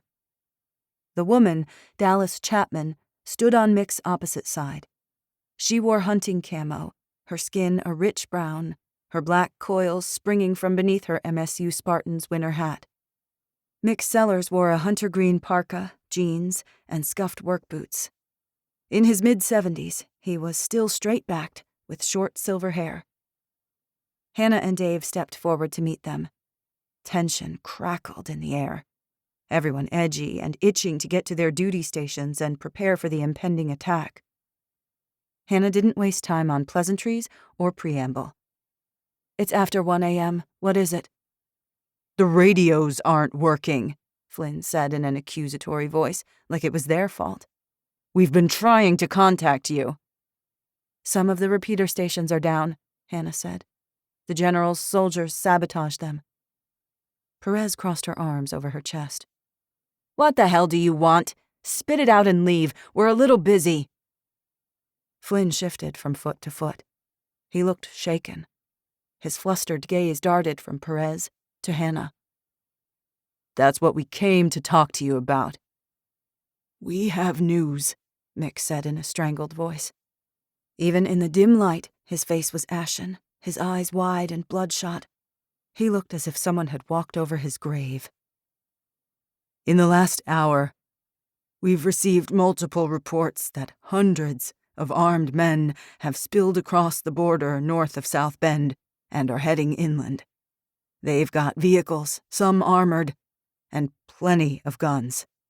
They're shooting anyone they see." Everyone stared at him in shocked silence. Dallas said, "Poe has just invaded Michigan. 56. Hannah. Day 115. Poe's headed straight for us, Mick said. We can't defend ourselves from 2 opposing forces, Annette said in a stricken voice. God help us. The townspeople exchanged appalled glances. Hannah felt it, a low, thrumming terror like a scream locked inside, fighting to get out. Her heart plummeted. Sour, sick acid churned in her belly. The certainty of death bore down on them like a hurtling train. Whatever their preparations, whatever they'd attempted to avoid this fate, how could it be enough? Would her children die today? Scared, calling for their mothers? Was Liam already dead? Was that her destiny too? Things looked bleak, more like impossible. How many? Reynoso asked. Don't know, Mick said. Hard to tell from the reports. 2,000, maybe more. They're coming up on Highway 31. Looks like they'll hit your blockade south of the bridge, then run through Fall Creek, before spreading to the northeast and west. Never thought we'd see this in America. Dallas's eyes gleamed in the flickering candlelight. The things he's doing to women and children, selling human beings out in the open like that. I don't know what chance we have against that kind of army. Not much of one, I suspect. But you defeated the militia. You've held your own this far. We need your help, Mick said. Perez flung up her hands. Oh, now you want... Samantha. Bishop's strident voice cut through her words like a knife through butter. He shot her a stern look. This is not the time. Startled, Perez clamped her mouth shut. Flynn looked shaken. Something changed in his expression. A glimpse of vulnerability, a break in the hardness. A flicker of shame, maybe even remorse. You've been right, all along. Ain't none of us will be spared from this, even if you're the town they hit first. We've seen firsthand what Poe does. It's evil. He's evil. Perez stared at him in shock. Hannah wasn't surprised. She'd never wavered in the belief that they could unite for a common cause. She'd kept the lines of communication open, and she'd had faith that returning the militia's stolen supplies was necessary, not only because it was the right thing to do, but for this moment. Flynn grunted. What we're saying is, we want to join forces, if you'll have us. We will, Hannah said. We stand together. Mick gave a grim nod. The Community Alliance has 300 fighting men and women who've volunteered. We're low on ammo, but we've got some. A couple of reloaders have helped. Some are police officers, security, firefighters, former military. Others are hunters and recreational shooters. A few just picked up a gun for the first time, but they're willing to fight to defend their home. Annette sucked in her breath. 300? Yes, Mick said. And all 300 will fight with you. Poe isn't the only threat, Dave said. A man calling himself the General will attack from the north in only a few hours. We know about the General. Dallas's voice darkened. He sent some of his goons riding in and demanded a quarter of our food as taxes for protection. His lieutenant, Gibbs, claimed they were rooting out local domestic terrorists. I assume that's you? We wouldn't roll over and let them execute an innocent man, Bishop said. Rosamond Sinclair is the General's daughter, Hannah said. Matthias Sutter was his nephew. Flynn's thick eyebrows lowered, his eyes narrowing. A look of pure hatred crossed his face. He loathed the militia. Sutter's men had murdered his wife. Knew I didn't like their tone or the look of them. Anyone allied with the militia is an enemy of mine. Hannah met his gaze. This is personal for him. He's using the National Guard to further his quest for revenge. Flynn didn't look away. Then we'll fight him too. Hannah looked around at the small group, fierce pride beating in her chest. They were afraid, yes, but not panicked. Courage in their faces, grit and strength, resolve in their eyes. These weren't the soft, terrified people of 4 months ago. They had suffered hunger and the bitter, killing cold. They had endured the tyranny of Rosamond and the cruelty of the militia. They were not trained or hardened soldiers, but they were survivors. They had suffered and lost, but they were still here. Our enemies are just men, Hannah said with conviction. Men can be shot and killed. Men can be defeated. Hannah is right, Bishop said. God is with us. Whatever your faith, whatever you believe, whether we stand or fall this day, have faith, my friends. It is the right thing to stand against the darkness spreading across our land. If it is our time to perish, then it is our time. But we will fight for Fall Creek. 57. Liam. Day 115. Liam awoke to a bucket of freezing water hurled in his face. The sudden shock jolted him to sharp, painful consciousness. "Wakey, wakey," a male voice rasped. He sputtered, ice-cold water streaming from his mouth, eyes, and nose. His head throbbed like someone had split it open with a maul. The world was hazy, everything coming back in fits and snatches. Fuzzy shapes hovered over him. He blinked to clear his blurry vision. Fuzziness solidified into recognizable forms. Get up, scumbag. 2 well-armed men dressed in black fatigues bent and hauled him up between them. One big and burly, with a bristling auburn beard. The other short and wiry with beady eyes. Not National Guardsmen. The General's minions. He attempted to stand, bare feet scrabbling for purchase. The bearded one kicked his legs out from under him. Pain spiked through his ankle and shin. They dragged him to the center of the room and forced him to his knees. The beady-eyed hostile cuffed the sides of his head so hard his ears rang. Time to pay the piper. His head clearing, he took in his surroundings. He knelt in the center of a commercial walk-in freezer. Pipes snaked across the high ceiling. Blank tubes of fluorescent lights overhead, now long dark. Steel walls and bare metal shelving but for a pile of clothing. Hard concrete floor beneath him. Beyond the freezer, through the opened door, Liam glimpsed stainless steel counters, racks of pots and pans beside a display of butcher knives. They'd taken him to the Boulevard Inn's kitchen, located deep in the belly of the building. The faint stench of rotting meat stung his nostrils. He tried to move his arms but couldn't. Metal cuffs bit into his wrists, which were bound behind his back. He strained, pulling with all his strength, but there was no give. With a groan, he slumped back. Beady eyes grinned. I'm afraid you aren't going anywhere, Mr. Coleman. Frigid water ran in rivulets down his scarred, bare chest. He shivered violently. Goosebumps peppered his skin. His clothing had been stripped. He wore only his boxer shorts. His boots were gone, and his socks. He was cold. So damn cold. Luther rummaged through Liam's clothing on the shelf. A 4th man stood in the open doorway, legs splayed, both hands on his M4. He was bald, in his late 30s, with acne-scarred skin. You find anything else on him? The bearded guard asked. Luther held something up. Between his fingers, a tiny key glinted. He had a handcuff key sewn into his left sock. Liam cursed.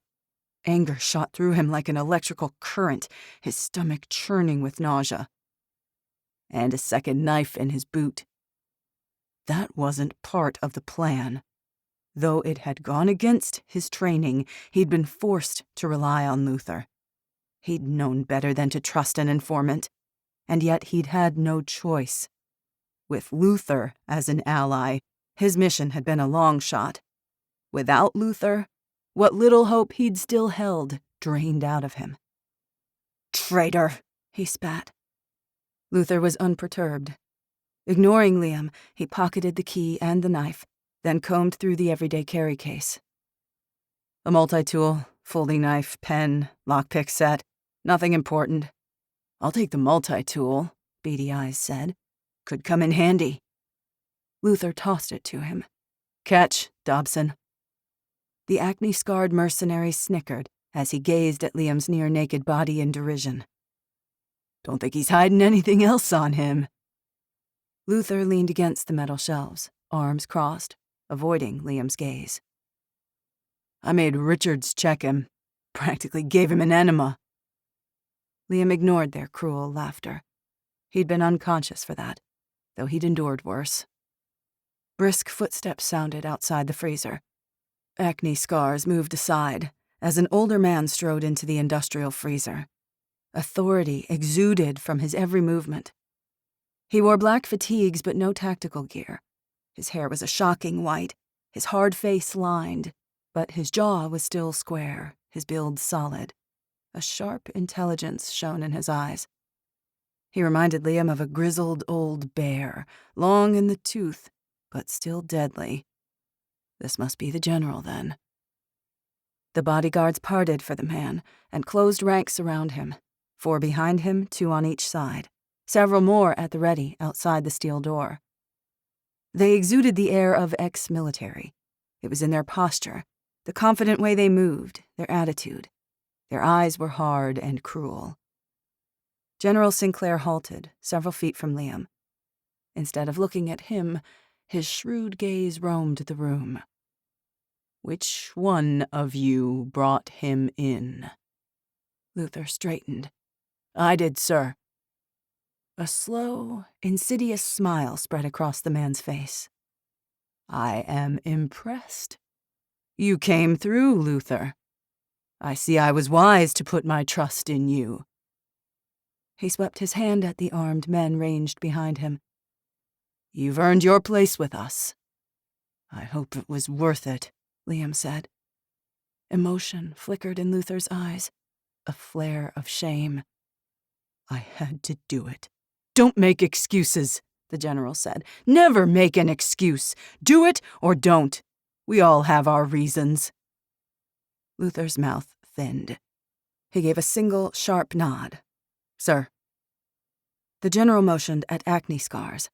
"Redding, please personally escort Luther's father from Fall Creek once we're in. We'll ensure that he receives the best medical care available. Fort Custer has a medical bay, a surgical theater, the works. It's reserved for military only, but I can pull the necessary strings." Luther's Adam's apple bobbed. "Thank you, sir." The general turned his attention upon Liam. His keen gaze raked over him, assessing him in seconds.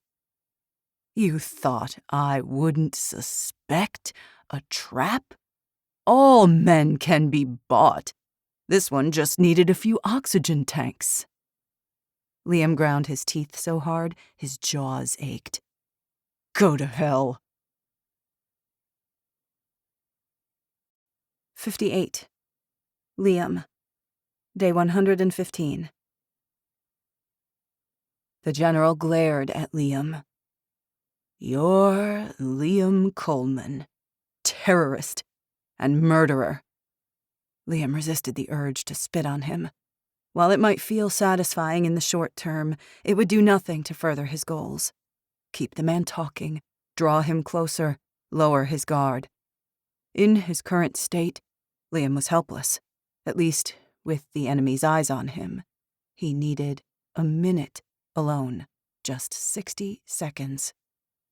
He wasn't going to get it. Thanks to Luther's betrayal, Liam was going to die here in this room, surrounded by enemies. He'd come to terms with such a death, but the idea that he would die before he eliminated General Sinclair was repugnant. He refused to accept it. There had to be a way to turn this around, an angle he hadn't seen yet. He would not give up. He couldn't give up. "I'm no terrorist," he said. You killed 7 of my men at Vortex.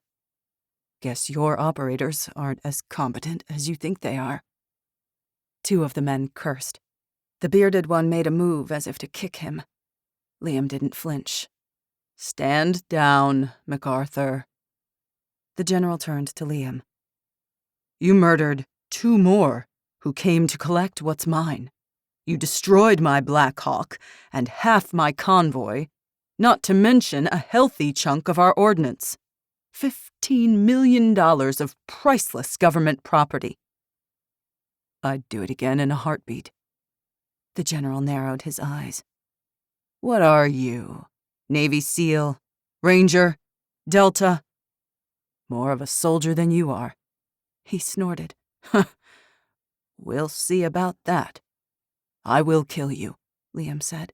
"You're a dead man. You just don't know it yet." The general gave a mirthless laugh. "I think you have things confused. It will be the other way around. You're going to kill me while I'm bound and helpless? You think that's justice? Fight me, man to man. Or are you going to have one of your minions do it instead? Oh, I'll kill you myself. A real man isn't afraid to get his hands dirty. I think we have that in common." "We have nothing in common." "You have considerable skills. So do I. I assume you've killed many men during your years of service, as have I. More than you, I'd wager. The capacity for violence isn't limited to the young. Some of us have had many, many years to practice." Liam glared at him. The general scowled. "You murdered my daughter in cold blood." "I didn't murder anyone," Liam said. "I am an American citizen and a proud veteran of the armed forces. You're the one who conducted an air raid on unarmed civilians. 11 innocent people died. I'd say you're the murderer." "If they'd relinquished you as ordered by their sovereign government, they'd be sitting at their dinner tables eating apple pie right now. It was their choice to defy the law and suffer the consequences." "It was your choice to open fire, and yours alone. People just want to protect their families and survive. The only one asking for trouble is you. Leave us alone." The general snapped his fingers. "Chair." Luther slipped out of the industrial freezer and returned a moment later with a metal folding chair. He placed it about 6 feet from Liam's position. The general sat down, facing Liam. He had impeccable posture, just like his daughter. He folded his gnarled hands in his lap. "I've sent a team to retrieve my great-granddaughter. I will bring her to Lansing with me. I've already procured a wet nurse and a nanny. Unlike the rest of you, I will provide her with proper food, medical care, and education. She will outlive me and carry the Sinclair name into the future. It will not end with me, but will go on forever." "You're delusional. She's not a Sinclair. She never will be. As for the rest of the town," the general gestured as though he was washing his hands of them, "let me tell you what will happen, since you won't be present to see it. As we speak, my soldiers are preparing for battle. At dawn, they'll descend upon Fall Creek and shred your flimsy barricades. They will mow down your civilians with targeted artillery. Mortar shells will blast them to pieces. There will be little left to identify the bodies afterward." Liam strained against his restraints to no avail. Dread sprouted in the pit of his stomach and formed teeth and claws. A trim, muscled man strode into the room. His hard gaze zeroed in on Liam. "Why the hell is he still alive?" "To suffer is good for the soul, Gibbs," the general said. "This dirtbag killed Matherson, Thomas, and Garcia," Gibbs spat. Hostility vibrated off the general's men in waves. Hate flashed in their eyes. Liam had eliminated several of their own. They weren't going to forget it. They wanted to see him suffer. If the general didn't kill him, they certainly would. Slowly and painfully. "And he will pay for it," the general said. "But first, he will pay for my daughter." "Your daughter was a murderous tyrant," Liam said. "The apple doesn't fall far from the tree." The general smiled, his eyes cold and ruthless, a predator's eyes. "Within the next 6 hours, everyone you love will die.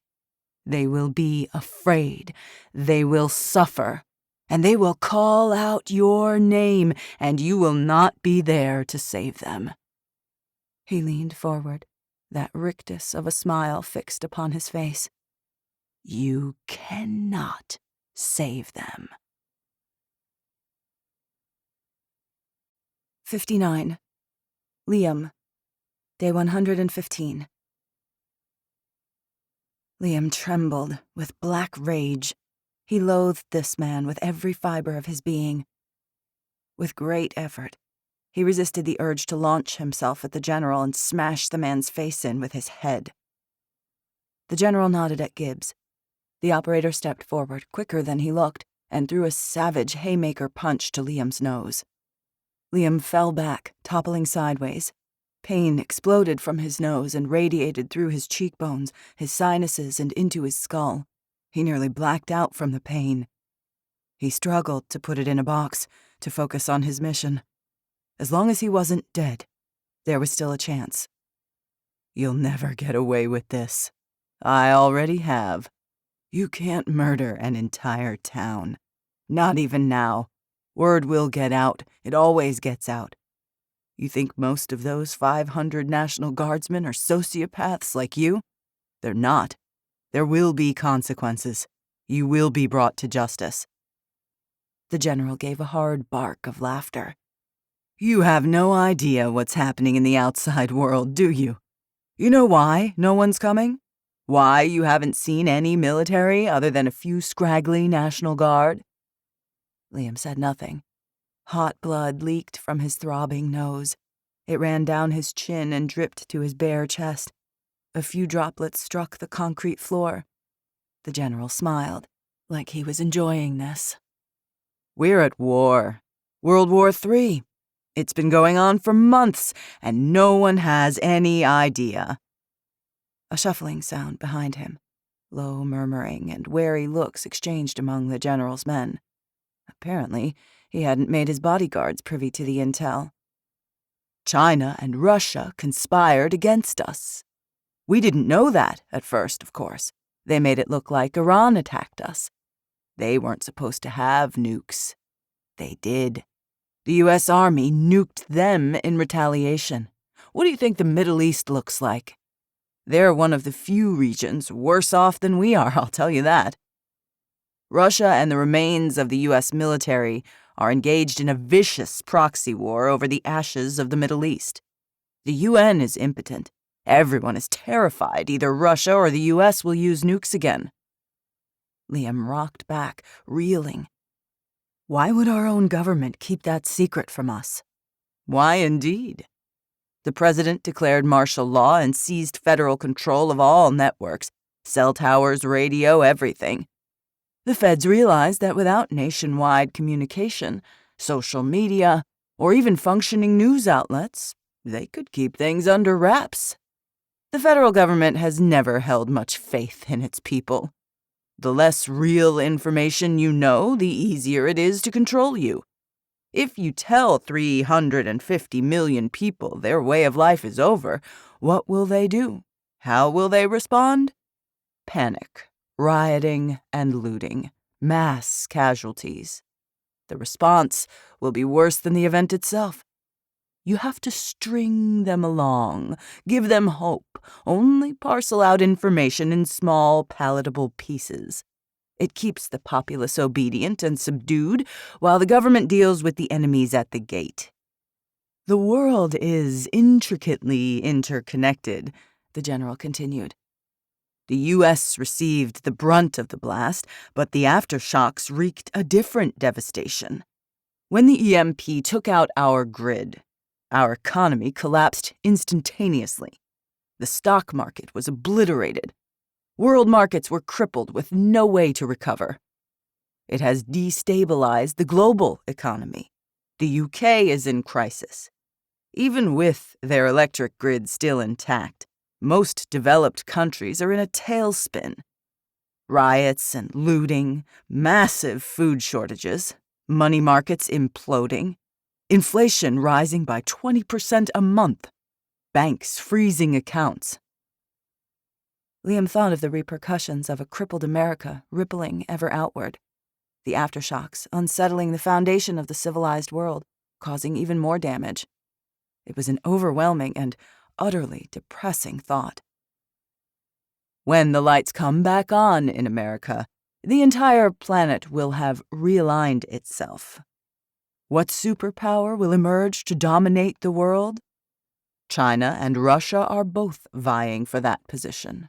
The U.S. is determined to keep that from happening. The world has cracked open. Opportunity is everywhere. Diamonds lying abandoned in the streets. Anyone with 2 brain cells to rub together is vying for their piece of the pie. It's a fascinating time to be alive, isn't it? Liam didn't answer. The general could be lying through his teeth, or he could be speaking the absolute truth. It didn't change their situation. Fury thrummed through every cell of his body. He imagined all the ways he could kill this man. He only needed his hands free. He only needed a few precious seconds. The general steepled his fingers beneath his chin. All that aside, it doesn't matter what happens here in this inconsequential little town, in this insignificant corner of a trivial state. No one cares. I should say, no one cares right now. In the future, they will. We tear down to rebuild something better and stronger. No one will remember what came before. Liam shook his head. Agony spiked through his skull. He tasted coppery blood on his tongue. This place matters. What happens here matters. When I report tomorrow to the Secretary of Defense that Michigan is in hand and under control, he won't ask questions. He doesn't have the time. I could murder all of you, and it wouldn't matter one little iota. The general's eye twitched, a tightness to his mouth. It was a lie, or a partial lie. There was still a government operating, however dysfunctional and crippled. There were still rules of operation and lines that a government official could not cross without consequences. I doubt that. The general sat back with a satisfied smirk. I've just received word that Alexander Poe and his syndicate army have breached Michigan's border. They're swarming across the state line now. Liam's heart stopped. No. At first, I admit, I was quite vexed. However, I've reconsidered my position. The syndicate will attack from the south. We will come from the north and kill 2 birds with 1 stone. In the end, who's to say who killed who? His smile took on a ghastly tinge. What a tragedy it will be. Don't worry. We will avenge your deaths.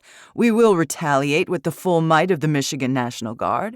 Maybe we'll even immortalize you as tragic victims. That's the wonderful thing about history.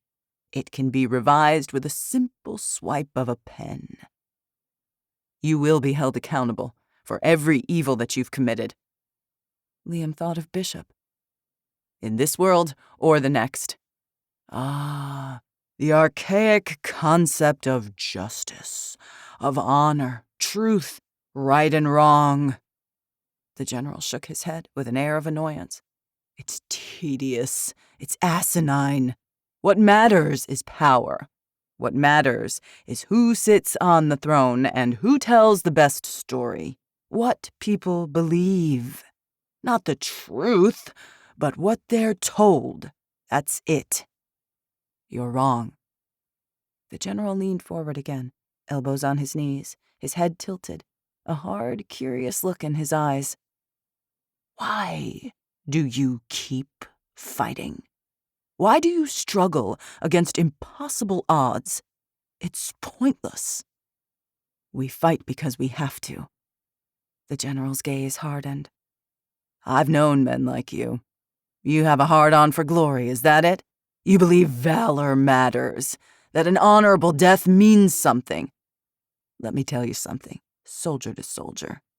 It doesn't. It never has. Liam squared his shoulders. I say it does. A small man scurried into the room, squeezing between the huge bodyguards. Sir? A quick word? His eyes were red-rimmed and wet, his head bobbed, his nervous gaze skimming Liam's battered form and skittering away. The general gave an irritated grunt. As always, your timing is impeccable. General, Lauren Eubanks is on the line, sir. The general waved a dismissive hand. I have no interest in answering. She says it's urgent. Claims she's the new governor. Something about Governor Duffield perishing of a heart attack, sir? The general hesitated, as if mulling the potential repercussions of ignoring a governor, particularly a new one. Fine. Let me take care of this. Gibbs, are we ready to attack? The men are ready. There are just a few logistic concerns for you to sign off on. The general stood heavily. His knees cracked. He covered up a grimace with a sneer as he turned to Gibbs. Soften him up, but keep him alive. I'm not finished with him yet. The general swept from the room. 4 of the mercenaries closed in, led by Gibbs. Big men, ropey with muscles. Men skilled at winning fights, at breaking bones, at smashing the human body into a bloody pulp. They were also killers. Liam braced himself for what was to come. Gibbs cracked his knuckles and flashed a flat, vicious smile. By the time I'm done with you, you'll wish you were dead. 60. Hannah. Day 115. Sound the alarm, Hannah said. I'll do it, Quinn volunteered. Go with her, Bishop told Jonas. Then meet us at the South Blockade. Everyone to their positions, Reynoso ordered. In her haste, Quinn knocked over a metal folding chair as she raced for the exit, Jonas at her side. Everyone was on their feet, reaching for weapons and heading for the front doors. Quinn! Hannah called after her, her throat tight. For an instant, Quinn paused and looked back. Affection swelled in her chest for this fierce girl. She wasn't a girl anymore. She was a woman, a fighter. Her AR-15 slung across her torso, pistol strapped to her side, her expression tough and determined. Hannah said, I'm proud of you. A flurry of emotions crossed Quinn's face. She raised her chin and flashed a strained smile. Then Jonas grabbed her arm and they sprinted for the double doors, off to do their part to save Fall Creek. It felt like trying to save the whole damn world, like trying to hold back the raging sea with a flimsy fishing net. Reynoso's radio crackled. Alpha 2, this is Echo 2. One of the scouts, Mara Wright. Bravo 1 couldn't reach you. She had to bike 3 miles before I was in range. His expression tense. Reynoso brought the radio to his lips. Go ahead. Bravo 1 spotted movement at the Boulevard Inn. The General's forces are readying transports and gearing up. They're moving early. They're coming now. Reynoso's features hardened. We'll be ready for them. Bishop turned to Reynoso and clasped his forearm. Godspeed, brother. Reynoso nodded. See you on the other side. A chill raced up Hannah's spine. Fear for Liam filled her thoughts. Where was he now? Was he being tortured? Was he already dead? Anxiety torqued through her. Her good hand strayed to her misshapen fingers. Once, her old, destructive fear would have taken over, but not anymore. She was fully present, fully here. Her mind was clear. As the church bells tolled the call to battle alarm, she knew what she needed to do. Liam's fate was out of her hands. For everyone else, what she did now could still make a difference. She moved for the doors. "Where are you going?" Bishop asked her. "To get more help." "Hannah, you shouldn't." She touched his arm. "Even with the Community Alliance, I fear it's not enough. We need help. I have one last idea, but it has to be done in person." He narrowed his eyes. "You're going to Hamilton." She didn't have to answer. He saw it in her face. She'd been trying to get a hold of Hamilton for the last 3 days. With the repeaters out, she hadn't made contact. Liam had intended to go himself, but the Black Hawk attack had waylaid his plans. Now, though, they were desperate. Now, they had no choice. "It's too dangerous." "Every person here is risking their lives. Liam is. You and Quinn, everyone. I'm no different." "I should go with you." "You're needed here. You know you are." "God forgive me." Bishop closed his eyes and sighed. "What route are you taking?" "I can take Shawnee Road. It's out of the path of the general. If I take the ATV, I can use the old snowmobile trail to skirt the barricades and traps Liam set on Snow Road." She hesitated. "I can do this, Bishop." Bishop drew her into a quick, fierce hug, and then he let her go. Outside, the chilly air bit at her cheeks. She inhaled sharply. The bracing air crystallized her thoughts, her purpose. The night was dark, the clouds thick and low, no stars anywhere. She'd left Ghost and her children with Evelyn and Travis, who'd taken them to the high school bomb shelter. It was well defended, and the safest place for Charlotte in case the general sent more men after her. Before she'd left, she asked the question she'd dreaded speaking aloud. "If I don't return, will you take my kids? Will you keep them safe?" Evelyn had gripped her bad hand in both of hers. "We will defend them with our own lives." Hannah knew it was true. It gave her a measure of peace and motivation. People depended on her, people she loved. "You might want the keys," said a voice behind her. Hannah spun, her good hand moving toward her holster. "Whoa there, warrior princess. Stand down." Perez took the front steps 2 at a time and halted in front of her. She dangled an ATV key fob from her fingers. "What? You didn't think I'd let you go alone, did you?" "It's dangerous." "Damn straight, which is why I'm coming. Us girls need to stick together." Hannah stared at her. "You okay, Samantha?" Perez rolled her eyes. "Whatever. You need someone to watch your back. Besides, Liam would kill me if he discovered I let you go into the wolves' den alone in the middle of the night. And I'd rather stay in his good graces when he gets back." "He's coming back," Hannah said, wanting it to be true with all her heart. Perez flashed a maniacal grin. Her teeth gleamed in the moonlight. "He's Liam freaking Coleman. Damn straight he's coming back. We just need to concentrate on keeping ourselves upright and breathing." "That's the idea." "Where are we headed?" "The nuclear power plant." Her brows lifted. "Huh. Maybe it's a long shot, but it's all I've got. I love long shots. That's why I have horrible taste in men." Hannah snorted. Perez palmed the keys and headed for the ATV. "We doing this or what?" "Oh, we're definitely doing this." Hannah settled onto the front seat, Perez squeezing in behind her as they strapped on their helmets. Hannah started the engine. The headlights flickered on. Perez drew her pistol, did a quick check, and rested it against her thigh. "I'm shooting anything that moves. You just drive." 61. Liam. Day 115. The mercs knocked Liam to the floor. They took turns punching, kicking, and hitting him, then started over again. Even with his hands bound, he managed to fight. On his back, he shot out a savage kick and nailed one in the face. Dobson staggered back, blood streaming from his split lips, and spit out 2 teeth. The victory was fleeting. The truth was, he could barely move, let alone fight. Liam was beaten before he'd started.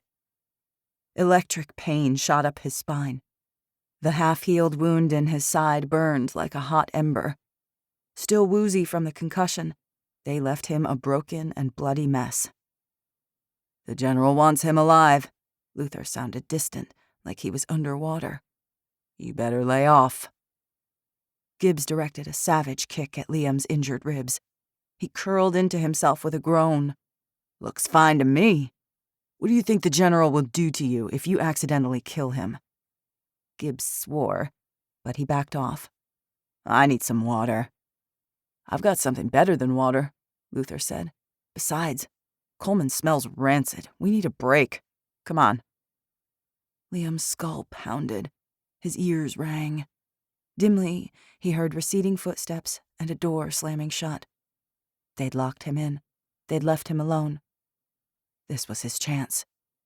His temples throbbed, his vision blurred, his tongue thick and swollen in his mouth like some alien thing. Everything hurt. With incredible effort, Liam rolled onto his side, his cheek scraping rough concrete, and scanned the freezer. It was devoid of anything he could use as an improvised weapon. The steel shelves were welded to the wall and floor. No furniture, no kitchen utensils or cooking tools. Nothing but his pile of discarded clothing and the sunglasses case Luther had carelessly left behind. Liam used his elbows to shove himself into a seated position, then rocked onto his knees. Images swam before his eyes, dimming at the edges. He was dizzy, disoriented, everything lurching and jerky. With a groan, he moved his bound hands under and forward beneath his buttocks, his arms almost yanked out of their sockets. It took several tries. Leaning forward, he folded his legs to get his hands past his feet and in front of him, wincing as sweat broke out on his brow. Gasping from the effort, he maneuvered his bound hands to his lower right side and gingerly peeled the medical tape from the bandage over his ribs. Adrenaline surged through him. Pain and panic made his fingers fumble. He didn't know whether he had minutes or seconds. He was running out of precious time. Frantic, unable to see what he was doing, his fingers searched for the object he'd hidden within the bandage earlier that night, Reynoso's handcuff key. Luther had known about the key sewn into Liam's sock. The handcuff ploy was part of the plan. Luther's betrayal was not. But Liam ensured he had a backup, one unlikely to be discovered even in a strip search. The key was the difference between mission success and utter failure. Mindful of every microscopic movement, Liam pinched the tiny key between his fingers and maneuvered it into the lock. "Don't drop it. Whatever you do, don't drop it." The cuff spit into his wrist bones. Sweat dripped into his eyes. Vertigo washed through him. The cuffs clicked open and clattered to the concrete. Liam climbed to his feet. He closed his eyes, tamping down the panic surging into his chest, the dizziness. His legs gave out on him, and he staggered against the shelves, nearly falling. With great effort, he pulled himself up. The pain was incredible. His spine on fire, his ribs cracked, maybe broken. His entire face felt like someone had shoved it into a blender.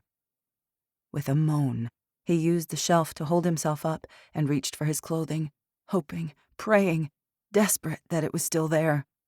Please, God, please. There it was. It sat atop his folded jacket next to the sunglasses case, the discarded pen. Just a pen, not a weapon. Except it wasn't, not in Liam's hands.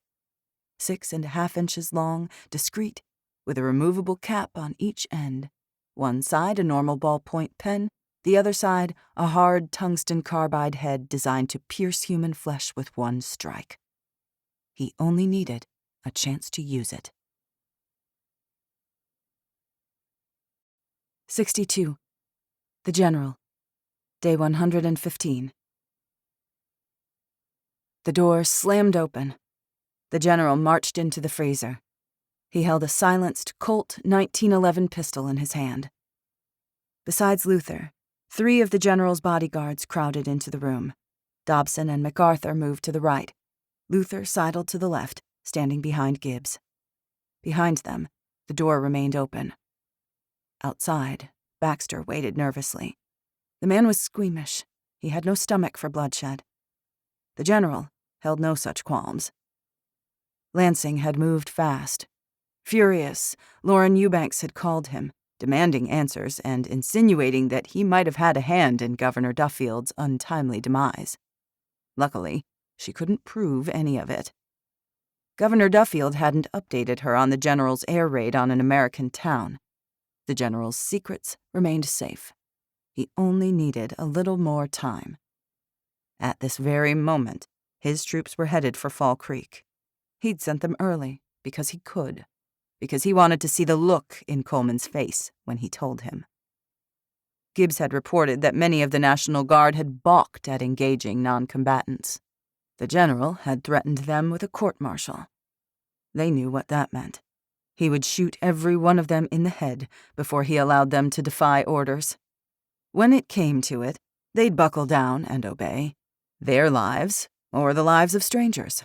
It was no contest. As soon as the general gave the word, they would descend upon Fall Creek with the fury of a hurricane. And once it was over, it was over. Feelings would be hurt, outrageous accusations made. If it ever came up in a future congressional hearing, he could blame it on Poe. In the end, the feds only wanted results. The general would give them those results, just as soon as he took care of this little problem. The general stared at Coleman kneeling on the floor. The prisoner cowered before him, wretched and pathetic, his shoulders hunched, head down in abject misery. Blood dripped from his hairline. Cuts, scrapes, and old scars marred his bare, muscled chest. The wound in his side leaked red. The tendons in his neck stood out. He trembled, quaking with terror and dread, a man gripped by the terrible knowledge of imminent death. Finally, he'd revealed himself as the gutless coward that he was, that deep down all men were. The general smiled. All men were made of flesh and blood and bone. All men broke. The general broke them. He stepped forward, raised the pistol. "Don't get too close," Gibbs warned, but the general ignored him. Dark energy hummed through him. He would relish this moment, would wring every ounce of pleasure from it. "My troops are moving in on Fall Creek right now. Your friends are about to die." Coleman said nothing. "Look at me." He wanted to stare into Liam Coleman's desperate eyes as he squeezed the trigger and fired the kill shot. He wanted the man to know who brought his death, who wielded ultimate power and meted out ultimate defeat. He longed to see the despair in his gaze. The man refused to raise his head. The general took another step closer. "I said, look at me!" Still, the man remained motionless. An unreasoning fury seized the general. He strode forward, intending to press the muzzle against his prisoner's lowered forehead. "You will obey!" General Byron Sinclair never finished his sentence. Liam Coleman exploded into motion. The general's brain barely registered that the prisoner's hands were no longer bound. The pistol was struck from his startled grip. Before his bodyguards could react, Liam pounced upon him. A glint of something small and pointed streaked toward his face, a blur of sharpened steel. The point pierced the general's right eyeball. It punctured the cornea, drilling through the lens and plunged deep into the vitreous body. Agony exploded inside his skull, searing, white-hot pain. The general howled. Blinded, his hands flailed. The man still on him, his arm surging forward for a second blow. The savage strike entered the side of the general's throat.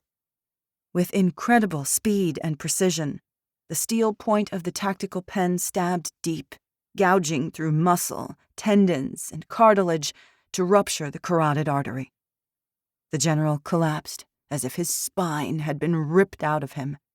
He landed hard on his back. The impact jarred him, knocking the breath from his body. His one good eye bulged as he gazed, unseeing, at the ceiling, his vision draped in bright red. He clutched in vain at the liquid gushing from the hole in his neck. Hot, red blood pumped from his body. His lifeblood drained onto the concrete floor. Dimly, he registered shouting and screaming, figures bursting into action, gunshots blasting. His last coherent thought was one of astonishment, that this could be happening to him, that he wouldn't get to finish his magnum opus, that he too was made of flesh and blood and bone. And then darkness claimed him. 63. Liam, day 115. Liam rolled off the general's body. The dropped pistol glinted not 2 feet away. In one fluid motion, he grasped it as he rolled. He came up behind the man's head and shoulders in a crouch. He lifted the general's torso. Using the man's body as a shield, he shoved the barrel of the pistol beneath the man's armpit. Still alive, the general gasped and twitched. Slippery blood coursed from his throat. The world slowed. For half a second, the guards stiffened, stunned. Their brains struggled to comprehend the rapid turnaround of the last second. Their weapons rose, but slowly, too slow. The difference between action and reaction. The determination between life and death caught in that frozen fraction of time. Liam shifted his aim upward and fired a double tap. 2 bullets ripped into Dobson's unprotected chest. He wasn't wearing the bulky ceramic plates in his chest rig. With a startled gasp, he dropped. Liam shifted and squeezed the trigger in rapid succession. MacArthur looked down at the new holes in his torso, shocked. His body collapsed like a puppet with its strings cut. Mayhem erupted, shouts of alarm, bodies bursting into motion, hands going for weapons, carbine muzzles raising toward him. Liam spun, searching for his next target. It happened within the span of a second, hundredths of a second. Not 7 feet away, Gibbs had a bead on Liam. No time to react, no time to pull his muzzle to the left and fire. Gibbs fired first. 3 rapid shots. The rounds impacted the general's chest and vibrated through the dead man's flesh against Liam's ribs. The man filled his vision, the muzzle lifting, aimed toward his head. No way he would miss. 2 blasts. A stunned look contorted Gibbs's face. He crumpled. Behind Gibbs, Luther spun toward the door, Liam's M4 in his hands. He'd shot Gibbs in the back. Before Liam could react, Redding pounded through the doorway. Luther emptied a 6 rounds into his face. The man toppled, gurgling and gasping. 3 mercs plunged through the narrow doorway after him, bottlenecking at Redding's fallen body, shouting in alarm, guns up, but not shooting yet. Still in protection mode, not sure what they would find. They didn't know the general was dead. Across the room, Luther dropped to one knee and opened fire. The first man jittered and fell. The second received a zipper of rounds from his crotch to his neck. He crashed backward onto the third hostile. He stumbled, weapon flailing. Liam drilled 2 rounds into his skull. The reports exploded in the enclosed room, his ears buzzed. There were too many hostiles. More swarmed into the kitchen and headed for the freezer. Luther lay down suppressing fire and drove them back. "I count 6 more on the opposite end of the kitchen," Luther said. "They've fallen back behind the stairwell." A hostile on the floor groaned. Liam swiveled and fired security shots into the heads of the operators on the floor. His slide locked back. The air stank of blood, urine, and feces. Their bowels had loosened in death. Liam dropped the spent Colt 1911 and dragged the general's corpse off himself. With a sideways lurch, he seized a fresh carbine from the still warm but very dead hands of Dobson. He came up on his knees and pointed the weapon at Luther. "You betrayed me!" Luther didn't turn around. He crouched behind the insulated wall. "I did what I had to do." Liam clambered to his feet. He staggered to the right of the doorway, seeking cover. He moved sideways, swiveling the carbine, and kept it trained on Luther. Adrenaline kept him upright, but he was limping. His limbs weren't working right. The intense pain left him shaken and lightheaded. He tried to put it in a box and lock it away. It didn't work. He'd reached the limits of human endurance. His tortured body was giving out on him. His jaw clenched. "I should kill you." Luther kept his eyes on the kitchen. He fired rounds to suppress the next wave of hostiles from rushing them. "Gibbs suspected me, sniffed a trap. One of their guys searched you after I did. I knew they would. They were just waiting for me to trip up. I had to do it, act like I was playing both sides for the general."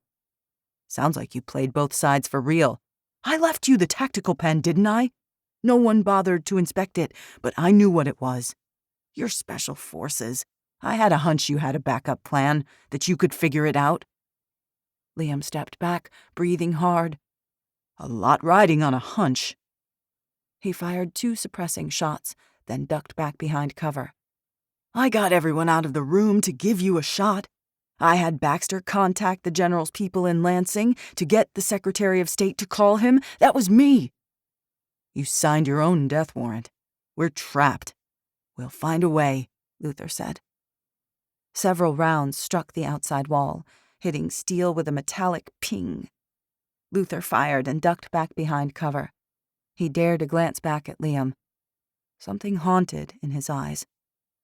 "I'm going to get you out of here. For Hannah." Liam's anger didn't dissipate, but reason took hold. Luther wasn't a snitch. Things had gone sideways, as they always did. He'd made the best of it. Besides, Liam needed him if they were going to have a snowball's chance in hell. Maybe he would survive this night after all. A flare of hope ignited in Liam's chest. 64. Hannah. Day 115. The ATV raced through the countryside, jostling over ruts in the road. Hannah leaned forward, gripping the handles, her bad hand stiff and awkward. Dark shapes whizzed by. Cold air blasted her face. They'd taken the off-road trail to get outside the town perimeter before turning onto a rural country road. The headlights bathed the pockmarked pavement in an eerie red glow. Perez had attached a transparent red film over the headlights to keep from attracting the wrong sort of attention. The growl of the engine was enticing enough. Luckily, it was 4 a.m, and most enterprising criminals were sleeping, like everyone else, everyone not intent on invasion. To their right, 2 dark shapes appeared on the front porch of a white house 30 yards from the road.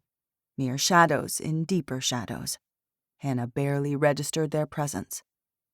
Perez fired a warning shot. The shadows retreated into the house. Then the ATV rocketed past, and they turned west on Shawnee Road, tires squealing, and headed toward Stevensville. The darkness stretched out, forever and ever, without end. In 30 minutes they arrived at Cook Nuclear Power Plant. As before, 4 armed soldiers stopped them at the front gate. The guards pointed their weapons at them, hostile, until Hannah identified themselves and explained their mission. A female soldier radioed Major Hamilton, and a few minutes later, 2 soldiers escorted them past the gates. Hannah and Perez approached the makeshift barracks on foot, flanked by guardsmen carrying M4s. Hannah caught only a glimpse of large concrete buildings clustered behind the tall, razor-wired fencing. In the darkness, she couldn't see the twin concrete cylindrical domes rising above them, the containment facilities for the reactors. Dozens of RVs crowded the parking lots. Red coals smoldering from a few campfires illuminated the darkness like scattered stars in a galaxy of night. While the civilian sector was quiet and still, dozens of soldiers were moving about. Dressed in full tactical gear, they carried crates of supplies and canvas duffel bags between several transport vehicles, like they were preparing for a mission or to ship out. Their escorts led them into an industrial building, down a long dark hallway, and into a room illuminated by a single electric lamp. Charlie Hamilton sat before a desk surrounded by crates of weapons and ammo. Several bulletproof vests were slung over the back of a nearby chair. He looked up as they entered, his face breaking into a wide smile. Built like a fire hydrant, he was short but brawny. His features were strong, thick brows, large nose, dark eyes. "Hannah, this is a bit of a surprise." "I'm sorry to intrude so late, or rather, so early."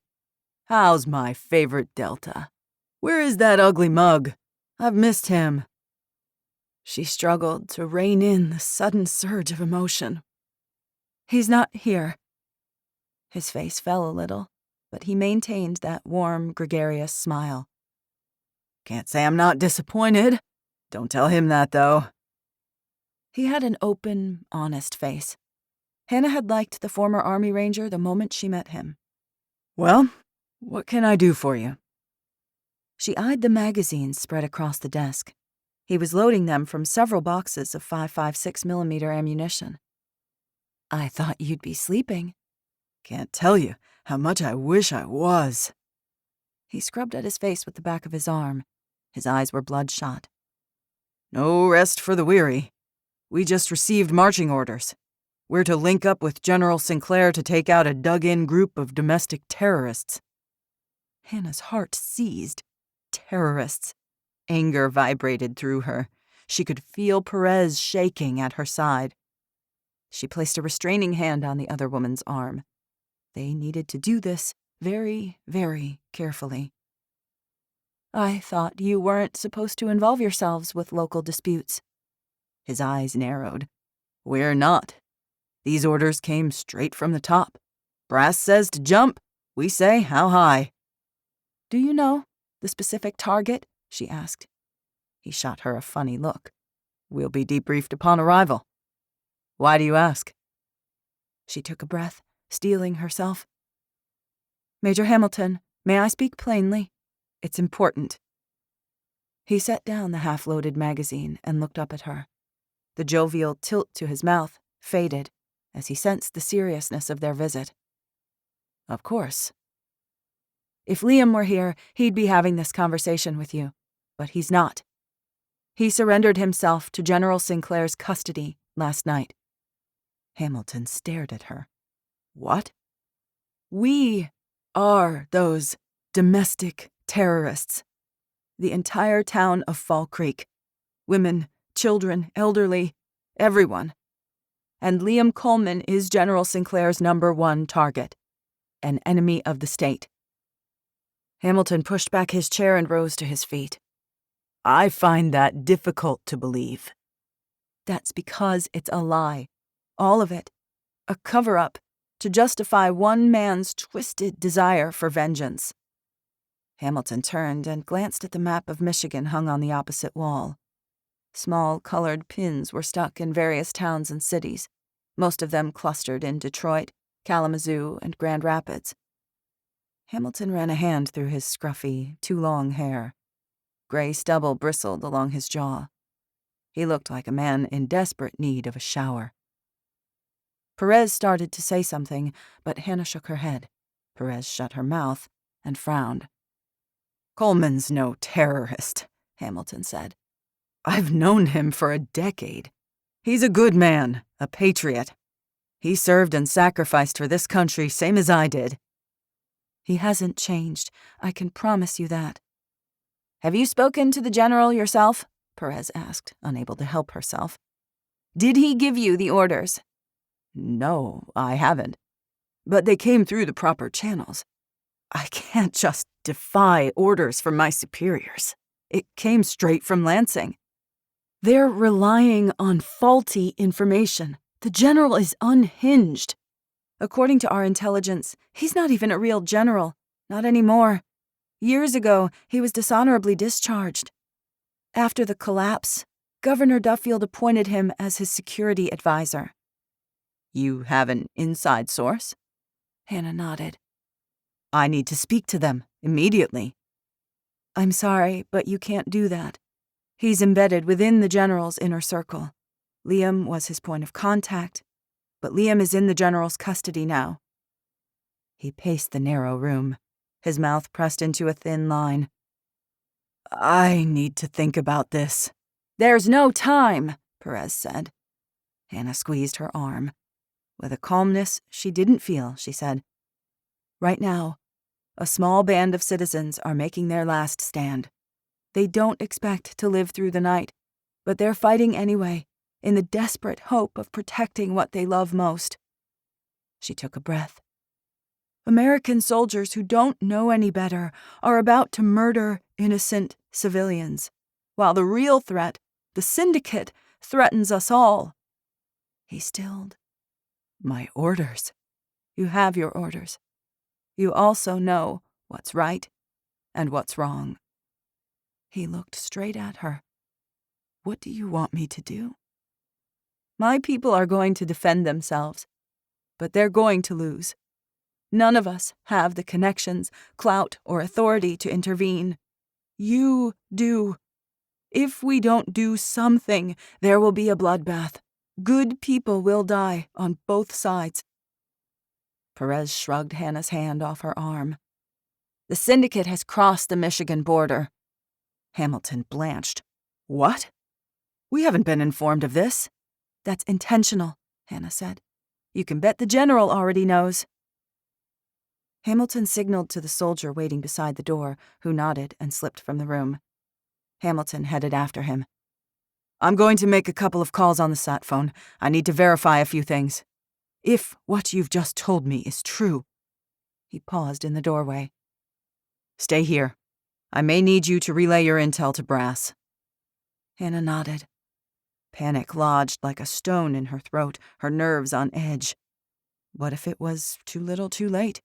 What if no one would listen? It was the longest 5 minutes of her life. Neither she nor Perez spoke a word. Several minutes later, Hamilton ducked back into the room. His expression was grim. Governor Duffield is dead. Hannah gaped at him. What does that mean? I'm not sure yet, but I'm figuring it out. Poe is attacking Fall Creek. He'll reach them in a matter of minutes, if he hasn't already. Hannah's heart caught in her throat. We have to do something. His expression went steely. I intend to. Hamilton turned and motioned for them to follow him as he headed back toward the door. Outside, a Humvee was running, waiting for them. You two are coming with me. Tell me everything you know. 65. Quinn. Day 115. Quinn knelt in the foxhole, a low ceiling of logs and packed dirt above her head. She balanced her AR on the tripod, the muzzle aiming through the narrow opening between the ground and overhead cover. The smell of leaves and pine sap filled her nostrils, the damp soil black and crumbling beneath her fingers. The foxhole was dug about 4 feet deep and 8 feet wide, large enough for 4 fighters. Jonas was positioned to her left. She liked him near her. They made an excellent team. On her right, Bishop crouched next to Robert Vinson, the pharmacist. Bishop operated one of the M60 belt-fed machine guns. Across the street, in another foxhole, Officer Hayes manned the second one. Only the 2 M60s remained after the Black Hawk attack. The big .50 caliber M2 wouldn't operate without a functioning ejector pin. Since they couldn't order new parts, it was out of commission. From her position, she had an unobstructed view of the avenue of approach, Old 31. She'd driven the rural 2-lane highway 1,000,000 times with Gramps in the rattling orange Julius. It felt bizarre to examine everything in her familiar, regular, boring life through the scope of a rifle. Bizarre and terrifying. Bishop thrust a pair of headphones at her. Ear protection. You'll need it. She shoved them over her ears. Sound went dull and fuzzy. Thanks. Stay by my side. Bishop gave her a somber look. Things are about to go pear-shaped, so we've got to stick together. She swallowed around the thickness in her throat. Got it. Bishop nodded and turned back to scanning the road through his NVGs. There weren't enough NVGs for her. The skilled shooters got them: Bishop, Hayes, Reynoso, and Perez. Corinne Marshall was an excellent shot, too. Quinn studied the night. On the horizon, the faintest gray threaded the darkness. Her eyes burned, but adrenaline-soaked fear kept her alert. They'd taken their first defensive position outside of town with the bridge at their backs. 100 yards to her right, the river twisted like a great black serpent, moonlight glinting on dark water. It flowed beneath the bridge and curved into a sea behind them, hugging the eastern side of town. Several miles to the south, the dam separated Fall Creek from Lake Chapin. Ahead and to her left, unkept grassy fields led to the Estates trailer park, where she'd once lived in a crappy derelict trailer with Octavia and Ray Schultz.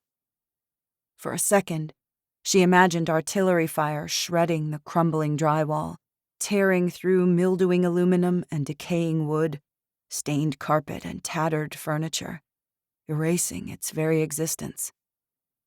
Past the river and the trailer park were scattered homes, farms, and family-owned businesses, a custom cabinet-making shop, a U-Pick farm, a convenience store. They had created various choke points, a labyrinthine maze of vehicles, massive felled trees, and concertina wire obstacles. Scattered foxholes and urban sniper hides were placed throughout the area. They had several fallback positions past the bridge in town, where doorways, roofs, and windows had been shored up with sandbags.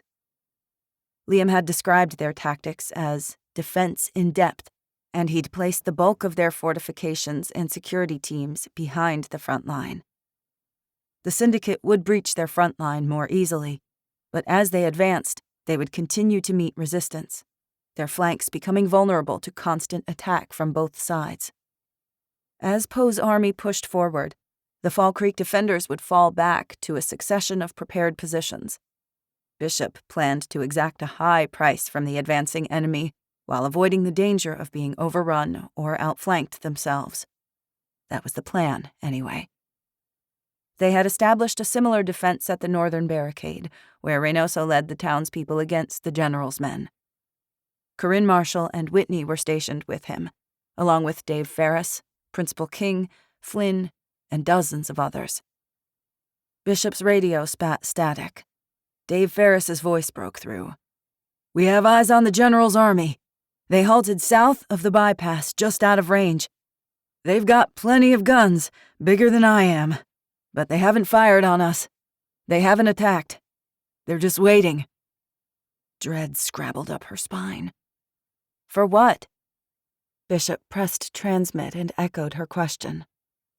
"Guess we're about to find out," Dave said soberly. Quinn's nerves felt raw, every cell in her body on edge.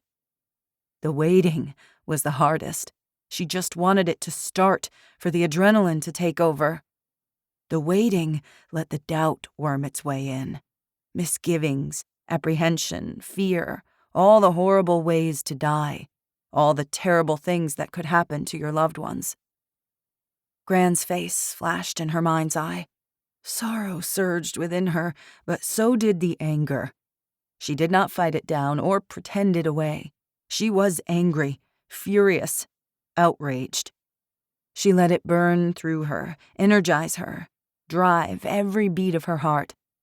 She planned to eradicate every fake soldier syndicate scumbag that she could.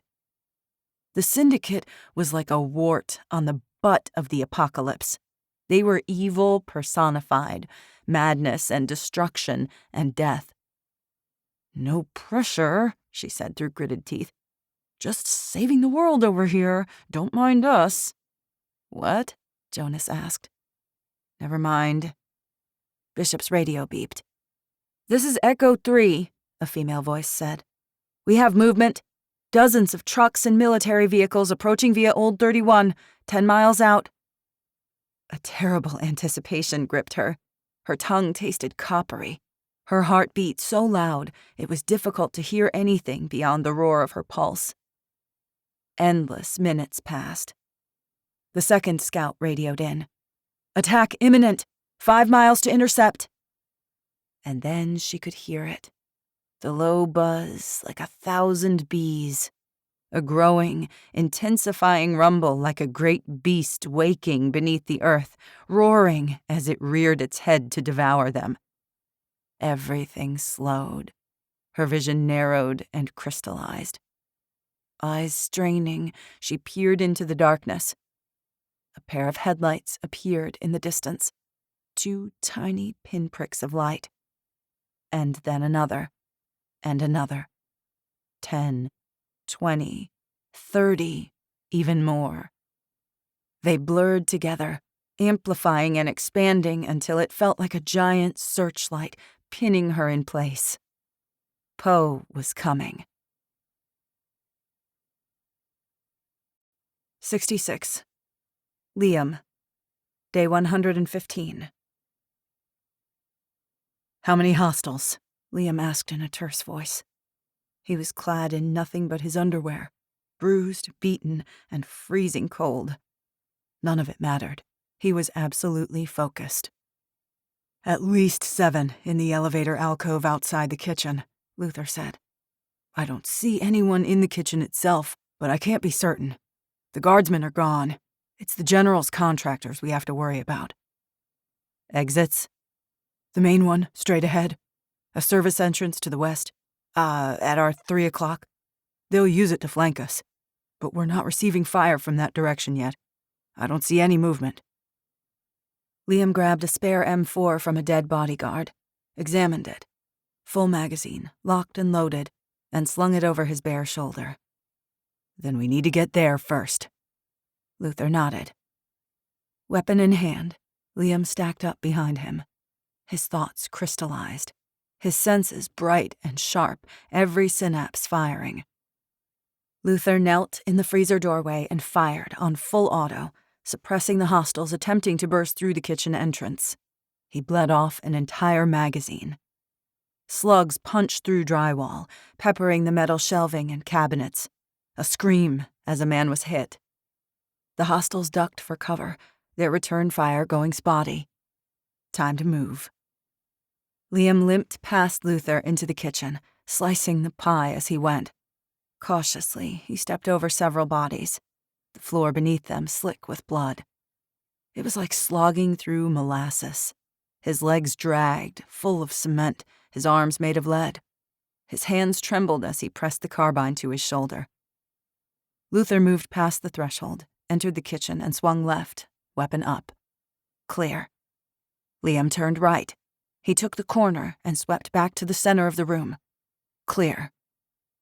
At a crouch, they moved forward into the massive kitchen, past shelves and counters, sweeping back and forth. Heart in his throat, he checked left, then right, scanning for threats. The battery-operated lanterns had been knocked to the floor. The watery light reflected off steel, throwing wavering shapes and shadows. His mouth was bone dry. Rounds snapped past their heads. Luther dove behind a stove the size of a steam engine. Liam flung himself after him. They returned fire. Liam did a tactical reload, ejecting the not-quite-spent magazine and inserting the fresh one into the magwell. Luther lobbed a vicious volley at the bullet-riddled doorway. A pause in the enemy fire as they reloaded spent magazines. Their opponents had to be running low. Luther covered Liam as he scurried across several yards of open space. He crawled along a long counter and dove behind a massive refrigerator. Pain hamstrung him. Every second felt like a minute, his movements slow and sluggish. Liam checked the service door, now in sight, 10 yards to his left. He knelt, half-turned, and provided cover fire as Luther bent double and sprinted toward him.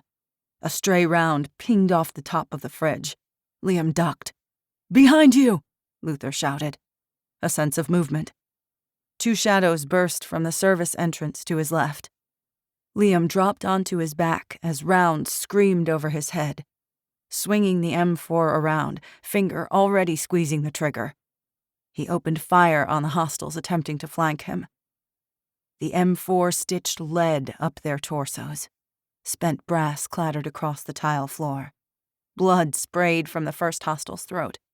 The second toppled but fired as he fell. Slugs peppered the fridge inches from Liam's face. Shrapnel shredded his cheek, an intense sting like 1,000 needles piercing his flesh. Alarmed, he climbed to his feet, scanning frantically. He scrambled for cover from the crossfire. They were being fired upon from at least 2 directions, maybe 3. Pop, pop! A sharp pain in his spine. His legs turned to water. He sagged, flopping against the fridge like a fish out of water. He twisted, got the carbine up, and aimed for the new threat at his 6. 3 yards behind him, to his left, Luther spun on one knee. He fired 3-round bursts. With a scream, a man dressed in black fatigues tumbled from behind a stainless steel counter. The suppressed pistol slid from his hand. As he fell, Liam stitched the rest of his magazine into him. The man slumped to the floor. In the mayhem, a hostile must have escaped the entrance bottleneck unseen. He'd circled around behind them before opening fire. He was dead now, but he'd done his damage. Luther fired twice more and scuttled across the open tile. He squatted at Liam's side, pressing his back against the fridge door, breathing hard. "I'll cover you. Go." But Liam couldn't go. His legs would not work. He couldn't stand, couldn't move, couldn't feel anything from his waist down. Numbness spread like white fire. "Liam!" Luther cried. With one hand, Liam fumbled at his back. Warm, sticky liquid smeared his fingers. He'd been shot. 67. Quinn. Day 115. Quinn raised the rifle to her shoulder and pressed the stock to her cheek. Her hands trembled. She willed them to steady. A bead of sweat trickled down the back of her neck. Hundreds of pairs of headlights barreled closer and closer. Engines gunning, the roar louder and louder. "God be with us," Bishop said. Several dozen belt-fed machine guns opened fire simultaneously. A rapid boom, boom, boom, like cracks of thunder, like the sky itself ripping open. It was the loudest sound she'd ever heard. Rounds riddled the barricade as the Fall Creek fighters screamed and ducked. Dust rained down. Pings and thuds as bullets impacted all around her. The main element thrust toward them. A secondary element of about 40 vehicles broke off and left the main road, rumbling down the grassy embankment, paralleling the river as they searched for a way to flank them. Eventually, they'd succeed. Heart in her throat, chest pounding, she searched for targets. She found 2 figures darting between a stalled truck and a minivan on the highway and lined up her sights, aimed, and fired. Missed. Adjusted her aim. Steady. Steady. Aim. Exhale. Squeeze the damn trigger, girl. This time, the lead figure jerked. She squeezed 3 rounds in quick succession, and he fell down. She blinked sweat from her eyes and searched for the next one through her scope. His companion was long gone. She focused on the muzzle flashes in the gray pre-dawn, took careful aim just below the flash, and squeezed the trigger in short bursts. An enemy muzzle went dark. She searched for her next target. Every time a figure dropped, 5 popped up to replace him. Someone was shouting. A male voice screamed, "I'm hit! I'm hit!" But she couldn't stop, couldn't take her eyes from the scope or cease firing. Her magazine ran dry. She ducked down, fumbling to eject the empty one. It dropped to the ground. No time to pick it up. She grabbed a fresh one and slapped it in, charged the bolt. Up on her knees, searching for the next target, aiming and firing. Smoke everywhere. Cordite strong in her nostrils, sweat and blood and fear. An explosion in the distance, loud and fiery. A grenade had found its mark. Seconds later, another explosion, somewhere far off to the west. It was hard to figure distances and locations with the static inside her head, the dull ringing in her ears. Even with the ear protection, the thunderous assault stunned her senses. To the southwest, another firefight erupted from the Fall Creek Estates mobile home park. From the corner of her eye, she spotted movement. Units were breaking off and flanking them from the sides, fire hitting them from the west. Rapid-fire slugs pounded in just over her head, dirt raining down on her. Something whistled past her. A searing heat kissed the skin of her neck. Eruptions of dirt showered upward. Incoming rounds chewed into the earth all around her. Quinn fell back, ducking beneath the lip of the foxhole, panting, heart thundering in her ears, everything tinny and far away. "They're maneuvering on us," Bishop said. "They're trying to put us in a pincher." The syndicate were overwhelming Fall Creek with sheer numbers and force of power. Rounds struck all around them. The thundering barrage never stopped. It felt like the earth itself quaking beneath her boots. Someone screamed and went down. Robert Vinson, the pharmacist. "Fall back," Bishop shouted. "They're about to surround us. We've got to go." "We're losing," Jonas said, his voice cracking. Still crouching, Quinn took a trembling step backward. Her hands felt glued to her rifle. Her foot struck something soft. Chest heaving, she dared a glance down. She'd tripped over Robert Vinson. A round had caught him in the face. Acid clawed up the back of her throat. She nearly vomited. "He's gone, Quinn." Bishop seized her arm and shoved her backward, out of the foxhole. "We'll put him in a chokehold at the bridge. Go! Go!" "Retreat!" someone screamed. Then others took up the cry. "Retreat! Retreat!" 68. Liam. Day 115. Liam gasped. "I'm hit." Luther backed up to his side. He squatted beside Liam, only half concealed by the fridge. A long steel counter next to the fridge separated them from the next aisle. A few counters between them, and the opposition bombarding them. Liam sat, legs splayed in front of him, back against the fridge, M4 in hand. Blood spread dark and thick beneath him. For a heartbeat, Luther dropped his gaze to Liam. He muttered a curse.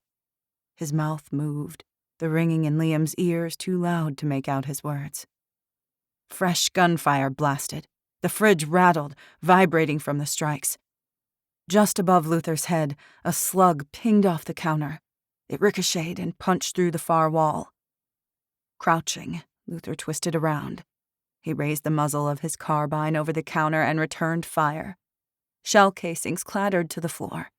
Spent brass rolled against Liam's useless legs. The scent of cordite singed his nostrils.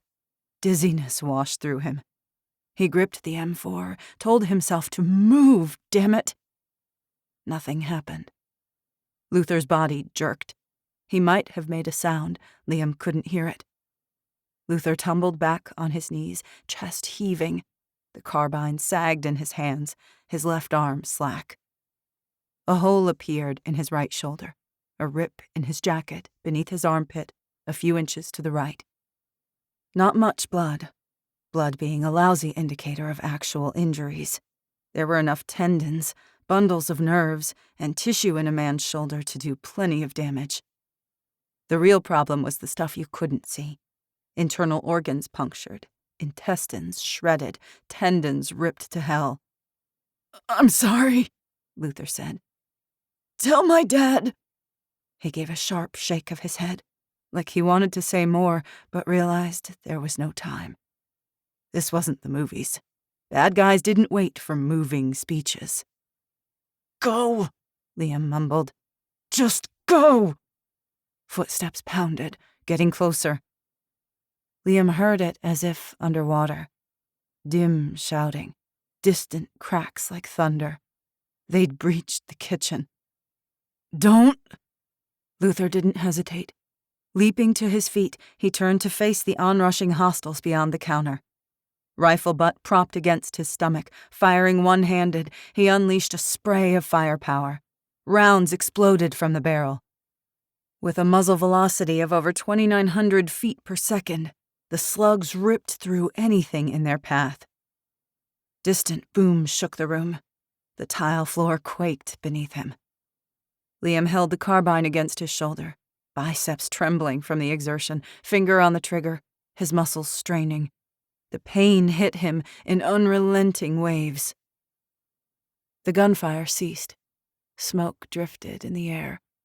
Silence, but for the dull buzzing in his head. His pulse hammered in his throat. He waited, unable to move, to get up and fight. He couldn't see anything beyond his limited line of sight. The bullet-pocked cabinets across the aisle, the steel doors dented and dinged. Blood rushed in his ears. Dread slicked his insides. Luther, he said hoarsely. No sound. No response. None that he could hear.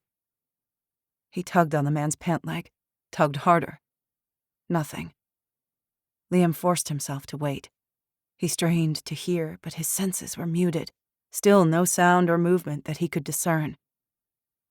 When enough time had passed, he moved. With the fridge as leverage, he managed to scoot sideways.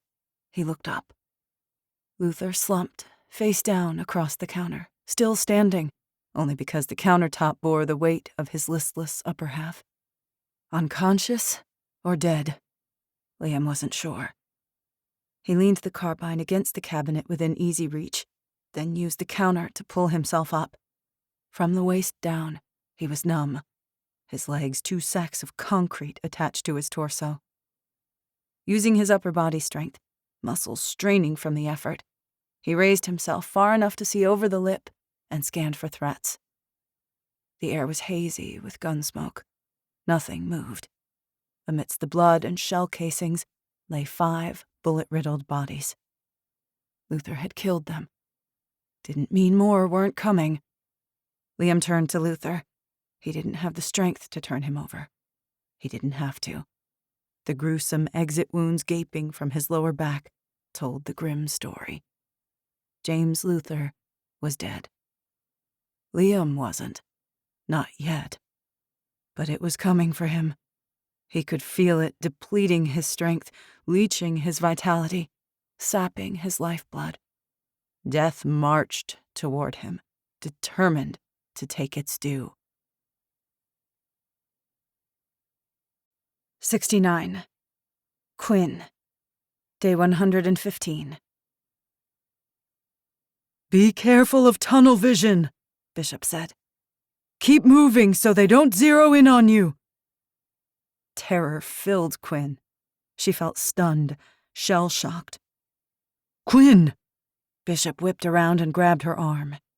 Are you okay? Are you with me? Quinn managed a nod. Yeah. Retreat! Jonas yelled. Stay close to me. Bishop pushed her ahead of him, and they broke into a run. Hayes's team covered them as they sprinted back the way they'd come, boots pounding across the bridge, a barrage of firepower at their back. Focus. Focus. Jaw clenched, she fled. The explosive rounds screamed overhead, jarring her bones, rattling her teeth. Stay alive. Her boots slapped pavement, legs like pistons, panting from exertion, half expecting a bullet to the spine, flinching at every salvo of gunfire. Someone to her left jerked and fell. Dallas Chapman toppled to the ground. Quinn couldn't afford to look, couldn't afford to do anything but run. The rifle, so heavy in her hands. Her biceps ached. It felt like she'd been holding it for hours. It weighed 100 freaking pounds. When they reached Friendly's, Bishop ushered her inside while he spun and knelt in the doorway. 2 others stacked up on the opposite side as they laid down covering fire for the first teams to fall back. Quinn took a concealed fighting position, kneeling behind a pile of sandbags stacked below a window in the employee break room, which held a good view of the approach road. Dawn lit the sky in pale, sickly light. The entire world painted in shades of gray, smoke and dust everywhere, swirling like fog. Everyone aimed their fire at the bridge. Poe's trucks kept coming. Those manned with turrets and gunners shredded the barricade, ripping through their defenses, pushing closer and closer. 300 yards away, then 200. A Fall Creek shooter took out 1 attacker, only to have 10 more take his place. They kept coming and coming and coming, hundreds of them, thousands. Automatic fire battered their position. Slugs flew above her head, chewing desks, office chairs, and bookcases to splinters. Plaster and concrete dust swirled thick in the air. It clogged her nostrils, her throat. The entire room flashed like a strobe light. Her slide locked back. Hurriedly, she stripped the empty magazine and seized a fresh one from her battle pouch, hit the slide release, and sent the bolt home. Up on her knees, she braced the rifle and peered through the scope for targets. Movement to her right. Dozens of flashes of muzzle fire. Horror jolted through her. An enemy element had swum across the river. They swarmed up the bank, using the berm as cover to fire at them on their western flank. Too many to count. A burst of gunfire peppered the sides and front of the grocery store. She ducked, forced to seek cover. On her knees, gasping, head filled with static. Behind her, someone screamed. Someone else was crying, begging for mercy. Bodies on the ground outside. Bodies down inside. The stink of blood mingled with cordite. Dust and plaster coated her tongue, her throat. It was happening. The worst possible scenario. The enemy was still a couple 100 yards away, but they couldn't keep them back for long. They were pinned down, trapped on multiple sides. No way to fall back further with the enemy flanking them, firing on them from every direction, tightening the noose. Fall Creek was about to be overrun. Bishop's radio crackled. She could barely hear a thing over the roar in her ears, the constant pounding overhead. A voice broke through the static. "This is Major Charlie Hamilton with the United States Army. Do not fire upon us. I repeat, we're friendlies. We're coming up on your 6. I repeat, stand down." Quinn blinked, stunned and half-deaf. She must not have heard right. Her frantic mind wouldn't put the words together, everything jumbled and hazy in her head. She crouched low behind the sandbags and glanced over at Bishop. He looked back at her, the same shell-shocked disbelief plastered to his dusty, sweaty face. She couldn't make out his features, but for the whites of his eyes. "I repeat, we're friendlies," Hamilton said. "Confirm." As if coming out of a trance, Bishop shuddered. He ducked down from his firing position and went for the radio. "Atticus Bishop here. Copy that. Glad to hear a friendly voice. Take cover. We're coming through to light these mothers up." "Thank God." Bishop whirled and gestured to Jonas, who crouched behind him. "Send runners. Tell those with radios to pass it on. The guard is on our side. Everyone take cover." Jonas and 2 others leapt to their feet and took off.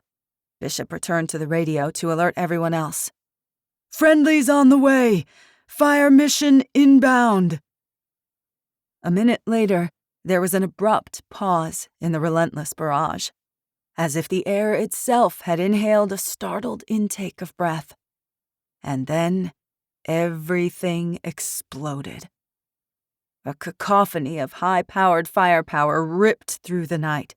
Blast after blast. Rockets screamed overhead. Artillery fire. Louder than she'd ever heard. So loud it thrummed through her cells. Quinn risked a glance over the sandbags through the window. From behind them came the roar of 100 engines. Military vehicles poured into Main Street and gunned toward the bridge. Armored Humvees and a couple of Bradleys. Gunners behind turret-mounted guns as big as she was, sending blitzes of anti-tank missile fire past them, ripping into the enemy strongholds. Streams of artillery arced overhead like brilliant shooting stars, like the most beautiful and lethal fireworks she'd ever seen. The National Guard. Fighting for them, not against them. Salvos screamed overhead. The ground shook as mortars detonated, one after another. A truck exploded, then another, and another. The enemy scattered like ants before the sudden explosive onslaught. "They came," Quinn whispered, dazed, still half in shock. "Hannah did it. Help is here." 70. Quinn, day 115. There's something about the moments after your first battle that they fail to tell you. You've won. The bad guys are defeated. You should feel thrilled, elated, joyous. Everyone around you weak with relief as they lower their weapons, cheering and jubilant. You stand there, rifle hanging at your side, arms limp, dust caking your face, your mouth, grit in your eyes, your muscles trembling with exhaustion and nerves. You can't hear over the ringing inside your head. Relieved, yes, and more than a little sick. You lived. God rolled the dice and you made it. 1,000 bullets fired at you and not one stuck its landing. The town that you love still stands. The buildings, the roads, the house you grew up in, still here. But something is missing. The adrenaline dump leaves you dizzy, your stomach queasy, and you sink down right there on the curb, blinking up at the sky that you can still see, the clouds and the sun and same old trees, with the breeze that you can still feel. Because you're alive. Because you made it.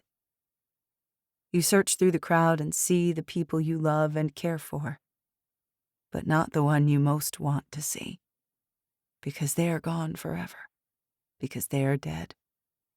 No matter how much you long for it, or how often you dream it, no matter how many times you squeeze that trigger, or how many bad guys you put in the ground, they're gone, and you can't bring them back.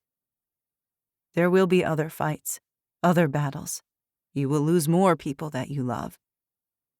That is the truth that roots you in place, that pulses in beat with your heart. No matter how strong you are, no matter what you do, you can't stop it. The earth spins round and round, and the sun rises and the sun sets. And even now, there are evil men who plot to tear down everything you will ever build. It never ends. It's never over. And you know, sitting there, dirty and sweaty and spent, that you will not let that fact stop you from trying. You stood when it was time to stand, and you fought when it was time to fight. You were scared to death, but you showed up. And when your friends need you again, you'll be there. Every time you will stand, and you will fight, even knowing that you may lose everything and everyone. Because you are a warrior. It has changed you, broken you, and remade you. You are scarred, but not defeated, wounded, but not irreparable. This you still believe. You must believe.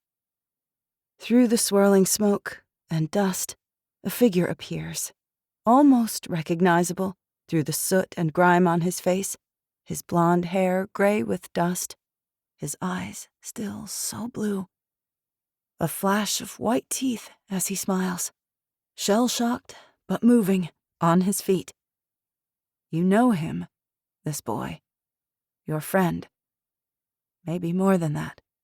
Coming toward you, coming to find you, to bring you back. You can still go home. You will live with the nightmares, haunted by blood and the screams of the dying, both diminished and more than you are, a part of something larger and greater. You can still go home, warrior. He holds out his hand. You hesitate, and then you take it. 71. Liam. Day 115. Liam felt himself fading. He slumped against the fridge, his worthless legs splayed out in front of him, sitting in his own congealing blood. Darkness lurked at the corners of his vision. The M4 rested in his lap. He'd switched out the spent magazine and inserted the fresh one he'd confiscated from a nearby corpse. 30 rounds for one last rodeo. The ringing in his ears had dulled. How much time had passed? An hour? 2? How long did it take for a man's lifeblood to leak from his broken body? His thoughts drifted in and out of focus, his consciousness riding the waves of pain and numbness. Gradually, he began to let himself go. His head leaned back, eyes half closed, staring at nothing. He thought of Hannah, the feel of her in his arms, the softness of her lips, how she tilted her chin and bit her bottom lip, how when she was angry, her eyes sparked a deep emerald green. How bleak and unfair life could be, and yet so fierce and wonderful and spectacularly beautiful. How much he would miss. And yet he was satisfied. The Sinclairs were dead, every last one of them. Footsteps approached from somewhere behind him. 2 sets of boots. Liam stiffened. Instinct took over. It was in his blood, in his bones. He'd lived as a warrior. He would die like one, too. Hands shaking, he raised his gun one final time. Clear, said a deep baritone voice. Damn it, said another voice. Husky and familiar. Look at the carnage. He couldn't have made it. I'll search the bodies. I'm not leaving until we find him. Roger that. It was a mirage, a figment of his dying imagination, his brain so starved of oxygen that his mind was playing tricks on him. I'm here. His throat dry as a desert, swollen tongue stuck to the roof of his mouth. I'm here. Silence. Then, Coleman? Liam's eyelids fluttered. The gun was too heavy to carry. His eyes were too heavy. The footsteps drew closer. 2 figures rounded the corner in a crouch, weapons up, scanning back and forth. One tall, bulky, and black. The other short, broad, and Hispanic. The 2 prettiest men he'd ever seen. There you are, Bishop said, like he was a recalcitrant child who'd gotten misplaced in a grocery store. Liam lowered the carbine. You came. Leave no one behind, Bishop said. You still don't get it, you stubborn ass. You don't have to carry this burden alone, brother. You never did. Reynoso looked down and saw the blood. The color drained from his face. Oh, hell. I'm shot. Clearly. Bishop knelt beside Liam and shrugged off his pack. He pulled out a first aid kit and looked Liam over. Easy now. There's no exit wound. The bullet's still in there, messing you up. I think it's a fragment from a ricochet. Stars danced in front of his vision. His eyelids fluttered. Can't feel My legs. Bishop looked up at Reynoso, expression drawn. It's a spinal injury. Get a door. We can use it as a backboard. He turned to Liam. Stay with me. Reynoso got to work on a door outside the kitchen. The Marine practically ripped the thing from its hinges. A minute later, he'd carried it to Liam's side. With great care, he and Bishop lifted Liam and placed him on the board. They filled any voids along his back with clothes stolen from the dead contractors. Bishop fashioned a neck brace with pillows from one of the hotel rooms, using duct tape to immobilize his head. This was combat field medicine. They were in a war zone with few supplies, in the middle of an apocalypse. They made do with what they had. Once they'd stabilized Liam's spine, Bishop pulled a makeshift IV bag and kit from his pack. Liam recognized the small, battery-operated drill for easy IO, intraosseous infusion. It was designed to get quick IV access to the venous system through the shin bone. Though it looked hideous, it was perfect for both medics and untrained people to get an IV line going in a hurry. Liam's eyes widened. You sure you know how to use that thing? Enough to know what to do. Used one a couple of times during my tour in Afghanistan. It looks worse than it feels. Says you. Sorry, Coleman. This is the only IV we have for lone wolf types. With that, Bishop felt for the correct location on Liam's tibia and pressed the drill bit to his flesh. He drilled into the bone, then inserted the needle directly into the bone marrow. He attached the IV bag and secured the tubing. Liam hissed through his teeth. Guess it's a good thing I can't feel anything. I've seen Girl Scouts whine less than you, Reynoso said. He's good. Let's go. No going into shock and dying on us, Bishop said. We came all this way. You know how many people shot at us? It's been quite the day. Did we win? Reynoso grinned through the soot streaking his face. Hell yes, we did. It's over, brother. It's over. Your friend Hamilton showed up to save the day. In fact, he sent a few of his own men with us to get you out. They're clearing the hotel and providing overwatch. Hamilton's the one who got me this fancy medkit that's saving your life. Hannah was with Hamilton. She's fine. And the others, they're okay. Bishop winked. Except for Reynoso, but he's always been a little cracked in the head. Reynoso rolled his eyes. Less chatting, more moving. On 3. Bishop and Reynoso lifted the board, 100% dead weight. Bishop grunted. Ever think about a diet, Coleman? Only fat man in the apocalypse, Reynoso deadpanned. Together they moved from the kitchen into the alcove and started for the stairs. Liam blinked blearily. I think I love you. You hear that? Bishop said. He loves us. Reynoso smirked. You're never gonna live that down, Coleman. Through the tremendous pain, Liam felt his lips twitch into a semblance of a smile. They'd come for him, his people, his brothers. He'd thought he understood it, but it was only now that he truly did.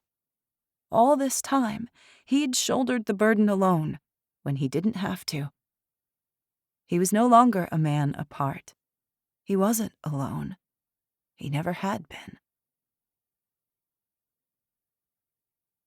72. Liam. Day 118. Liam was alive. Alive, but crippled. The shrapnel had clipped his spinal cord. He was numb from the waist down. Couldn't feel a thing. Not his toes, not his shins or knees, or anything else. His spine busted, his legs ruined. Locked in this damn bed, forced to lay still and straight to not further injure his spine. He was hooked to an IV and a catheter, monitored for low blood pressure, respiratory complications, blood clots, and any neurological issues. "Am I paralyzed?" he asked, just wanting the truth. "I can't answer that," Evelyn said. "It could be spinal shock or transient paralysis. Inflammation can put enormous pressure on your spinal cord. If it's temporary, it could last for a few hours, or a few weeks, or it's permanent." Evelyn's gaze softened. She touched his arm. "I've found some methylprednisolone for the inflammation, but that's all we have. I'm sorry." After years of his body performing like a well-oiled machine, powerful, efficient, dynamic, capable, he'd finally suffered the consequences of his actions, the punishments his body had endured. He'd understood the risks. He'd known the crushed discs in his spine would eventually fail him. His identity was encapsulated in his ability to shoot, to wound, to kill other human beings with precision and accuracy. He was a soldier, the sheepdog standing between the wolves and the sheep. Who was he now? Who could he protect or defend? And yet, despite how wrecked he felt, he accepted it. He knew how lucky he was. He had a steady stream of visitors. Hannah hardly left his side. Bishop took a rotation as well.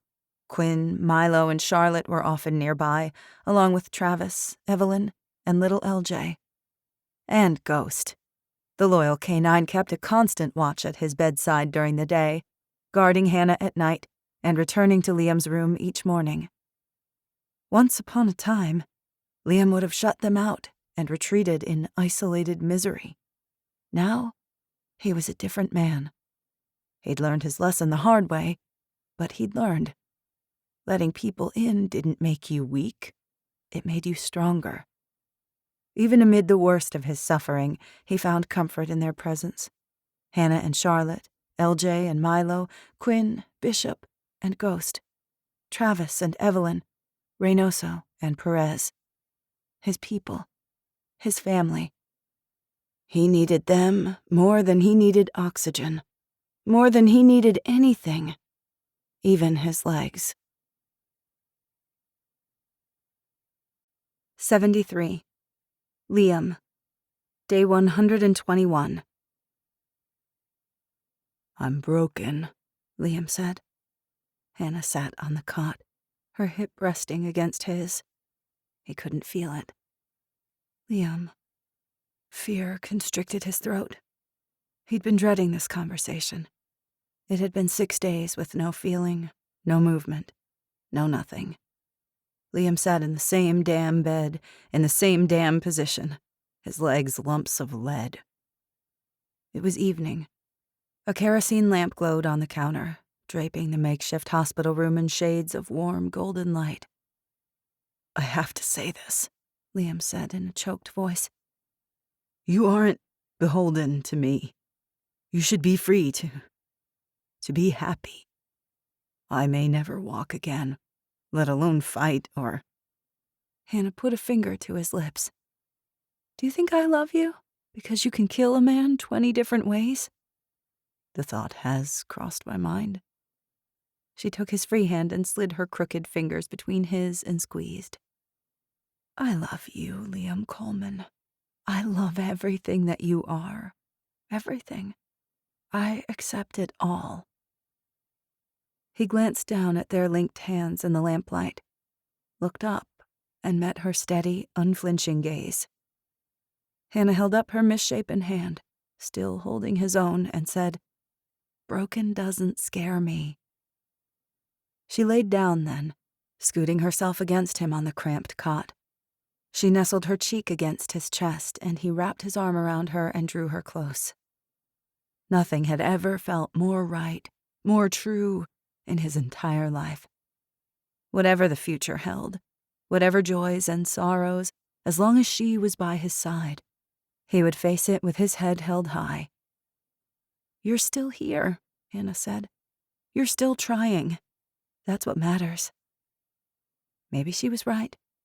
Maybe it was the men and women who chose to keep going, no matter what catastrophe or torment assailed them, through the bleak and hopeless nights, the haunting nightmares, through every battering storm. To show up, to be present and accounted for, to find a reason to smile in the face of despair. Maybe that man was the real hero. 74. Liam, Day 122. On Liam's 7th day in the medical ward, his old friend Charlie Hamilton came to see him. Hamilton didn't even blink. He was the same gregarious, convivial soldier that he remembered from the Spec Ops missions they'd shared overseas in Syria, Afghanistan, and Iraq. "I was hoping torture would improve your looks," Hamilton said with a wide, beaming grin.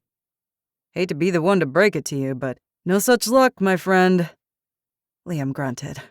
"Sorry I couldn't oblige you. I had more pressing matters to attend to. Like saving your town, all of Michigan. I know.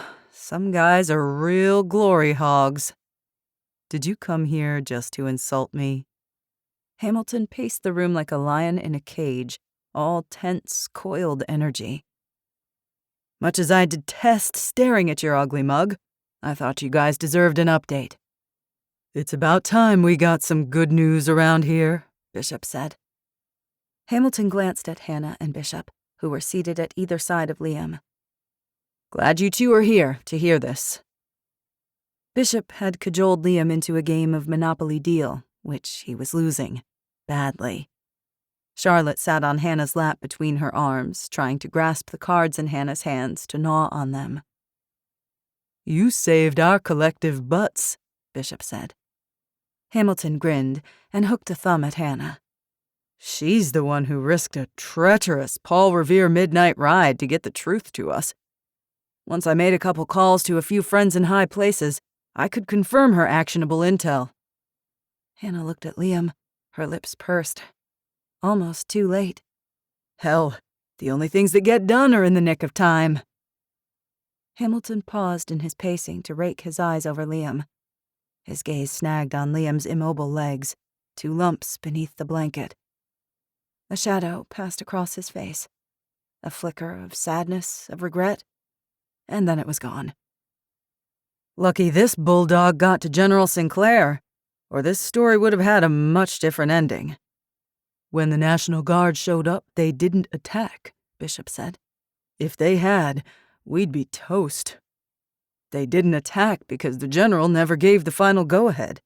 Turns out Liam had already turned him into a pincushion. Most of the soldiers were ambivalent.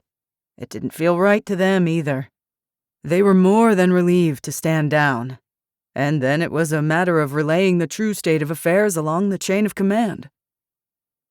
Hamilton's unit had joined the battle against the Syndicate and managed to turn the general's 500 guardsmen. Together, with Fall Creek and the Community Alliance, Hamilton had led them in an organized assault. Within an hour, they'd routed the Syndicate. Broken, but not destroyed, the remnants of Poe's army had retreated across the border, fleeing back to Illinois to lick their wounds. "And Poe?" Hannah asked. Hamilton resumed pacing. "Half their armored vehicles were ruined. At least 400 killed by the guardsmen. Crippled as they are, they won't attempt another attack for a while. I don't plan to give them another chance." "Who's in charge in Lansing now?" Liam asked. "Homeland figures that Governor Duffield was murdered. General Sinclair had a hand in it, we're certain of that. The Secretary of State, Lauren Eubanks, was sworn in last week as the new governor of Michigan." Bishop frowned. "Don't know much about her." "Me either. But she's got great taste in leadership." He halted at the foot of Liam's cot, a broad grin splitting his face, and gave a sweeping bow from the waist. "You're looking at the newly promoted Lieutenant Colonel and Michigan Task Force Executive Officer." Liam managed a smile. "Couldn't happen to a better guy. Good thing they don't promote based on looks." Hamilton ignored him. "Governor Eubanks, She's smart. Got a good head on her from what I can tell. Capable and decisive. And mad as hell about General Sinclair going off the rails. She may even visit Fall Creek to apologize in person, but I get the feeling she's got a crap ton on her plate right now, including cleaning up the mess Stuffield left behind. We haven't received any help from the government since the collapse, Hannah said. You think she'll be different? She told me her priority is guarding the Michigan border and protecting the rural counties so they can get crops planted and start farming. It's not just empty words either. She's putting her money where her mouth is. She's diverting some troops from Detroit from the 1st Battalion 119th Field Artillery Regiment. They're Mortep certified. They've got mortars and know how to use them. We'll have a few hardened drones at our disposal. Mortars and artillery, a half-dozen Blackhawks. The governor ordered me to engage Poe's forces and eliminate him from the face of the earth with extreme prejudice. Relief flooded Liam. It was the best news he'd heard in a long, long time.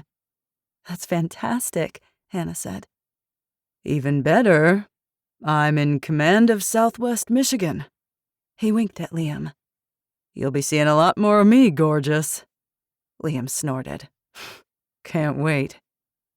How does she plan to feed all these soldiers? Bishop asked. Hamilton gave a careless shrug. That's above my pay grade. But my takeaway is that whatever she does will be fair and reasonable. She passed my BS meter. And Liam, you know I've got a good one. Since you dish it out so often. Hamilton grinned. Guilty as charged. Charlotte stretched for the cards in Hannah's hands, bouncing and gurgling happily to herself. Hannah tried to raise them out of the baby's reach, but Charlotte snatched a card and waved it with enthusiasm. Bishop tried to distract her with one of her colorful, crinkly, and appropriate baby toys, but she ignored him. Hamilton made a silly face, and she burst into giggles. See? Even the baby knows how amazing I am. He glanced at his watch, then examined the cabinet counters crowded with medical supplies, the desks and stacked chairs shoved in the corners.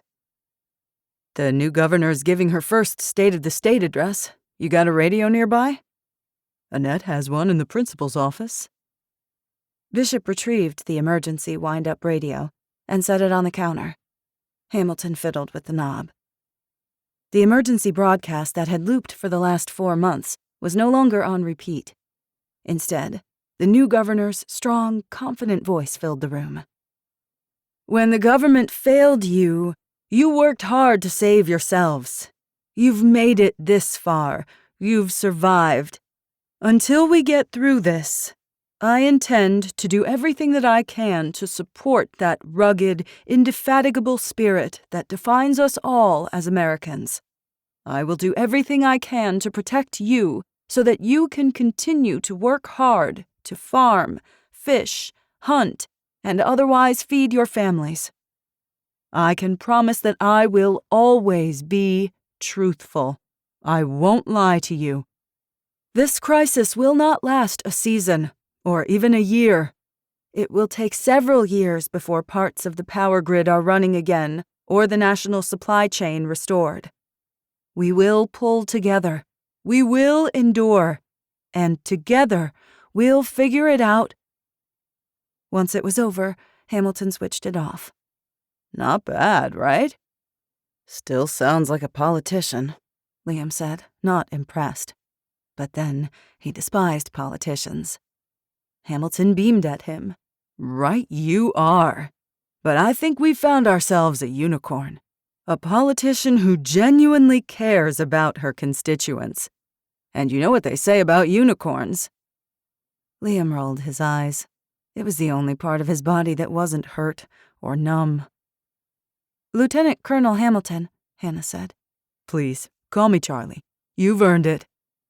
She rewarded him with a radiant smile. Charlie, then. The general told Liam that the EMP attack started World War III. The world is at war, and our government has kept it from us. Is that true?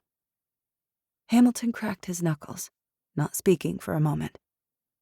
It's been rumor and hearsay up to this point. Brass has been tight-lipped about the whole thing, but it's finally getting out. He sighed. Here's what I know. Russia and China colluded to attack us. They had plans to weaken us with the EMP, then put boots on the ground and eradicate our people. Russia just wants us obliterated. China wants to destroy our political power and cripple us for good. The entirety of our military assets stationed outside the EMP's range have converged on the Middle East. We've wiped Iran off the map. The entire world has been impacted. No one has officially called it World War III, but a rose is a rose by any other name. Or a steaming pile of cow dung, Liam said. That too. He shrugged again. Sorry I don't have more details beyond that. Hannah shook her head, at a loss for words. For several minutes, no one spoke. Are we winning? Bishop asked. We'll win, Hamilton said gravely, no joy or satisfaction in his voice. But at what cost? Liam imagined an entire country razed by nuclear warheads, cities reduced to rubble, cars melted, millions of bodies incinerated in an instant. The devastation of a war over America taking place on another continent. Everywhere, people suffered. We've already paid, Liam said. Right you are. Hamilton looked at his watch again. I'll check in again soon. Turns out, keeping Michigan from being overrun by hooligans is a full-time job. Who knew? Bishop shook Hamilton's hand. Thank you for everything you've done, Charlie. Hamilton nodded. He winked at Charlotte and saluted Liam. Stay frosty, friends. Always, Liam said. Bishop walked the lieutenant colonel out. After they left, Hannah turned to Liam. What do you think about what's happening out there? It's the way it's always been, he said. Those with the power vie for more, destroying the innocent in the process. It happens everywhere. Venezuela, Iraq, Syria. Our job is to survive the here and now, to outwit and outlast the enemies at the door, not the ones an ocean away. Our military will deal with them. Of that I have no doubt. You're right. Hannah leaned in, a fierce intensity in her gaze. Our world is here. Everything is here. Everything that matters. Liam didn't look away. I know. 75. Liam. Day 123. That night, Liam slept peacefully for the first time in a decade. No nightmares, no dreams. On day 8, the pain returned with a vengeance. Like 1,000 needles puncturing his flesh. Molten lava poured into his spine. An ice pick hammered through each vertebra. On day 9, he could twitch his toes. On day 10, he could move his ankles. On day 11, he could hobble out of bed with the aid of a cane. Molly's cane. The pain was a monster. A constant living thing inside him, eating him alive. His nerves scorched raw, his feet like concrete blocks dragging behind him, incredible effort put into each battered step. Without access to top-notch X-rays, MRIs, CAT scans, and other tests, Evelyn couldn't confirm whether his injuries were permanent or whether he might regain significant mobility with months of rehabilitation. "It's in God's hands," she told him. "And yours. Something tells me that if anyone can recover from this, it's you." Liam damned well planned to try. He shoved his hand into his pocket and felt the lumpy knitting, closed his fingers around the tiny hat. Thought of his twin brother, and Jessa, how he'd brought his nephew home. He'd done a few good things with his life, kept a few promises. His chest thrummed with the ferocity of his love and his resolve. He was down, but he wasn't out. Not by a long shot. 76. Hannah. Day 130. Luther's father died in his sleep. Lee had warned Hannah that the time was near. She sat beside the old man's bedside and held his hand and spoke to him as his weak heart failed and his breathing became more and more labored. She told him how Fall Creek had been saved, how his son had redeemed himself in the end, sacrificing his life for Liam's.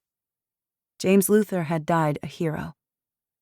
"I hope he knew I was proud of him," the old man wheezed. "I'm sure that he knew," Hannah said, and clasped his trembling hand. He knew. At 10:15 p.m., on May 2nd, 2 weeks after his son, he died at peace, a look of contentment upon his withered face. Afterward, Hannah called her brother on Dave's ham radio. "I just needed to hear your voice." "It's good to hear from you, sis," Oliver said, his voice both close and far away. "It's funny. I think I missed you more in the last 2 weeks than the last 5 years. I guess I didn't realize how lonely it gets here, you know?" "Come to Fall Creek," she said. "I want you here. I want you to meet my family." He hesitated for a moment. She waited, heart in her throat. "It's a long journey. It's dangerous." "This place, it's special. We're doing more than just surviving. I want that for you, too." "Okay," her brother said. I'll come to you." Hannah closed her eyes and whispered a prayer of gratitude. "It'll take me a while," he said, "to gather supplies, scavenge enough gas, and plot the safest course." "Take your time, Oliver," she smiled to herself. "We're not going anywhere." 77. Hannah. Day 131. The next day, they paused in the busyness of spring planting to conduct a funeral for those who had sacrificed their lives for Fall Creek. James Luther was included among their number. Robert Vinson and Dallas Chapman had given their lives in the final battle. And Molly, who had offered her life to save Quinn and little Joey. They were all heroes. At the funeral, Hannah sang, pure and clear and euphonious, her voice filling all the empty spaces, rising over the trees and soaring into the sky, up and away toward the heavens. Bishop spoke words of remembrance, encouragement, and hope. Everyone brought wildflowers to decorate the graves. Quinn painted the crosses in shades of vibrant greens, browns, and blues, flowers and vines and trees and snaking rivers. It was beautiful. Afterward, they went to Molly's place and set up camping chairs and folding tables in the backyard, bringing out a smorgasbord of food they'd grown with their own hands. They had mourned their losses. Now it was time for gratitude, to give thanks and celebrate life, to appreciate everything and everyone they still had. May was turning out to be lovely. Flowers sprang up everywhere overnight. The fragile, dewy scents of jasmine and lilies infused the warm air. White, fluffy clouds drifted across the cobalt blue sky like rafts of cotton candy. Not everyone could enjoy the festivities. There were still patrols and sentry duty. 2 defeated enemies did not guarantee there would not be more. There would be. Later, Hannah and Dave would do the circuit and bring everyone plates of cornbread drizzled with honey, Molly's famous chili, salad with baby tomatoes, and potatoes sprinkled with pink Himalayan salt. Mick Sellers had found the supplies so Jamal could repair the repeater stations, and they had restored contact with the Community Alliance and the surrounding towns. Trade Day at the Berrien County Youth Fairgrounds was back on the docket, scheduled for the following Friday. Hannah had a lot of salt to trade. Rumors were spreading of steam engine trains, pulled from museums that were running again in Virginia. Nearer to home, Lakeland Hospital had procured an industrial diesel generator and could power a couple of operating rooms and a few ICU beds. The waiting list was long, but Hamilton had promised to get Liam on the list to honor his sacrifice for the greater good. He would work on obtaining a slot for Milo to get more meds, too. In addition, the National Guard had brought in a well-guarded fuel truck to ration gasoline to local law enforcement and medical units. That was Hamilton's doing, too. Jamal and Tina had restarted a few of the Winter Haven solar panels. They'd hauled several rusty windmills from farms and wedding barns, restoring them to run a fridge, washing machine, or heater. They had working farm equipment, generators, additional communications gear. Even in the midst of sorrow, there was much to be grateful for. Milo plugged the iPod into an old speaker and cranked up his and Quinn's favorite rock classics from the 70s and 80s. They played Queen's We Are the Champions, Journey's Don't Stop Believin', and Bruce Springsteen's Born to Run. She breathed deeply, letting the music fill her senses, sink into her, and swirl through her veins. How she had missed music. Once, it had been a part of her. It would be again.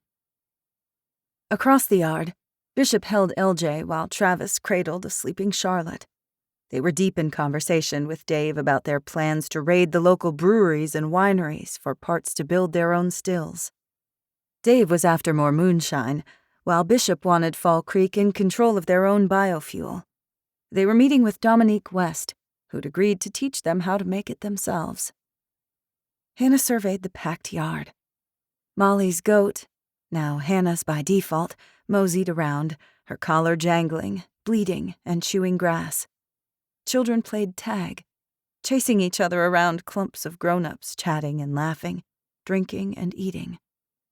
From his kingly throne on the back porch, Ghost gave them a long-suffering look. He yawned, black jowls glistening, then flopped onto his side and stretched leisurely in a puddle of sunlight. With a huff of pleasure, he closed his eyes. Thor, Odin, and Loki curled up on various parts of his body. For once, Valkyrie wasn't hunting. She sat primly on one of the patio chairs, her tail twitching as she watched everyone trample her favorite patch of grass. "What would Molly think of all this?" Hannah asked. For a second, Quinn stiffened. Then she half smiled, half grimaced, and rolled her eyes. She'd yell at everyone to get off her lawn? Hannah smiled. After a brief moment, Quinn did too. And then they were laughing, the air brighter somehow, their weary souls a little lighter. Here. Quinn held several packages in her arms, wrapped in Christmas wrapping paper and held together with tiny strips of duct tape. Quinn looked like a regular teenager. Almost. Ripped jeans, black combat boots, a threadbare, oversized AC/DC t-shirt, her black hair streaked with the faintest threads of Windex blue. Her AR was slung casually over her shoulder, the karambit at her belt. Her bruises had long faded, but for the jagged scar slicing through her lower lip. Other girls might have felt horror or shame. Quinn wore it like a badge of honor. She was both different and the same, quieter, reserved, more mature. A wisdom in her eyes, hard-won through adversity. She thrust a package at Milo. "For you, small fry." Milo's face lit up. "I love presents." "I had a crazy hunch." Milo unwrapped Quinn's slingshot. Also included was a wrist guard and a baggie of 1/8 steel ammo balls. Milo's eyes grew round as golf balls. He jumped up and down, curls bouncing, hooting in excitement. "For me?" "I don't see any other snot-nosed kid named Small Fry around here, do you?" "Nope, just me." I also found one last jar of crunchy peanut butter behind a bucket of flour down in Gran's secret lair. I was gonna trade it, but Then I thought you might want a bite first. Heck yeah, I do, Milo said. Language, Hannah said, biting back a laugh. Quinn narrowed her eyes. No peanut butter for you until you hit the bullseye. This slingshot is a weapon. It'll get you squirrels and birds, and might take out a bad guy's eyeball if you need it to. It's important to know how to use it. That means training. I'll teach you. And I'm keeping the flechettes until you're ready to use them.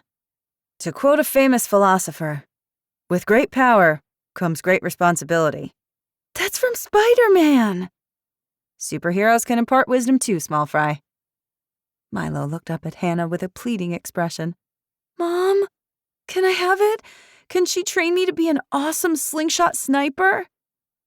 I'm pretty sure I'll have a revolt on my hands if I say no, so I don't have much of a choice, do I? Milo gave an enthusiastic fist pump. Yes! Quinn grinned. Her features were tinged with sadness, but a bit of her old spark returned, a light in her eyes that would not be dimmed. With Quinn at the helm, what could possibly go wrong? Liam quipped from behind them. With every step, he leaned on his cane, pain lining his rugged face. Quinn rolled her eyes. Is that an approximation of a joke, Wolverine? If so, keep trying. Liam hobbled to Hannah's side. She slipped her arm around his waist and leaned her head against his shoulder. Milo shoved the slingshot and ammo in his overalls pocket and opened Quinn's second gift. Inside a simple wooden frame was an exquisitely rendered charcoal drawing of Milo's father. Awestruck, Milo held it reverently in both hands, staring at the image of his father like he could drink it up. Quinn had captured Noah at his best. The tousled, dirty blonde hair and chiseled jaw, his eyes twinkling in anticipation as he grinned, believing the world was as good and perfect as he wanted it to be. Without a word, Milo dashed toward their house to put it in his room, tucked amongst his most valued possessions.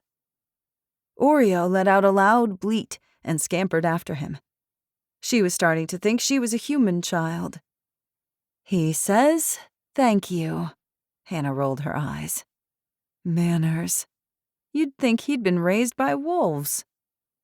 I, made this for you, too.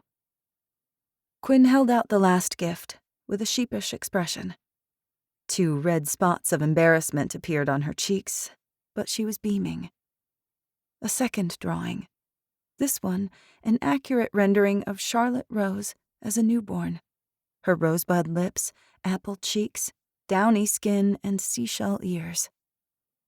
Quinn had begun the sketch days after Hannah had returned to Fall Creek, when Charlotte was a few weeks old. Already, she'd grown so much. They'd had nothing by which to remember those early days. Now they did. Emotion swelled in Hannah's chest. It's beautiful, Quinn. Quinn blushed. You have a gift, Quinn, Hannah said. Truly. We need things like this as much as we need bullets and Band-Aids. Quinn dug her boot in the grass, suddenly bashful. Gran said something like that. No one needs charcoal and paper to survive. You'd be surprised, Liam said. I imagined people would trade for drawings of their loved ones, Hannah said.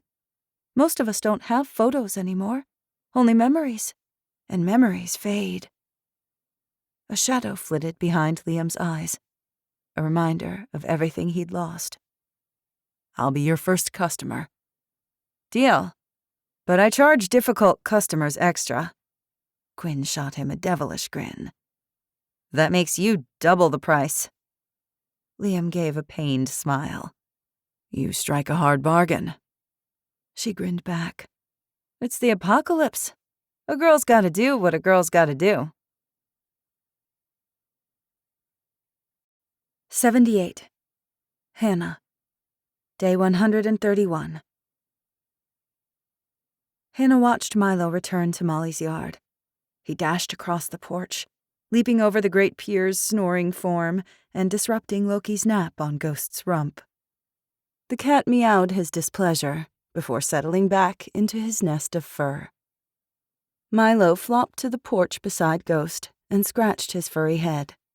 Without opening his eyes, Ghost whined, his tail thumping in sleepy satisfaction. Hannah squeezed Liam's arm. "I'll be right back." "I'm not going anywhere," he said. Hannah made her way through the throngs of her neighbors and friends and settled on the porch steps next to Milo. "Can we talk for a minute?" "Sure, Mom." "Are we okay?" Milo scrunched his nose. "What do you mean?" She leaned over and brushed the unruly mess of curls off his forehead. The structure of his face was changing, lengthening and slimming. A version of Noah's face emerged beneath her son's disappearing baby fat. She still sang him to sleep at night, though sometimes he asked for stories from Quinn or Liam. Liam was surprisingly good at it, his voice deep and resonant. He added descriptive details to imaginary battle scenes that Milo ate up like peanut butter. "You and me," she said. "I haven't spent as much time with you as I've wanted to. You've been busy saving the world. You are the world. My world." She examined his complexion, the rise and fall of his chest, the skin beneath his eyes, always checking for signs of adrenal issues. His meds would last a few more months. They'd need to find more, or make more. Always more to do. "I want to make sure you know that you're okay." "Yeah." He tilted his head and chewed on his bottom lip like he was concentrating. "I'm okay." She pulled her son into a hug, breathing in the sweaty little boy scent of him. He wrapped his skinny arms around her neck and hugged her back. "I told Quinn I would share you," he whispered into her scalp, his breath hot on her ear. "You can be mom to all three of us, right?" A pang struck her, a mix of sadness and joy and fierce pride. "That's a great idea. Can I tell her we've adopted her?" "Of course. I think you'll make a fantastic little brother." She felt his grin against her cheek. "Challenge accepted. And also, do you think she'd like a snake in her bed?" Knowing Quinn, she probably wouldn't mind a bit. Laughing uproariously, Milo peeled away from her and scampered off. He whistled to Ghost. "Come on, boy!" With an exasperated huff, the great peer lumbered up and shook the cats off him. They scattered, with a furious cacophony of feline yowls. Oblivious to their outraged hisses, Ghost ambled after his boy, his majestic white tail streaming behind him. He limped. He was still Ghost. Elvis Presley's "Can't Help Falling in Love" popped up next. "That's Quinn's favorite," Milo crowed. "Is not," Quinn said. He darted over, grasped her hand, and flashed that infectious grin. "Dance with me, please." Quinn shot Hannah a helpless, tortured look. Hannah waved her hand. "Have fun. This is not even on the scale of fun." She rolled her eyes in disgust, as only a teenager could. Then she gave a devilish smile, grabbed Milo's hands, and twirled him round and round, then slow danced with him while he shrieked and dissolved into giggles. As the king's crooning voice filled the clearing, Jonas rose and walked across the grass through the ring of camping chairs toward Quinn and Milo. His face bright red, he tapped Milo on the shoulder. "May I cut in and have a turn with the lady?" "Lady?" Quinn sputtered. "What lady?" Milo stepped back with a gallant flourish. "Of course, good sir." Flustered, Quinn's gaze darted from Jonas to Milo to Jonas. "What are you doing?" Jonas grinned from ear to ear. "May I have this dance?" Nonplussed, Quinn mumbled a half-coherent response. "I think that's a yes." Jonas took Quinn's hand. For a second, she looked like she might shake off his hand, or bite him. Instead, her face turned an equally bright shade of red, and she managed a nod. Jonas fumbled, suddenly nervous, unsure what to do. With a roll of her eyes, Quinn put her hands over his and placed them around her waist. They both grinned like Cheshire cats.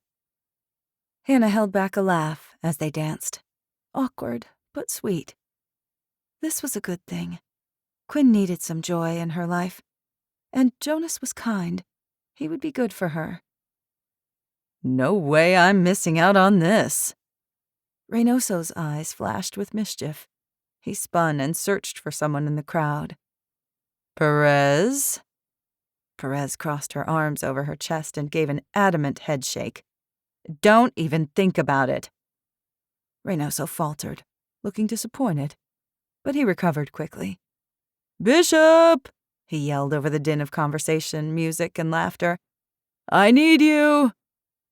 Bishop, who was still deep in conversation with Travis, half turned. He wore a bright purple Hawaiian shirt covered with yellow pineapples. What? Reynoso grinned and beckoned to Bishop. Dance with me! Bishop handed the baby to Evelyn and winked. With a proposal like that, how could I resist? Everyone laughed as the two burly men danced merrily, goofy as teenagers, knocking into each other and chortling when they stepped on each other's feet. When ABBA's Dancing Queen burst from the speakers, others got up as well, including Dave and Annette. They moved to the music, basking in the sunshine and soaking in this rare moment of peace. Her stomach fluttered. Her heart raced, her mouth dry. But it wasn't water she craved. Hannah turned to Liam and held out her hand. He laid Molly's cane against a nearby camping chair and took a hesitant, cautious step. And then the hesitation vanished, and he took her in his arms. She melted into him. They shuffled, awkward and clumsy at first. Then they found their rhythm. They danced to the sound of Steve Perry's iconic voice, melding with the strumming guitar and lilting piano. I'm forever yours. Liam took her hand and threaded his strong, calloused fingers through her deformed ones. His hand closed over hers and held it, gently, tenderly. The song faded, and a familiar tune played next, U2's All I Want Is You. Quinn's grandpa had good taste, Liam murmured into her hair. I think he was a secret, hopeless romantic. She felt herself smiling. Are you? I am now. He held her, and she held him. He was alive. She was alive. They had more than they could have ever asked for. After a while, Liam took a break and headed to the cooler for a glass of water, limping heavily but on his feet, moving with slow but dogged resolve. Ghost trotted across the yard and pressed his snout against Liam's side, his plumed tail gently wagging. They looked so regal, the two of them, wounded warriors, every inch of them exuding strength, dignity, and valor. Hannah watched him, the man she loved, something bright and glittering inside her chest. She stood back and surveyed Molly's yard, taking in these people she loved. Once, she'd been trapped, isolated, a victim. Now she was part of a community, a survivor, a leader. Sometimes the destruction of one thing could become the birth of another thing. New life, starting over, freedom. In the middle of winter, with the scouring wind and brutal, shocking cold, you believed spring would never come, that spring had never existed in the first place. What else could possibly exist but this vast wasteland of snow and ice and darkness? But that was a lie. It did exist, and it would come. The sun returned, and beneath its nourishing warmth, the whole world opened up like a flower reaching for the sky. You had to endure. You had to hold on. No matter what lay ahead, what challenges and hardships, she knew they would meet them.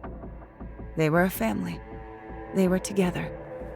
And in the end, wasn't that everything? Liam glanced at her over his shoulder.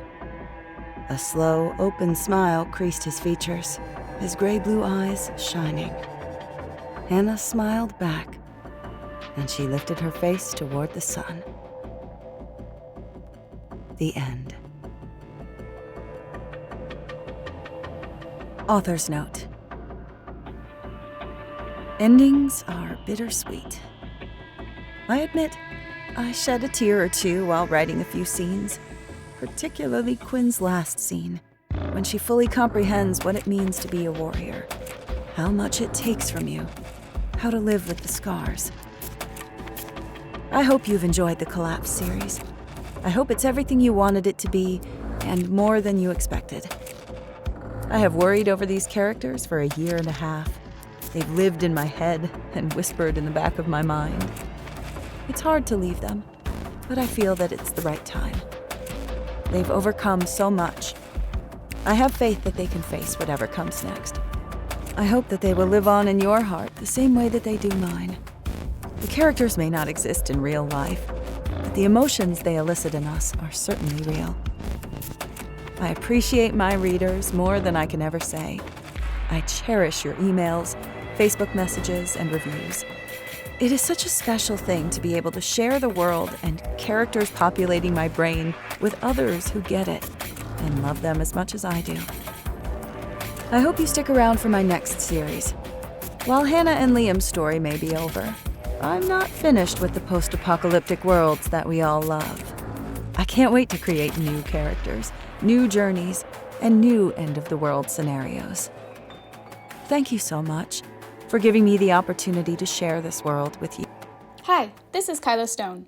I hope you enjoyed my audiobook. If you'd like to keep getting free audiobooks from me, please like and subscribe to support my channel. Thank you, and happy listening.